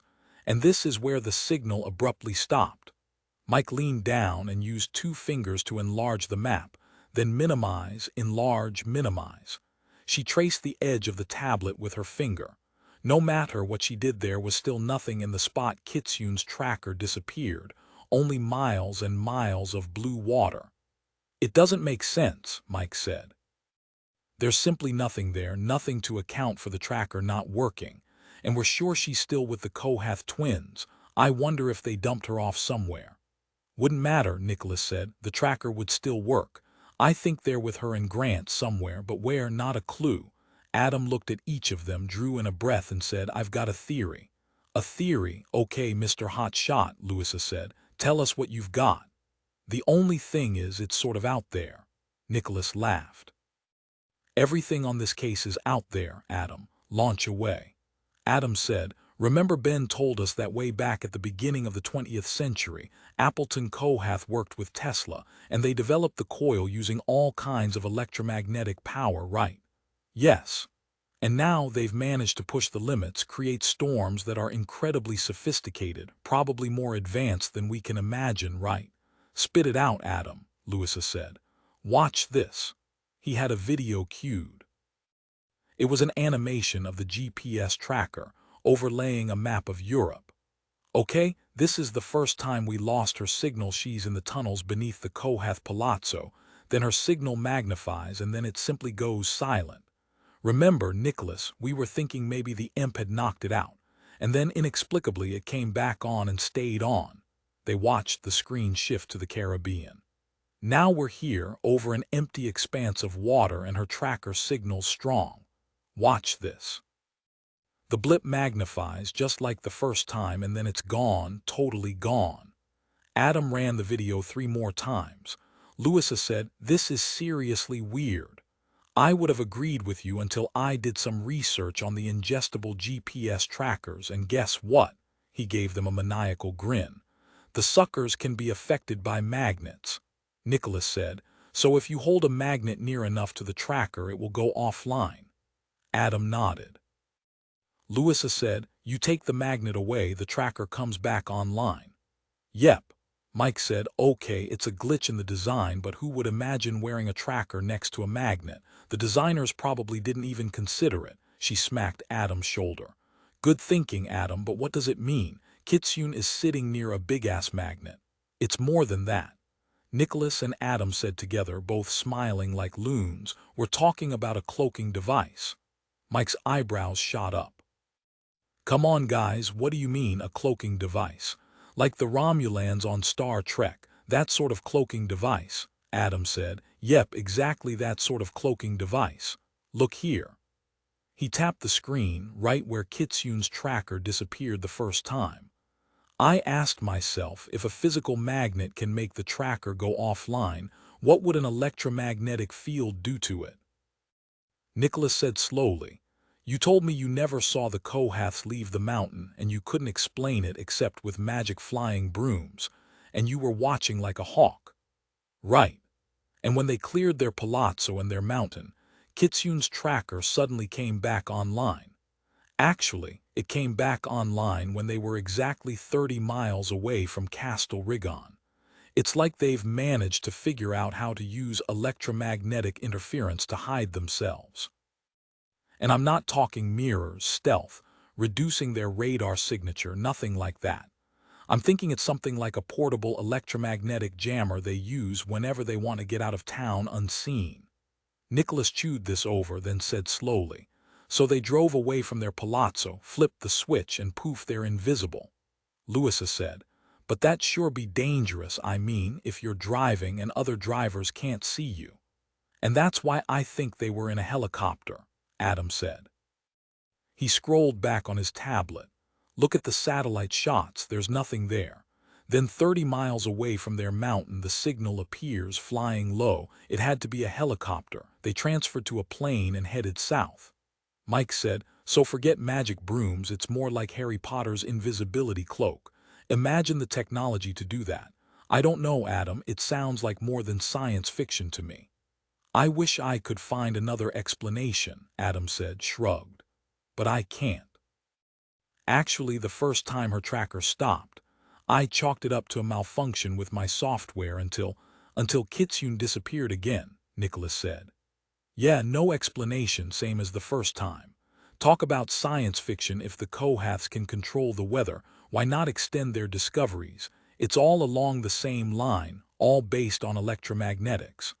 I gotta say, though, a portable cloaking device is pretty impressive. Even cooler than your micro-imp, Nicholas. But here in the middle of the ocean, and not a thing for miles." "This isn't a portable, Adam," Louisa said. "This is something else entirely." Mike said, "You're telling me we could be looking right at them and not see them? They're cloaked." Adam nodded to Mike. "That's it. Can they see us?" "Of course they can. We know Appleton Kohath worked extensively with Tesla for a number of years, and Jason Kohath is supposed to be an uber genius with electromagnetic fields."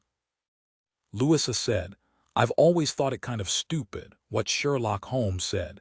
When you have eliminated the impossible, whatever remains, however improbable, must be the truth. Now I'm not so sure." Nicholas was shaking his head. "It's hard to get my brain around this, but if it's true, which it appears to be, then it's groundbreaking science.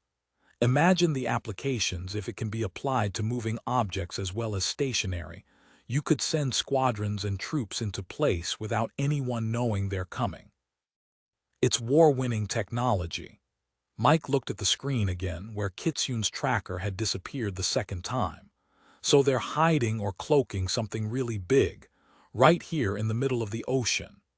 Nicholas was looking off into the distance, past her left shoulder. She knew what that meant. He was making a big leap of logic. She grinned as she counted down in her head, 3, 2, 1, and Nicholas said, "Adam, pull up a map of the Bermuda Triangle." Chapter 67. Adam and Nicholas were bent over their laptops, maps at their elbows, their fingers typing rapidly, grunts, smiles, head shakes. Louisa and Mike were watching and listening as they cleaned their weapons. Mike's in greater need since it had gone swimming in Lake Trasimeno. Nicholas raised his fist. "Yes, it fits, Adam. It's inside the lines, the Bermuda Triangle. I think our team just scored, Louisa said, and blew gently along the muzzle of her Glock. It's fun to watch them spark off each other. Mike called out. What fits? What's this about the Bermuda Triangle? Adam said. Nicholas thinks they might be responsible for all the planes and ships lost in the Bermuda Triangle. No, that's not what I'm saying at all, Nicholas said. I think the Kohaths took advantage of the bizarre happenings attributed to this part of the ocean that have resulted in dozens of lost ships and planes. They knew people avoided the area. What better place than a mythical triangle of ocean to have their home base, where no one can find them or see them? But most important, they don't have to worry all that much because people don't want to come here in the first place. Louisa called out. But if there's something physical out there, surely people have come across them. Even if they didn't see them, sooner or later, someone would run smack into them, right? Adam frowned at his laptop screen. That would mean then that they had to develop a way to steer people away if they got too close. Mike jumped to her feet, felt a moment of dizziness, saw the sudden alarm on Nicholas's face and said quickly, No, I'm fine. Look guys, wherever they're hiding must be near the spot Kitsune's tracker disappeared, got to be. Nicholas, we need to get out there and find out where they're hiding. And we need to yell for help. Yes, but tell them what? First we have to find the Kohaths. Adam said, but dude, we don't even know what we're looking for. Adam, Nicholas said, we can't see anything from the surface. What about looking below the water? Is there any way we can do that? Adam lit up like a Christmas tree. Hold on, yes, I remember reading something, yeah, here it is. I bookmarked it to look at later for a computer program I'd like to write. Ah, here it is. Bathymetric LiDAR, it's a remote sensing method that NOAA, the National Oceanic and Atmospheric Administration, uses to map seabeds. LiDAR stands for light detecting and ranging. They can map coastlines and seabeds to examine natural and man-made environments. If we can get our hands on the technology, Mike said, that'd take too much time. I'll call a friend who works at NOAA, see if she knows. Go do it, Nicholas said. But be careful what you say. We don't want anyone getting word of what we're doing, especially the Kohaths. We don't know the sophistication of their communications. Mike reholstered her spanking clean Glock, hoped it worked. You're saying we now have a way to find them? Louisa propped her chin on her fisted hands. So any sort of cloaking device wouldn't extend to beneath the water. And maybe that means we're looking for some sort of base they built, or an island, Mike said. What if they found a place to live out here and have managed to keep it off the radar literally all these years? Nicholas said. So you're thinking they found an isolated, uninhabited island and set it up as their home base. And this is where all their manufactured storms come from. Okay, that could work. Adam, is there any way to track where the storms were generated from? Are there any sort of coordinates that trace back to this area? Nothing I can see. Sorry, Nicholas. Unless my friend has something for us to latch on to, we're going to have to go out there and take a look around. I've also been looking at pre-20th century maps of this area. No sign of an island in a 30-mile radius of where Kitsune's tracker went off. Okay, my call went through. Let's see what my friend can do. Chill out, guys. We've still got 30 minutes before we land. Nicholas smiled, stepped away. He looked over at Mike. She was watching him as she put on her gear. She was moving slowly, but she did have some color in her face. He remembered her lying so still, not breathing. He brought himself back. No, she wasn't dead. She was here with him, locked and loaded. She was smiling. She was fine. Here, let me, he said, and helped her with the Velcro panel of her bulletproof vest. She rested her head against his shoulder for a minute, then straightened and passed her belt through the holster and settled it at the right spot on her hip. She grabbed Nicholas's hand and gave it a good squeeze. Wipe the worry out of your brain. I'm all right, Nicholas, quite all right, and both my Glock and my ankle pistol survived their swim, hopefully. He watched her fasten the small holster, then pull on her boots. She looked up at him, frowned. The boots still feel wet. I doubt they'll ever dry out. Yeah, give them a decade. And he brought her up, cupped her face in his hands. Tell me the truth and I'll shut up. How do you feel? She lightly stroked her fingers over his scruffy cheek. I'm good to go, I promise. I like the beard stubble, it's sexy. He had to laugh. You mean I can seduce you if I don't happen to shave? Could be, maybe, probably. Chapter 68. Preston Airfield, Cuba. Louisa was standing on the tarmac, having a discussion in heated Spanish with the airport authorities, who were doing their best to make her and Adam get back on the plane and bugger off their tarmac. Clancy and Trident were still in the cockpit. Louisa had told them they couldn't help, they didn't speak Spanish. As for Adam and Nicholas, they were still studying maps and doing their computer magic. Mike, who'd been listening and understood some Spanish, moseyed over. Louisa, tell our friends here that I know the Vice President of the United States personally. I'll call her, let them speak to her about letting us use their airport. Louisa translated in rapid Spanish, and Mike had a feeling she was embroidering Mike's message. Who cared? Whatever worked. She saw the official finally nod. He stood there, his shoulders hunched, and kicked a pebble out of his path. Another man came to join him, but he said nothing, merely looked at Louisa, and if Mike wasn't mistaken, there was admiration in his eyes. Finally, both men nodded. Good going, Louisa, Mike said. Adam had come out of the plane, stood at the top of the stairs, and stared at a culture completely alien to him. Ancient airport, cars from the 50s, jungle creeping onto the runway, impenetrable tangled green as far as the eye could see. He'd watched Louisa, forensics queen of the universe, spewing out fluent Spanish, throwing her weight around. It was a fine sight to see. He saw a speck on the horizon. Within moments it grew larger and he could hear the whine of an engine. Nicholas, come here now. Nicholas came down the stairs, shaded his eyes.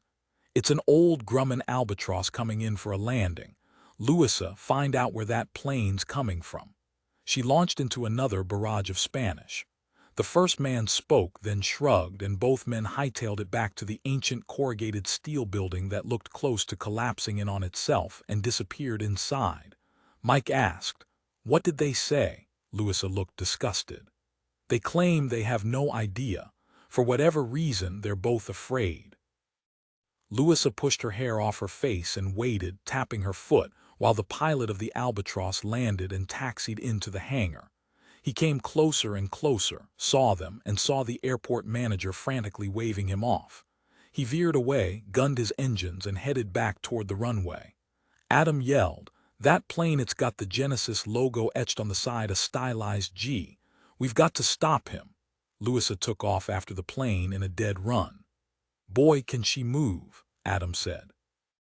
"I watched her in the New York City Marathon last year," Mike said.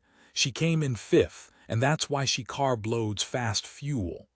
"What if he runs over her?" "He won't," Nicholas said. "Too dangerous for him, and Louisa's got a gun."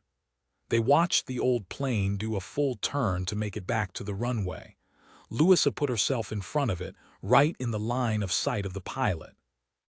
She raised her weapon, pointed it directly at the small windshield, and shouted in Spanish, even though she strongly doubted the pilot could hear her over the engines.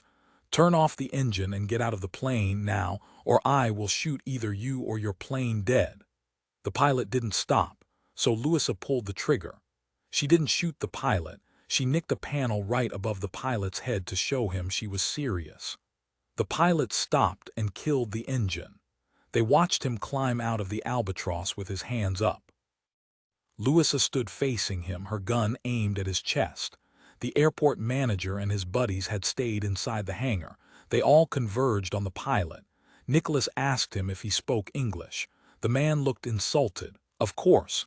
Everyone speaks English here. It's required, well, except for those fools who work here at the airport." "Who exactly requires you to speak English?" "My employers." "What is your name?" "I am Raphael Guzman." "Raphael, you will tell me where you flew the Cohaths." "I came back from Havana. I don't know what you're talking about." Nicholas sighed. "Raphael, forgive me, but I don't have time to engage in a lively discussion with you. Your plane is owned by the Genesis Group. See the G on the side of your plane. And that means you are owned by the Kohaths. You will tell me how I can find the Kohaths, or I will shoot you in the kneecap and you will never fly again. Nicholas drew his Glock, aimed it at Guzman's right knee. Mike came up to stand beside Nicholas. Aimed her Glock at his left knee. Now, she said, or not only will you never fly again, you will never walk again. You've got a nice long life ahead of you. Imagine it in a wheelchair. Raphael gulped. Stop, please don't shoot. My wife wouldn't like it, she might kick me out. Where are the Kohaths, Raphael? Okay, sure, I fly for the Kohath twins when they visit and make other flights for El Creedor for supplies, whatever he wishes. But not this time. This time old Ramos took them in the Atlantis. It's a big old yacht. There were 4 passengers and supplies and they would not fit on my plane. And where exactly do you fly? Mike asked. I always fly to specific coordinates. I call base 1 and soon a boat appears. I don't know any more than that. A boat appears from where? He looked at Mike. It comes from the... He swallowed and froze, and both of them saw the fear. Was he more scared of the Kohaths than he was of losing both knees? Mike said, 3 seconds and you're crippled for life, Mr. Guzman. Guzman splayed his hands in front of him. Listen, listen, no one knows. It is a secret. He paused a moment then. It is a very valuable secret. Now you want to make us pay for what you know. Say goodbye to walking by yourself to the bathroom. She flicked off the safety and aimed her Glock. Nicholas said, a moment, Agent Caine. Mr. Guzman, we are not unreasonable. We will give you $10,000 if you tell us everything, because we realize that once you have told us everything, there won't be any more trips for you with the Kohaths. And we will leave your knees intact. And you will get me to the United States. My daughter goes to medical school in Miami. I haven't seen her for 2 years. You've got yourself a deal. Talk. Listen, if I tell you everything I know, they will kill me and my family. So we could not remain here. Could my wife and I live permanently in the United States, forever? Yes, Nicholas said, and hoped Vice President Sloan would come through for him. Yes, forever. Raphael pulled a dirty handkerchief from his jeans pocket and mopped the sweat off his forehead. Okay, the boat comes from the island. I've seen it only a few times. They have a way of making it disappear. I can't fly the plane all the way there. I have to land in the water and they bring the boat to me. I fly in smaller supplies to them, supplies they need quickly, like groceries and small maintenance items, since my plane takes a shorter time than the Atlantis. Otherwise, old Ramos ferries supplies from here to the island. He says he's worked for the old man for 40 years. He has deliveries about 3 times a week, sometimes more. What is this crazy old man's name? Nicholas asked. They call him El Creedor. Creator of what? He builds things. Everyone says he builds crazy things, weird things. I don't know, how could I? I'm a pilot. I fly for a living. I do know his name, though, and the names of his twin grandchildren, Jason Kohath. The twins are Cassandra and Ajax. What does it look like, the island? It's a volcano. A volcano, is it active? No, around this area there are all kinds of volcanoes on all the islands. This island, though, it isn't on any of the maps I've seen. You look on some old nautical maps, maybe you find it. I don't know. It's been hidden my whole life. How old are you? 53. Nicholas and Mike shared a glance. The timeline fit. The Genesis group, namely Alexander Kohath, had been in this area looking for Atlantis in the 1950s and 60s, and that was probably when they'd come across an uncharted volcano. And Jason Kohath's father had taken it over as a testing ground for their coil. How many people are out there? Mike asked. 6, maybe 8. El Creedor, a cook, anywhere from 2 to 4 guards, and an assistant, a ghoul of a fellow, very serious, and of course the Brit captain of the boat that unloads supplies from my plane, and his first mate. The pay is great, the Brit captain told me once, but he said it's tough, since they're so isolated, nothing to do except play ping pong and watch movies. And his first mate said the old man sits in front of a dozen computers all the time. No one knows what he does. Except for his assistant, I guess. How often do his grandchildren, Cassandra and Ajax Kohath, visit? Once, maybe twice a year, more often when they were younger. They don't usually show up without a lot of notice, but not this time, almost no warning at all. That beautiful girl, I've got to warn you, she's nuts. She didn't like something Alfredo, he's one of the mechanics who works here, said the last time they came, and she kicked him onto the ground and kept kicking him until her brother pulled her off. Alfredo was in bed for a week with broken ribs. Me? I'm more afraid of him, the brother Ajax. Raphael shuddered. He's all calm and reasonable one minute, and then the next, those eyes of his are glowing like a demon's. As if he knew how melodramatic that sounded, Raphael added, not really a demon, more like a volcano you thought was dormant. He'll explode without warning. Both of them there, not right in the head. They came without warning this time, Raphael nodded. I got word to be ready only a few hours ago in case they wanted me, but as I said, they went on the Atlantis to the island. Weapons? I don't know. This time I know old Ramos brought along 3 of his nephews and they all had guns. Does the Atlantis go to the island? No. Like me when I fly in supplies or people, the Brit captain brings a boat from the island. I've been ordered never to go past the drop zone, but I remember the first time I hung around to see what would happen. What did you see? One minute there was simply nothing but water all around, the next this island with a volcano in the middle of it. It was like magic, scary magic. I hear talk the El Creador is some sort of mad scientist. But of course I can't ask how he does this magic since I wasn't supposed to ever see it. You do believe me, don't you? I mean, you won't shoot out my knees, Mike said. We believe you, your knees are safe from us. Nicholas said, one last thing. I want you to ask the airport manager if there was a man and woman with the Kohaths, prisoners. I was told there were 4 people. Does this help you? Nicholas said. Go ask the airport manager to describe them to you. Raphael trotted to the hangar and was back again in a couple of minutes. Alfredo said the 2 of them were tied up. Both of them were dirty, beat up, but you know what? Alfredo said they still looked dangerous, both of them. Mike asked, when are you due to fly in the next shipment? Tomorrow. Raphael, you're going to make that delivery today. Call them up, make an excuse. You have to get it to them now. However you communicate, do it. Don't forget your knees, your $10,000, you're forever in the United States with your wife and your daughter in Miami. Yeah, okay, I'll call them now. I speak only to the British captain. Once I set up a drop, then what? Then Nicholas smiled. Then, Raphael, you will fly us out there. Chapter 69, The Bermuda Triangle. October 1, 2015, a 790-foot cargo ship, the SS El Faro, reported a tropical storm hundreds of miles away suddenly dashed toward them and circled the ship. Communications went dead. The hurricane was later reported going back from where it had originally been, once again a tropical storm.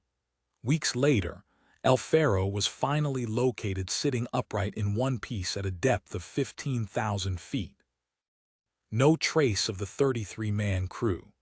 The Bermuda Triangle, when Cassandra had visited grandfather's island for the first time as a child, she'd expected tremendous heat, even brimstone, and her grandfather lighting his cigars in the burning lava like a god or the devil.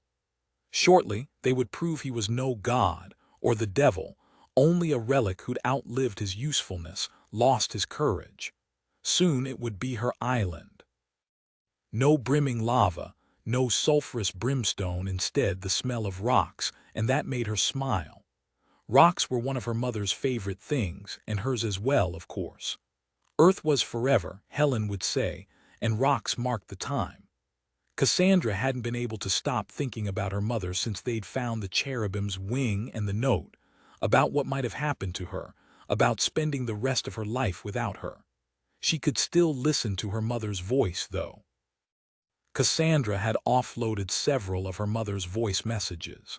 Sometimes she played them to listen to her mother's voice, like lovely British bells. She wouldn't think of her mother now.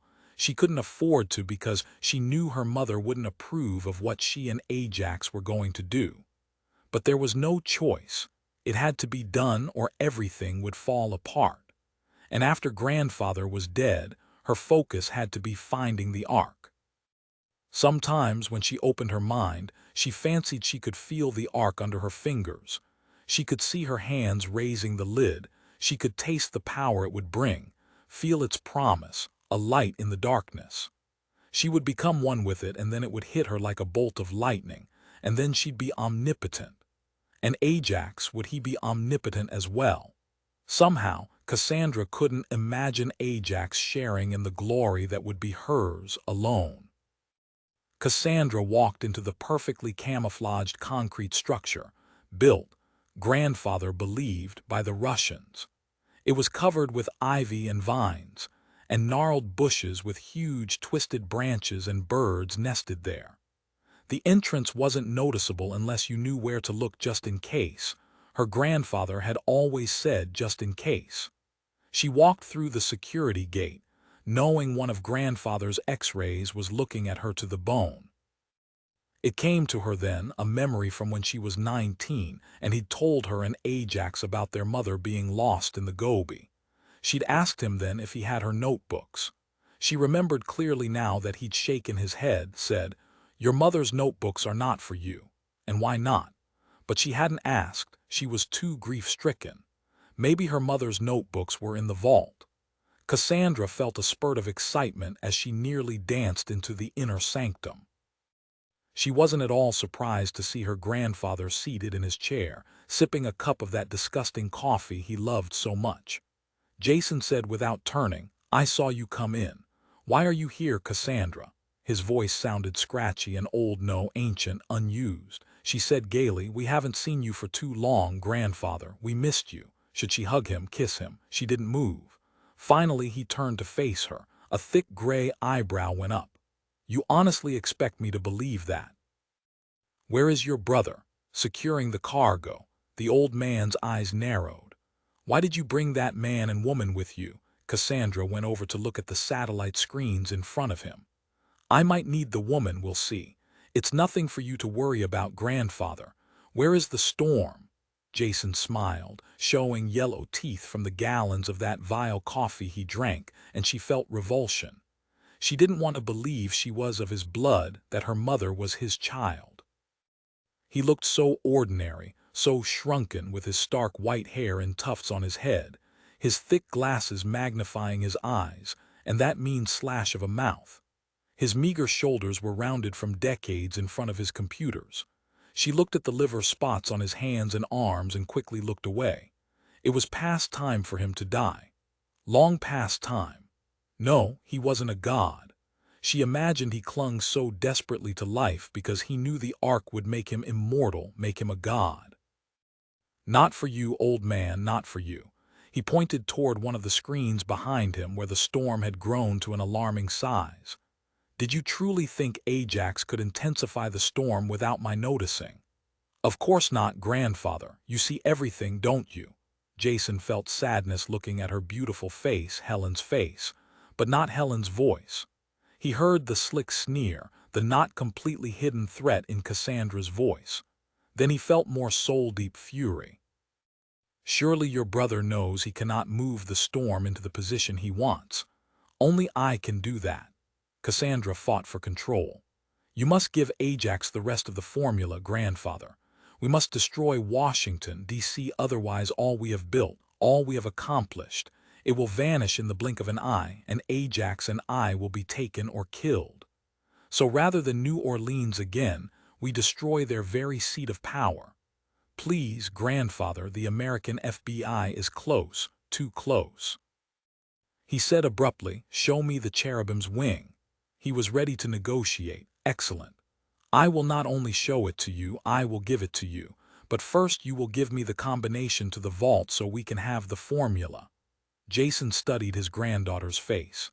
She stood perfectly still, the box holding the cherubim's wing under her arm, so like Helen, yet nothing like her at all. Helen's innate goodness hadn't bred into her children. The girl thought to bribe him. It was amusing if it hadn't been so sad. He said quietly, "Do you remember you once asked me if I was the Wizard of Oz?" She leaned close, studied his seamed face. That was long before I realized what and who was behind the curtain, before I saw what you were and what you'd become, a pathetic, gutless old man. He scooted his chair away from her, studied her as she'd studied him. A pity you only see me now as an obstacle and not as El Creador, as Burnley says some of the Cubans call me. No, Cassandra, I will not give you the directionality procedure. I would fear for the world's survival if I did. Why can't you realize I am only trying to do the right thing, to help find the Ark, to keep the Genesis group financially healthy? He saw she wasn't even listening to him. He said abruptly, "You say the FBI is close behind you. Tell me what you did." She didn't meet his eyes. Ajax and I did only what was needful. She wasn't going to tell him, still he tried. You and Ajax could remain here, safe from the FBI, and together we can continue to run the Genesis group. I cannot find the Ark if I'm hiding out here. He wanted to tell her the Ark wasn't for her, but he said, I will not weaken the United States by destroying their capital, all because you and your brother haven't been wise in your choices. You know the FBI or any other country's law enforcement can't find you and your brother here. Say you will stay with me and be safe. Learn what you must learn to honor your mother's memory. He stared at her, seeing yet again her hatred for him, her contempt, and it chilled him. Like her damnable excuse for a father, she and her brother were unstable. A kind word for it, but he couldn't bring himself to think crazy. It was too final, too scary. It meant the end of everything. Of course, he'd known it for a long time, even accepted it, but to see her now, realizing what she was, seeing this bone-deep hatred of him in the open for the first time, it nearly broke him. And he remembered Helen's words that he would do everything he could to help them until there was nothing more he could do, and she understood. Then she'd bowed her head. Still, he was shocked when she screamed at him, "Don't you speak to me about honoring my mother's memory. Everything I do is for my mother." "Enough, you profane old man. Open the vault or I will crack the cherubim's wing over your skull and watch your genius brains fly all over your computers. Give me the combination." Chapter 70. Jason knew he had to keep calm and use reason that would make her understand, even though he knew it wouldn't work. "Cassandra, what do you think you would gain if you destroyed Washington? You think they wouldn't come after you, that you would be safe?" "Of course. The storm will be so massive it will take the U.S. years to recover. As for law enforcement, the FBI, we will be far down on their list. Think of all the looting, the anarchy, the chaos. We will be nothing to them." And she snapped her fingers.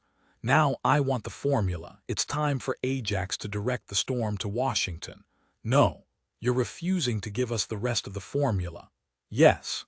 She slowly opened the box and lifted out the golden cherubim's wing. It glowed, warmed her hands. She felt the writing indenting its surface and saw the words in her mind. "Through this door lies a weapon of great power. Open it and it will indeed kill." "Through this door," she whispered. "The Ark is here. It's in the vault, isn't it? You've had it this entire time. You've lied to us, to me and Ajax, our entire lives. The Ark is here." "No," he said, and felt a sudden spurt of fear. She was walking toward him, never taking her eyes off him, and the look in her eyes was wild and cold and black. "You bastard! What else have you been hiding in that ridiculous vault? My mother's whereabouts, my mother's notebooks. Tell me, you worthless old man." Jason simply shook his head back and forth. She said, "The Ark belongs to the Kohaths. We are the last of the line. The Ark will be mine, not yours, never yours." He slammed his fist onto the console. "Get a hold of yourself, Cassandra. Listen to me now. I don't have the Ark. As for the formula, I keep it here." He tapped his head. "Do you believe I would ever write it down and stash it in my vault?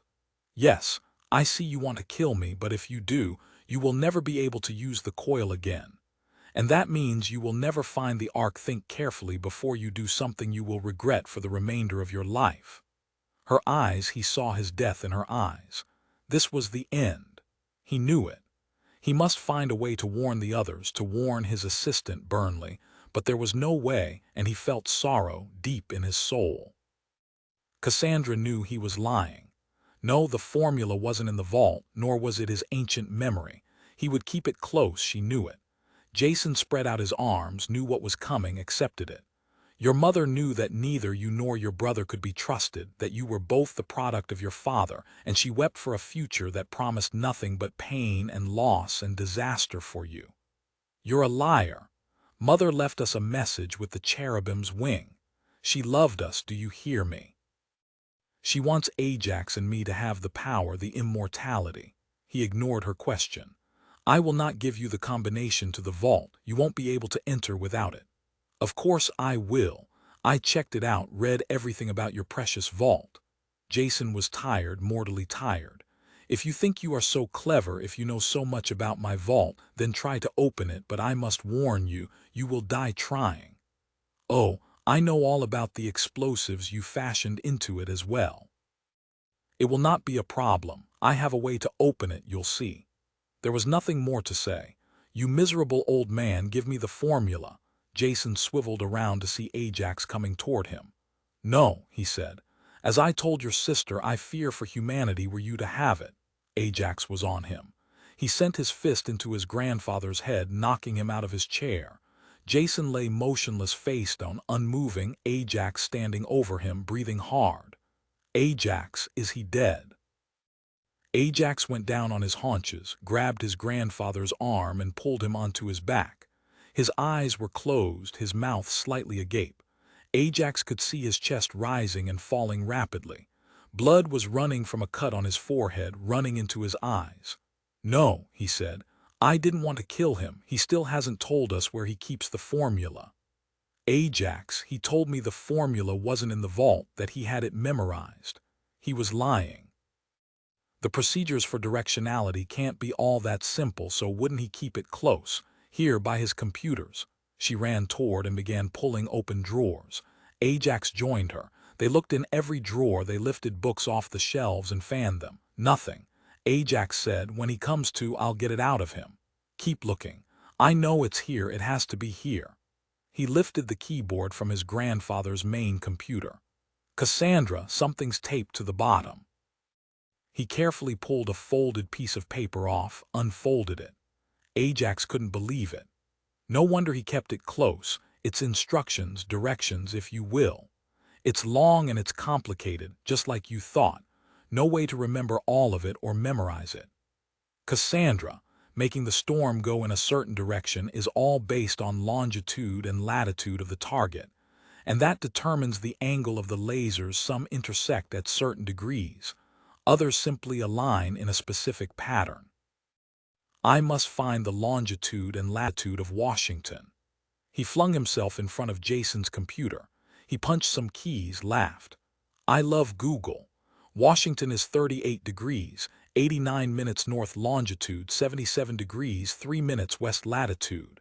Now, what have you done? Oh no, Dr. Kohath. Aaron Burnley fell to his bony knees beside their grandfather, grabbing his hands, rubbing them, pulling out a handkerchief, wiping the blood from his forehead, daubing at his eyes. He stared up at Cassandra. What have you done? Why did you hurt him? He's the greatest man who ever lived. He's your grandfather. Are you insane? I'm not insane, she shoved Burnley aside. He fell over their grandfather. She looked toward her brother. I never liked him. He looks like a ghoul, all skinny and pasty-skinned. But Ajax wasn't paying any attention. Now that I have longitude and latitude, I need to calculate the position of the lasers to determine directionality. Give me a minute and I'll get it. She saw a glint of something shiny. She leaned down and pushed the unconscious Burnley off her grandfather. His shirt had ripped when he'd fallen, and around his neck she saw a gold chain, and hanging from that gold chain was a double-hasped director's key. Ajax, I'd forgotten. It's impossible to get into the vault without this key, then the combination. It's a double safe. He was still doing calculations, didn't look at her. We don't need to get into the vault now. Forget it. No, he's hiding something in there, something important, maybe Mother's notebooks. Who knows? Maybe even the Ark. I've got to get it open.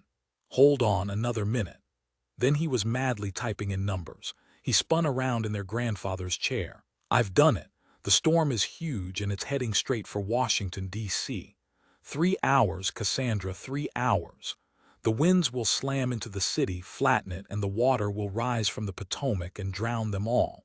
D.C. will be gone like that. He snapped his fingers. And that Drummond character, he has no idea where we are. We're safe, at last we're safe. He'll go back to the U.S. to nothing at all. Ajax, the vault. He was shaking his head at her. You think the Ark could be in the vault, Mother's notebooks? That's crazy, Cassandra, impossible. Get the thief, get her now. A light began to flash on Jason's desk. Cassandra reached down and hit the button. Yes. Madam, this is Amos on the dock. Raphael is on his way in. Apparently he was able to get your food shipment moved up and he's flying it in. Tell Guzman to turn back, not today. It's too late, Ms. Kohath, they are on their way. Ajax said, hang on, Amos. How could Raphael have gotten it to us so quickly? No one knew we were coming. Amos said, evidently all was ready and so Raphael believed it would please you. He will be here shortly. Captain Snelling will meet the plane and unload the supplies. You need to bring the island into view. Now. This, at least, was something Ajax knew how to do, shown to him by their grandfather when he was still a boy. He punched in the code to lower the electromagnetic shield. Burnley moaned. Oh, kill the idiot, I'll get the thief. Ajax pulled his stiletto out of his jacket pocket, leaned down and slid it into Burnley's heart. A strange metallic sound rang out above them. They looked up to see the metal catwalk flex. Ajax wiped his stiletto off on Burnley's shirt and rose, still looking up, frowning. Cassandra jumped. What is that? I don't know, but we'd better find out. Chapter 71. Kitsune got to work. Ajax Kohath was stupid, having them thrown into a room, locking the door and leaving, thinking them secure. First the handcuffs. She arched backward like a bow being strung and brought her hands beneath her butt. She stepped through, her hands now in front of her. She pulled the gag off her mouth, dropped to her knees and pulled off Grant's. Then she used the small pointed charm she wore on her ankle bracelet and opened the handcuffs. She shook her hands, then opened his handcuffs. She gave him a moment to catch his breath, then kissed him. To her relief, he kissed her back. He was shaking off the remains of the drugs. He opened his beautiful eyes and looked at her. You're amazing, he whispered. I would have been the biggest ass on the planet if I'd let you go. Give me a minute, and then I'll help you get us out of here. This was one of the benefits of being married to a spec ops genius. No blaming her, no complaining, just instant acceptance of what was and work toward getting them free. She kissed him again, then rose. Keep getting yourself oriented. She began walking around the room. All right, they dragged us down the slope of the volcano into a vast building and into a small room off a well-lighted tunnel. The room looks like sterile cement, lots of electrical cables piled in the corner. I have no idea what they use it for, if anything.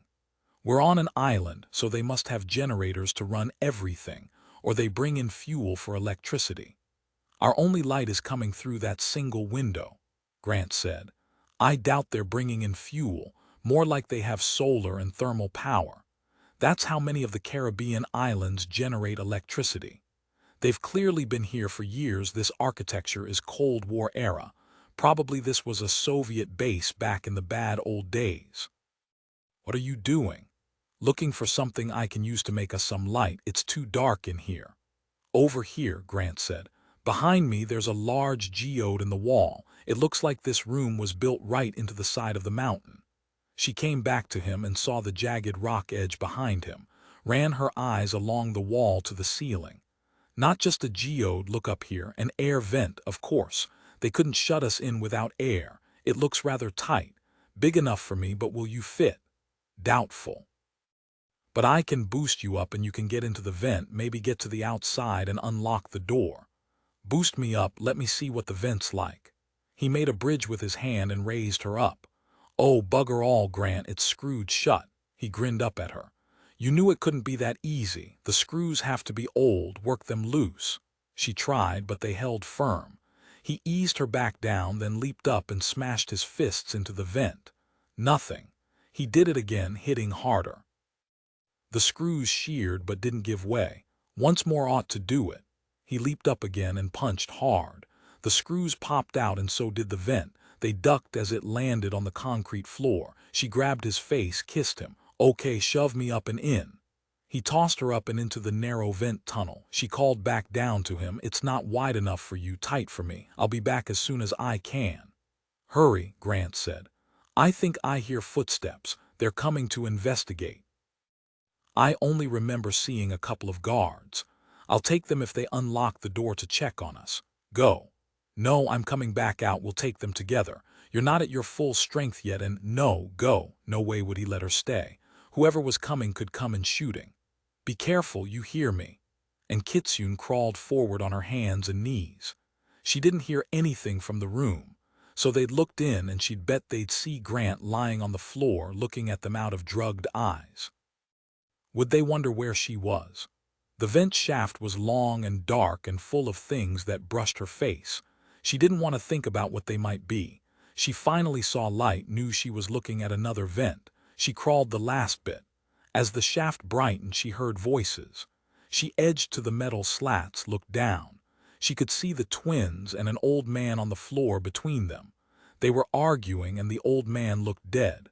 Their grandfather, Jason Kohath.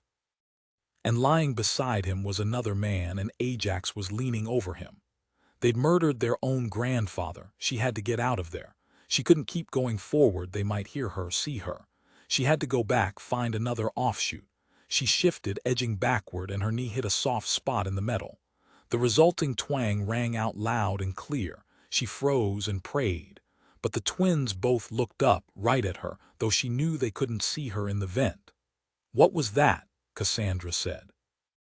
Kitsune saw Ajax rise and wipe off a bloody stiletto on the dead man's shirt. "Another one dead." "I don't know, but we'd better find out." Kitsune inched back. The old metal creaked again, louder this time, flexed and gave way. Kitsune landed on all fours at their feet.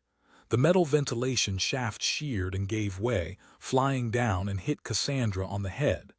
As she fell, hard, Kitsune scrambled up from the floor and started running. Chapter 72. Off the coast of Cuba, the Albatross seaplane might be Korean War vintage, but Raphael kept it in excellent shape. The stylized G on its side was freshly painted. It held 4 passengers with a small area for supplies. "You guys will stay here," Mike said to Louisa and Adam when the argument started. "You have to keep communications open with Zachary and guard the plane. No way we want to wreck her on our first outing or have the Cubans confiscate her." Nicholas let them grouse and curse, then added, "Can you guys imagine what Zachary and Savage will say after they fire the lot of us? So protect our jobs, guys." The Albatross lifted into the sky. It was loud, nothing sleek like their jet. Mike was glad not to have to talk. She'd never admitted on the pain of death to Nicholas, but her throat hurt, her head hurt, her chest hurt. Once they were strapped in, headphones on, they skimmed the slate-gray Caribbean water and lifted into the sky. Raphael Guzman was whistling, no longer afraid they would shoot out his kneecaps and knowing he'd made the deal of a lifetime. He said into their headphones, "It's the same thing every time, load up, fly out, unload, fly back. I'm on call 24/7, even on Christmas and my wife's birthday. But now this job is going to be over because they're criminals." Slight pause. "You think I can fly in Florida?" "Why not?" Nicholas said, then sighed. "All right, Raphael, I'll make some calls." "That won't fly, try again," Mike whispered, watching the whitecaps under them followed the shadow of the plane skimming over the water. "What was that?" Nicholas asked. "What won't fly?" She leaned in. "I'm trying to figure out a non-violent plotline to tell Big Mike and my mom, the gorgeous Rebecca. They know we were in Venice in that shootout, no way around that since the media gave out names, but this they do not need to know. You think I'm going to fill in my parents? My grandfather would send a squadron of special ops to bring me back to England. Now when we land, we go in hard. Kitsune and Grant, they're both warriors. If they're able, they'll be right beside us. If they're still alive," but she wasn't about to say it out loud. "Yes, we'll be fine." He leaned over and kissed her. And I've got my own warrior to protect me. Don't you forget it and go cowboy on me, okay? He smiled, but she realized he didn't answer her. Look down, Mike, there's the boat. He fell silent and both of them stared. Unbelievably, a beautiful, large island suddenly appeared out of nothingness. It was astounding, hard to accept. Raphael shouted over the headphone, "This is strange. Usually the island doesn't appear until I'm offloaded and ready to leave. I wonder why it's early, but there it is. Magic, that's what it is, and there's the boat. We're going to land." "I didn't really want to believe it," she said, staring at the island. "But it's true. Still, it's hard to believe what I'm seeing." He squeezed her hand. "True and amazing. You ready for a grand adventure?" Chapter 73. The Bermuda Triangle. Raphael set them down smoothly and glided to a stop. An old cargo ship appeared, motoring quickly toward them. The waves were not gentle, and Mike suddenly tasted black, bitter lake water in her mouth, and Nicholas knew. He grabbed her hand. "It will be okay." "I'm fine, really." She swallowed hard. "The thing is, Nicholas, I didn't even know I was drowning. I would have died without having have realized what happened. Sorry, weird time for me to bring it up." He closed his eyes a moment, feeling the fear, the panic, not knowing if she'd live. Raphael said, "The boat will be here in a minute. There are 2 men, Captain Snelling and Aldo, his first mate. From what Captain Snelling tells me, carrying supplies is their main responsibility. Otherwise, he says, they watch movies. He calls it a sabbatical from life. The way this works is that if Captain Snelling thinks something's not right, their orders are to leave immediately. It's good I have some supplies here. Here, help me with a couple of these boxes, so that's all they'll see."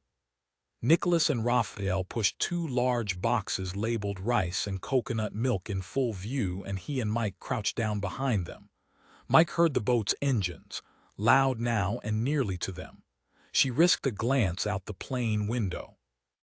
The boat was a cabin cruiser retrofitted to be a short-haul cargo ship.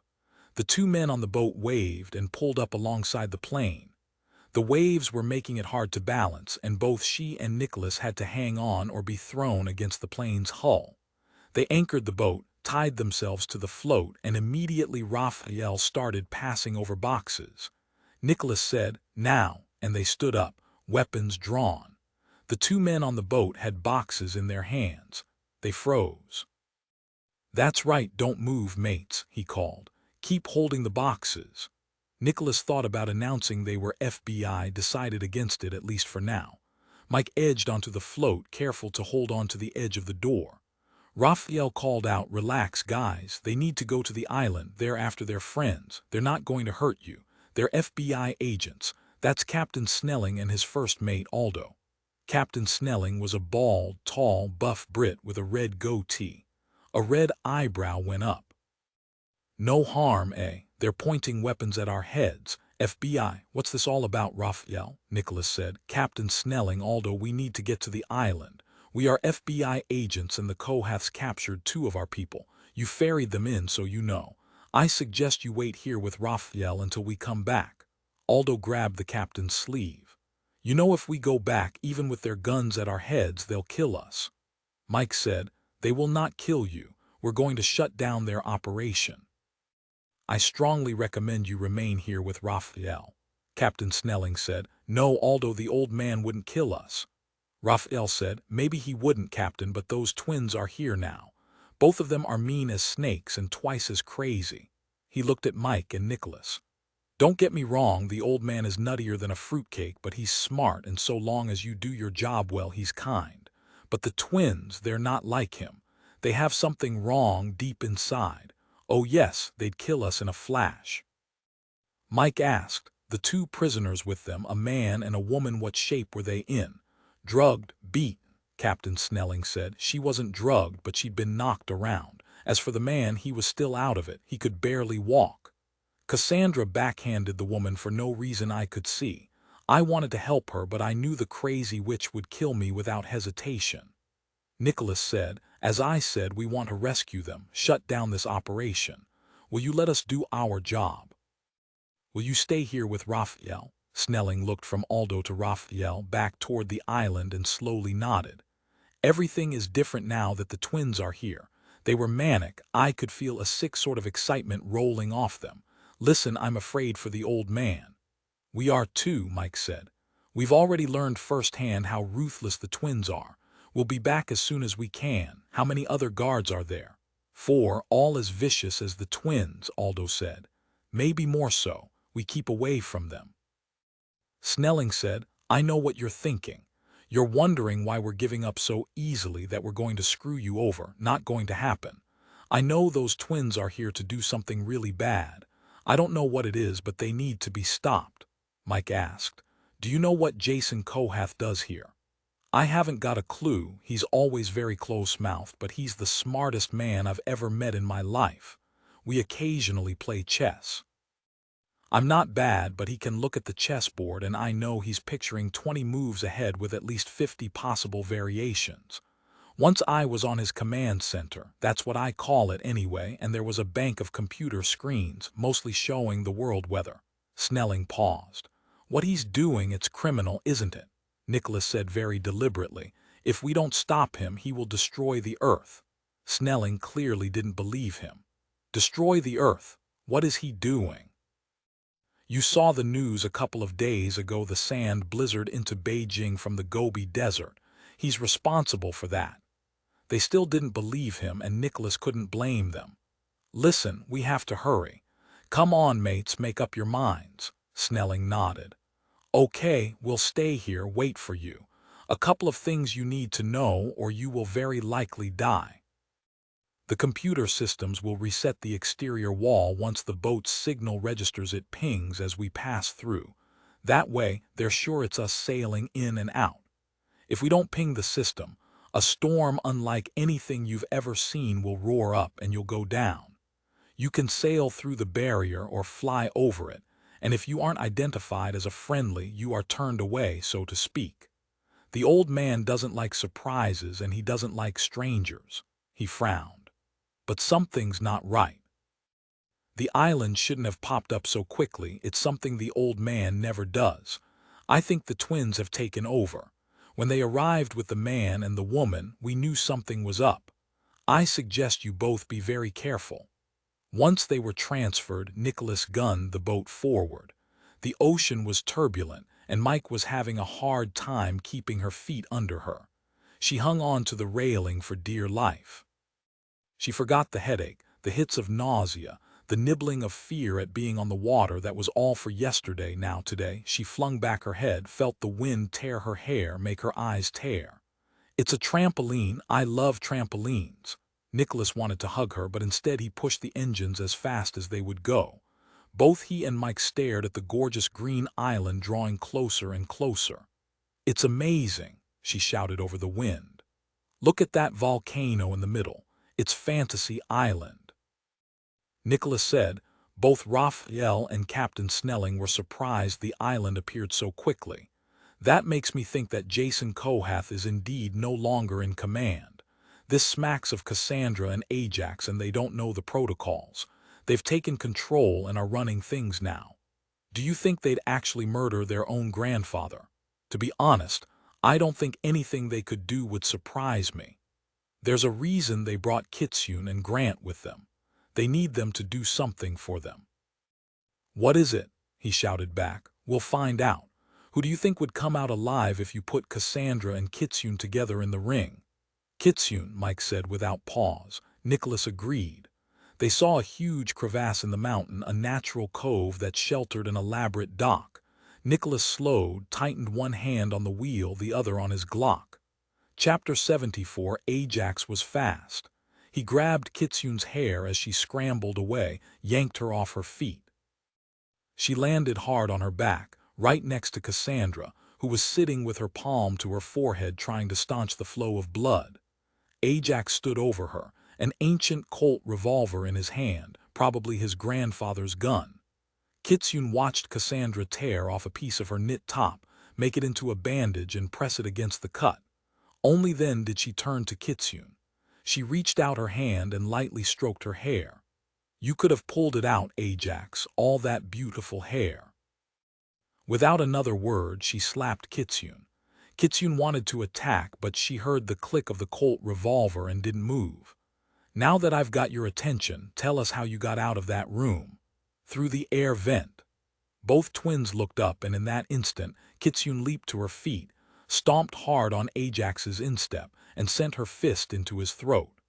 His gun went flying out of his hand to spin across the smooth stone floor. He grabbed his throat, gagging, but she hadn't hit him hard enough. She hadn't collapsed his trachea. Cassandra scrambled to her feet, grabbed the wooden chessboard, and came at her. Before Kitsune could run, Ajax was on her again. She ducked his fist, but it landed solidly against her shoulder, spinning her around. Cassandra lifted the chessboard over her head, ready to smash it over Kitsune's skull. Kitsune went in fast, head-butted Ajax in his stomach and knocked the air out of him, sending him stumbling backward. She saw Cassandra in her peripheral vision, blood trickling down her face from the cut on her forehead, and she was swinging the chessboard madly back and forth in front of her.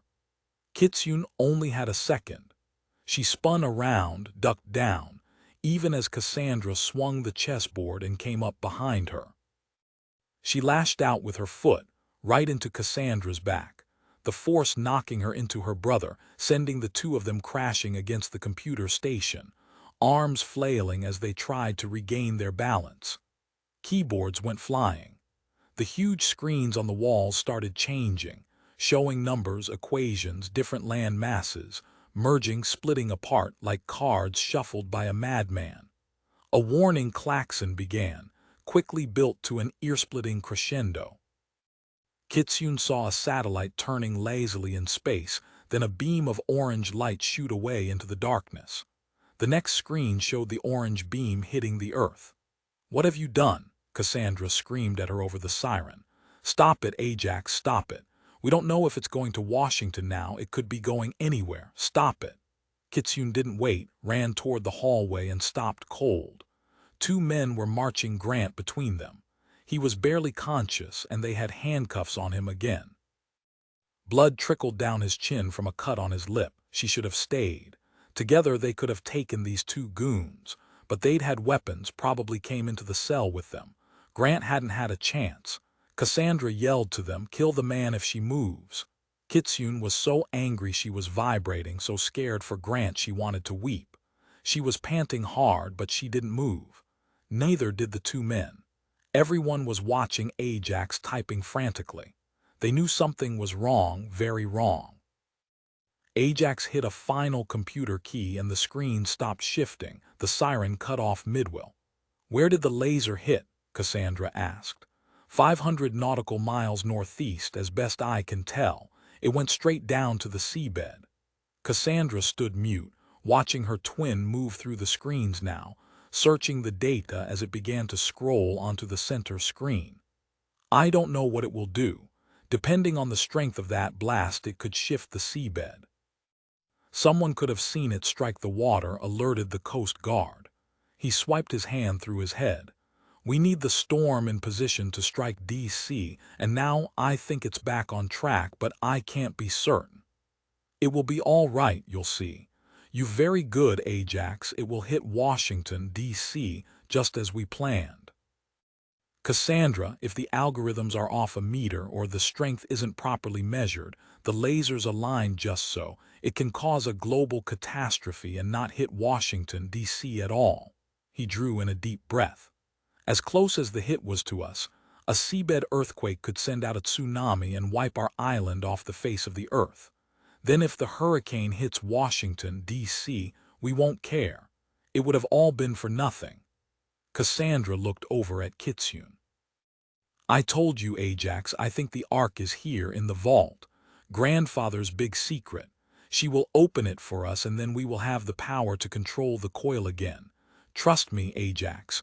We will not only control the coil, we will control everything." Kitsune heard him snort, saw him studying first one computer, then another. Cassandra had knotted a cloth around her forehead to keep the blood out of her eyes. She looked at Kitsune. "This better not leave a scar or I will take a knife and carve up your face." She nodded toward the behemoth holding Grant's left arm. Now you will either open the vault for me or I'll have bantam weight break your husband's neck. She was calling that Hulk bantam weight. What did she call the other one? Feather weight. Her brain was swirling around. She had to get it together, figure out what to do. She looked over at an old man, silent, unmoving, his head bleeding on the floor, another dead man beside him. You killed your own grandfather, and for what? You honestly believe Jason Kohath has been sitting on the Ark of the Covenant this whole time? Cassandra laughed. You're stupid, you have no idea what you're talking about. She turned to the two guards. Bring the man. Ajax stopped typing. He was staring at one of the screens as if willing what he wanted to happen. Straighten up and walk, Bantamweight said, and kicked Grant. It was then Kitsune saw Grant's eyes. They were clear, focused on her, and she knew he wanted them to stay together. She knew hope. Kitsune said, let's open the safe. Cassandra said to Bantamweight, if either of them tries anything, shoot him. Ajax, do you need to stay here or will you come with us? There's nothing more I can do, he said, rising. They walked through Byzantine passages, forking left, then right, fanning off intersections. Kitsune realized these passageways had been dug out and reinforced decades earlier, probably by the Russians. They were stark, cold, well-maintained by Kohath's guards, no doubt. And always, they walked deeper into the heart of the volcano itself. They came into a large space carved into the rock, lights inset, reflecting out a gauzy red glow. The walls weren't metal, they were smooth rock, like the back of the small room where she and Grant had been locked in. On the far wall, Kitsune saw a commercial-grade vault, one similar to those she'd seen in Swiss banks in Geneva and Zurich, state-of-the-art, virtually impossible to open. She'd need special tools and several hours to have a prayer of getting into this vault.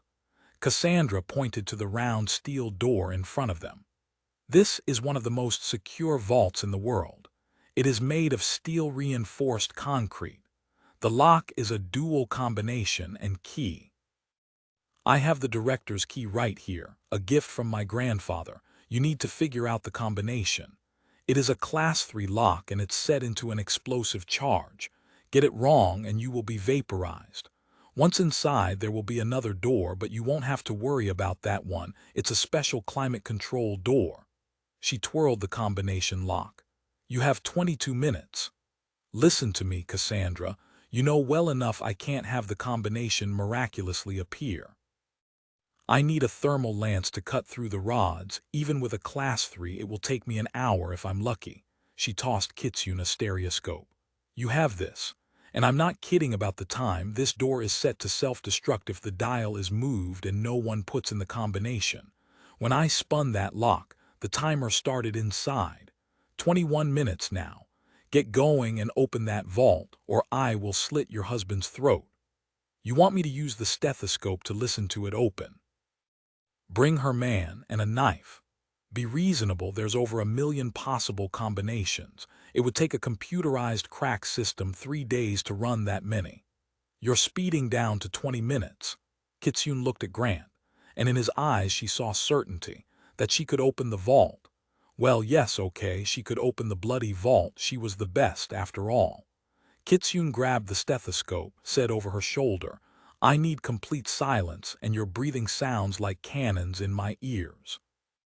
You want it open. Leave me. Cassandra gave her a long look. We'll be in the corridor. Do not even think for 1 second. I won't hesitate to kill your husband should you not get it open. Kitsune laid her hands on the metal and felt the earth move under her feet. Chapter 75. Mike, take the wheel. I'll get the rope to tie us to the dock. Mike steered the boat toward the dock and stared at the green jungle. It looked impenetrable, so thick it crowded against the white sand that covered a beach at least 20 feet wide. Off to her left were spectacular bare rock cliffs that had shifted over the years, spilling boulders onto the beach. This could have been a paradise, not a hideaway away for a mad genius. As they motored into the natural harbor, the air grew cooler. She continued to search the beach and saw a narrow path that led to a door. There's no one here. In the jungle, perhaps, but there are cameras on every pylon and one farther in, above that metal fire door. If anyone is watching, we've certainly been spotted by now. No hope for it. Cut the engine. Nicholas threw a rope to the nearest pylon, anchoring the boat to the dock. As their feet hit the sand beach, Mike felt a tremor, then another and another, gentle, like rolling waves. She instinctively reached out and grabbed Nicholas's arm. The ground they were standing on shook harder and she braced her feet wide. Then nothing. She saw Nicholas's face had gone white. She ran her tongue over her dry lips. "This isn't okay, Nicholas. It's tremors. You know volcanoes are almost always related to a fault. I'm thinking it's related to the coil, maybe a malfunction. But whatever it is, we have to hurry, Mike." When they reached the fire door, Nicholas turned the handle. "Luck is with us. It's unlocked." "I don't like this, Nicholas. No guards. And Captain Snelling told us a man named Amos would be here. He's the one who controls entry and exit, but I'm not seeing anyone." A man's deep voice came from behind the door. "Don't open that door or an explosive will blow you to bits. That door is a dead end. I have to bring you in. If you look to your left, hidden in a vine-covered wall was a door with a window." The voice said on a chuckle, "Pretty good camouflage, don't you think? Not that we've ever needed it. I'm going to open the door now, and don't worry, I don't have a weapon." Nicholas hoped the man wasn't lying. The door opened a crack and they saw a small bald man with bushy white eyebrows step quickly back and stick his hands in the air. "Get back into the room. You're Amos." Amos's eyes never left Nicholas's as he inched himself back against the wall, his hands still up. It was a security office, and it was empty except for the three of them. Nicholas looked over at a control board but didn't recognize much. Amos said, "This is where we run the dock. I developed all the protocols. If someone unwanted bypasses the other security measures and gets too close, I can trip them up here. It's only happened 3 times since I've been here, 15 years now." Mike asked, "Why didn't you let us open the door and blow ourselves up?" "Let me show you instead. May I put my hands down?" Nicholas held his Glock at his side. "Go ahead." Amos went to the console, typed in a command, and what looked like security footage began to play. "This happened 12 minutes ago. I'm sorry there's no sound, never has been. My boss didn't want it." Nicholas and Mike leaned in close. It looked like NASA's Houston Command Center. Mike said, "There's Cassandra. She's arguing with that old man. Is that Jason Kohath?" "Yes, he's my boss and friend, the twins' grandfather. Watch." And he flinched when Ajax punched his grandfather in the head, knocking him to the floor. Amos said, "I don't know if he's dead. I have medical training, but I'm afraid to go in alone. She and Ajax might kill me too." They watched another man come in, saw that Cassandra was yelling, and then Ajax stuck his stiletto into the man's chest. They saw him collapse over Kohath. Then Kitsune crashed through the ceiling vent, and they saw the vent hit Cassandra. They saw the fight, then the 2 guards marched in, dragging Grant Thornton. "After 15 years without sound, I've learned to lip read. I didn't understand everything, but Cassandra wants the other woman to open the vault, and she said something about the Ark being inside, which is foolishness. The Ark of the Covenant isn't here, never was." "Then what's in the vault?" Mike asked. Amos said simply, "Secrets, but only Jason can tell you what they are. I cannot. We must hurry. If you come with me, I'll take you to the control room. I can see how badly Jason is injured." Nicholas hesitated. It was simply too easy. "You could lead us right to Cassandra and Ajax. I could have let you blow yourself up, but I didn't. Listen, Captain Snelling alerted me, told me you were here to shut things down and rescue that man and woman. I know what those kids are. They dance in the world's ashes after they blew it up. And it's very possible they've killed a man I greatly respect. Please. I'll take you there. I've got to help him." Mike raised her Glock when Amos reached beneath a counter. "What are you doing?" He straightened quickly. "I have to get my medical kit." Nicholas opened the bag, medical supplies, and handed it back. Amos closed the bag and threw it on his shoulder. "I know I don't need to tell you this, but be careful if you come face to face with those 2. As for the guards, they're well trained and will shoot first. They followed Amos into the heart of the volcano. It was quiet, eerily so. It took only a minute or two before they stepped into a large room, its walls covered with computerized screens. Amos hurried away to the man they saw lying on his back beside a huge desk. Nicholas said, "Would you look at this, Mike? 360 degrees of screens. Computer programs running, and there's a satellite in space." He cursed. "Mike, see the hurricane spinning toward Washington, and all that data running down the side. And on the next screen it shows an earthquake and tsunami warning." "There's our earthquake," Mike said, pointing. "Says here it measured 6.6 on the Richter scale and was centered around 500 miles northwest of here. There's a tsunami warning for the Eastern Caribbean. We've got to warn them." "Nicholas," she said, pointing at the screen where the warnings were running lightning quick. "They already know. Can you shut down the hurricane, maybe disperse the tsunami?" He gave her a crooked grin. "Why not? Then we'll find Kitsune and Grant and get out of here." Amos said, "Sir, I don't know how you possibly think you can stop the hurricane and the tsunami," but he shook his head, said to Mike, "Could you help me here?" Mike went down on her knees beside Amos. He was holding Jason Kohath's head in his lap, rocking him. "It's really bad. I can't do anything for him. Ajax hit him hard, most likely a bad bleed going on. We need to get him out of here to a hospital. Poor Burnley is dead, God rest his soul." Nicholas was bent over the keyboard of the main computer. He yelled, "I'm sorry, Amos, you've got to hold tight. Please hurry. Try to stabilize him, Amos. Mike, come here." Nicholas pointed to another computer screen. "Look, it's the security feed. There's Kitsune trying to open the vault. But where are the twins? Right behind you." Chapter 76. Ajax Kohath stood in the entrance to the control center, aiming the ancient Colt revolver at them. "What do you think you're doing?" "Get away from there now," Nicholas said. "I'm undoing your work, mate. No hurricane for Washington today." Ajax laughed.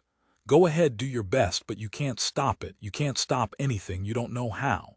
I was worried there for a minute, but I see I fixed it. The hurricane is still headed where I set it to go. There's no stopping it now, particularly by a stupid cop like you." He pointed at the screen where the huge storm spun, gathering more and more force. "The outer bands will hit the coast in a little over an hour. 2 hours and Washington, D.C. will be leveled by the hurricane. Your government will cease to exist. All your people will be killed. And you think you can stop it. You can't. All you can do is watch it happen. How does that make you feel, Agent Drummond?" Mike laughed. "You don't realize who you're taunting, Ajax. Nicholas is as much a computer expert as your grandfather. He can do anything." Nicholas wanted to smile at her incredible show of confidence in him, or bravado. He didn't know which, but he didn't. He kept eye contact with Ajax. Ajax was coming closer, and he let him. When Ajax was 10 feet away, Nicholas knew he couldn't let him get any closer. Even with that old Colt, it was possible he'd shoot him dead. He turned and slammed his hands down onto the main computer keyboard. The lights went out and the screens went blank, and Nicholas was typing as fast as he could, shutting down the generator.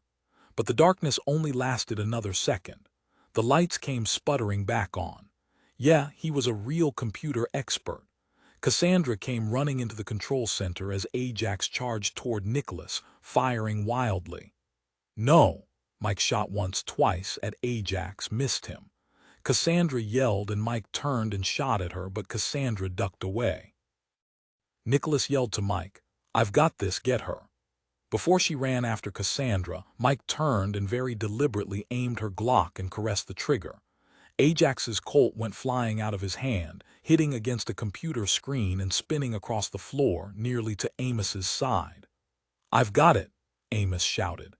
Ajax cursed in English, then in Italian, and he was running toward Nicholas. Nicholas jumped to his left as Ajax came at him, beyond himself now with rage. Nicholas saw blood dripping from his hand.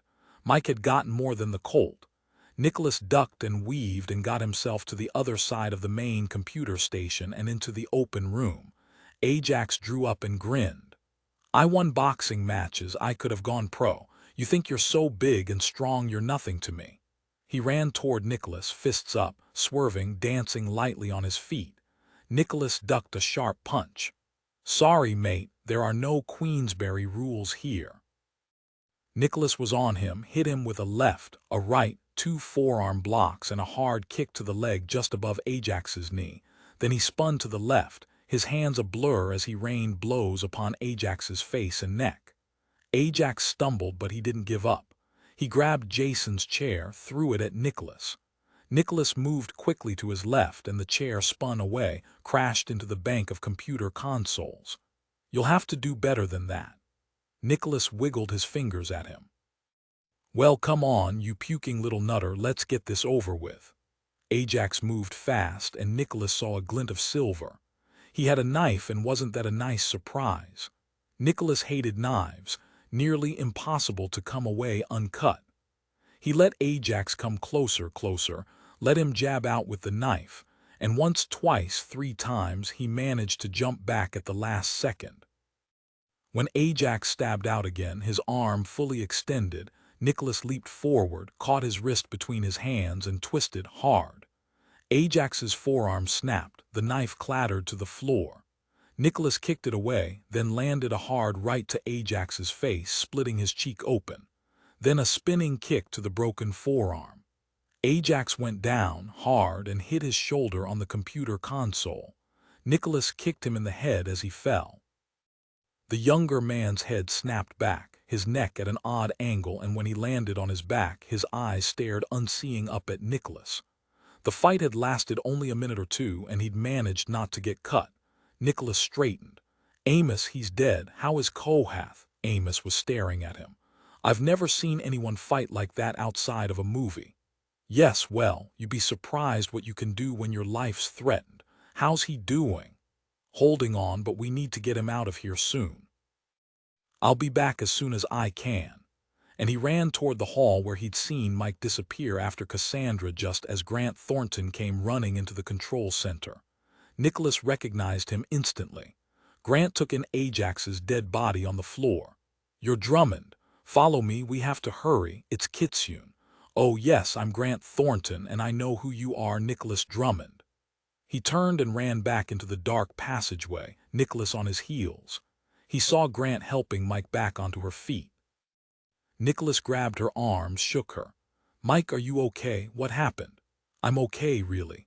Cassandra was hidden around a corner with a big block of wood in her hand. She clocked me when I got into range. Are we secure? Did you stop the hurricane? I did all I could, but I don't know. Ajax is dead. Grant, where's Kitsune? Up ahead, she's still trying to open the vault. Cassandra will be nearby. I took out the guards and followed the fight. Thanks for coming for us. I was worried no one would ever find us, but Kitsune never doubted you'd come to us in time. Mike said, we'll pray we're in time. Now we have to stop Cassandra.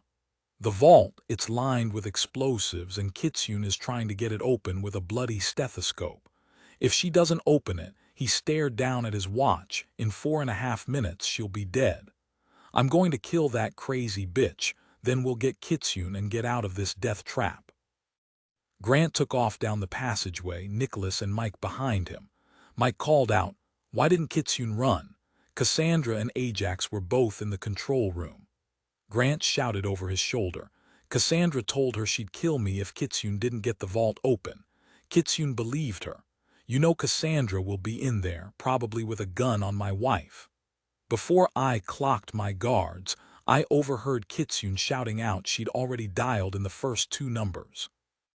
There's 4 to the combination, she's halfway there, Nicholas said with absolute conviction. She'll do it. Grant turned then, grinned widely. She told me about you too, told me how you managed to bring her down, and it's obvious you know how talented she is. I don't think there's a vault in the world that can keep her out. Grant slowed. The vault is around that corner, maybe 20 feet farther. We must go quietly now. Mike leaned down and pulled out her ankle piece, handed it to Grant. It belongs to my father, keep it safe. Chapter 77. Cassandra had struck the woman agent as hard as she could and she'd gone down, but for how long? She needed to move and fast. Her guards were both dead, necks broken by the thief's husband. She'd left Drummond back there with Ajax, but she was worried. They'd somehow traced them here to the island. But how? She had to get to the vault before the thief realized no one was in the corridor guarding her. She looked at her watch. 3.5 minutes for her to get the vault open, or they'd all be dead. What had happened between Ajax and Drummond? Ajax was an amazing boxer. Surely he could take down one FBI agent.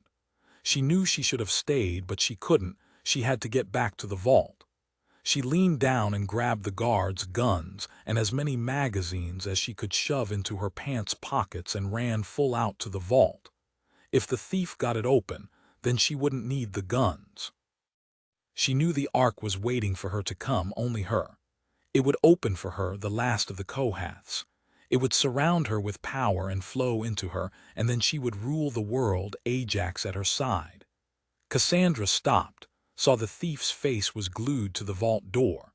She knew combination dial locks were straightforward, knew that when Kitsune hit the right number, the rotation of the internal wheel pack would line up and the gap would open, ready to be filled with the nose of the bar. Simple. The trick was to get all the wheels lined up, 4 times running. She wanted to yell at her to hurry, but she forced herself to stay perfectly still. Kitsune held the stethoscope inverted to the bell's side, knew she was listening for the lower frequency clicks that would indicate the nose of the bar had slid into the wheel pack, and that number the dial was resting on was a part of the combination. Kitsune had memorized the first 2 numbers, 87 and 28, and now she was listening for the third. How much time did she have left? Did Grant have left? No, she couldn't think about that. She had to focus. She knew she was close. A gentle click started up, and she knew she were nearly there, and she heard it, tick, tick, tick, tick, tick, slight and tiny in the background. Then suddenly a metallic slap indicated she had the third number. Her breath came out in a loud whoosh as she said aloud 42, wiped her sweating hands on her pants, then put her ear back to the stethoscope. She couldn't have more than 2 minutes before the world exploded. Cassandra knew time was nearly up. She ran toward Kitsune, screaming, get it open now." Kitsune didn't move. "I'm nearly there, stand quietly. You have 2 minutes and 10 seconds. If you don't get it open, then we'll all bloody die. Be quiet." Kitsune shut it all out, the possibility of dying, of Grant dying. She'd felt the earthquake and wondered what those insane twins were doing. Then she emptied her mind and lost herself back in the lock. She could hear other noises now, but she was close. The 4th number was near to the last one.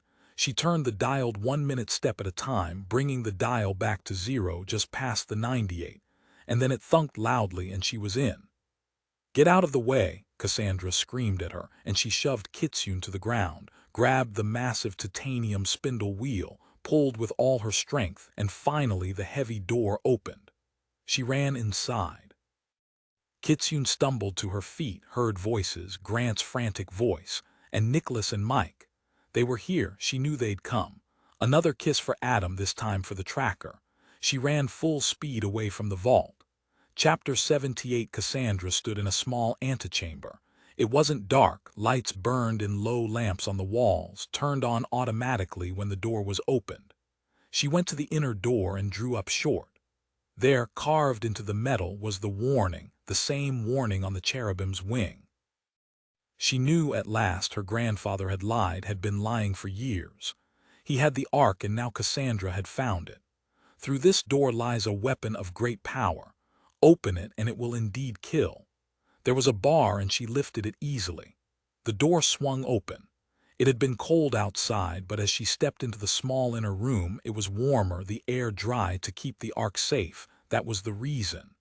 She closed her eyes, expecting a light of great brightness to appear, bathe her face, fill her mind and her heart.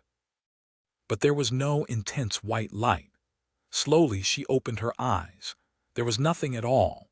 The room was more dimly lit than the outer room, and it was empty. She stood dumbly, unable to believe the Ark wasn't here. Had her grandfather managed to cloak it somehow, as he did the island and their palazzo in Italy? She walked slowly around the room, hoping to feel it, and tripped. She looked down and saw a small moleskin notebook, old, black, worn, but there wasn't a speck of dust or mold on it. Cassandra leaned down and picked up the book and stilled. It was one of her mother's notebooks, her mother's name inscribed inside the cover. She brought it to her chest and held it there. She wanted to weep. The light in the small room began to dim and the air grew even warmer. She turned slowly and looked back at the entrance.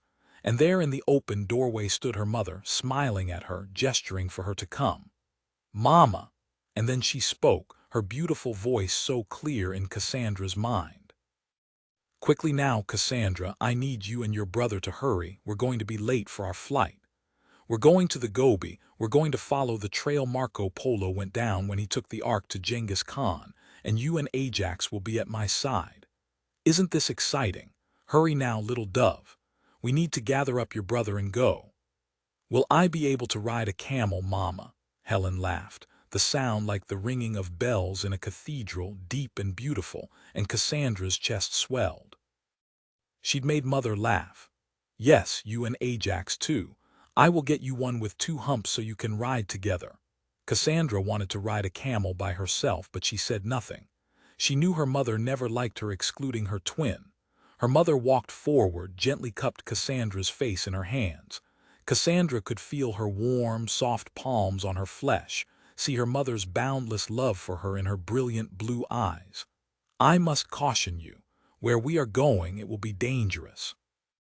You must promise me, Cassandra, that you will listen to me, to every word, and obey me. Are bad men coming for us, Mama? There are always bad men, but we are Kohaths. We are the chosen ones. We alone can protect the Ark, and you and your brother as twins are the most powerful of any Kohath who's lived in the past 2 centuries. When we find the Ark, I want you and Ajax to open it together. I want to open it myself." She saw a flash of concern in her mother's eyes, but she said calmly, sweetly, "No, you must work with your brother, you must share. It is never more true than with the Ark. Now hurry, grab your bag, let us go find your brother. Our adventures are only beginning." And Helen stepped back into the doorway. The air began to chill, the light became brighter, and her mother slowly faded away. Cassandra felt tears running down her cheeks, mixing with blood from the wound on her forehead. She was alone, she'd always been alone, even when she'd had to share with her twin, but not like this, no, not like this. She remembered that trip, hot and boring, and they dug in the sand all day, until that morning she and Ajax had wandered off and fallen into a partially dug well and had to be rescued. Helen had sent them back to England. A small light appeared, and Helen was back in the far corner of the vault. Cassandra ran to her. "Mama, where did you go?" But Helen didn't appear to hear her, didn't look at her or acknowledge her. She was there, yet she wasn't.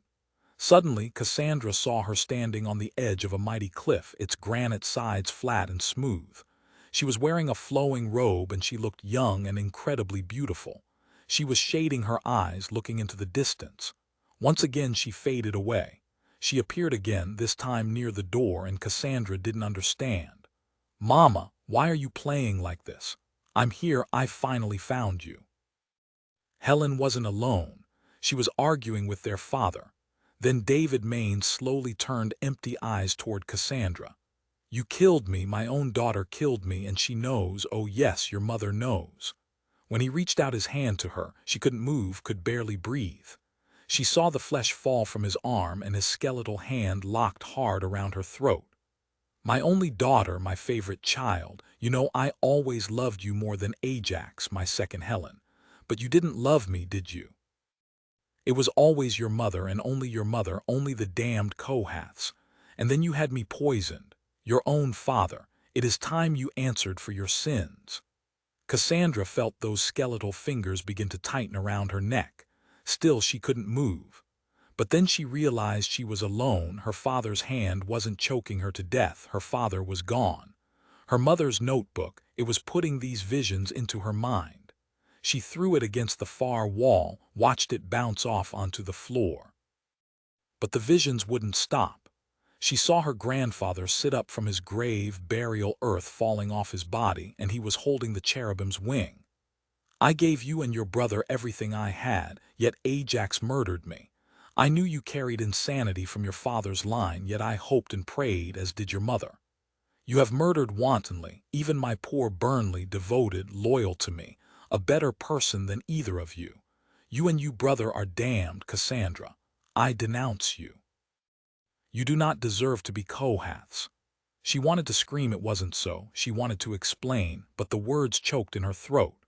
She saw all of them then, standing in the doorway, shaking their heads at her, from Appleton Kohath to her brother, and there was Lilith and that woman, Elizabeth St. Germain, who would have exposed them all if Cassandra hadn't stopped her. She screamed, "You failed, Lilith, you deserve to die. Mother, it wasn't me, it was Ajax. Not me, really, not me." There were so many of them, faces she was sure she'd never seen before, and they were advancing on her, and she knew they would kill her. She yelled, "Mama, help me." But Helen stayed in the doorway and watched them drag her down to her knees. "I am sorry," she heard her mother's sad voice. "We tried so hard to teach you, to show you what you must do. You and your brother are so very smart, so focused, but you were twisted. I saw it, as did your grandfather, yet we continued to pray, to hope. Until I had to face the truth. Your grandfather tried and tried to help you, until you came to kill him. Your grandfather was forced to kill so many thousands of innocent lives in Beijing for you to find my camp and the cherubim's wing, and the misleading map of the ark I created for you. And I saw clearly that neither of you looked upon the wing or the map as the path to learn and understand and embrace your calling. You wanted the ark for the power it would give you. I am sorry, Cassandra. Your brother is dead, lost forever, and you will join him shortly. But where is the ark? Please, Mama, tell me. I want to see it. I have to open the ark, feel its power filling me. You'll see it wants me, it will recognize me. I will become one with it. You have to believe me. I swear I will use the power only for the good of the world. I swear it." Tears ran down Helen's face. "It breaks my heart, even though I knew this would come to pass. The ark will always be safe, now and forever." Her mother was gone and Cassandra was alone. The room was chill again, the air dry. The dead were no longer there to kill her. She rose slowly to her feet. The notebook, where was it? She had to find it. It had to be here. The ghost of her mother couldn't have taken it. She looked wildly around, then ran into the antechamber. She saw her enemy standing there, staring at her. Nicholas Drummond held her mother's notebook in his hands. How had he gotten it without her seeing him? Grant was yelling, "The clock that's tied to the explosives, it hasn't stopped. We've only got 1 minute and 10 seconds. Cassandra knew it was a lie, another vision, and Grant Thornton was dead. He had to be. The guards would have killed him. But hadn't she seen the guards were both dead? None of this was real. But her mother's notebook. She saw it in Drummond's hands, but no, that couldn't be right. It was a vision like the others, but Cassandra screamed and charged at them. Chapter 79. Mike yelled, "Grab her. We can't just leave her here. Hurry." Kitsune grabbed Cassandra, slapped her hard once, twice. "Snap out of it." Cassandra stopped struggling. She stood still. She raised her hand to her face and rubbed where Kitsune had struck her. She said in a sing-song voice, "Are you here to arrest me? Because I've committed murder, but not all of them. I swear not all of them." She rounded on Nicholas. "Give me my mother's notebook." "I don't know anything about your mother's notebook." "You have it. I saw it. You have it. We don't have time for this." Nicholas cuffed the screaming Cassandra and threw her over his shoulder. "Let's get out of here. Go, go." Grant slammed the steel vault door shut and they ran. Moments later, the explosion knocked Nicholas forward and he lost his hold on Cassandra as he fell into darkness. He didn't know how long he was out, but he came to when he felt Mike shaking his arm. "Nicholas, are you all right? Come on, come back to me." He shook his head, focused his eyes on Mike's face above him. "Mike." "Yes, I'm here. Are you all right?" "I'm okay. Where's Cassandra?" "I don't know. The explosion, there's so much dust. Grant was trying to find Kitsune and I was looking for you." Cassandra was gone. They ran back to the control center. Nicholas grabbed Mike's arms. "I don't know where Kitsune and Grant are, but they can take care of themselves. Mike, you go on, get out of here." I see the storm's going to hit Washington very soon. I've got to try to shut it down. Agent Drummond, Amos shouted. He was still on the floor holding Jason Kohath in his arms. Hang on, Amos, he said to Mike. Get everyone out now, I'll follow. You swear, Amos shouted. The vault blew. Yes, Cassandra got loose. Do you know where she is, where she might go? Amos shook his head. You and Mr. Kohath are going with Mike. Not yet. Jason is trying to say something. Come quickly. Mike and Nicholas came down on their knees on each side of him. Amos was leaning close. It sounds like yes, he's saying Palm, I command X. I don't know what that means. I do. Nicholas leaned down, now face to face with Kohath. Must you do this yourself? Jason blinked. Nicholas lifted Jason in his arms and carried him to the console. Mike, Amos, go, hurry. Find Kitsune and Grant, all of you get to the boat. Watch out for Cassandra. I'll be right behind you. Amos didn't want to leave Jason, but Mike grabbed him by the collar and dragged him out. Nicholas eased the old man down in the chair, gently laid his hand on the biometric reader. He saw it was designed specifically to measure a heartbeat beneath the palm. A dead man's hand wouldn't work.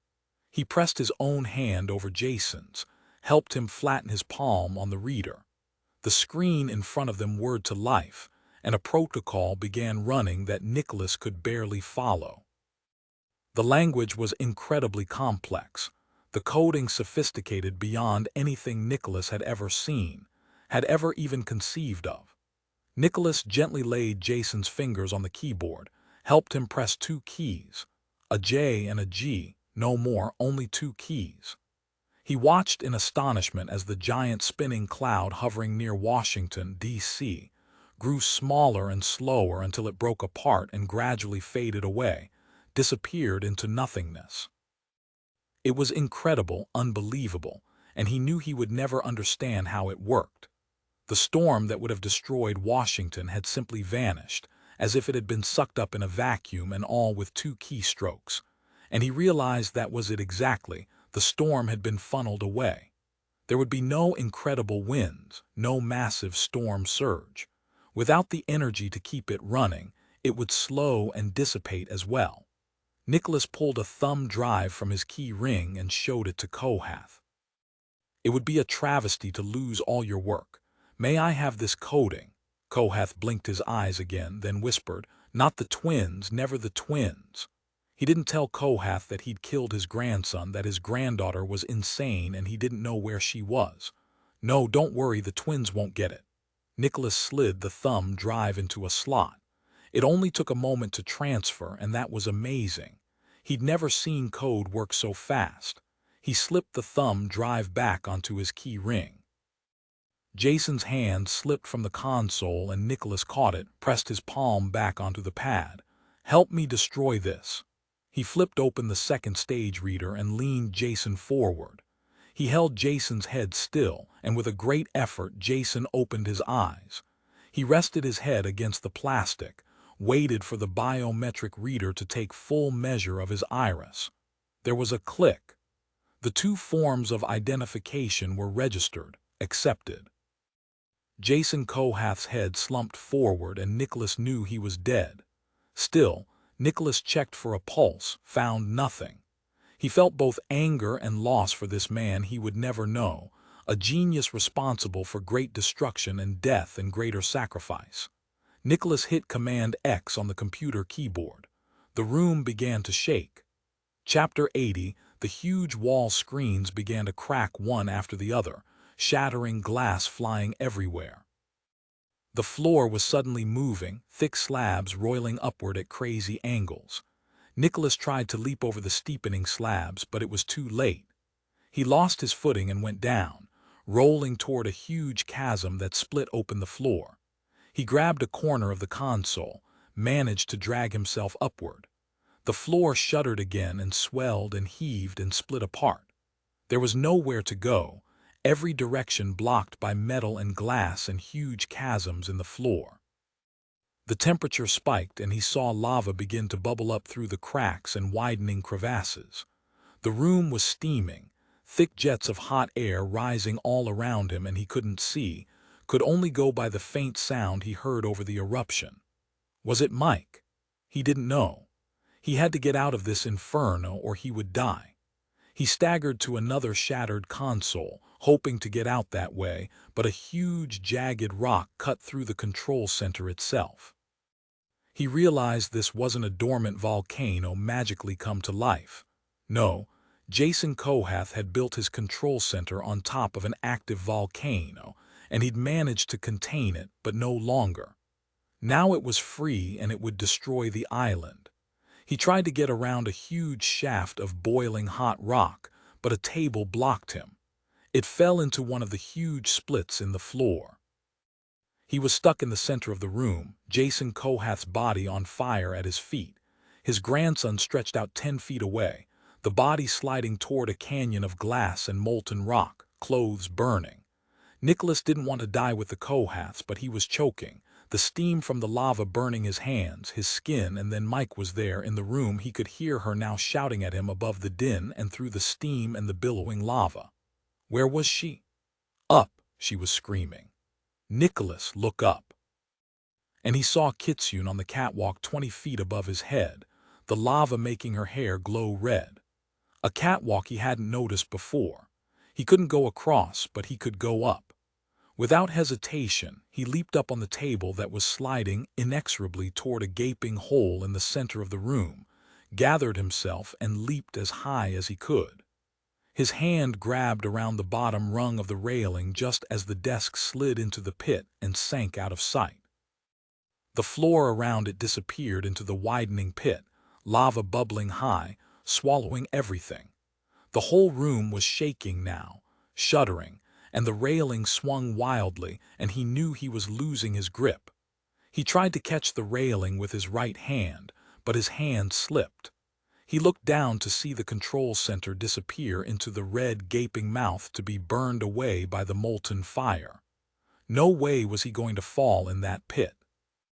He hung there for a second, legs dangling over bubbling lava, and the metal railing was heating up, his hands burning.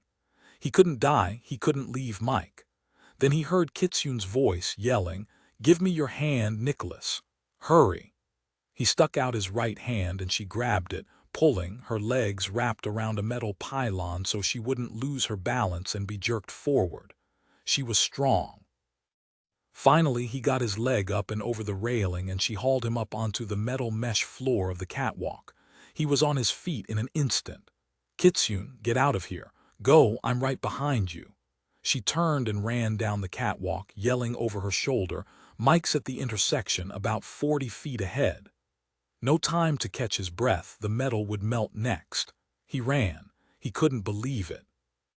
He saw Cassandra 20 feet ahead of him, not moving, staring down at the devastation, and she was smiling. She'd made no move to stop Kitsune as she'd run past. "There they go, Ajax and grandfather, into hell where they belong." She repeated it again, standing there, and Nicholas would swear she was happy. He tried to grab her arm. "Come on, we have to get out of here." His hands were blistered and he couldn't hold her. She pulled away. Oddly, she smiled at him and he saw the emptying madness in her eyes, the complete loss of self. She still had the handcuffs around her wrists, and in her arms she held a golden wing. "Mother wouldn't save me, perhaps this will." And she leaped from the railing into the lava below. He saw her and the cherubim's wing disappear into the fire, the wing still clutched to her chest. Nothing he could do, nothing. He ran. The catwalk ended at the doorway to the dock. Mike was there screaming at him to hurry. He put on a burst of speed and jumped from the catwalk toward the open door. He landed in a heap and she yanked him to his feet. "Hurry, hurry," and they ran down the hallway, the lava swelling, beginning to flow behind them. He felt the unbelievable heat, saw the floor turning red, and he didn't know if they were going to make it. But they burst through the door and the boat was on the dock waiting for them, the engine running. Amos and Grant were on board, screaming, waving. Kitsune was in front of them. She leaped onto the boat. He grabbed Mike's hand and poured on the speed. They jumped from the dock onto the deck, and Grant slammed the boat into gear, and it shot away from the dock just as the lava reached the water and steam gushed up, making the water hiss and roil. They motored into the open water away from the devastation. Nicholas was on his hands and knees, Mike running her hands all over him. She was yelling at him and he thought he heard, lame brain. And then she was embracing him tightly and he smiled and knew he was alive. Both of them were alive. When he opened his eyes, Mike was staring at him. She sounded like she was in a bottle, something about she couldn't get to him but Kitsune could, and was he okay, but he couldn't quite make out the words, but he nodded. He moved, sitting up, and his ears popped and he could hear clearly again. He saw Kitsune and Grant, both of them huddled over the wheel, the throttle fully open, the boat at its maximum speed. Amos was hanging on to the boat rail, water splashing the tears from his face. Mike was pointing and he turned to look back toward the island. The volcano, unfettered, had roared to life, sending huge spumes of lava high into the air and with it an immense ash cloud, and then the lava began sliding down the side. Grant dropped to the deck in front of them. "What's the right heading?" Amos said, "Straight on, then maybe angle 10 degrees south." They slowed when they were far enough away and all of them looked back to watch the volcano's show. The electromagnetic field had been knocked out for good. What would the volcano do? How much damage? Nicholas knew ash clouds were bad, but there was miles and miles of open sea around the island. He said to Mike, "Jason Coe hath saved us. I couldn't do anything without his palm and his iris. He stayed alive long enough for me to get the storm stopped." He paused. "I've never seen anything so crazy in my life. It was a huge storm cloud and it was so close to the coastline, and then suddenly it broke up and was gone. I accessed Jason Cohath's files. He gave me permission. One more thing," he called out, "Kitsune, thank you for saving my life." She looked at him, held close to Mike, and gave him a huge smile. Once back at the Albatross, Raphael looked at the crowd and shook his head. "I've already got Captain Snelling and Aldo inside. I can't fit the rest of you. We'll go down." They heard a huge roar coming from the island. "You woke up El Diablo," he said. Mike threw back her head and shouted, "Isn't it a good thing that the devil doesn't have long arms? We're safe." Nicholas said to Raphael, "Can you take 5? I can try if they're skinny enough." "They are," Nicholas said. He watched Mike hug Amos, whisper to him, hug him again. "What?" "Amos is from Horton, Nebraska, close to Omaha. I told him to call my dad. He'll see he gets a good job." They shook Grant's hand. Then Nicholas turned to Kitsune and took her red, blistered hands in his, leaned in close. "Thank you for my life, again. And Kitsune, next time you want to steal a biblical artifact, think long and hard." And he handed her up to her husband. "Go, Raphael. Mike and I will wait here for you to come back for us." Because he and Mike were Raphael's meal ticket, he knew he'd come back and be sharp about it. They stood together in the boat, waving as Raphael skimmed over the waves, gained speed, and lifted into the air, heading back to Cuba. Nicholas looked back at the ash cloud rising high into the air. His shirt was nearly ripped off. His pants were torn and filthy, and everything hurt, his head, his hands, even his hair. He didn't even think he'd have energy for a shower. Sleeping for a week was what he wanted most in the world. As for Mike, her hair was straggling around her face, streaked with ash, her face as dirty as his, her clothes just as torn and filthy. She looked beautiful. She was smiling up at him, and how could she smile after all this, and yet she was smiling. She lightly touched her fingertips to his cheek. "How long do you think Raphael will take to get back here?" "An hour, maybe less." "Nicholas, did you see James Bond movies when you were a kid?" "Never missed one. But my favorites were the old Sean Connery ones." "Why? Did you see the one where James and the heroine are alone in a boat waiting to be rescued?" "Oh, yes. I think they were supposed to be in the Sea of Japan, but I found out it was filmed off Bermuda. Unfortunately, I also remember a submarine came up under their Zodiac and they were busted." Mike shaded her eyes, did a complete 360. "I don't see any submarines." Nicholas thought about all the unexpected twists his life had taken, how his life was now intertwined with people he hadn't known the year before, good people, people who would fight until they had no more breath. He realized he cherished life more this moment than he ever had. Both he and Mike were alive, they'd made it. He grinned. Well then. Chapter 81 Mysore Base Gobi Desert 2006. Helen Kohath shielded her eyes from the setting sun. She stood over a large pit being shored up by her foreman, Dr. Thomas Zahn. Thomas, how much longer? I'm going as fast as I can, Helen. We don't dare move quicker. The whole desert could collapse in on us. I know it's here. I can feel it. And she could. Her ears buzzed with it. She hadn't needed the spectrometer. She was able to stand right over the spot where the ark was resting and sense the energy flowing up through her feet into her body, flooding her brain with light and flashes of long-ago memories. Memories that weren't hers, but maybe those of long-ago ancestors whose blood she carried. She saw a mass of people walking, pulling carts, carrying children. The flash was gone, but she knew to her soul it was an original memory. When she was one with the ark, she would see everything, understand everything. She felt incredibly blessed and impatient. So many years she'd waited for this moment, prayed for this moment. She stood motionless, watching, saying over and over under her breath, "Come on, come on, come on." It was hot, small, biting flies buzzed around her head. The sand kept falling back into the pit, but finally, they had the sands moved away and the pit reinforced. Thomas whispered, "It's here, Helen, it's here. There's a crate, it's marked with a simple cross, just a cross, nothing else. Come see." She closed her eyes in a silent prayer, then walked to the edge of the pit. The buzzing grew stronger. "Do any of you hear that?" Blank faces stared at her. So it was only her. The Ark of the Covenant was hers alone. "Bring it out." Saying the words aloud made her tremble. They'd long perfected the rope pulley system, and the crate was quickly brought up. Brown and orange scorpions fell from the wood and scrambled away. They set the crate gently on the ground. She heard her crew's excited voices and the deepening roar of the approaching storm. Then all eyes turned to her as she waved away the crowbar Thomas held out to her.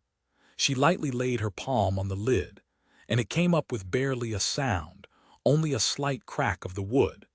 The buzzing was growing louder, nearly a high whine now. She smoothed her hands over the rest of the wood and it simply fell away. She knew all her crew believed the wood was rotted and simply touching was all that was necessary. But the wood wasn't rotted at all. Helen saw gold flash in the sunlight and her heart nearly stopped beating. Two golden cherubim, wings outstretched, hovered protectively over the top of the ark, almost as if they were crying. She reached out her hand to touch them, perhaps to comfort them, to let them know she was here. "I've found you at last," she whispered. "You're with me as it was meant to be." Thomas whispered at her elbow, "It's beautiful." The crew broke into spontaneous applause, calling and cheering. "You've done it, madam. You found the ark." Helen held up a hand for silence. She shouldn't do this here, she shouldn't do this now, not in front of these people who shouldn't even be seeing this blessed gift God had preserved for millennia. But the ark was calling her from deep inside, low, vibrant, insistent. "Helen, Helen, Helen." Thomas leaned forward to help her, but she waved him back. He believed the lid was heavy. She smiled as she laid her hand on it, felt it pulse, felt it breathe. She pushed at the lid with her finger. It slid off as if she'd struck it and crashed to the sands. A piece of a cherubim's wing broke off. She'd heard their surprise when she'd lifted the lid so easily, heard their gasps when the cherubim's wing broke off. She saw fear in their eyes of some possible biblical curse. Of her. Thomas bent down to pick up the wing. "No, don't touch it, Thomas." He straightened slowly, his eyes never leaving her face. Her friend for many years, her occasional companion, Thomas Zahn, brilliant, dedicated, had always been at her side. He'd been her confidant, and she saw he was upset because she was shutting him out. She raised her hand. "No, don't worry. The lid flew off because gases had built up, nothing more." A lie, but how were they to know? "We'll repair the wing. It's okay." Some of them looked away from her. The others, did they believe her? It didn't matter. She knelt in front of the box and looked inside. The ark sat on the golden shell. It was small, smaller than she'd believed it would be, even though she'd long ago memorized the biblical measures. She saw the lid closed with strings of rope. With a finger, she traced the old ropes and they sprung free at her touch. The lid of the ark lifted, and a glow as bright as the desert sun wreathed her face. Its warmth was like a soft presence against her. It grew more intense, a burning bright light, but she didn't have to close her eyes against it. No, she leaned closer, breathed it in, thousands of years of an ancient life force flowing into her. She bathed in it, let it fill her, let it settle. A voice filled her, neither male nor female, human or beast. It was 1,000 voices at once, but only one, and it reverberated like echoes of chimes through her entire body. Helen Kohath. Your family was chosen at the beginning, the blessed ones, the only ones to guard me, but still I was lost. You found me, and now you must protect me, keep me safe. Not your children, for they would use my power against the earth. No one but you can ever see me. Only you are worthy to guard me. Take me away where none will find me. Those here cannot be allowed to tell the world of my existence. Do it. She closed her eyes, the words flowing through her, and she said with no hesitation, like the Kohaths before me, I was ordained to watch over you, and I will, I swear it. Helen, Helen, Thomas was shouting in her ear, pulling on her arm. The 1,000 single voice commanded, do it, Helen, do it now. The voice stilled, the brilliant light faded, the lid slapped shut.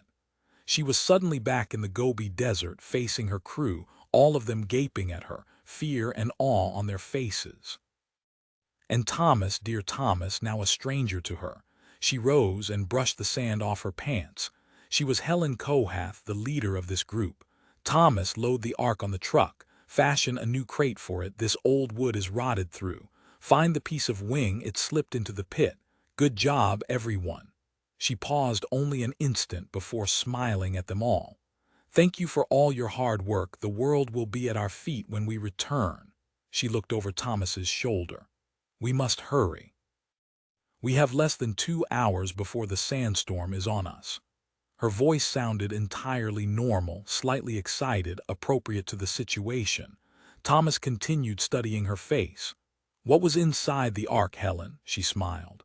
A great sweetness, Thomas, a great welcoming. Don't let anyone try to open it again. Let's get it packed up and on the truck before the storm hits. She stepped away, watched her crew follow her orders, everyone excited, moving quickly. It took less than an hour to pack the ark into a newly built crate and get it into the bed of the truck. She memorized all their faces. She never wanted to forget them and knew she wouldn't. They would become part of her. Thomas brought her the wing fragment. She held it in her arms and saw the small lettering along the edge and read the warning. Through this door lies a weapon of great power. Open it, and it will indeed kill. She looked at Thomas's dear face, at all their faces, so happy, so excited, some of them staring at her, obviously worried, filled with questions, and she simply knew she couldn't do it. She couldn't kill these people whose lives were so close entwined with hers, even with the voice telling her to, commanding her to, even with the knowledge that one word from any of them and the precious ark could once again be in danger, and lost for millennia yet again. Still, she couldn't do it. She stood silently. The babble of voices grew louder in her head, so many, yet only one, and it was neither male nor female, and it was so very calm, mesmerizing and reassuring, saying words, strange words she didn't understand, over and over, but not to her. No, these words were not meant for her. Her people didn't hesitate.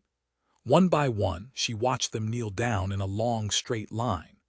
Thomas smiled at her even as he knelt beside them and bowed his head as all the others had. And she watched them simply fall forward on their faces. She felt for a pulse in each throat. They were all dead.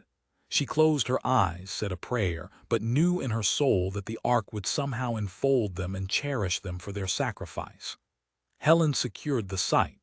She took the broken cherubim's wing and a map she'd drawn inside a soil core and dropped them into the pit for Cassandra and Ajax to find sometime in the future, as she now knew they would, as it was meant for them to. And they would act on what was deep inside them, what drove them to be what and who they were, and she knew what would happen. No way to escape that. A great lie, all a great lie, she knew, although she now couldn't remember what her hand had written on the map. Perhaps the words would foster goodness and truth in her children, even as she despaired. Please, she prayed, please. She looked back at her dead team, wiped the tears from her face, and drove off, alone, toward her destiny. The sandstorm whipped the desert into a frenzy, but the flying sands never touched the truck. Chapter 82, Cuba present day, when Raphael made his second landing at the Preston airfield and taxied toward the FBI Gulfstream. Nicholas and Mike saw that Clancy, Trident, Adam, and Louisa were standing by the stairs, clapping and cheering. The Albatross rolled to a smooth stop, and a beaming Raphael dashed out, waved, then waited for Mike and Nicholas. Everyone was on an obvious high, yelling questions, telling them what they already knew but from the others' perspectives. And now it was their turn, and on it went, Nicholas and Mike smiling and laughing. Adam said, "Mr. Zachary will never believe this." "Sure he will," Nicholas said. "I kept him up to date on everything that was going on, well, most of it. Some of it when he had to," Mike said. "But we have yet to make the last call, assure him the world will survive another day." Finally, everyone was running down. Adam was shaking his head. "I still can't believe it. Even from here we knew when the volcano blew, only now is the ash beginning to dissipate and the winds are carrying it out into the Atlantic." Nicholas said. "Where are Captain Snelling and Aldo?" Adam said. "Captain Snelling and Aldo paid one of the workers to drive them to Havana. As for Kitsune and Grant, a Blue Mountain Gulfstream landed about a half-hour ago. You told me to keep Grant's people informed, and I did. They took Grant and Kitsune, lifted back off within a few minutes. We don't know where they went. At least we got to say goodbye." "I can't believe they just left," Mike said. Nicholas shook his head at her. "You really didn't expect to see them here waiting for us now, did you, Mike?" No, she hadn't, but that wasn't the point. She got in his face. "You knew she and Grant would be gone when we got back, didn't you? If Blue Mountain hadn't come, they'd still be gone, and you already said goodbye to her." "Yes, I did. I'm sorry I didn't realize you'd want to say goodbye to her too. Did you?" It was hard to be upset with him when he smiled at her like that, when she still felt so mellow and yet remarkably energized. But the fact was, she owed Kitsune. She owed her more than she could ever repay, and she'd wanted to tell her that, tell her she owed her big time forever. She cocked her head to one side. "The thing is, Nicholas, I really would have liked to have said goodbye to Grant. He's incredible, isn't he? All rough and tough and don't mess with me." She gave a little shake. "Imagine having him sharing some of his adventures with me." She got him. She saw it, even though the "let me deal with him" look was gone in an instant. He said all bonhomie, "You know, Mike, I wish I could have talked to him more too." She gave him a little bow and turned to Adam, eyebrow raised. "I don't suppose you'll ever tell us where Kitsune and Grant live," Adam said. "You'd have to make me an offer I couldn't refuse." No, Mike knew Adam would never talk. Louisa said, "I expected you two to look like crap, ripped clothes, all banged up, some burns here and there, split lips, and that's all true." She paused, frowning at them. "But you both look so happy and so relaxed." Then her eyes popped and she started to laugh. She walked over to Adam and said something to him. He shot Mike and Nicholas a look, nodded. "Oh yeah, I bet that isn't going in their report to Zachary." Nicholas clapped his hands. "All right, that's quite enough. All of you, get on the plane. I'll be right with you after I've conducted some business with our pilot." Nicholas set into motion all the promises they'd made to Raphael Guzman. Raphael didn't leave until he watched them fly out of his sight in their new Gulfstream before he pulled out his cell phone and called his wife to tell her to pack for Miami. They wouldn't be coming back to Cuba. Once they were airborne, everyone fed, watered, and snuggled in with blankets and pillows. Mike pulled Helen Kohath's notebook out of her jacket pocket. Nicholas stared from her to the notebook. "I thought it went into the lava. How did you get hold of it?" "It was lying on the grate at the end of the catwalk. I thought it had fallen out of your pocket. I never had it, Cassandra, she must have dropped it. I only saw her carrying the cherubim's wing. Well, in any case, I grabbed it up on our race to the boat. Louisa called out. Kitsune said something about Helen Kohath's notebook being in the vault, said she didn't know what happened to it. What's in it, Mike? Adam, wake up, it's from Helen Kohath, you want to hear this. Adam's head appeared from beneath his blanket. Okay, don't rip my arm out. Yeah, I want to hear about this notebook, Mike said. As we all know, the Kohaths like to keep journals. Appleton Kohath's was the fodder for Elizabeth St. Germain's biography of him. But in this notebook, there's no journaling, no entries at all. There is only a letter from Helen to her father, written a few days after she went missing in the Gobi in 2006. After she went missing, not before. And that means, of course, that Jason Kohath knew she was still alive and he never told Cassandra and Ajax. I'll read it to you. My dearest father, I found the Ark. I am now its guardian. It is up to me to protect it forever. The power of the Ark, it is overwhelming, Father. It fills my head, my body, my soul. It imbues me with life. I belong to it now, only me. I'm sorry I cannot come home, but it simply wasn't ever intended to be. The Ark made that very clear to me. My greatest pain to bear is the loss of Cassandra and Ajax and what will happen to them. But neither you nor I can change the future for them, though I know you will continue to try until the time comes when you are no longer able to. I must leave now, so this is my goodbye. I love you. I have always admired you and been astounded by your genius. Please believe I am happier than I have ever been in my life. The Ark, we will be well. No one will ever find us. All my love, Helen. Chapter 83. Over the Atlantic, only Mike and Nicholas still had their eyes open, but just barely.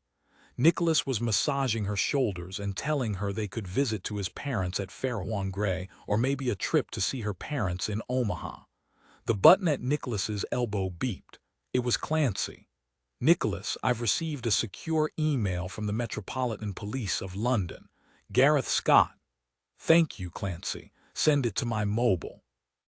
You remember my old second at Scotland Yard, right, Mike? At her nod, he added, Penderley promoted him when I left to join the FBI. Let's see what Gareth has to say. Nicholas, update on St. Germain and Maine's cases. Coroner's court confirms both were poisoned with high doses of digitalis foxglove present in the tea tins from Fortnum and Mason. Caused cardiac arrest in both victims. Believe Lilith Forrester Clark is responsible, but seeing as she's dead, I doubt we'll ever know the complete truth. If you want details, give a shout. Do try not to get killed in the meantime. Oh yes, your ex-wife Pamela is in London. We had dinner. Nicholas texted back, thank you. Watch yourself with Pamela, Gareth. He paused, then texted, really. And he pressed send. Mike touched her fingers to his face, then yawned again. Gareth is right. We'll never know the whole truth about Cassandra and Ajax and all the things they did. You know what? I don't think I really do want to know, Nicholas said. Hopefully the Genesis Group will continue their legitimate work with honest people at the helm. Time to hang it up, Nicholas, time to sleep. But he couldn't. Finally, he pulled out the thumb drive and plugged it into his laptop. From Jason Kohath's computer. You're awake too, are you? Yes, this is from Jason's computer. He began to scroll down, then stopped. We're going to need a team of astrophysicists to figure all this out and translate it for us so we have a prayer of understanding it. He sat back, pulled her close. Imagine, Mike, to be able to create lightning, to be able to create a thunderstorm, to whip up a sandstorm, to blow in a hurricane. We know the basic ingredients are moisture to form clouds and rain, then unstable air and lift. And we know unstable air has to be relatively warm to rise rapidly. But with the coil and the lasers, it's all quite remarkable, and I don't understand it. Will the astrophysicists? He grinned at her. We'll see, Mike said. What if one of the astrophysicists could replicate it, Nicholas, and become another Jason Kohath? I believe we're going to have to let our superiors decide. They knew what to do with the micro-nukes Havelock created. They'll know what to do with this information as well. And exactly what did our superiors do with the micro-nukes? He frowned. I don't know. There you go. Maybe some criminal or a spy got hold of the micro-nukes and sold them to an enemy.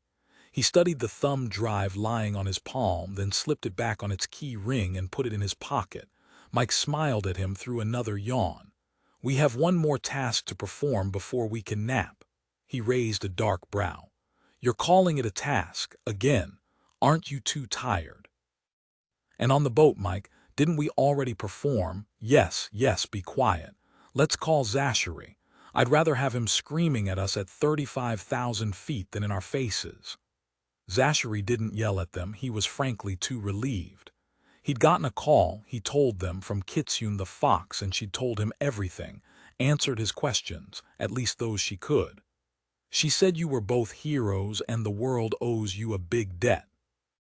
And then she blew me a kiss over the phone and said she doubted she'd ever be speaking to me again and have a good life and enjoy my doubtless stimulating future with you guys. Kitsune had called their boss, called them heroes. Sir, did Kitsune also bother to tell you she saved my life twice? Remember the Venice ambush, Mike called out. She showed up there too. There was a pause, then Zachary said, No, she didn't tell me about saving your life, Nicholas. Is that why you let her go? She didn't need either Mike or me to let her go, sir. She and her husband were gone, destination unknown, when Mike and I flew back to Cuba. Grant Thornton's security firm, Blue Mountain, showed up in Cuba and flew them out. Zachary sighed. I hate to say this about a major international crook, but I like her, can't help it. When she called you guys heroes, I heard a man laugh in the background, her husband. Yes, a very brave man, Mike said, who appears to understand her very well. Zachary sighed. Why can't things be black or white? Forget I said that, that'd be boring. Savage called me before Kitsune did, told me how you guys must have managed to stop the storm because the mammoth hurricane off Washington, D.C., simply up and disappeared. He said the meteorologists are flummoxed, no explanation, nothing, and that was nice to see. It will remain a mystery, needless to say. Now come home, rest a couple of days, then you have to go back to Italy, check in with the local police as well as the Carabinieri in Castel Rigon. Evidently you left bodies in tunnels and more bodies in wrecked cars off the highway. Oh, one other thing. A local cop, Deputy Inspector Nando, said to tell you Major Russo of the Carabinieri was arrested. I don't know for what exactly, but this Nando said you'd understand. That was very fine news indeed. It was good to occasionally see some justice in the world. Nicholas said, Sir, rather than fly home, Adam, Louisa, Mike, and I would like to chat up the police in Castel Rigon immediately, then drive over to Venice for a couple of days. Zachary laughed, told them not to fall into the Grand Canal, punched off. Venice, Nicholas, really? Agent Caine, I promised you a night out in Venice. Adam and Louisa are all for it. I've already made a reservation. Where? You'll see. Chapter 84, Harry's Bar, Cal Valeresso, Venice. Italy. Saturday night. Harry's Bar was a hole in the wall that had proudly sat right on the Grand Canal since 1931. It was arguably the most famous establishment in all of Venice, best known for its Bellini's Prosecco with white peach puree. Mike couldn't wait. Nicholas was wearing a gorgeous gray cashmere jacket, slacks, and a crisp white shirt with a black tie, sinfully soft black Italian loafers on his feet, all purchased that afternoon from Armani in the Marzeria near the Rialto Bridge, close to Harry's Bar and to their hotel. He'd had to admit his go-bag had let him down. To make matters worse, there was no Barney's in Venice, so what was he to do? After he'd been outfitted, he and the salesman had talked Mike into a new little black dress. She'd put her foot down when the salesman had presented her with 4-inch stilettos to go with the dress. She held firm. Nope, it was her biker boots. Didn't Nicholas agree? He agreed, laughing. If the biker boots were good enough for the President of the United States, they were good enough for Venice. The moment they stepped through the door of Harry's Bar, the hostess was at his side, greeting him like she would a movie star, and Mike couldn't blame her for that. She even waved away the maitre d' and led them herself to a prized table, right in the center of the room. She whisked away the reserved sign. She kept sneaking looks at Nicholas, probably trying to figure out who he was. Mike realized she was surrounded by beautiful people and some not so beautiful, but all were dressed to the hilt, diamonds flashing. Mike counted 3 celebrities she recognized, walking nonchalantly across the small room to head upstairs. One of the men paused, looked directly at her and smiled, gave her a small salute. "Isn't that Mark Ruffalo?" "Yes, I think it is." And Stanley Tucci was behind him. They just did a movie together. She fiddled with the napkin. "I should have bought those mile-high killer stilettos, not been stubborn and worn my biker boots." "Nah, those boots nearly brought Ruffalo over here to slave her on you." Mike hated to wave that lovely image away. "I wonder what he would do if my mom, the gorgeous Rebecca, was sitting here. He'd probably crawl over and pant like a puppy at her feet." Nicholas thought Ruffalo had looked at Mike as if he wanted to sling her over his shoulder and carry her away, but he kept his mouth shut. Her hair wasn't in a ponytail this evening. No, it was shining and loose around her shoulders, one side hooked back with a gold clip. He took her hand and kissed her fingers. His eyes never left hers. "Actually, now that I think about it, that hour we spent in the boat waiting for Raphael to come back to fetch us the clothes you were wearing then were stunning as well." She spurted out a laugh just as a waiter delivered their bellinis. They toasted each other and sipped. It tasted like ambrosia, and Mike wanted to drink it straight down and order another one fast. She suspected that after a couple of these, she could fly over the Grand Canal, swoop down and kiss Louisa and Adam in their gondola. "I called Nigel, confessed to him I had to shop at Armani, but all he wanted to talk about was how you and I saved Washington, D.C. He said the news was blaring out how an apocalyptic storm slated to hit the city had people panicked, trying to drive inland, resulting in horrific traffic. And then it was simply gone, disappeared, and no one could explain it. I asked him why he thought you and I were responsible, and he laughed at me. And you'll tell him all about our adventures when we get home, won't you?" "I don't plan to, but Nigel has his ways of learning anything he wants to know. Then I'll have to bribe him not to tell my parents or my grandfather." "Well, I'm going to tell my folks, not all of it, but the parts that make us look good and not like idiots. My dad will be impressed, and my mother will wonder what shape my nails are in." Nicholas ordered them another round of bellinis. "I wish Adam and Louisa were here." "Do you think they'd give Adam a bellini since he isn't 21? It's Italy, Mike. Besides, when I asked him and Louisa to join us, they both shook their heads. Turns out Louisa had made him a deal. He'd go running with her and she'd pay extra for a long gondola in the moonlight and sing him arias. I think Louisa even talked him into leaving his cell phone in the room."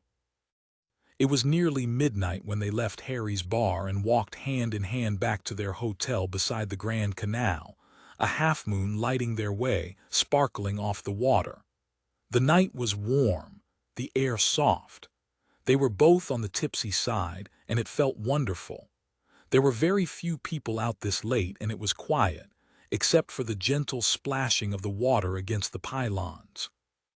They'd forgotten their burned hands, their bruises, even forgotten the horror on that island in the Devil's Triangle, Louisa's new name for it. Nicholas pulled her to a stop. She cocked her head up at him as he reached into his pants pocket and pulled the thumb drive with Jason Kohath's formula off his key ring. "You made me think about this some more. Who knows if Jason's ideas, his formulas, his instructions wouldn't end up in the wrong hands. The world is rife with greedy, immoral people. It could easily happen." He drew a deep breath. "So what do you think?" Mike never looked away from his face. "Throw it as far as you can into the canal." He did. The thumb drive didn't make a sound, simply slid beneath the surface of the dark water. They both hoped it would sit in the bottom silt until someday the city itself finally collapsed on top of it. They stood quietly. Then, "Listen, Mike." Mike cocked her head. "What?" Nicholas said. I think I heard Louisa singing the aria from Madame Butterfly.